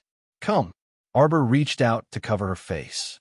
She felt that although her face was expressionless now, her heart should be boiling that her face should be so hot now that it could be cooked with porridge. What should she do? This evildoer. She couldn't take her eyes off him. How could he be so good-looking? He was usually cold and indifferent, gentle and courteous to everyone. Oh my God, she didn't expect him to be so seductive in bed. At this moment, this man had changed into a frivolous look. His phoenix eyes were blinking and the corners of his lips were raised in a frivolous manner, causing ripples in one's heart. Calm down. Sir Jojo looked at him with an expressionless face. She suddenly burst into laughter and jumped up, pushing him down onto the brocade couch. Then, she reached out to tug at his belt. He would be a fool if he didn't take advantage of her beauty. Following the principle of taking advantage of the situation, Lady Xiao Xiao decided to make a move on the peerless handsome man in front of her. All right. Since you've repeatedly asked me to examine you, then I'll reluctantly do a full-body examination for you. With that, her small hand tore the man's belt apart. Yin was dumbfounded that why didn't his wife follow the routine? Shouldn't his wife immediately throw herself into his arms shyly and roll around, begging for mercy and pitifully begging him to let her go? After that, he was especially merciful. He secretly bullied the little fellow inside and outside, and then solemnly warned her not to play with fire. If you play with fire again, I'll eat you. But the plot didn't go as he expected. Cold sweat dripped down Crown Prince Mo's forehead. My dearest wife, your husband's self-control is really not as good as you think. Don't make a fuss. Crown Prince pressed the back of the little fellow's hand and looked at her, wanting to cry. In such a lousy place, he wouldn't let his baby suffer. Although he was about to explode from holding it in. Husband, look, you're reacting. Xiao Xiao cried out in surprise. Please, your husband isn't a dead man, that if he still didn't have a reaction. Wouldn't that be unacceptable? Oh, you guys are having fun.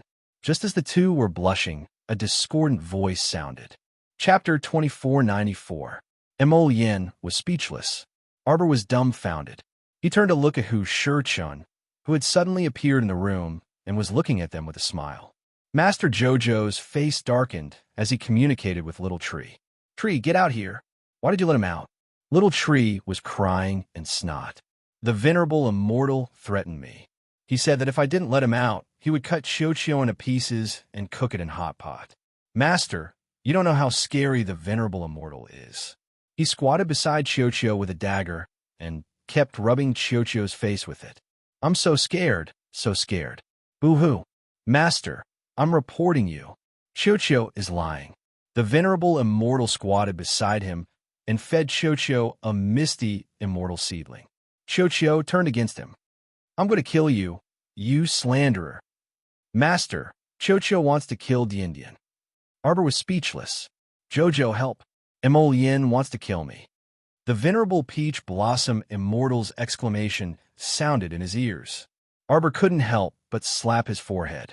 The two of them were looking at each other like tortoises. Note that the two of them were at daggers drawn and looked like they were about to fight. Miss Xiao hurriedly shouted, I'll grill fish for you too. Eat those colorful divine fish. It can increase your cultivation. The two of them turned to look at her at the same time.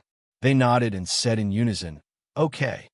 Thus, the little fellow led the two of them into Fish Orchid Planet and used her divine perception to capture two colorful divine fish.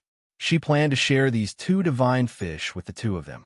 Little Tree, Little Water, Little Soil, and the others were attracted as soon as the fish were cooked.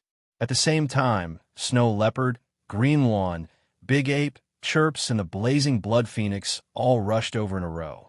Xiaomu dumbfoundedly held the two fish in her hands and stared straight at them just like that. These guys came because they smelled the aroma. Did they all want to snatch the fish from Master Jojo? Woof, woof, woof. The three puppies ran to her feet and circled around her. The weirdest thing was that the two eggs actually rolled all the way to her legs and rubbed against each other. Arbor!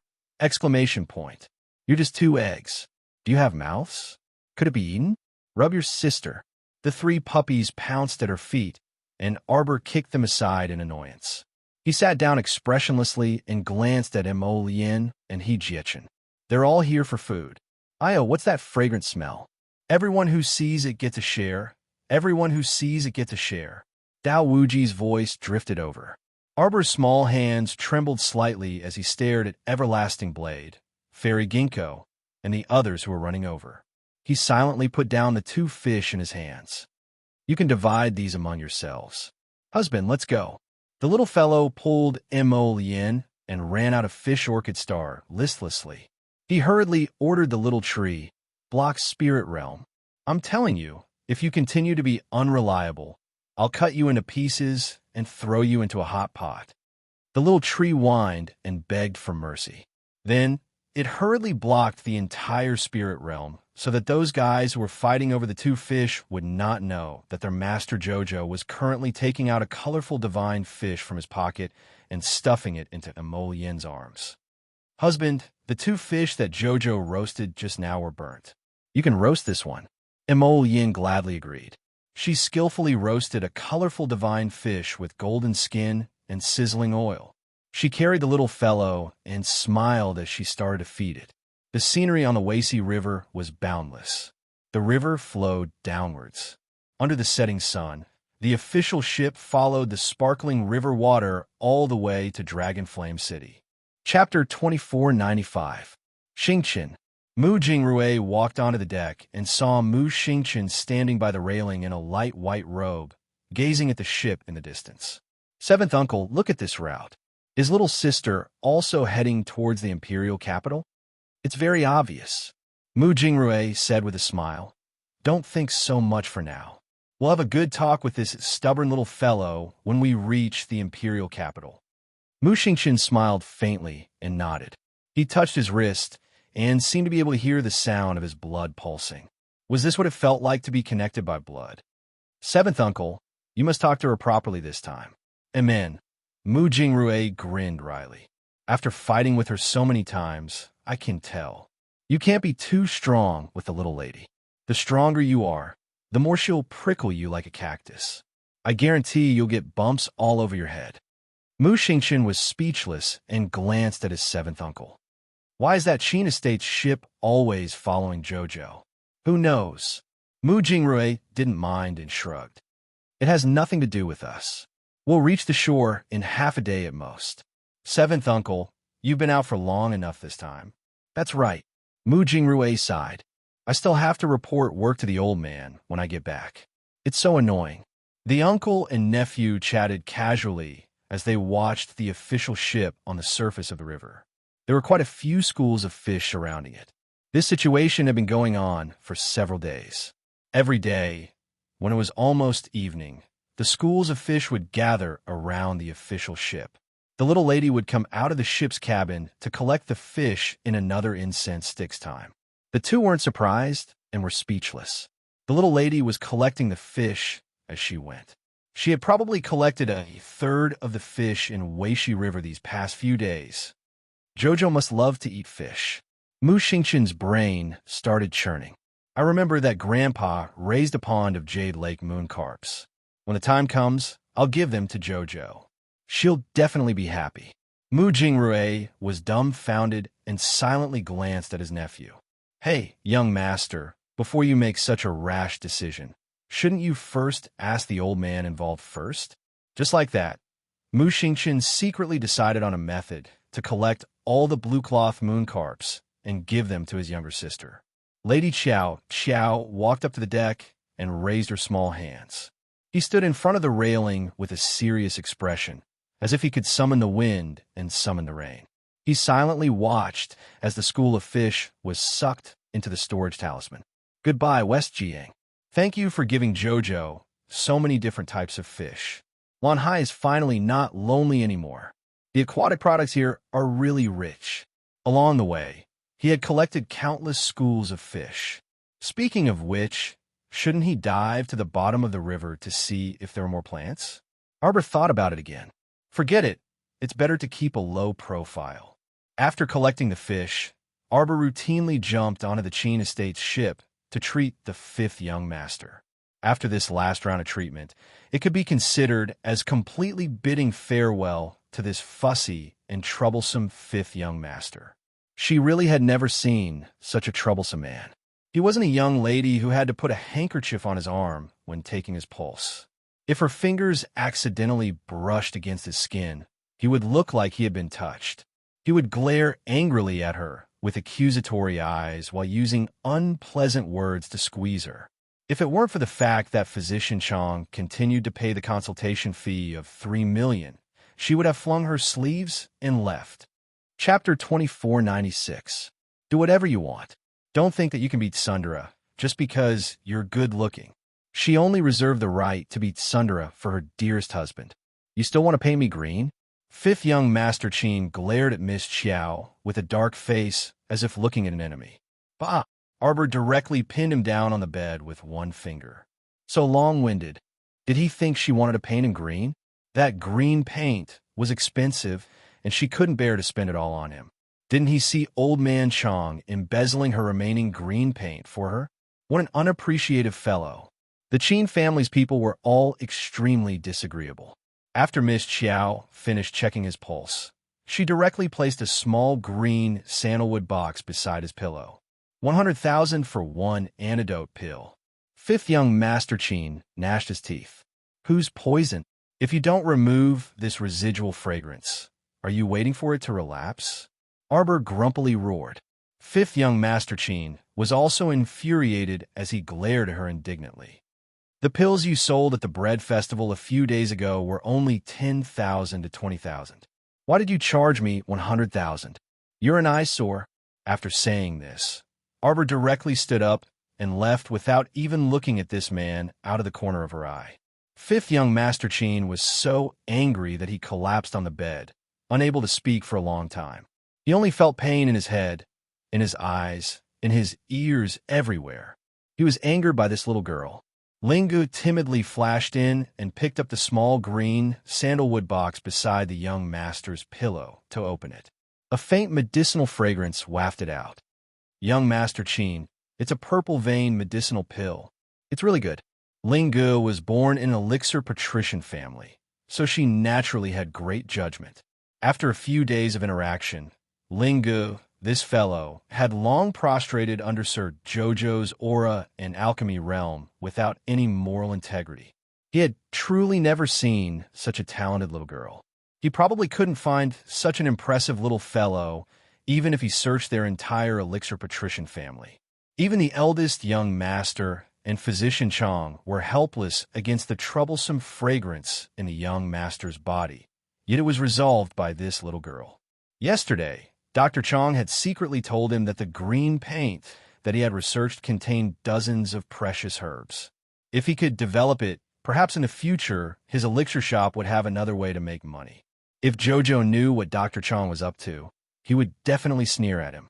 Even if you studied all the herbs here, you wouldn't be able to make such a paste. After all, even if you search the entire Divine Land, you won't be able to find even a drop of water from the icy pool of Peach Blossom Star. Ever since the cold pond water entered the back slope of the Peach Garden slope, it changed almost every month. At this time, the cold pond water was filled with dense spiritual energy. The coldness seeped into one's bones and penetrated one's heart. She was an expert in making medicine. It couldn't get any better. Sir Jojo walked out with his hands clasped behind his back, not caring at all whether fifth young Sir Qin was taking his medicine or not. Anyway, she had already left the food behind. It was his business whether he ate it or not. Lingu and Physician Chong would take care of this fussy fellow. When Physician Chong heard the news, he ran out with a smile on his face. Thank you, miss, for saving my young master. No need to thank me. I was only doing this for the money, so we're even now. Arbor waved his hand. These few days, the consultation fee had been rising every day. Previously, it was 2 million, but because of this young Master Chin's fussy personality and Sir Jojo repeatedly went on strike, the fee had already risen to 7 million. Right. It was basically rising every day. The increase was very gratifying. Chapter 2497. Sir Jojo had been paid to do his job, so he requested to leave immediately after he was done. He had no intention of exchanging pleasantries with Physician Chang and the rest. Yet Physician Chang's expression was melancholy and reluctant to part. He had neglected to eat and sleep last night, studying the green paint for an entire day and night, but he could only identify 2/3 of the medicinal ingredients. This green paint should be brought back to the Qin estate and invited the various alchemists to appraise it together. Little alchemist, looking at your direction, you should be returning to the capital. If you have time, you're welcome to visit our Qin estate. Arbor waved her small hand. We're just settling the transaction. When we meet in the future, just pretend we don't know each other.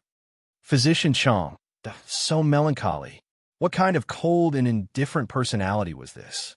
He had already pulled a long face and exchanged pleasantries like this. Woo. The little alchemist still didn't want to see them. It was all Sir's fault for being fussy. He had indeed thoroughly offended this little expert these past few days. Arbor returned to her family's official ship and saw Mo Lien walking up to the deck. The man had come up at the right time. Seeing her return, his eyes couldn't help but light up. Wife, you're so early today. Arbor glanced at him speechlessly. There's actually nothing much to do today. I'll just take his pulse and feed him a poison cleansing pill. Mo Lien was in a foul mood. Jojo ran to the Qin estate's ship every day. Although it didn't exceed an hour every day, he was still worried. Once he thought of the Qin family's Ada and air, he inexplicably felt stifled. This was a precise intuition. He kept feeling that these two people would do something bad. Let's not walk so close to the Qin estate's people in the future, all right? Okay. Arbor nodded his small head and answered without any objections. Anyway, she didn't like the Qin family. From Qin Guilu to Omega Kitoku to this fussy fifth young master, none of them were good people. Mo Lien's heart cheered again when he saw her agree so quickly. He reached out and pulled her into his arms. He lowered his head and smiled at her. Jojo, you're the best. Xiaomu nodded her small head in all seriousness and said in all seriousness, I also think that I'm really good. Mo Lien hugged her and laughed. After the meal, the two of them had a good afternoon nap together. At 10 o'clock in the evening, the ship anchored at the shore. Arbor looked up and saw a checkpoint on the outskirts of Sovereign Capital. It was also quite large, making it look like a small town. There were many people coming and going. Many people were still lining up in front of the checkpoint, waiting to enter. After Mo Lien came ashore, she instructed Fong Su not to disturb the people too much and to keep a low profile. The latter quickly walked up to the soldiers at the checkpoint and showed them the imperial token in his hand. The other party was obviously shocked by the emperor's order and hurriedly bowed respectfully. Upon hearing the news, the small captain of the checkpoint came over and respectfully welcomed Mo Lien, Xiao Mu, and the others over. Nothing happened on the way there. It's actually so peaceful. Arbor blinked curiously. The Crown Prince's return to the capital was such a big move that there would definitely be many forces watching. However, it was still early for them to come over from Weishi River. There will be trouble when we get back. Mo Lien curled her lips in a spurious smile. After all, it took time to send a message back and forth. They hadn't even stepped into the imperial capital's territory, yet Arbor looked around curiously and quickly followed Mo Lien through the checkpoint. Everyone changed into a carriage pulled by a spirit stallion and headed toward the imperial capital in a low-key manner. Chapter 2498. These spirit stallions were extremely fast. About an hour later, Xiao Mu lifted the curtain to take a look. She immediately caught sight of the silhouette of the tall city gate tower amidst the night fog. On the city wall hung two large black words with gold background, Long Yen. The carriage crossed the moat and came to the suspension bridge. Fong Su only showed his face, and the city guards quickly let him pass. Jojo leaned against the window, looking at everything curiously, observing the city wall that went straight into the clouds. This city gate tower has been reinforced several times before. Emolien held her little hand and said, "Just in case." Arbor knew what he meant by just in case. Although there were no corpse puppets in the Divine Lands, who knew? If the power of Tianyun developed to this extent, then very soon this pure land would fall into instability. Xiao Xiao was very much in favor of Crown Prince Mo's precaution. The carriage slowly entered the city gate's official road, and after a short while, it was stopped by another checkpoint. Fong Su jumped off the carriage, frowned, and went up to negotiate. When he came back, he bowed respectfully to the carriage. "Your Highness, the holy nun of the Temple of Sun and Moon is about to enter the city. This main road has been closed for an hour." Emolien and Arbor were not people who had to take the main road to show off. Hearing this, they nodded and said, "Then let's take a detour." So Fong Su drove the carriage, turned around, and went to the side street. "Your Highness, His Majesty already knows that you have entered the capital. Do you want to go back to the East Palace first? Or go back to the East Palace?" Emolien interrupted Hu Dequan and said lightly. Hu Dequan silently shut his mouth, secretly sympathizing with His Majesty. "Your son doesn't like you very much." The carriage was heading in the direction of the Imperial Palace. From the city gate to the Imperial Palace, it was estimated to take 2 hours.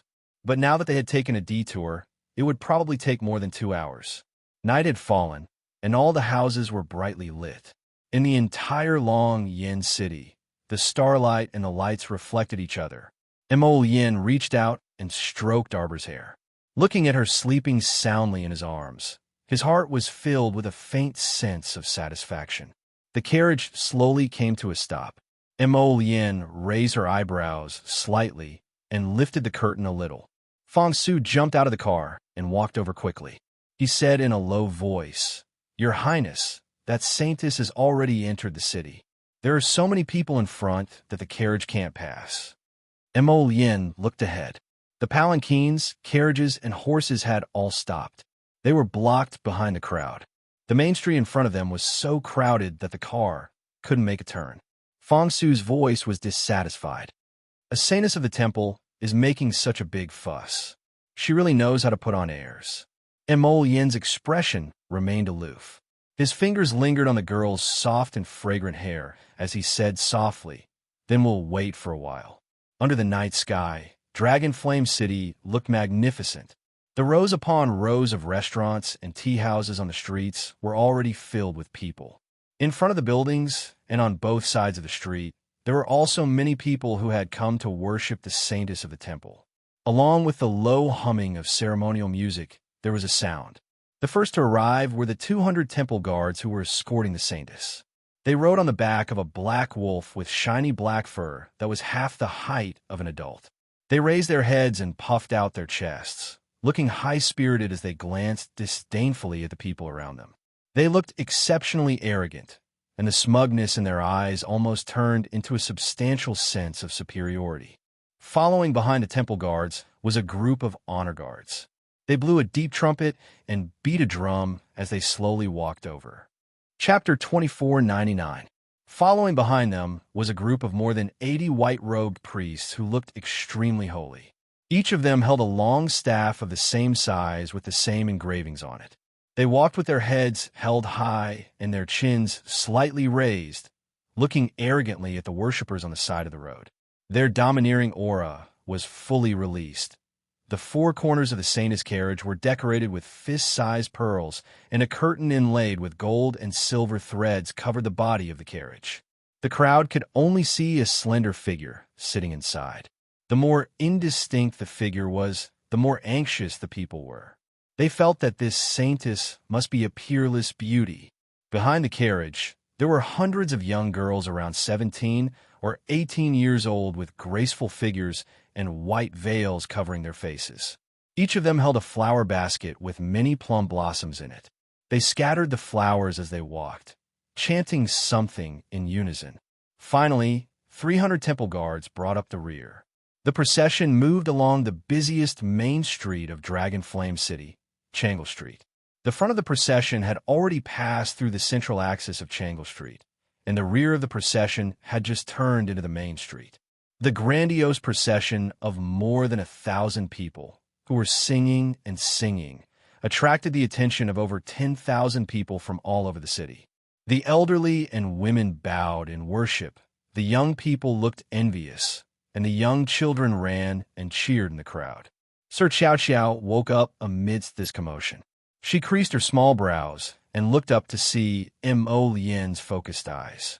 Sure, the little guy was still in a daze after being kissed on the cheek. Mo Lian smiled with her eyes curved. Did I wake you up? But we should reach the entrance of Lusheng Gate in about half an hour. You woke up just in time. The little fellow moved its limbs and leaned against the window to take a look. Its eyes reflected the scene of a grand celebration. Hey, there's so many people. Mo Lian, what are they doing? The Saintess of Sun Moon Temple has entered the city. All the people in the city are here to worship her, Mo Lian said with a slightly sarcastic tone. What temple? It was just a group of people fishing for fame. It was more like they were fooling the people. Of course, the Divine Palace had also recruited a large number of clerics and even priests who had pledged their loyalty to the Divine Palace. These people were collectively known as disciples of God. These cultivators attached themselves to the temple, obtained cultivation resources, and worked for the temple. Many rogue cultivators who did not have a family to rely on were very willing to join the temple. Greetings, Saintess. Greetings, Saintess. The commoners were all excited as they knelt down and kowtowed. In the hearts of these ordinary people, the Saintess of the temple had such a high status. She was simply the sun goddess that everyone looked up to. Silence. The Saintess wants to issue an oracle to warn everyone. Does Lord Holy Nun have anything to say? The crowd below was whispering to each other. For a moment, tens of thousands of people held their breaths and waited on Changle Street. It was so quiet that one could hear a pin drop. Arbor pulled Mo Lian out of the carriage. He raised his head and looked at the brightly lit area. The corner of his mouth twitched. It's quite realistic. Oracle? Hee. Citizens of the Divine Prefecture, citizens of Dragon Flame City. Your crown princess, who is about to return, will become the source of disaster. She will be the beginning of the breeding of the entire evil world. She will bring us endless calamity, fear, and death. A cold female voice sounded without any cadence, with a trace of arrogance that could not be ignored. Curtains made of gold and silver silk fluttered in the air. A slender figure stepped out of the carriage. Chapter 2500. The Saintess's voice was very infectious. Everyone felt as if their hearts had been grabbed, and they could barely breathe. Their hearts were heavy, and the entire air was filled with the feeling that a storm was coming. Everyone did not even dare to breathe loudly. At this moment, a scream suddenly came from the left side of the crowd. There was a commotion in the crowd. Everyone turned around and saw an old woman in her 60s or 70s suddenly pouncing over as if she had gone mad. She grabbed the neck of a young man beside her with astonishing strength. The old woman's eyes were emitting a terrifying bloody light, and her dilated pupils were filled with blood vessels. She opened her mouth wide and was about to bite the shoulder of the frightened young man. The Saintess, who was wearing a purple dress and had a faint immortal aura, suddenly moved. She lightly stretched out a slender finger and tapped the old woman's forehead across the air. The old woman, who was still screaming and struggling with boundless strength, suddenly stopped as if she had been summoned by a Buddha. Her eyes were unfocused, and her hands drooped down weakly. The crowd pushed each other to make way, and screams rose and fell one after another. The women hugged their children and looked at the old woman who had suddenly attacked in horror.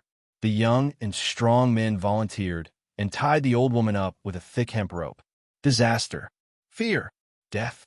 The crowd did not know why, but at this moment they all felt extremely cold.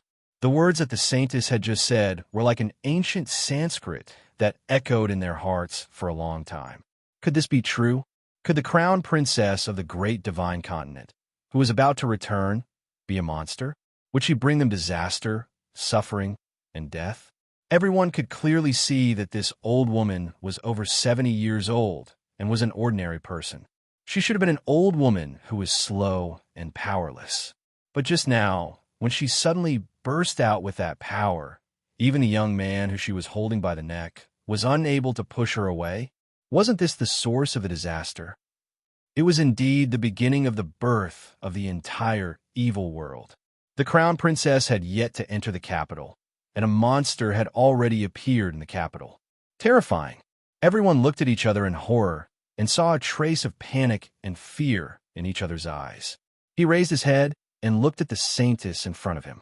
The purple gauze dress was ethereal, like the incomparably holy snow on a high mountain, and also like a saintess bathed in the divine light of the sun and moon. Everyone prostrated themselves in worship, and some even asked in fear, "How can we stop this disaster, saintess?" The saintess spoke in a flat tone, as if she was a cold-blooded machine. There were no ups and downs in her speech, and her eyes were indifferent. She looked at the people prostrating at her feet with benevolence and said to them softly, "Eliminate the source of the disaster, and the divine land will return to peace and tranquility. Destroy the source of the disaster." The priests standing behind the saintess suddenly raised their arms and roared, "Destroy the source of the disaster." The crowd was agitated, and all the citizens began to shout in this forceful atmosphere. These fools! Fong Su's face was twisted with anger. Were they stupid? They actually dared to slander the little crown princess in front of the crown prince. They really didn't want to keep their heads anymore. While holding Xiao Qiao's hand, Crown Prince Imo stood at the periphery of the crowd. He gazed icily at that lofty and incomparably pure saintess of the Temple of the Gods, his eyes bursting with intense killing intent. Chapter 25:01. If not for Sir Jojo tightly holding onto Imo Lian's hand, the man who was boiling with murderous intent would have already flown over and slapped that saintess to death. What bullshit source of disaster? It was just glib words that incited the hearts of the people. However, the majority of the people in the world were people who had no opinions of their own and were easily swayed. After being casually called out by someone, they naturally became a tool for others to use. It's more interesting to swat this kind of fly yourself. After comforting her dear husband, Xiao Mu gazed coldly at the saintess of the sacred hall, who was clustered in the center. Fong Su's face darkened as he gave a look to the dozen or so forest guards accompanying him. The latter immediately understood and stepped forward, forcefully parting the crowd in front of them. "Move aside, move aside, move aside a little." The dozen or so forest guards in heavy armor roughly pushed the crowd to the sides, quickly opening a path large enough for one person to pass through. Miss Xiao's cold and beautiful face suddenly appeared in front of everyone. Following her light footsteps, the crowd involuntarily parted to the sides. There was no need for the forest guards to go forward and push. Everyone very consciously retreated, step by step. They felt an extremely terrifying aura pressing down on the little girl's body. It was as if there was an innate pressure that made people involuntarily fearful. Saintess Nie Yaowang seemed to have felt something as she suddenly turned to look at Arbor. Her pitch-black pupils abruptly shrank. The little girl appeared natural and unrestrained, walking into the middle of the crowd like this. It was as if she had been standing in front of the crowd from the beginning. Her appearance was not abrupt at all. "Are you talking about me?" Arbor looked at Nie Yaowang expressionlessly, sizing her up from head to toe. She said in a mocking tone, "You guys have been silent for so long and can't wait to splash dirty water on me as soon as you appear. This method isn't very clever." Saintess Nie Yaowang coldly stared at the little girl in front of her. After a long while, she used a lofty tone to coldly ask, "Who are you?" Lying on the ground, the old woman's entire body was twisted in an abnormal position. When he saw Arbor walking towards him, his head turned 180 degrees and his eyes glowed red. He let out a low roar towards Arbor. However, she was tied up with several thick hemp ropes and couldn't move for a while. Xiao Mu squeezed a pair of small, fleshy hands and a black ferrule surrounded by a faint blue flame abruptly appeared in her hand. The saintess of the temple? Let me teach you how to behave. Saintess Nie Yaoguang's pupils contracted, as if this was the first time she realized that Xiao Mu was actually someone who didn't play by the rules. Subsequently, her eyes narrowed deeply, and her entire body instantly tensed up as she abruptly retreated backwards. Xiao Mu had already pressed forward. There was clearly no wind, but the commoners standing on both sides of the street felt as if their robes and hair were being swept by a strong wind. They only felt as if a storm was sweeping past them. Bang! Bang, bang, bang. The blue spiritual cleansing flame ignited and suddenly exploded in front of the crowd. The shops on both sides were instantly taken care of by the strong wind. The signboard in front of the gatehouse, the cloth sails, and even the tiles on the eaves all exploded with bang, bang, bang sounds. For a moment, the people sitting on the second floor of the tea house and wine shop to watch the show were all greatly frightened. Chapter 25:02. Fuck. Fuck, fuck. What the fuck is going on? They were sitting on the second floor, eating and drinking tea. They were supposed to be elegantly watching from the sidelines. How'd they end up in the eye of the storm? How did they end up in such a sorry state? The tables by the window were especially unlucky. When the blue spiritual cleansing flame exploded on the window, they were pitifully caught in the crossfire. They hurriedly scrambled back, not daring to stand by the window and watch the show. Bang! The saintess Nie Yaoguang crossed her arms in front of her chest. Her defensive spirit artifact took effect, forming a transparent barrier in front of her, blocking Arbor's attack. How dare you? How dare you attack the saintess? A guard captain suddenly rode his black wolf and charged toward Arbor. Crown Princess. Fong Su's eyes hardened. He was about to lead the forest guards forward, but the crown prince reached out and stopped him. How could this be? Fong Su looked with confusion at the crown prince, who was standing beside him with a solemn expression. With how protective the crown prince was of the crown princess, why would he stop them now? Trust her. And Mo Yin only lightly spat out these 3 words. His gaze fell on the nimble little figure on the field. He had been following her up and down, not even glancing at the unlucky saintess. The man's features were picturesque. When he said these 3 words in a calm tone, it inexplicably caused a sense of trust to rise in people's hearts. It was as if the crown princess could solve all difficulties by herself. Fong Su took a deep breath, nodded, and took a step back.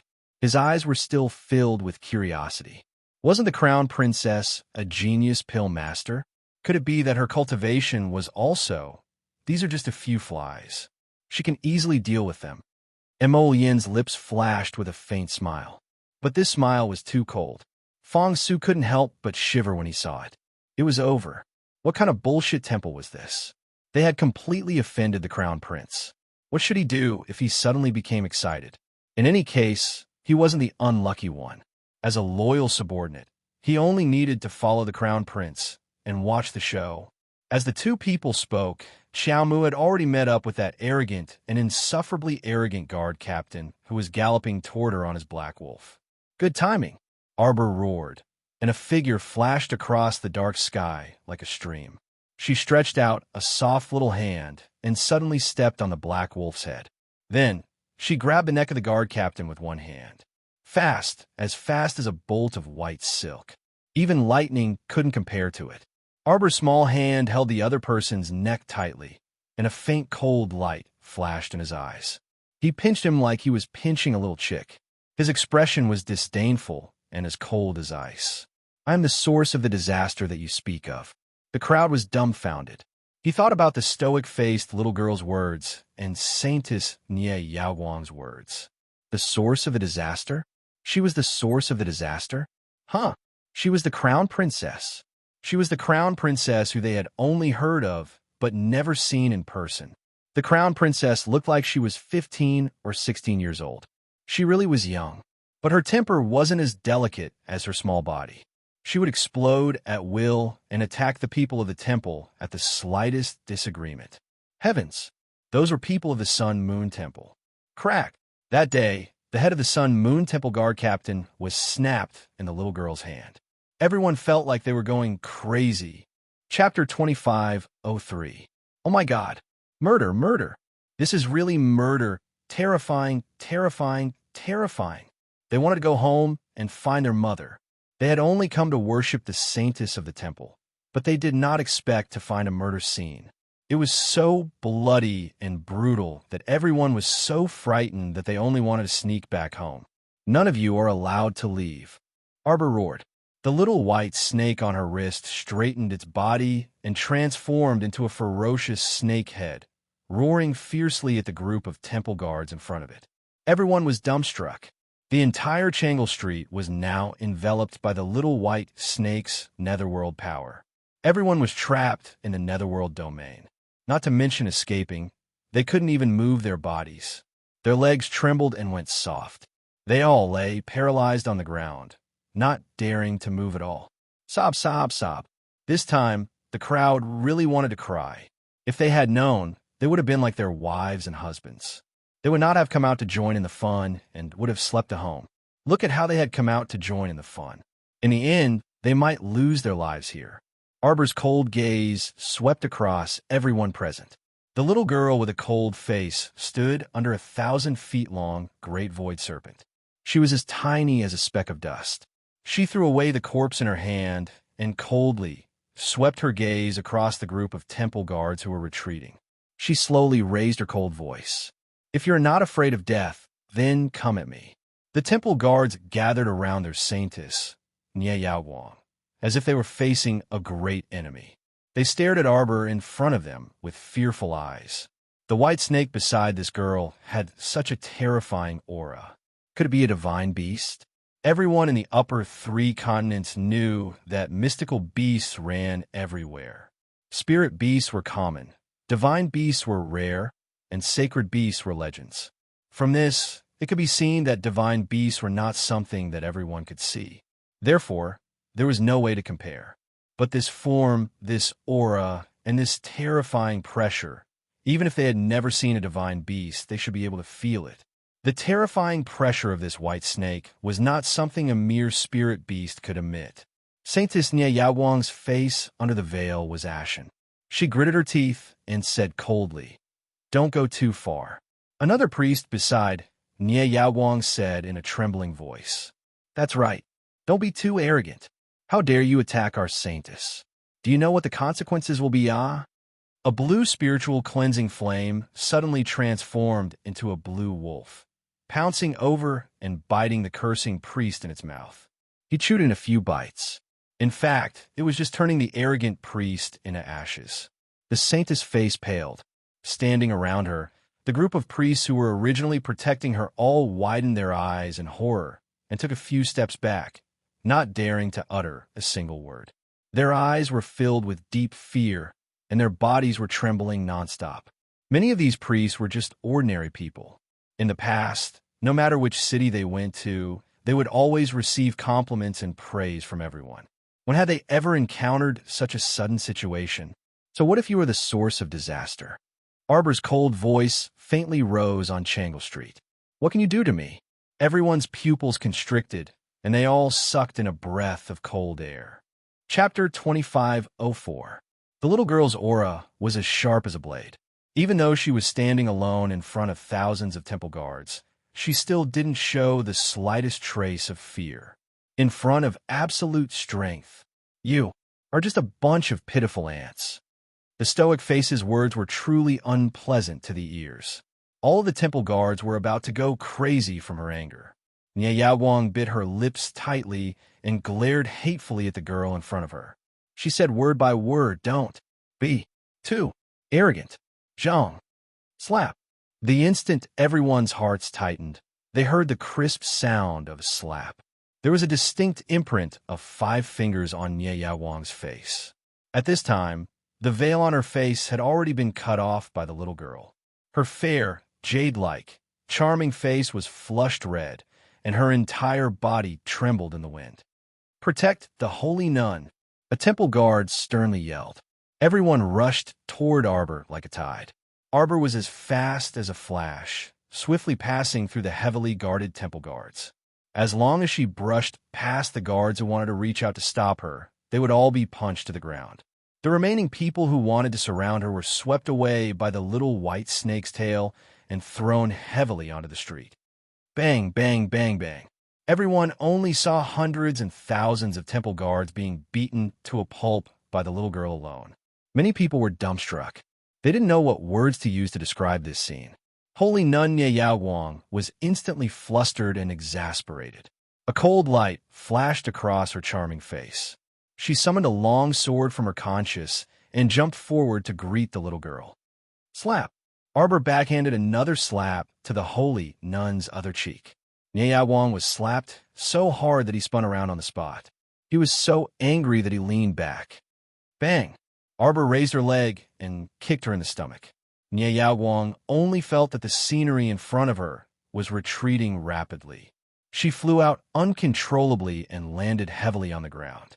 The sound of the bang landing on the ground was so loud that it shocked everyone to the point of being dumbstruck.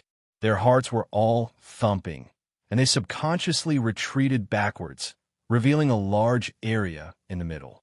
The sound of a pin dropping could be heard. A bunch of ants dares to boast shamelessly. Arbor sneered and stepped on the saintess's chest. Her originally towering chest was unceremoniously stepped on by the little guy. Saintess Nie Yaoguang felt a swelling pain in her chest. It was as if she was being suppressed by a powerful aura. She was so angry that she was trembling. You dare? Pa, you pa, pa, pa, pa, pa, pa. Saintess Nie Yaoguang was speechless. As long as she said a single word, the little fellow would slap her face. After dozens of slaps, even though the saintess used her spiritual energy to protect her body, her entire face was swollen like a pig's head. Does it feel good? Arbor stepped on her chest and slowly squatted down. He approached her and coldly stared at her. Does it feel good? Everyone, Mo Lian, Fong Su, and Eunuch who silently upgraded the little crown princess to the highest level of monsters that could not be provoked. He secretly warned himself that his previous decision was correct. Even if he had to offend his great crown prince, he absolutely could not offend the crown princess. If the crown princess said east, they had to go east. Chapter 2505. If the crown princess wanted to go south, they had to support her with all their might. Don't fucking blabber nonsense, understand? Whatever the little crown princess said was right. This was the first law of the divine continent. The two of them silently remembered this law in their hearts and regarded it as a golden rule. Not to mention, the rivers and lakes in the future had helped them avoid many disasters and blocked many difficulties. It had allowed the two of them to walk to the end and laugh at the heroes, but now, the two of them silently retreated a few steps and stood behind the crown prince. They coughed lightly and looked sympathetically at the saintess. This matter was not over yet. The little crown princess had a stomach full of anger. If she did not vent it out, it was hard to guarantee that she would not vent it on these pitiful people. So, yes, crown princess, vent your anger to your heart's content. Speak. Arbor grabbed the saintess by the collar and stared at her with a cold smile. Does it feel good? The saintess' face was red, and she was so angry that she could not stop trembling. Trembling, and trembling. Her lungs should have exploded from anger at this moment. However, the little crown princess held her with an expression that said she would strangle her if she did not answer. She was the dignified saintess of the temple. She could be killed, but not humiliated. You, demon, witch. Slap, slap, slap, slap, slap. Dozens of slaps were thrown over, and the saintess spat out a mouthful of blood. She was definitely angry. If I ask you a question, then answer me honestly. I hate it when people dilly-dally. Arbor picked up the saintess' head like it was trash and slammed her head heavily on the ground. That muffled sound fell heavily on everyone's heart. They thought that the saintess' head would be smashed like a watermelon by the little girl. Fortunately, the saintess used spiritual energy to protect her body. Her head did not shatter, but she lost a few teeth. Her mouth was full of blood, and her originally white face was now completely unrecognizable. Saintess, holy nun, a group of priests, together with the temple guards, wailed and wailed. They wanted to rush forward without a care for their own safety. Arbor coldly glanced at them and shouted, "Kill them!" Hiss! The little white snake's eyes flashed with anger, and it suddenly swooped down toward the ground. Its huge snake mouth sucked, and these people were like dolls in a storm. They trembled with fear, and their eyes were about to split open as they rushed toward the snake's huge mouth, unable to control themselves. Ah! The onlookers were almost going crazy. What a terrifying demon that could chew a dozen people in one bite. Everyone fell on their butts and sat on the ground, trembling all over. No one could save you. Arbor's cold hand climbed up the saintess's neck. The saintess, Niayaoguang, only felt as if a soft and cold poisonous snake had climbed onto her neck. Her entire body involuntarily shivered and curled up. "Come, tell everyone. Does it feel good?" Arbor's cold fingers deepened to strength on Niayaoguang's neck. Niayaoguang's tears flowed, but she still could not stop herself from nodding in fear. She stammered and let out a broken voice. "It feels good. It feels good." Mu Jingruwei and Mu Xingchen stared dumbfoundedly at the scene before them. From the beginning to the end, it only took half an incense stick's worth of time. The little girl used this terrifying power to absolutely crush the saintess of the temple. There was simply no room for them to make a move. Chapter 2506. Arbor raised her small hand high. The huge white snake was like a burst of green smoke, curling and shrinking. It once again coiled around her wrist and fell silent. The restrictions of the Nether Spirit domain had clearly been removed, but the entire Changle Street was still filled with a deathly silence. A heavy pressure, like the energy released by an ancient ferocious beast, pressed down heavily on the bottom of everyone's heart. No one dared to move a single step, and no one dared to whisper a word to each other. Silence spread on Changle Street. Who dares to make trouble on Changle Street? An angry roar exploded the silence at this time, instantly rescuing everyone from the spell of deathly stillness. Finally, there were a few traces of almost inaudible gasps from the crowd, and the frightened and painful sobs of women spread out. Under the emperor's feet, Changle Street was very close to the imperial palace. It had always been a place where the imperial guards strictly checked. The person who came was a young man with slanted eyes and an aquiline nose. He led a group of soldiers and hurried over from one end of the street. When he saw the disorderly Divine Hall team, a trace of cold light immediately emerged from the bottom of his eyes. He roared at the surrounding people who didn't dare to breathe loudly. Who did this? The people in the front row were scared to death. Who dared to speak? They all shrank back a few steps, shrinking their necks and pitifully huddling together. They once again became the target of this soldier's anger. Whoosh! A blue flame whooshed and landed at the feet of the aquiline nosed young man. The young man was shocked and subconsciously raised his feet and shrank back 2 steps. His cold gaze swept over and fell on Arbor. "Are you blind? Why are you shouting at others?" The aquiline nosed young man narrowed his eyes maliciously. He sized up Arbor and coldly said, "Did you do it? Did you hurt the people of the Divine Hall? How could it be? This little girl's cultivation realm looked like that of a little level 1 spirit master. How could she rely on her own strength to overturn the group of Divine Hall soldiers?" If Arbor knew this guy's thoughts, she would certainly tell him mockingly, "Learn about the aura concealing talisman." Walking outside, Jojo loved to act low-key. "So what? Why don't you all grow a pair of eyes and not bump into me? Why did they have to go up one by one and get slapped in the face by Jojo? They deserved it. The people from the Divine Hall are honored guests of the Divine Prefecture. How dare you attack them?" At this time, the priests of the temple finally came back to their senses. Looking at Arbor that was surrounded by the hook-nosed young man, a young priest swallowed his saliva, pointed at Arbor, and said sternly, "She is a sinner of God. This woman beat up the saintess of the shrine and killed so many disciples of God. She must be sentenced to death. Death penalty! Death penalty! He will be sentenced to death." The people in the Divine Hall roared with great emotion. The hook-nosed young man looked coldly at Arbor and pointed forward. "Catch her!" A large number of soldiers rushed forward from behind the man. Just as the fight was about to break out, A cold voice came from behind the crowd. "I would like to see who dares to make a move." Fong Su waved his hand and rushed over with dozens of Greenwood guards. He punched the faces of the capital garrison soldiers. Several people stepped back in pain and covered their faces with their hands. They looked at Fong Su and his people angrily. The hook-nosed young man, finally he saw who Fong Su was.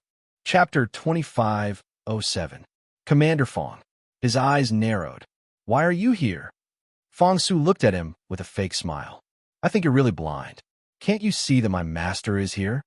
Of course, the hook-nosed youth saw him. Behind Fong Su stood a magnificent and extremely handsome man. How could he not see him? It was just that he wanted to selectively ignore this person. Now that Fong Su reprimanded him with such a fake smile, he felt like his scalp was about to explode. The hook-nosed youth's neck stiffened as he turned his head to the side. When he finally met that pair of pitch-black phoenix eyes, his heart inexplicably thumped. The capital garrison is the responsibility of the Imperial Guard. Commander Fong, please don't bring the forest guards to casually intervene in this matter. The hook-nosed youth lowered his eyes and said coldly. Then, he raised his hand and ordered the Imperial Guard, "Arrest him." "Let's see how you're going to arrest him." And Mo Yin interjected coldly and waved her hand lightly. On the eaves of Changle Street, tens of thousands of densely packed heads poked out uniformly. They were neatly dressed in dark purple heavy armor and held bows and arrows. They knelt on one knee and shouted in unison, "Greetings, Your Highness the Crown Prince. Greetings, Your Highness the Crown Prince." The sound of the sea was like layers of rolling waves, rolling over and over. The entire Changle Street was filled with such a sentence that made people's hearts surge and emotions surge. How could the people on the streets of Changle Street stand still at this time? They all knelt down in unison. Their faces were dumbfounded, and they didn't understand the situation. They lowered their heads and kowtowed heavily. The Purple Forest Guards, the most elite team of the Ming Guards Battalion. They were actually in the hands of the Crown Prince. At this point, Fong Su finally caught his breath and heaved a heavy sigh of relief. Fortunately, I chose the right team early on. Haha, otherwise I would be the one in a daze right now.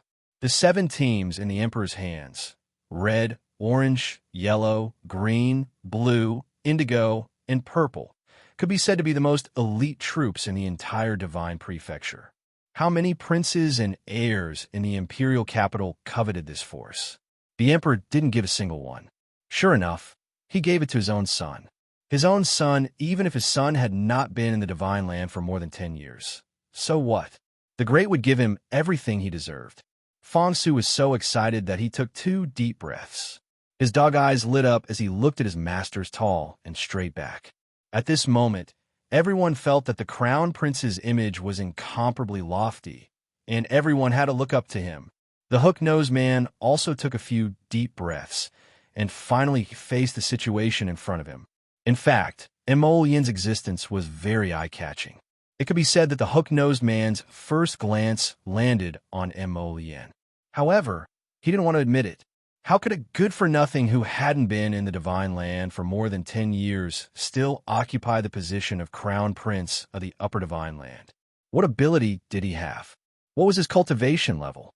What contribution could they make to the imperial court and the people inside and outside the Divine Land? Not a single one. How could such a person become the Crown Prince as soon as he returned? However, reality proved that this person was not someone he could disown just because he wanted to, no matter how much he ignored him. The Crown Prince was the Crown Prince. No one could ignore him. The hook-nosed man raised his head and stiffly bent down slightly. He gritted his teeth and bowed. Deputy Commander of the Imperial Guard, Mo Zhuang, greets Your Highness the Crown Prince. Take him. Mo Yin narrowed her eyes and shouted coldly. Chapter 25:08. Fong Su rushed forward with a few forest guards, grabbed Mo Zhuang's arm, and pinned him behind his back. Mo Zhuang raised his head and roared with a malicious expression. What does Your Highness Crown Prince mean? I just don't like you. Prince Mo's words made the hearts of all the commoners twitch. Take him. Beat him. These 3 words fell coldly and mercilessly. Fong Su's eyebrows twitched. He raised his arm and hurriedly grabbed Mo Zhuang's arm, slapped him in the mouth, and stuffed a pill used to seal spiritual energy into his mouth. In the next second, Fong Su kicked the hook-nosed man to the ground. Seeing that Mo Zhuang still wanted to struggle, the two forest guards raised their boards and pressed him down with two pa-pa sounds. Mo Zhuang was anxious, angry, and furious. The Imperial guards below were even more furious and wanted to rush forward to save him. Mo Yin's cold words stopped everyone in their tracks. If anyone dares to disobey, kill, kill, kill, kill. The entire Changle Street was filled with the roars of the Purple Forest Guards. The Imperial Guards shrunk their necks in unison and peeked at Her Highness in fear. Then they stopped. Pa, pa, pa, pa, pa, pa. The sound of the boards hitting the ground resounded in the deathly silence of Changle Street. The commoners all lowered their heads and held their breaths. Even the sound of their breathing was deliberately lowered. They were really scared. The Crown Princess didn't even care about the Temple Emissaries group, and His Highness the Crown Prince was even more frightening. He didn't say anything, but once he did, he could easily decide someone's life or death. Both of them were people who stood at the pinnacle of power. They weren't people that small commoners like them could slander at will. Even if the Temple Emissaries spread rumors, it couldn't be spread through the mouths of these small commoners. Otherwise, with these two strict and arrogant methods, if they really wanted to pursue the matter, their entire families would die without a burial place. The only thing they could do was to keep their mouths shut and not talk nonsense like the disciples of the temple. After all, the Divine Halls could evacuate from the Divine Prefecture at any time, but they were still living on this continent and had nowhere to run. And now, there were many people kneeling on Changle Street who hated the disciples of the Sun Moon Temple for causing trouble. What bullshit source of disaster! The way they saw it, the people from the Sacred Palace were the source of disaster. If they hadn't spoken such nonsense and wantonly slandered Her Highness the Crown Princess, how could the Crown Princess have sealed off the entire Changle Street? How could the Crown Prince have been so furious that he had to take measures to suppress them? There were even people who had deep doubts in their eyes. This mysterious saintess had predicted that the Crown Princess, who was about to return, would be the source of disaster. Did she predict that she would be in trouble today? That she would be slapped so hard by the Crown Princess that even her parents wouldn't be able to recognize her? It seemed that she had not calculated correctly at all. What saintess of a temple? She was just bragging. The Sun Moon Temple, from top to bottom, is a group of frivolous and ignorant swindlers. Pass down my order. All the disciples of the Sun Moon Temple are to be flogged 100 times and imprisoned immediately. Don't. Please spare our lives, Your Highness. Your Highness, Your Highness, we know we were wrong. Please spare our lives, Your Highness. The disciples of the temple wailed in succession. Among these people, more than half were commoners. After 100 floggings, they were doomed to die. Chapter 2509. The young priest who had previously made a noise, fanned the flames, shouted slogans, and encouraged the ink pillars to catch Jojo and execute her. At this moment, he was hiding in the crowd like a quail, not daring to make a sound. But this didn't mean that Mo Yin was willing to let him go. He glanced over coldly, and his eyes were fixed on the young priest's body. His slender finger pointed straight over. Mo Yin ordered with a cold expression, "Pull him over." The young priest trembled like a disheveled quail in the wind. His whole body was like a sieve, trembling and trembling. When the Greenwood guard's hand pressed on his body, the priest rolled to the ground, repeatedly kowtowing and shouting, "Your Highness, spare me, spare me, spare me." This lowly one was just confused for a moment. This lowly one spoke without thinking, offending the Crown Princess. This lowly one is willing to apologize to the Crown Princess. As he spoke, he scrambled to Arbor, wailing miserably, "Crown Princess, spare me, Crown Princess." This lowly one is just an insignificant nobody. I simply can't enter your noble eyes. Just now, this lowly one spoke rudely. This lowly one can slap my own mouth. I beg the Crown Princess to spare this lowly one's life. As he spoke, The young priest reached out and lightly patted his face. With a cowering and wretched appearance, he kowtowed several times in succession. Xiao Mu expressionlessly glanced at him before abruptly kicking him several feet away. Scram further away. Crying so ugly. You still want to gain sympathy? Kill him. This person was really hateful, hiding in the crowd, repeatedly saying things to incite the crowd's disgust, while he himself hid in the crowd and didn't show his face, a complete villain's behavior. Incomparably disgusting. If he didn't kill him now, was he going to wait until the new year? Everyone, my crown princess, you're going against the heavens. His Highness the Crown Prince said, I don't like him, beat him. Their crown princess said, crying so ugly, kill him. The two of you are indeed a perfect match. Both of them were equally capricious and reckless, and their actions were both so hot that it was beyond one's expectations. The young priest was scared stiff.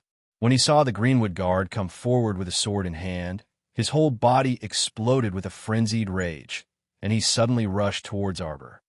Demonis, I'll kill you. Halfway through his words, he was struck in the chest by a sword. What do you have to fight with her? You? Do you think you're worthy? Prince Mo's eyes were cold as he pulled out his sword. His eyes were cold as he watched the man fall to the ground, no longer breathing. He took a step forward and tightly grasped Arbor's slightly cold hand. A fierce look flashed across his eyes as he said coldly, Everyone, look clearly. This is the consequence of slandering my crown princess. Drag him away. Hang this person on the city gate tower. Flog the corpse for 3 days and 3 nights. Grind the bones and scatter the ashes, and don't let them enter the coffin. Pass down the imperial edict and warn everyone. If there are any more slanderers, their entire families will be executed. No one will be spared.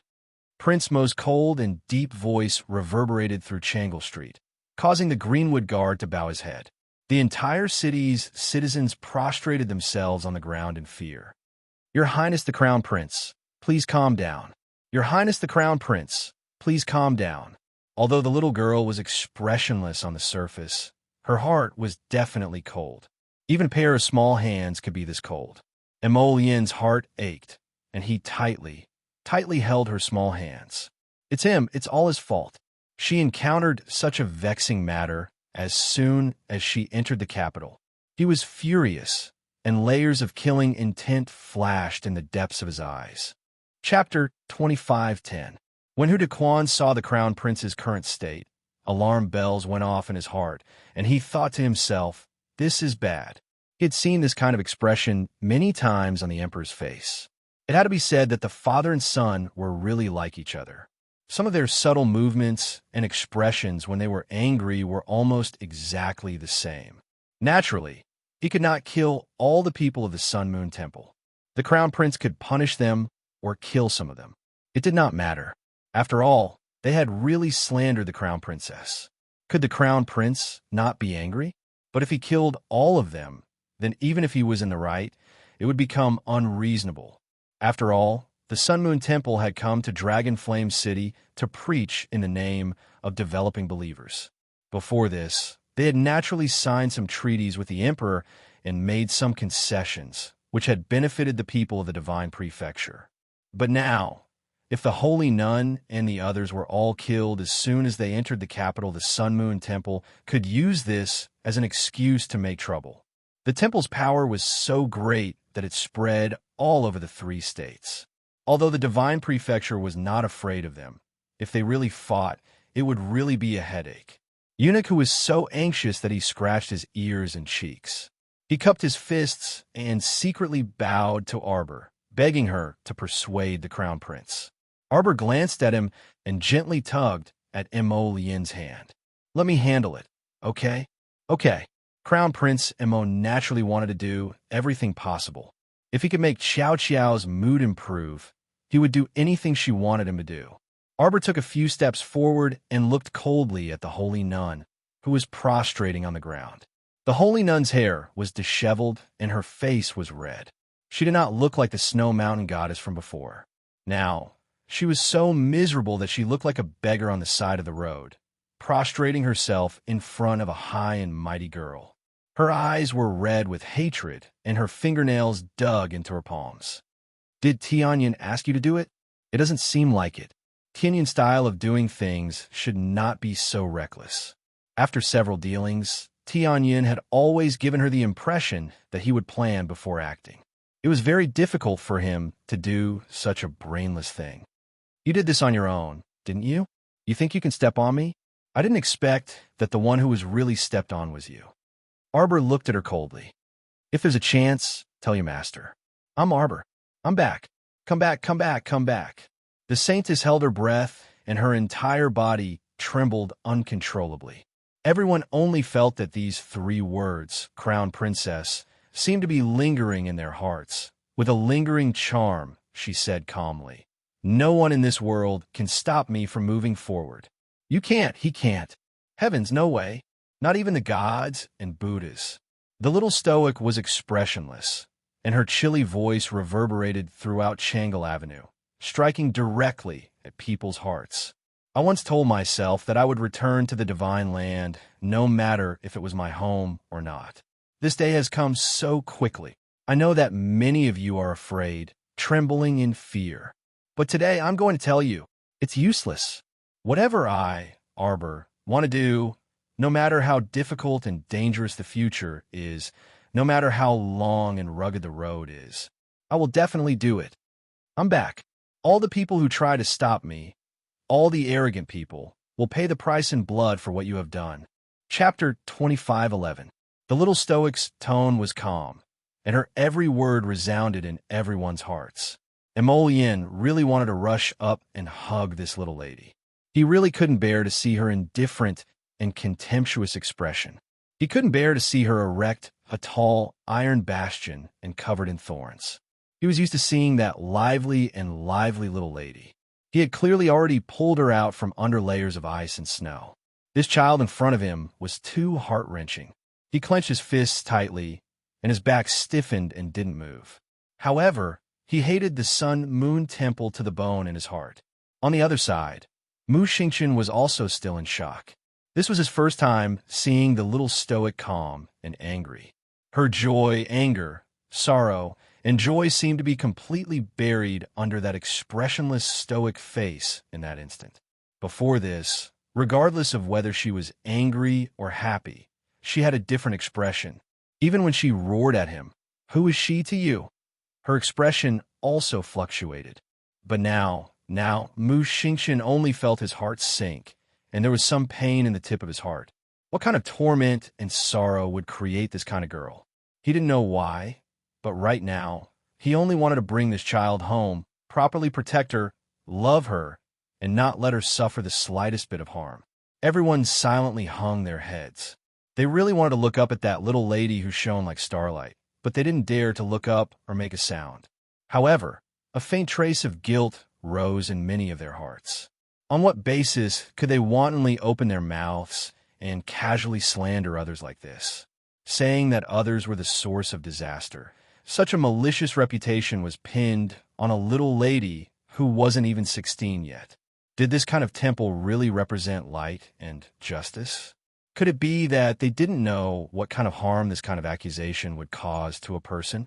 They knew, but they still did it in the name of the 5 elements. If it weren't for the fact that the crown princess was powerful, wouldn't she have been slandered to death by them? Wouldn't she have suffered the condemnation and reviling of tens of thousands the moment she set foot in the capital? Shouldn't the crown princess retaliate? She deserved it. Shouldn't the crown princess fly into a rage? She deserved it. Shouldn't the crown princess send those who slandered her to hell? The commoners lowered their heads and felt that their hearts were heavy. It was unbearable. Doesn't the Sun-Moon Temple represent the gods? Arbor raised his hand coldly. 5 Thunder Spirit talismans jumped on his fingertips, flashing with a faint blue light. Since you're a god's disciple, you're blessed by the heavens. Naturally, you're not afraid of heavenly punishment. Arbor stared coldly at the holy nun who was prostrating at her feet. Hudaquan opened his mouth. He wanted to cry, but had no tears. He had a feeling that what the crown princess was going to do next would be extremely frightening. He was wrong. He shouldn't have begged the little crown princess to plead with the crown prince. The little crown princess's heart was not any softer than the crown prince's. "You, what are you doing?" the saintess angrily shouted. She was also shocked. She raised her head to look at the talisman flowing between the little girl's fingers, and a faint trace of fear appeared in her eyes. At least until just now, she was still very certain that the crown prince and his people wouldn't dare to kill her. But now, when she saw the young crown prince consort's inhumane gaze, she suddenly felt a bit uncertain. She was afraid. Her voice trembled as she stepped back. "You don't act recklessly." Chapter 25:12. Our Sun Moon Temple's forces in the 3 provinces. No, it's not like what you see. We scared?" the little girl asked aloofly. Her eyes coldly stared at the beggar like holy nun. "What you scared of? Aren't you God's emissary? Heaven will take care of you," Arbor said expressionlessly, and the lightning spirit talisman between his fingers suddenly leaped into the air. "Don't worry, you will be with heaven. We will definitely endure heaven's punishment. Because you are God's emissaries, heaven's beloved children," the little stoic said with a smirk. Mu Jingrui shuddered when he saw this. He kept feeling that his little niece had intentions of developing in the direction of a pervert. Her gaze and tone were so calm that it made one's hair stand on end. Don't. The holy nun shrieked while trembling all over. Boom! A bolt of spirit lightning struck the crowd and immediately exploded, causing several people to vomit blood and faint. The temple's people were instantly thrown into chaos. No one cared about each other anymore. Who didn't freaking want to save their lives? They all fled in all directions. "Kill whoever dares to run," the crown prince said coldly. The arrows hit the fleeing temple's people one after another, and the flurry of arrows forced the temple's people back into the center of the circle as expected. Not a single arrow landed on the commoners. Although the commoners were scared half to death, they quickly discovered that the Purple Forest Guard's archery skills were very valiant, and their hearts calmed down slightly. They didn't dare to move or speak. They only dared to lie down like this, not even daring to breathe heavily. Arbor said coldly, "Don't worry, after the 9 bolts of spirit lightning, I will let you off regardless of whether you die or not. After all, even heavenly law wants to spare your lives." Arbor, naturally have to give face to it. After the little stoic said this coldly, she walked to the side and looked at the people who were struck by the spirit lightning. Budaquan had long been so scared that his head was drenched in cold sweat. When the cold wind blew, he only felt his sweat sticking to his clothes and shivering from the cold. The crown princess wanted them dead. The crown princess wanted everyone from the Temple of Light dead. These 2 edicts entered Hudaquan's mind, causing him to tremble all over. He secretly glanced at the crown princess. He still didn't understand this young crown prince consort. All those who tried to hurt her and wanted her to die a horrible death would suffer her wrath. The crown princess would seek revenge on the spot. There was simply no room for them to breathe. Budaquan's pupils shrank as he watched the weak ants struggling under the bombardment of the spiritual thunder. Naturally, he would report everything he saw today to the great emperor. Of course, he would report everything to the great emperor with respect and reverence. Presumably, the great emperor would also begin to value this person's existence. Was this really the crown princess, who had a low cultivation and family background and was hard to be recognized by the great emperor? The crown princess, who stirred up a storm as soon as she entered the capital, didn't know that this old eunuch by the great emperor's side had developed a deep reverence for her and didn't dare to harbor any other intentions. As for Fong Su, who had long steadied his stance, he heaved a sigh of relief and patted his chest heavily. Thank goodness, I chose my side quickly and steadily. I really have to say, I'm wise. I knew that those who opposed this black-hearted couple wouldn't have a good ending. Chapter 25:13. Boom, boom, boom, boom. 5 lightning spirit talismans, each with 9 bolts of lightning, struck down at the same time. The sound of rolling and wailing on the field under the lightning spirit talismans continued for a long time. These 5 lightning spirit talismans finally eliminated nearly 200 temple guards, and that group of priests who were full of nonsense also met with great misfortune. The remaining people, more or less, were struck by lightning, each of them holding their broken limbs, rolling and howling. The holy nun was the person who was heavily favored by the lightning spirit talismans. At this time, after the lightning strike, her whole body was like a piece of dead wood, stiff and stiff on the ground, not moving at all. Arbor swept a glance at her.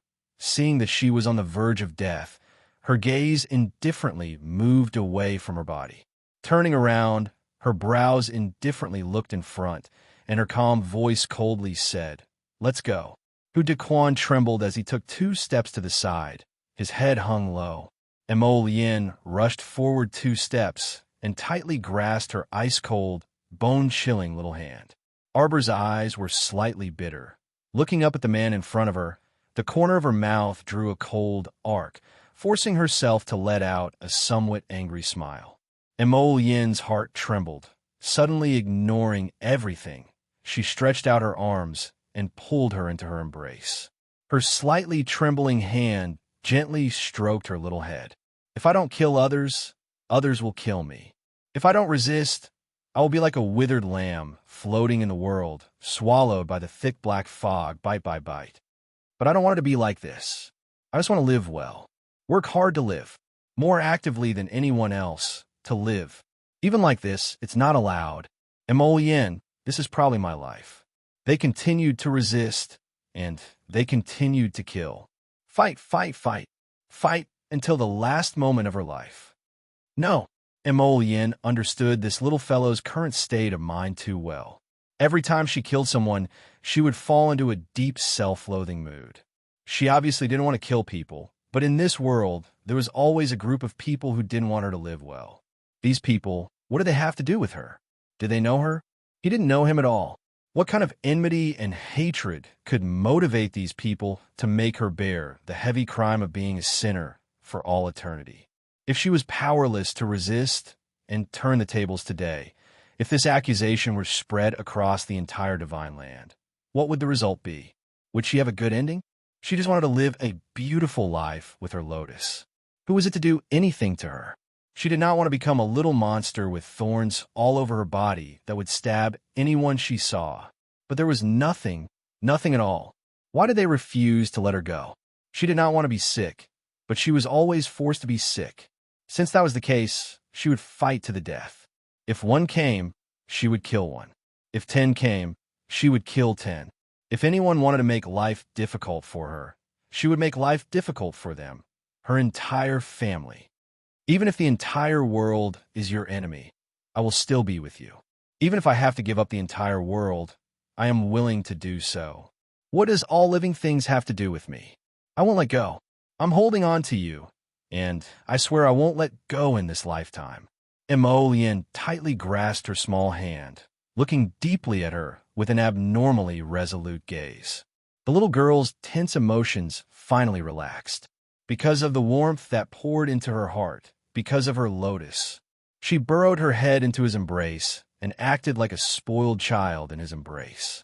The little stoic face finally crumbled and was replaced by soft sobs that also broke his heart.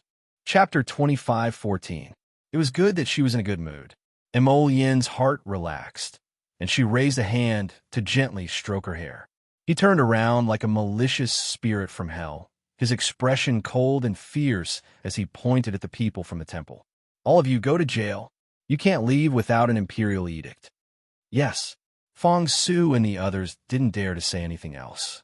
Knowing that His Highness the Crown Prince was in a bad mood, they hurriedly bowed their heads and answered in unison. Mu Xingqian moved, but Mu Jingrui abruptly pulled him back. "Xingqian, let's go home first. We have to consider this matter at length. Jojo must be in a bad mood right now, so I think it's best if we don't show up." It had to be said that Mu Jingrui really had some self-awareness. He knew that the little girl didn't like their Mu family from beginning to end. He should make a move now and annoy the little girl. Mu Xingqian reluctantly looked in the direction of the carriage and arbor, his fists clenching and unclenching as he said coldly, "What's going on with today's matter? It looks like the Sun Moon Temple did it, but we still have to investigate the specific reason." Mu Jingrui hurriedly said, "Don't worry, I'll have someone investigate this matter. I'll tell you once there's news." On the other side, the imperial palace. In front of the table in the imperial study, a middle-aged man with grave brows and a slightly pale complexion leaned against the back of the chair. There was a faint weariness on his face, but the corners of his mouth hooked up coldly. Hearing the news from the hidden guards, the man coldly glanced at Hu Dequan, who was kneeling in front of the desk. They returned to the Eastern Palace? Yes. Hu Dequan only felt cold sweat trickling down his forehead. The people from the temple have all been jailed? Yes. Hu Dequan felt his throat dry up, and his entire body involuntarily trembled slightly. The Divine Prefecture's Emperor's voice was very calm, but it felt like a storm was about to come. Absolute nonsense. The Divine Prefecture's Emperor slammed the table heavily. How many people from the temple have died? Hu Dequan shuddered. About 200 to 300 people died under the spiritual thunder talisman, and many were injured. After that, His Highness the Crown Prince threw them into the water dungeon. Because of their serious injuries, the water dungeon was ice cold, and they couldn't be treated. Half of them died. If you're so reckless, why did you only report it now? I was the one who warned you.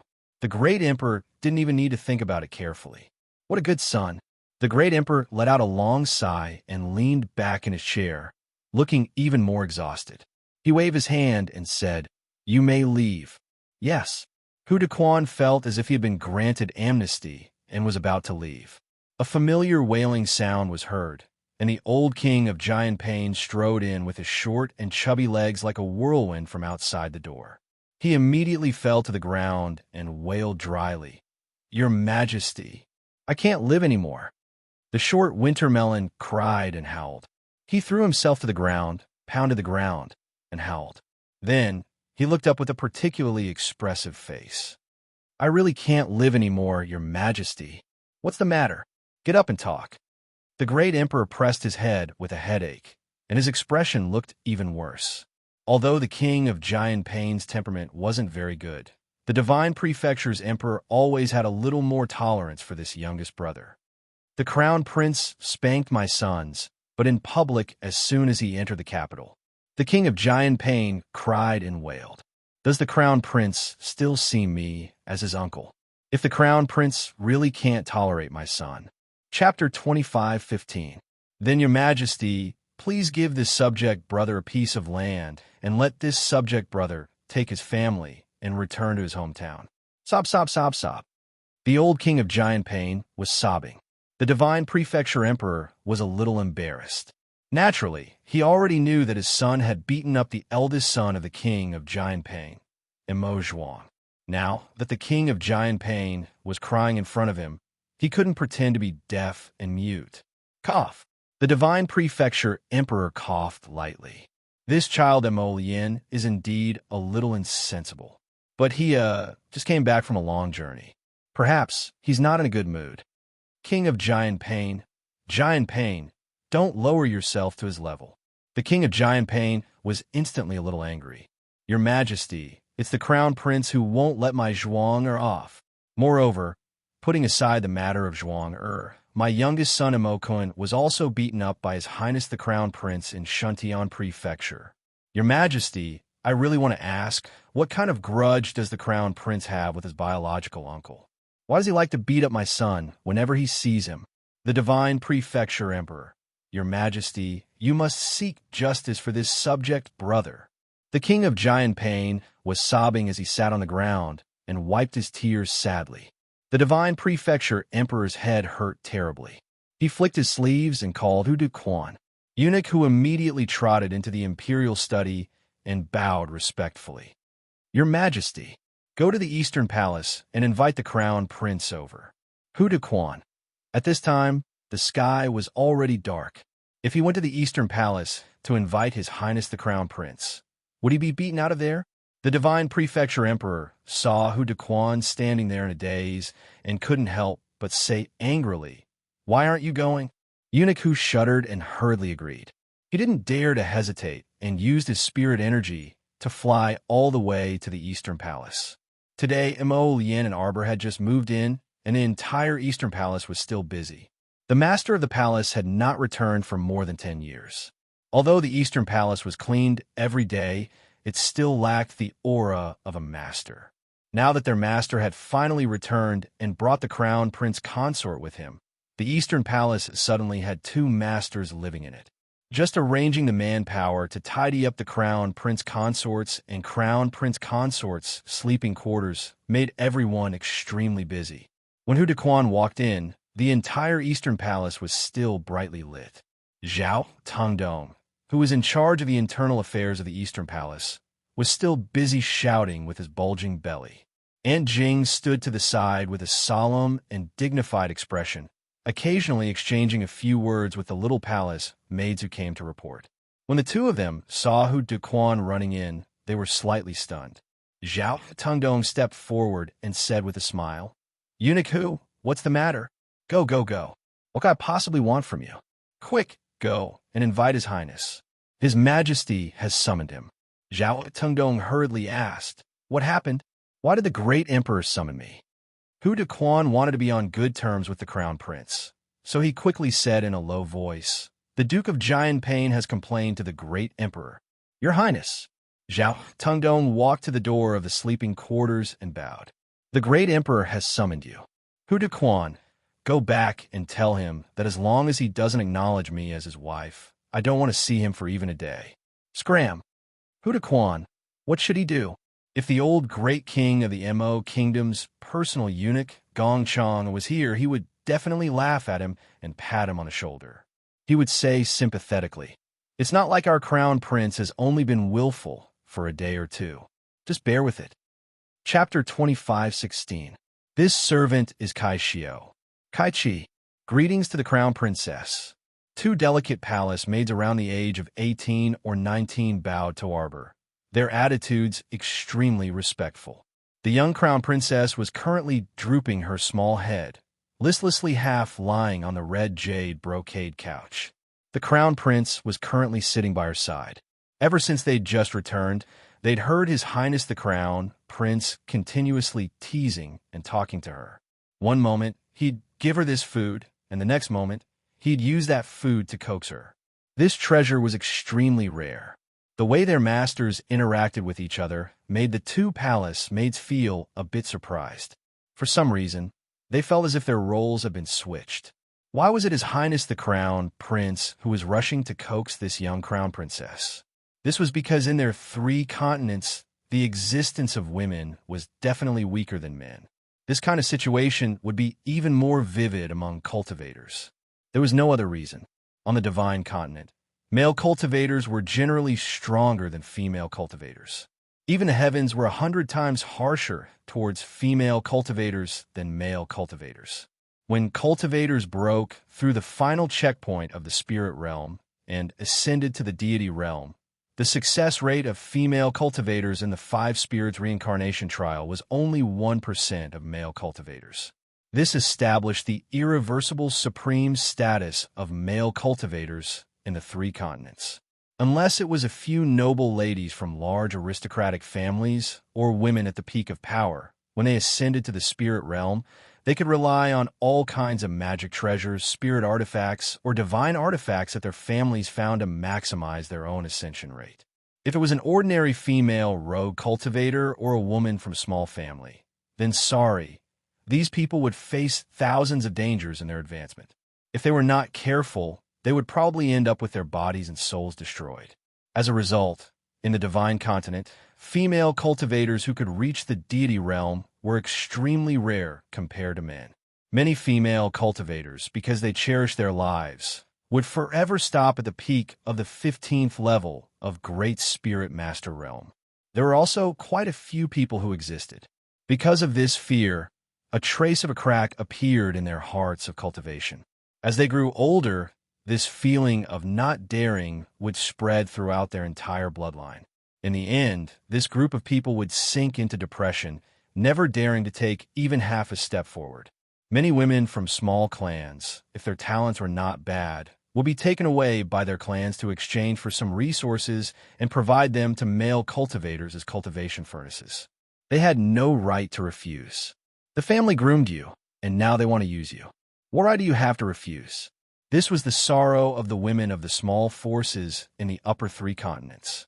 Therefore, it was already a very lucky thing for weak girls like Kai Xiao and Kai Chi to be sent to the imperial palace by their families and obtain a lifetime of peace. As long as the two of them served their masters well in the palace, worked hard to maintain a correct attitude, and did not make any mistakes, then the two of them would be able to survive until they left the palace. They would receive a sum of severance pay from the palace, and when they returned to their hometown, they would be able to buy a few mu of land and hire a long-term worker to farm. There was an 80% chance that they would be able to live out their remaining years in comfort. As for Kai Xiao and Kai Chi, they were both extremely dutiful and honest palace maids.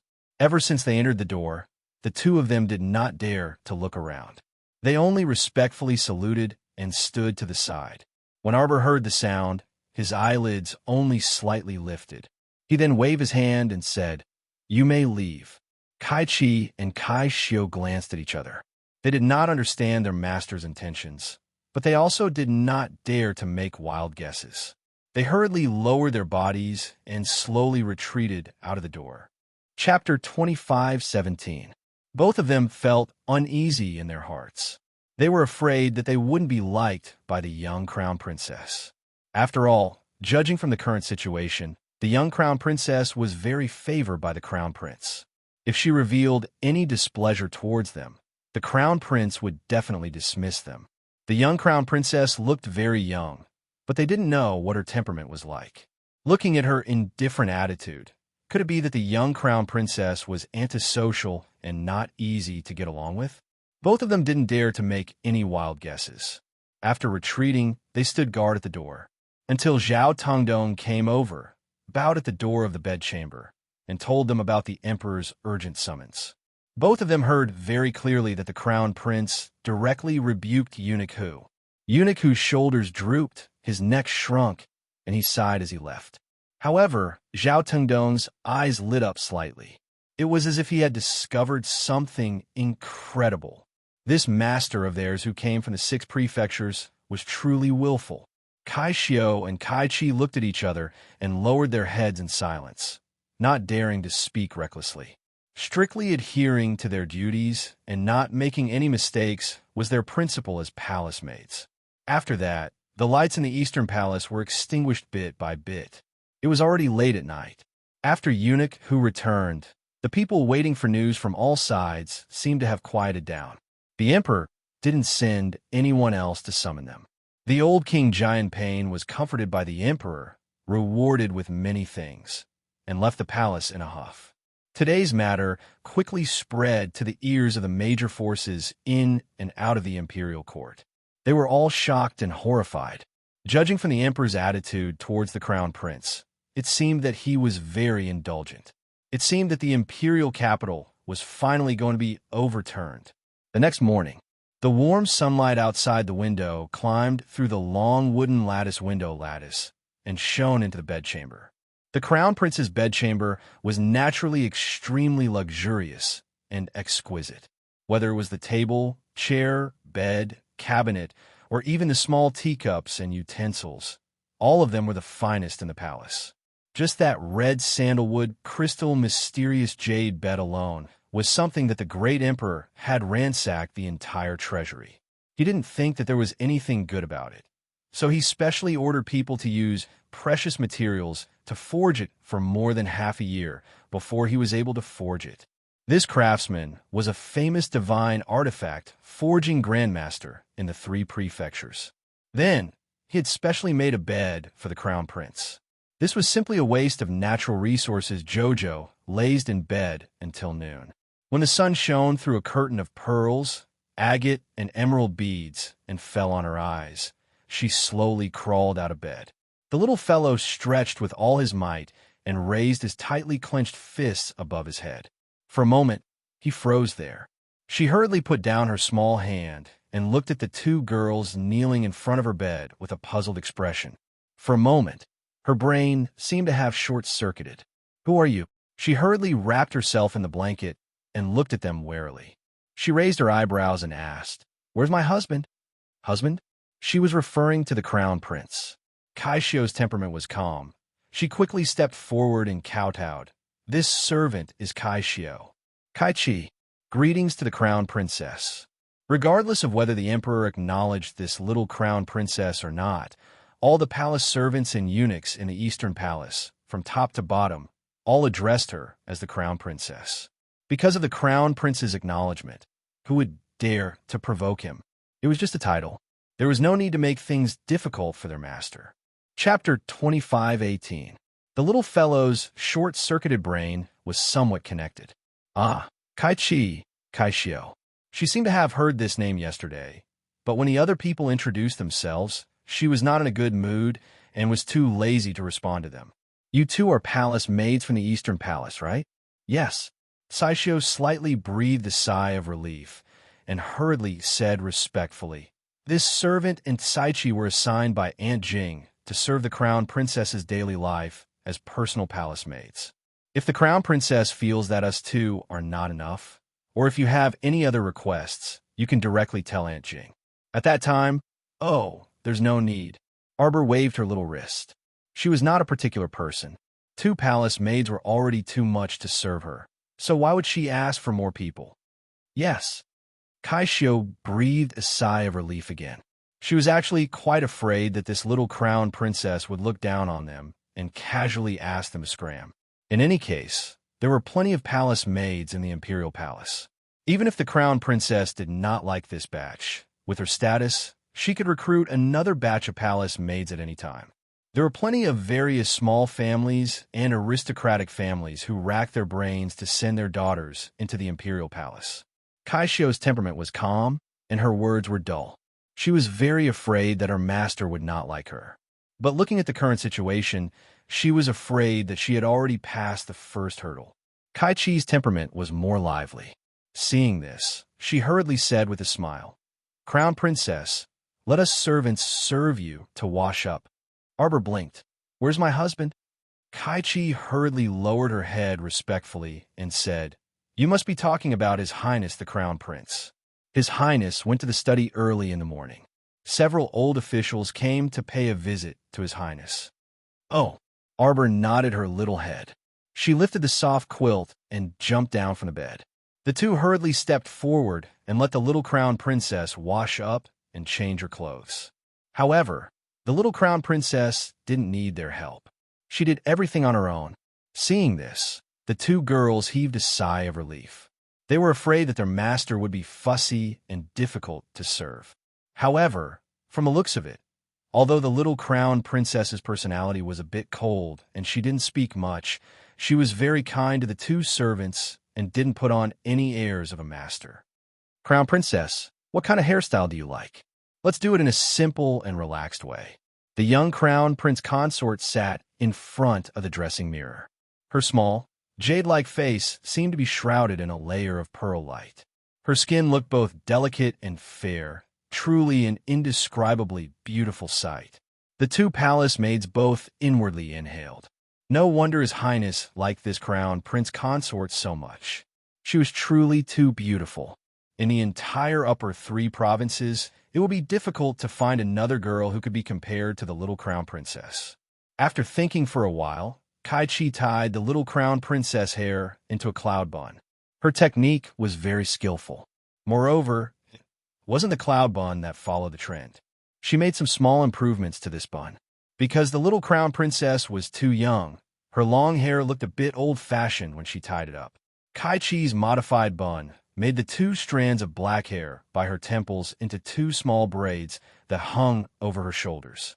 This made the little fairy in the mirror look more lively and playful.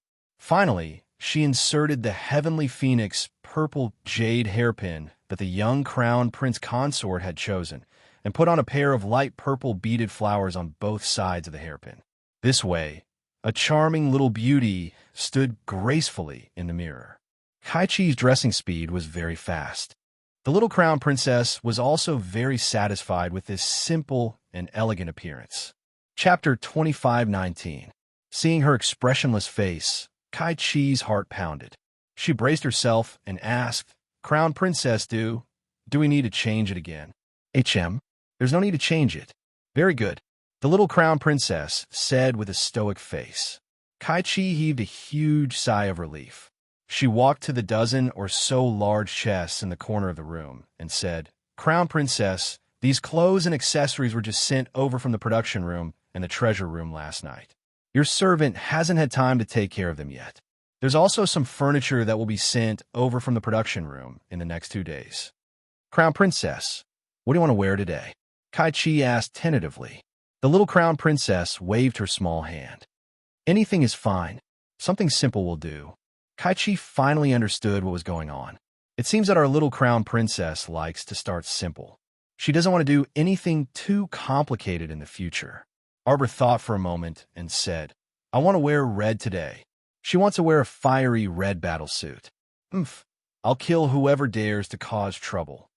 "Yes, Crown Princess." It's good that the Crown Princess is willing to state her request. Kai-Chi quickly rummaged through the chests and found a dress made of red ostrich feathers and a white rabbit fur cloak. The red was like fire, and the white was pure.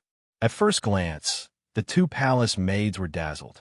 Heavens, who wouldn't like such a quick-witted and adorable young crown prince consort? "Crown Princess, the meal is ready. Please come this way." Sir Jojo followed the 2 palace maids out of the bedroom and went to the side hall to eat. Along the way, the palace maids and eunuchs they met all bowed their heads respectfully. They didn't dare to look around recklessly. Sir Jojo was somewhat satisfied. It seems that the management of the Eastern Palace is good in general.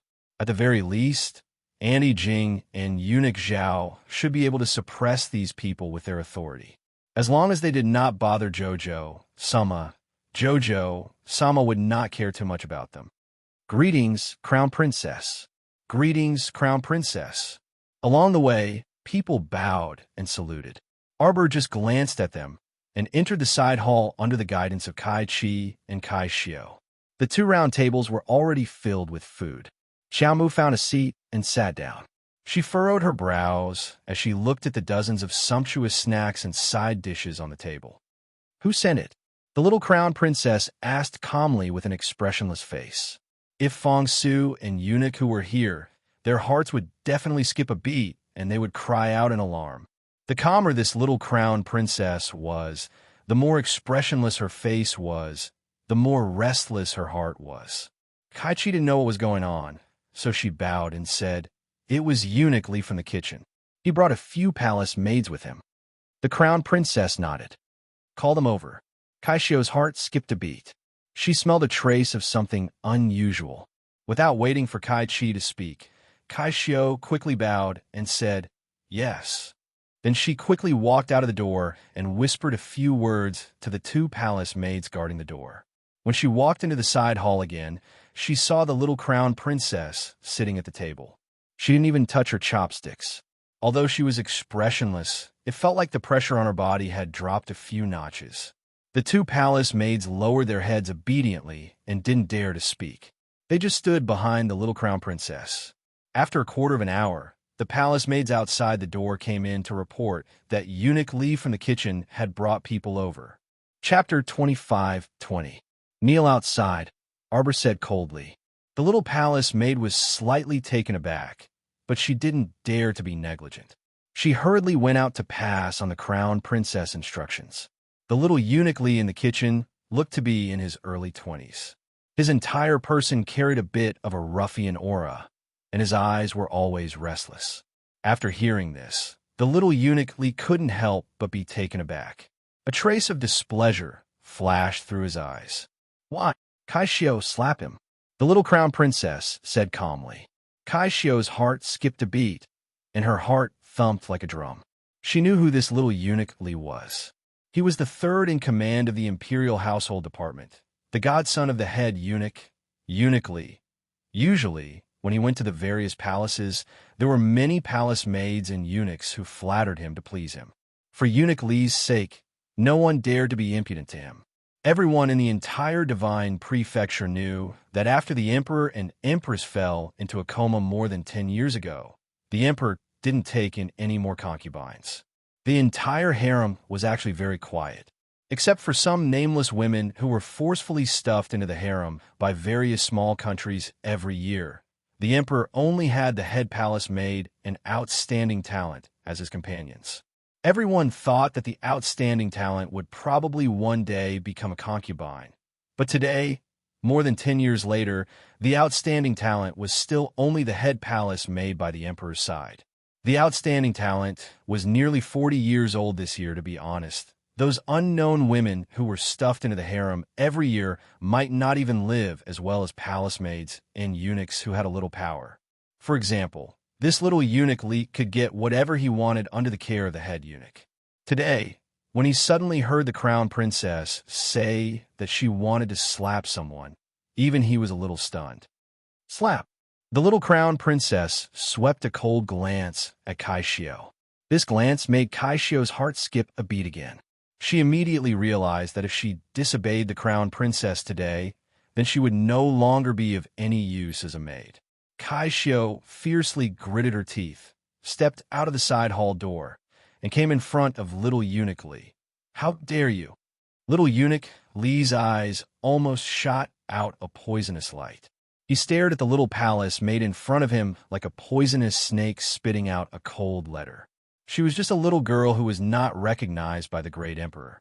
The people in the Eastern Palace took advantage of the situation and called her the crown princess. Did she really think that she was the crown princess? "Pah!" Kaishio fiercely slapped little eunuch Li's face. This time, little eunuch Li's mouth was crooked. Little eunuch Li screamed. He was like an angry wild wolf. He raised his fist and punched at the little palace made in front of him. Kaishio closed her eyes, calmly waiting for the arrival of death. This eunuch Li Jr. in front of her had a higher cultivation than her. She was merely a small level 8 mystic cultivator at the very bottom. In front of so many big shots, this kind of cultivation was practically negligible. However, after waiting for a long time, he didn't feel any pain. She opened her eyes and looked at little eunuch Li, who had a stiff arm and was standing in front of her like a clay puppet. His expression was slightly distorted, and her eyes widened in astonishment. Little eunuch Li was immobilized by the immobilization talisman and naturally couldn't move. His clenched fist made cracking sounds, and he was powerless to resist at this time. What imposing manner! You still dare to retaliate. The crown princess's cold voice sounded from inside the room. Beat him 50 times with the paddle before dragging him here to talk.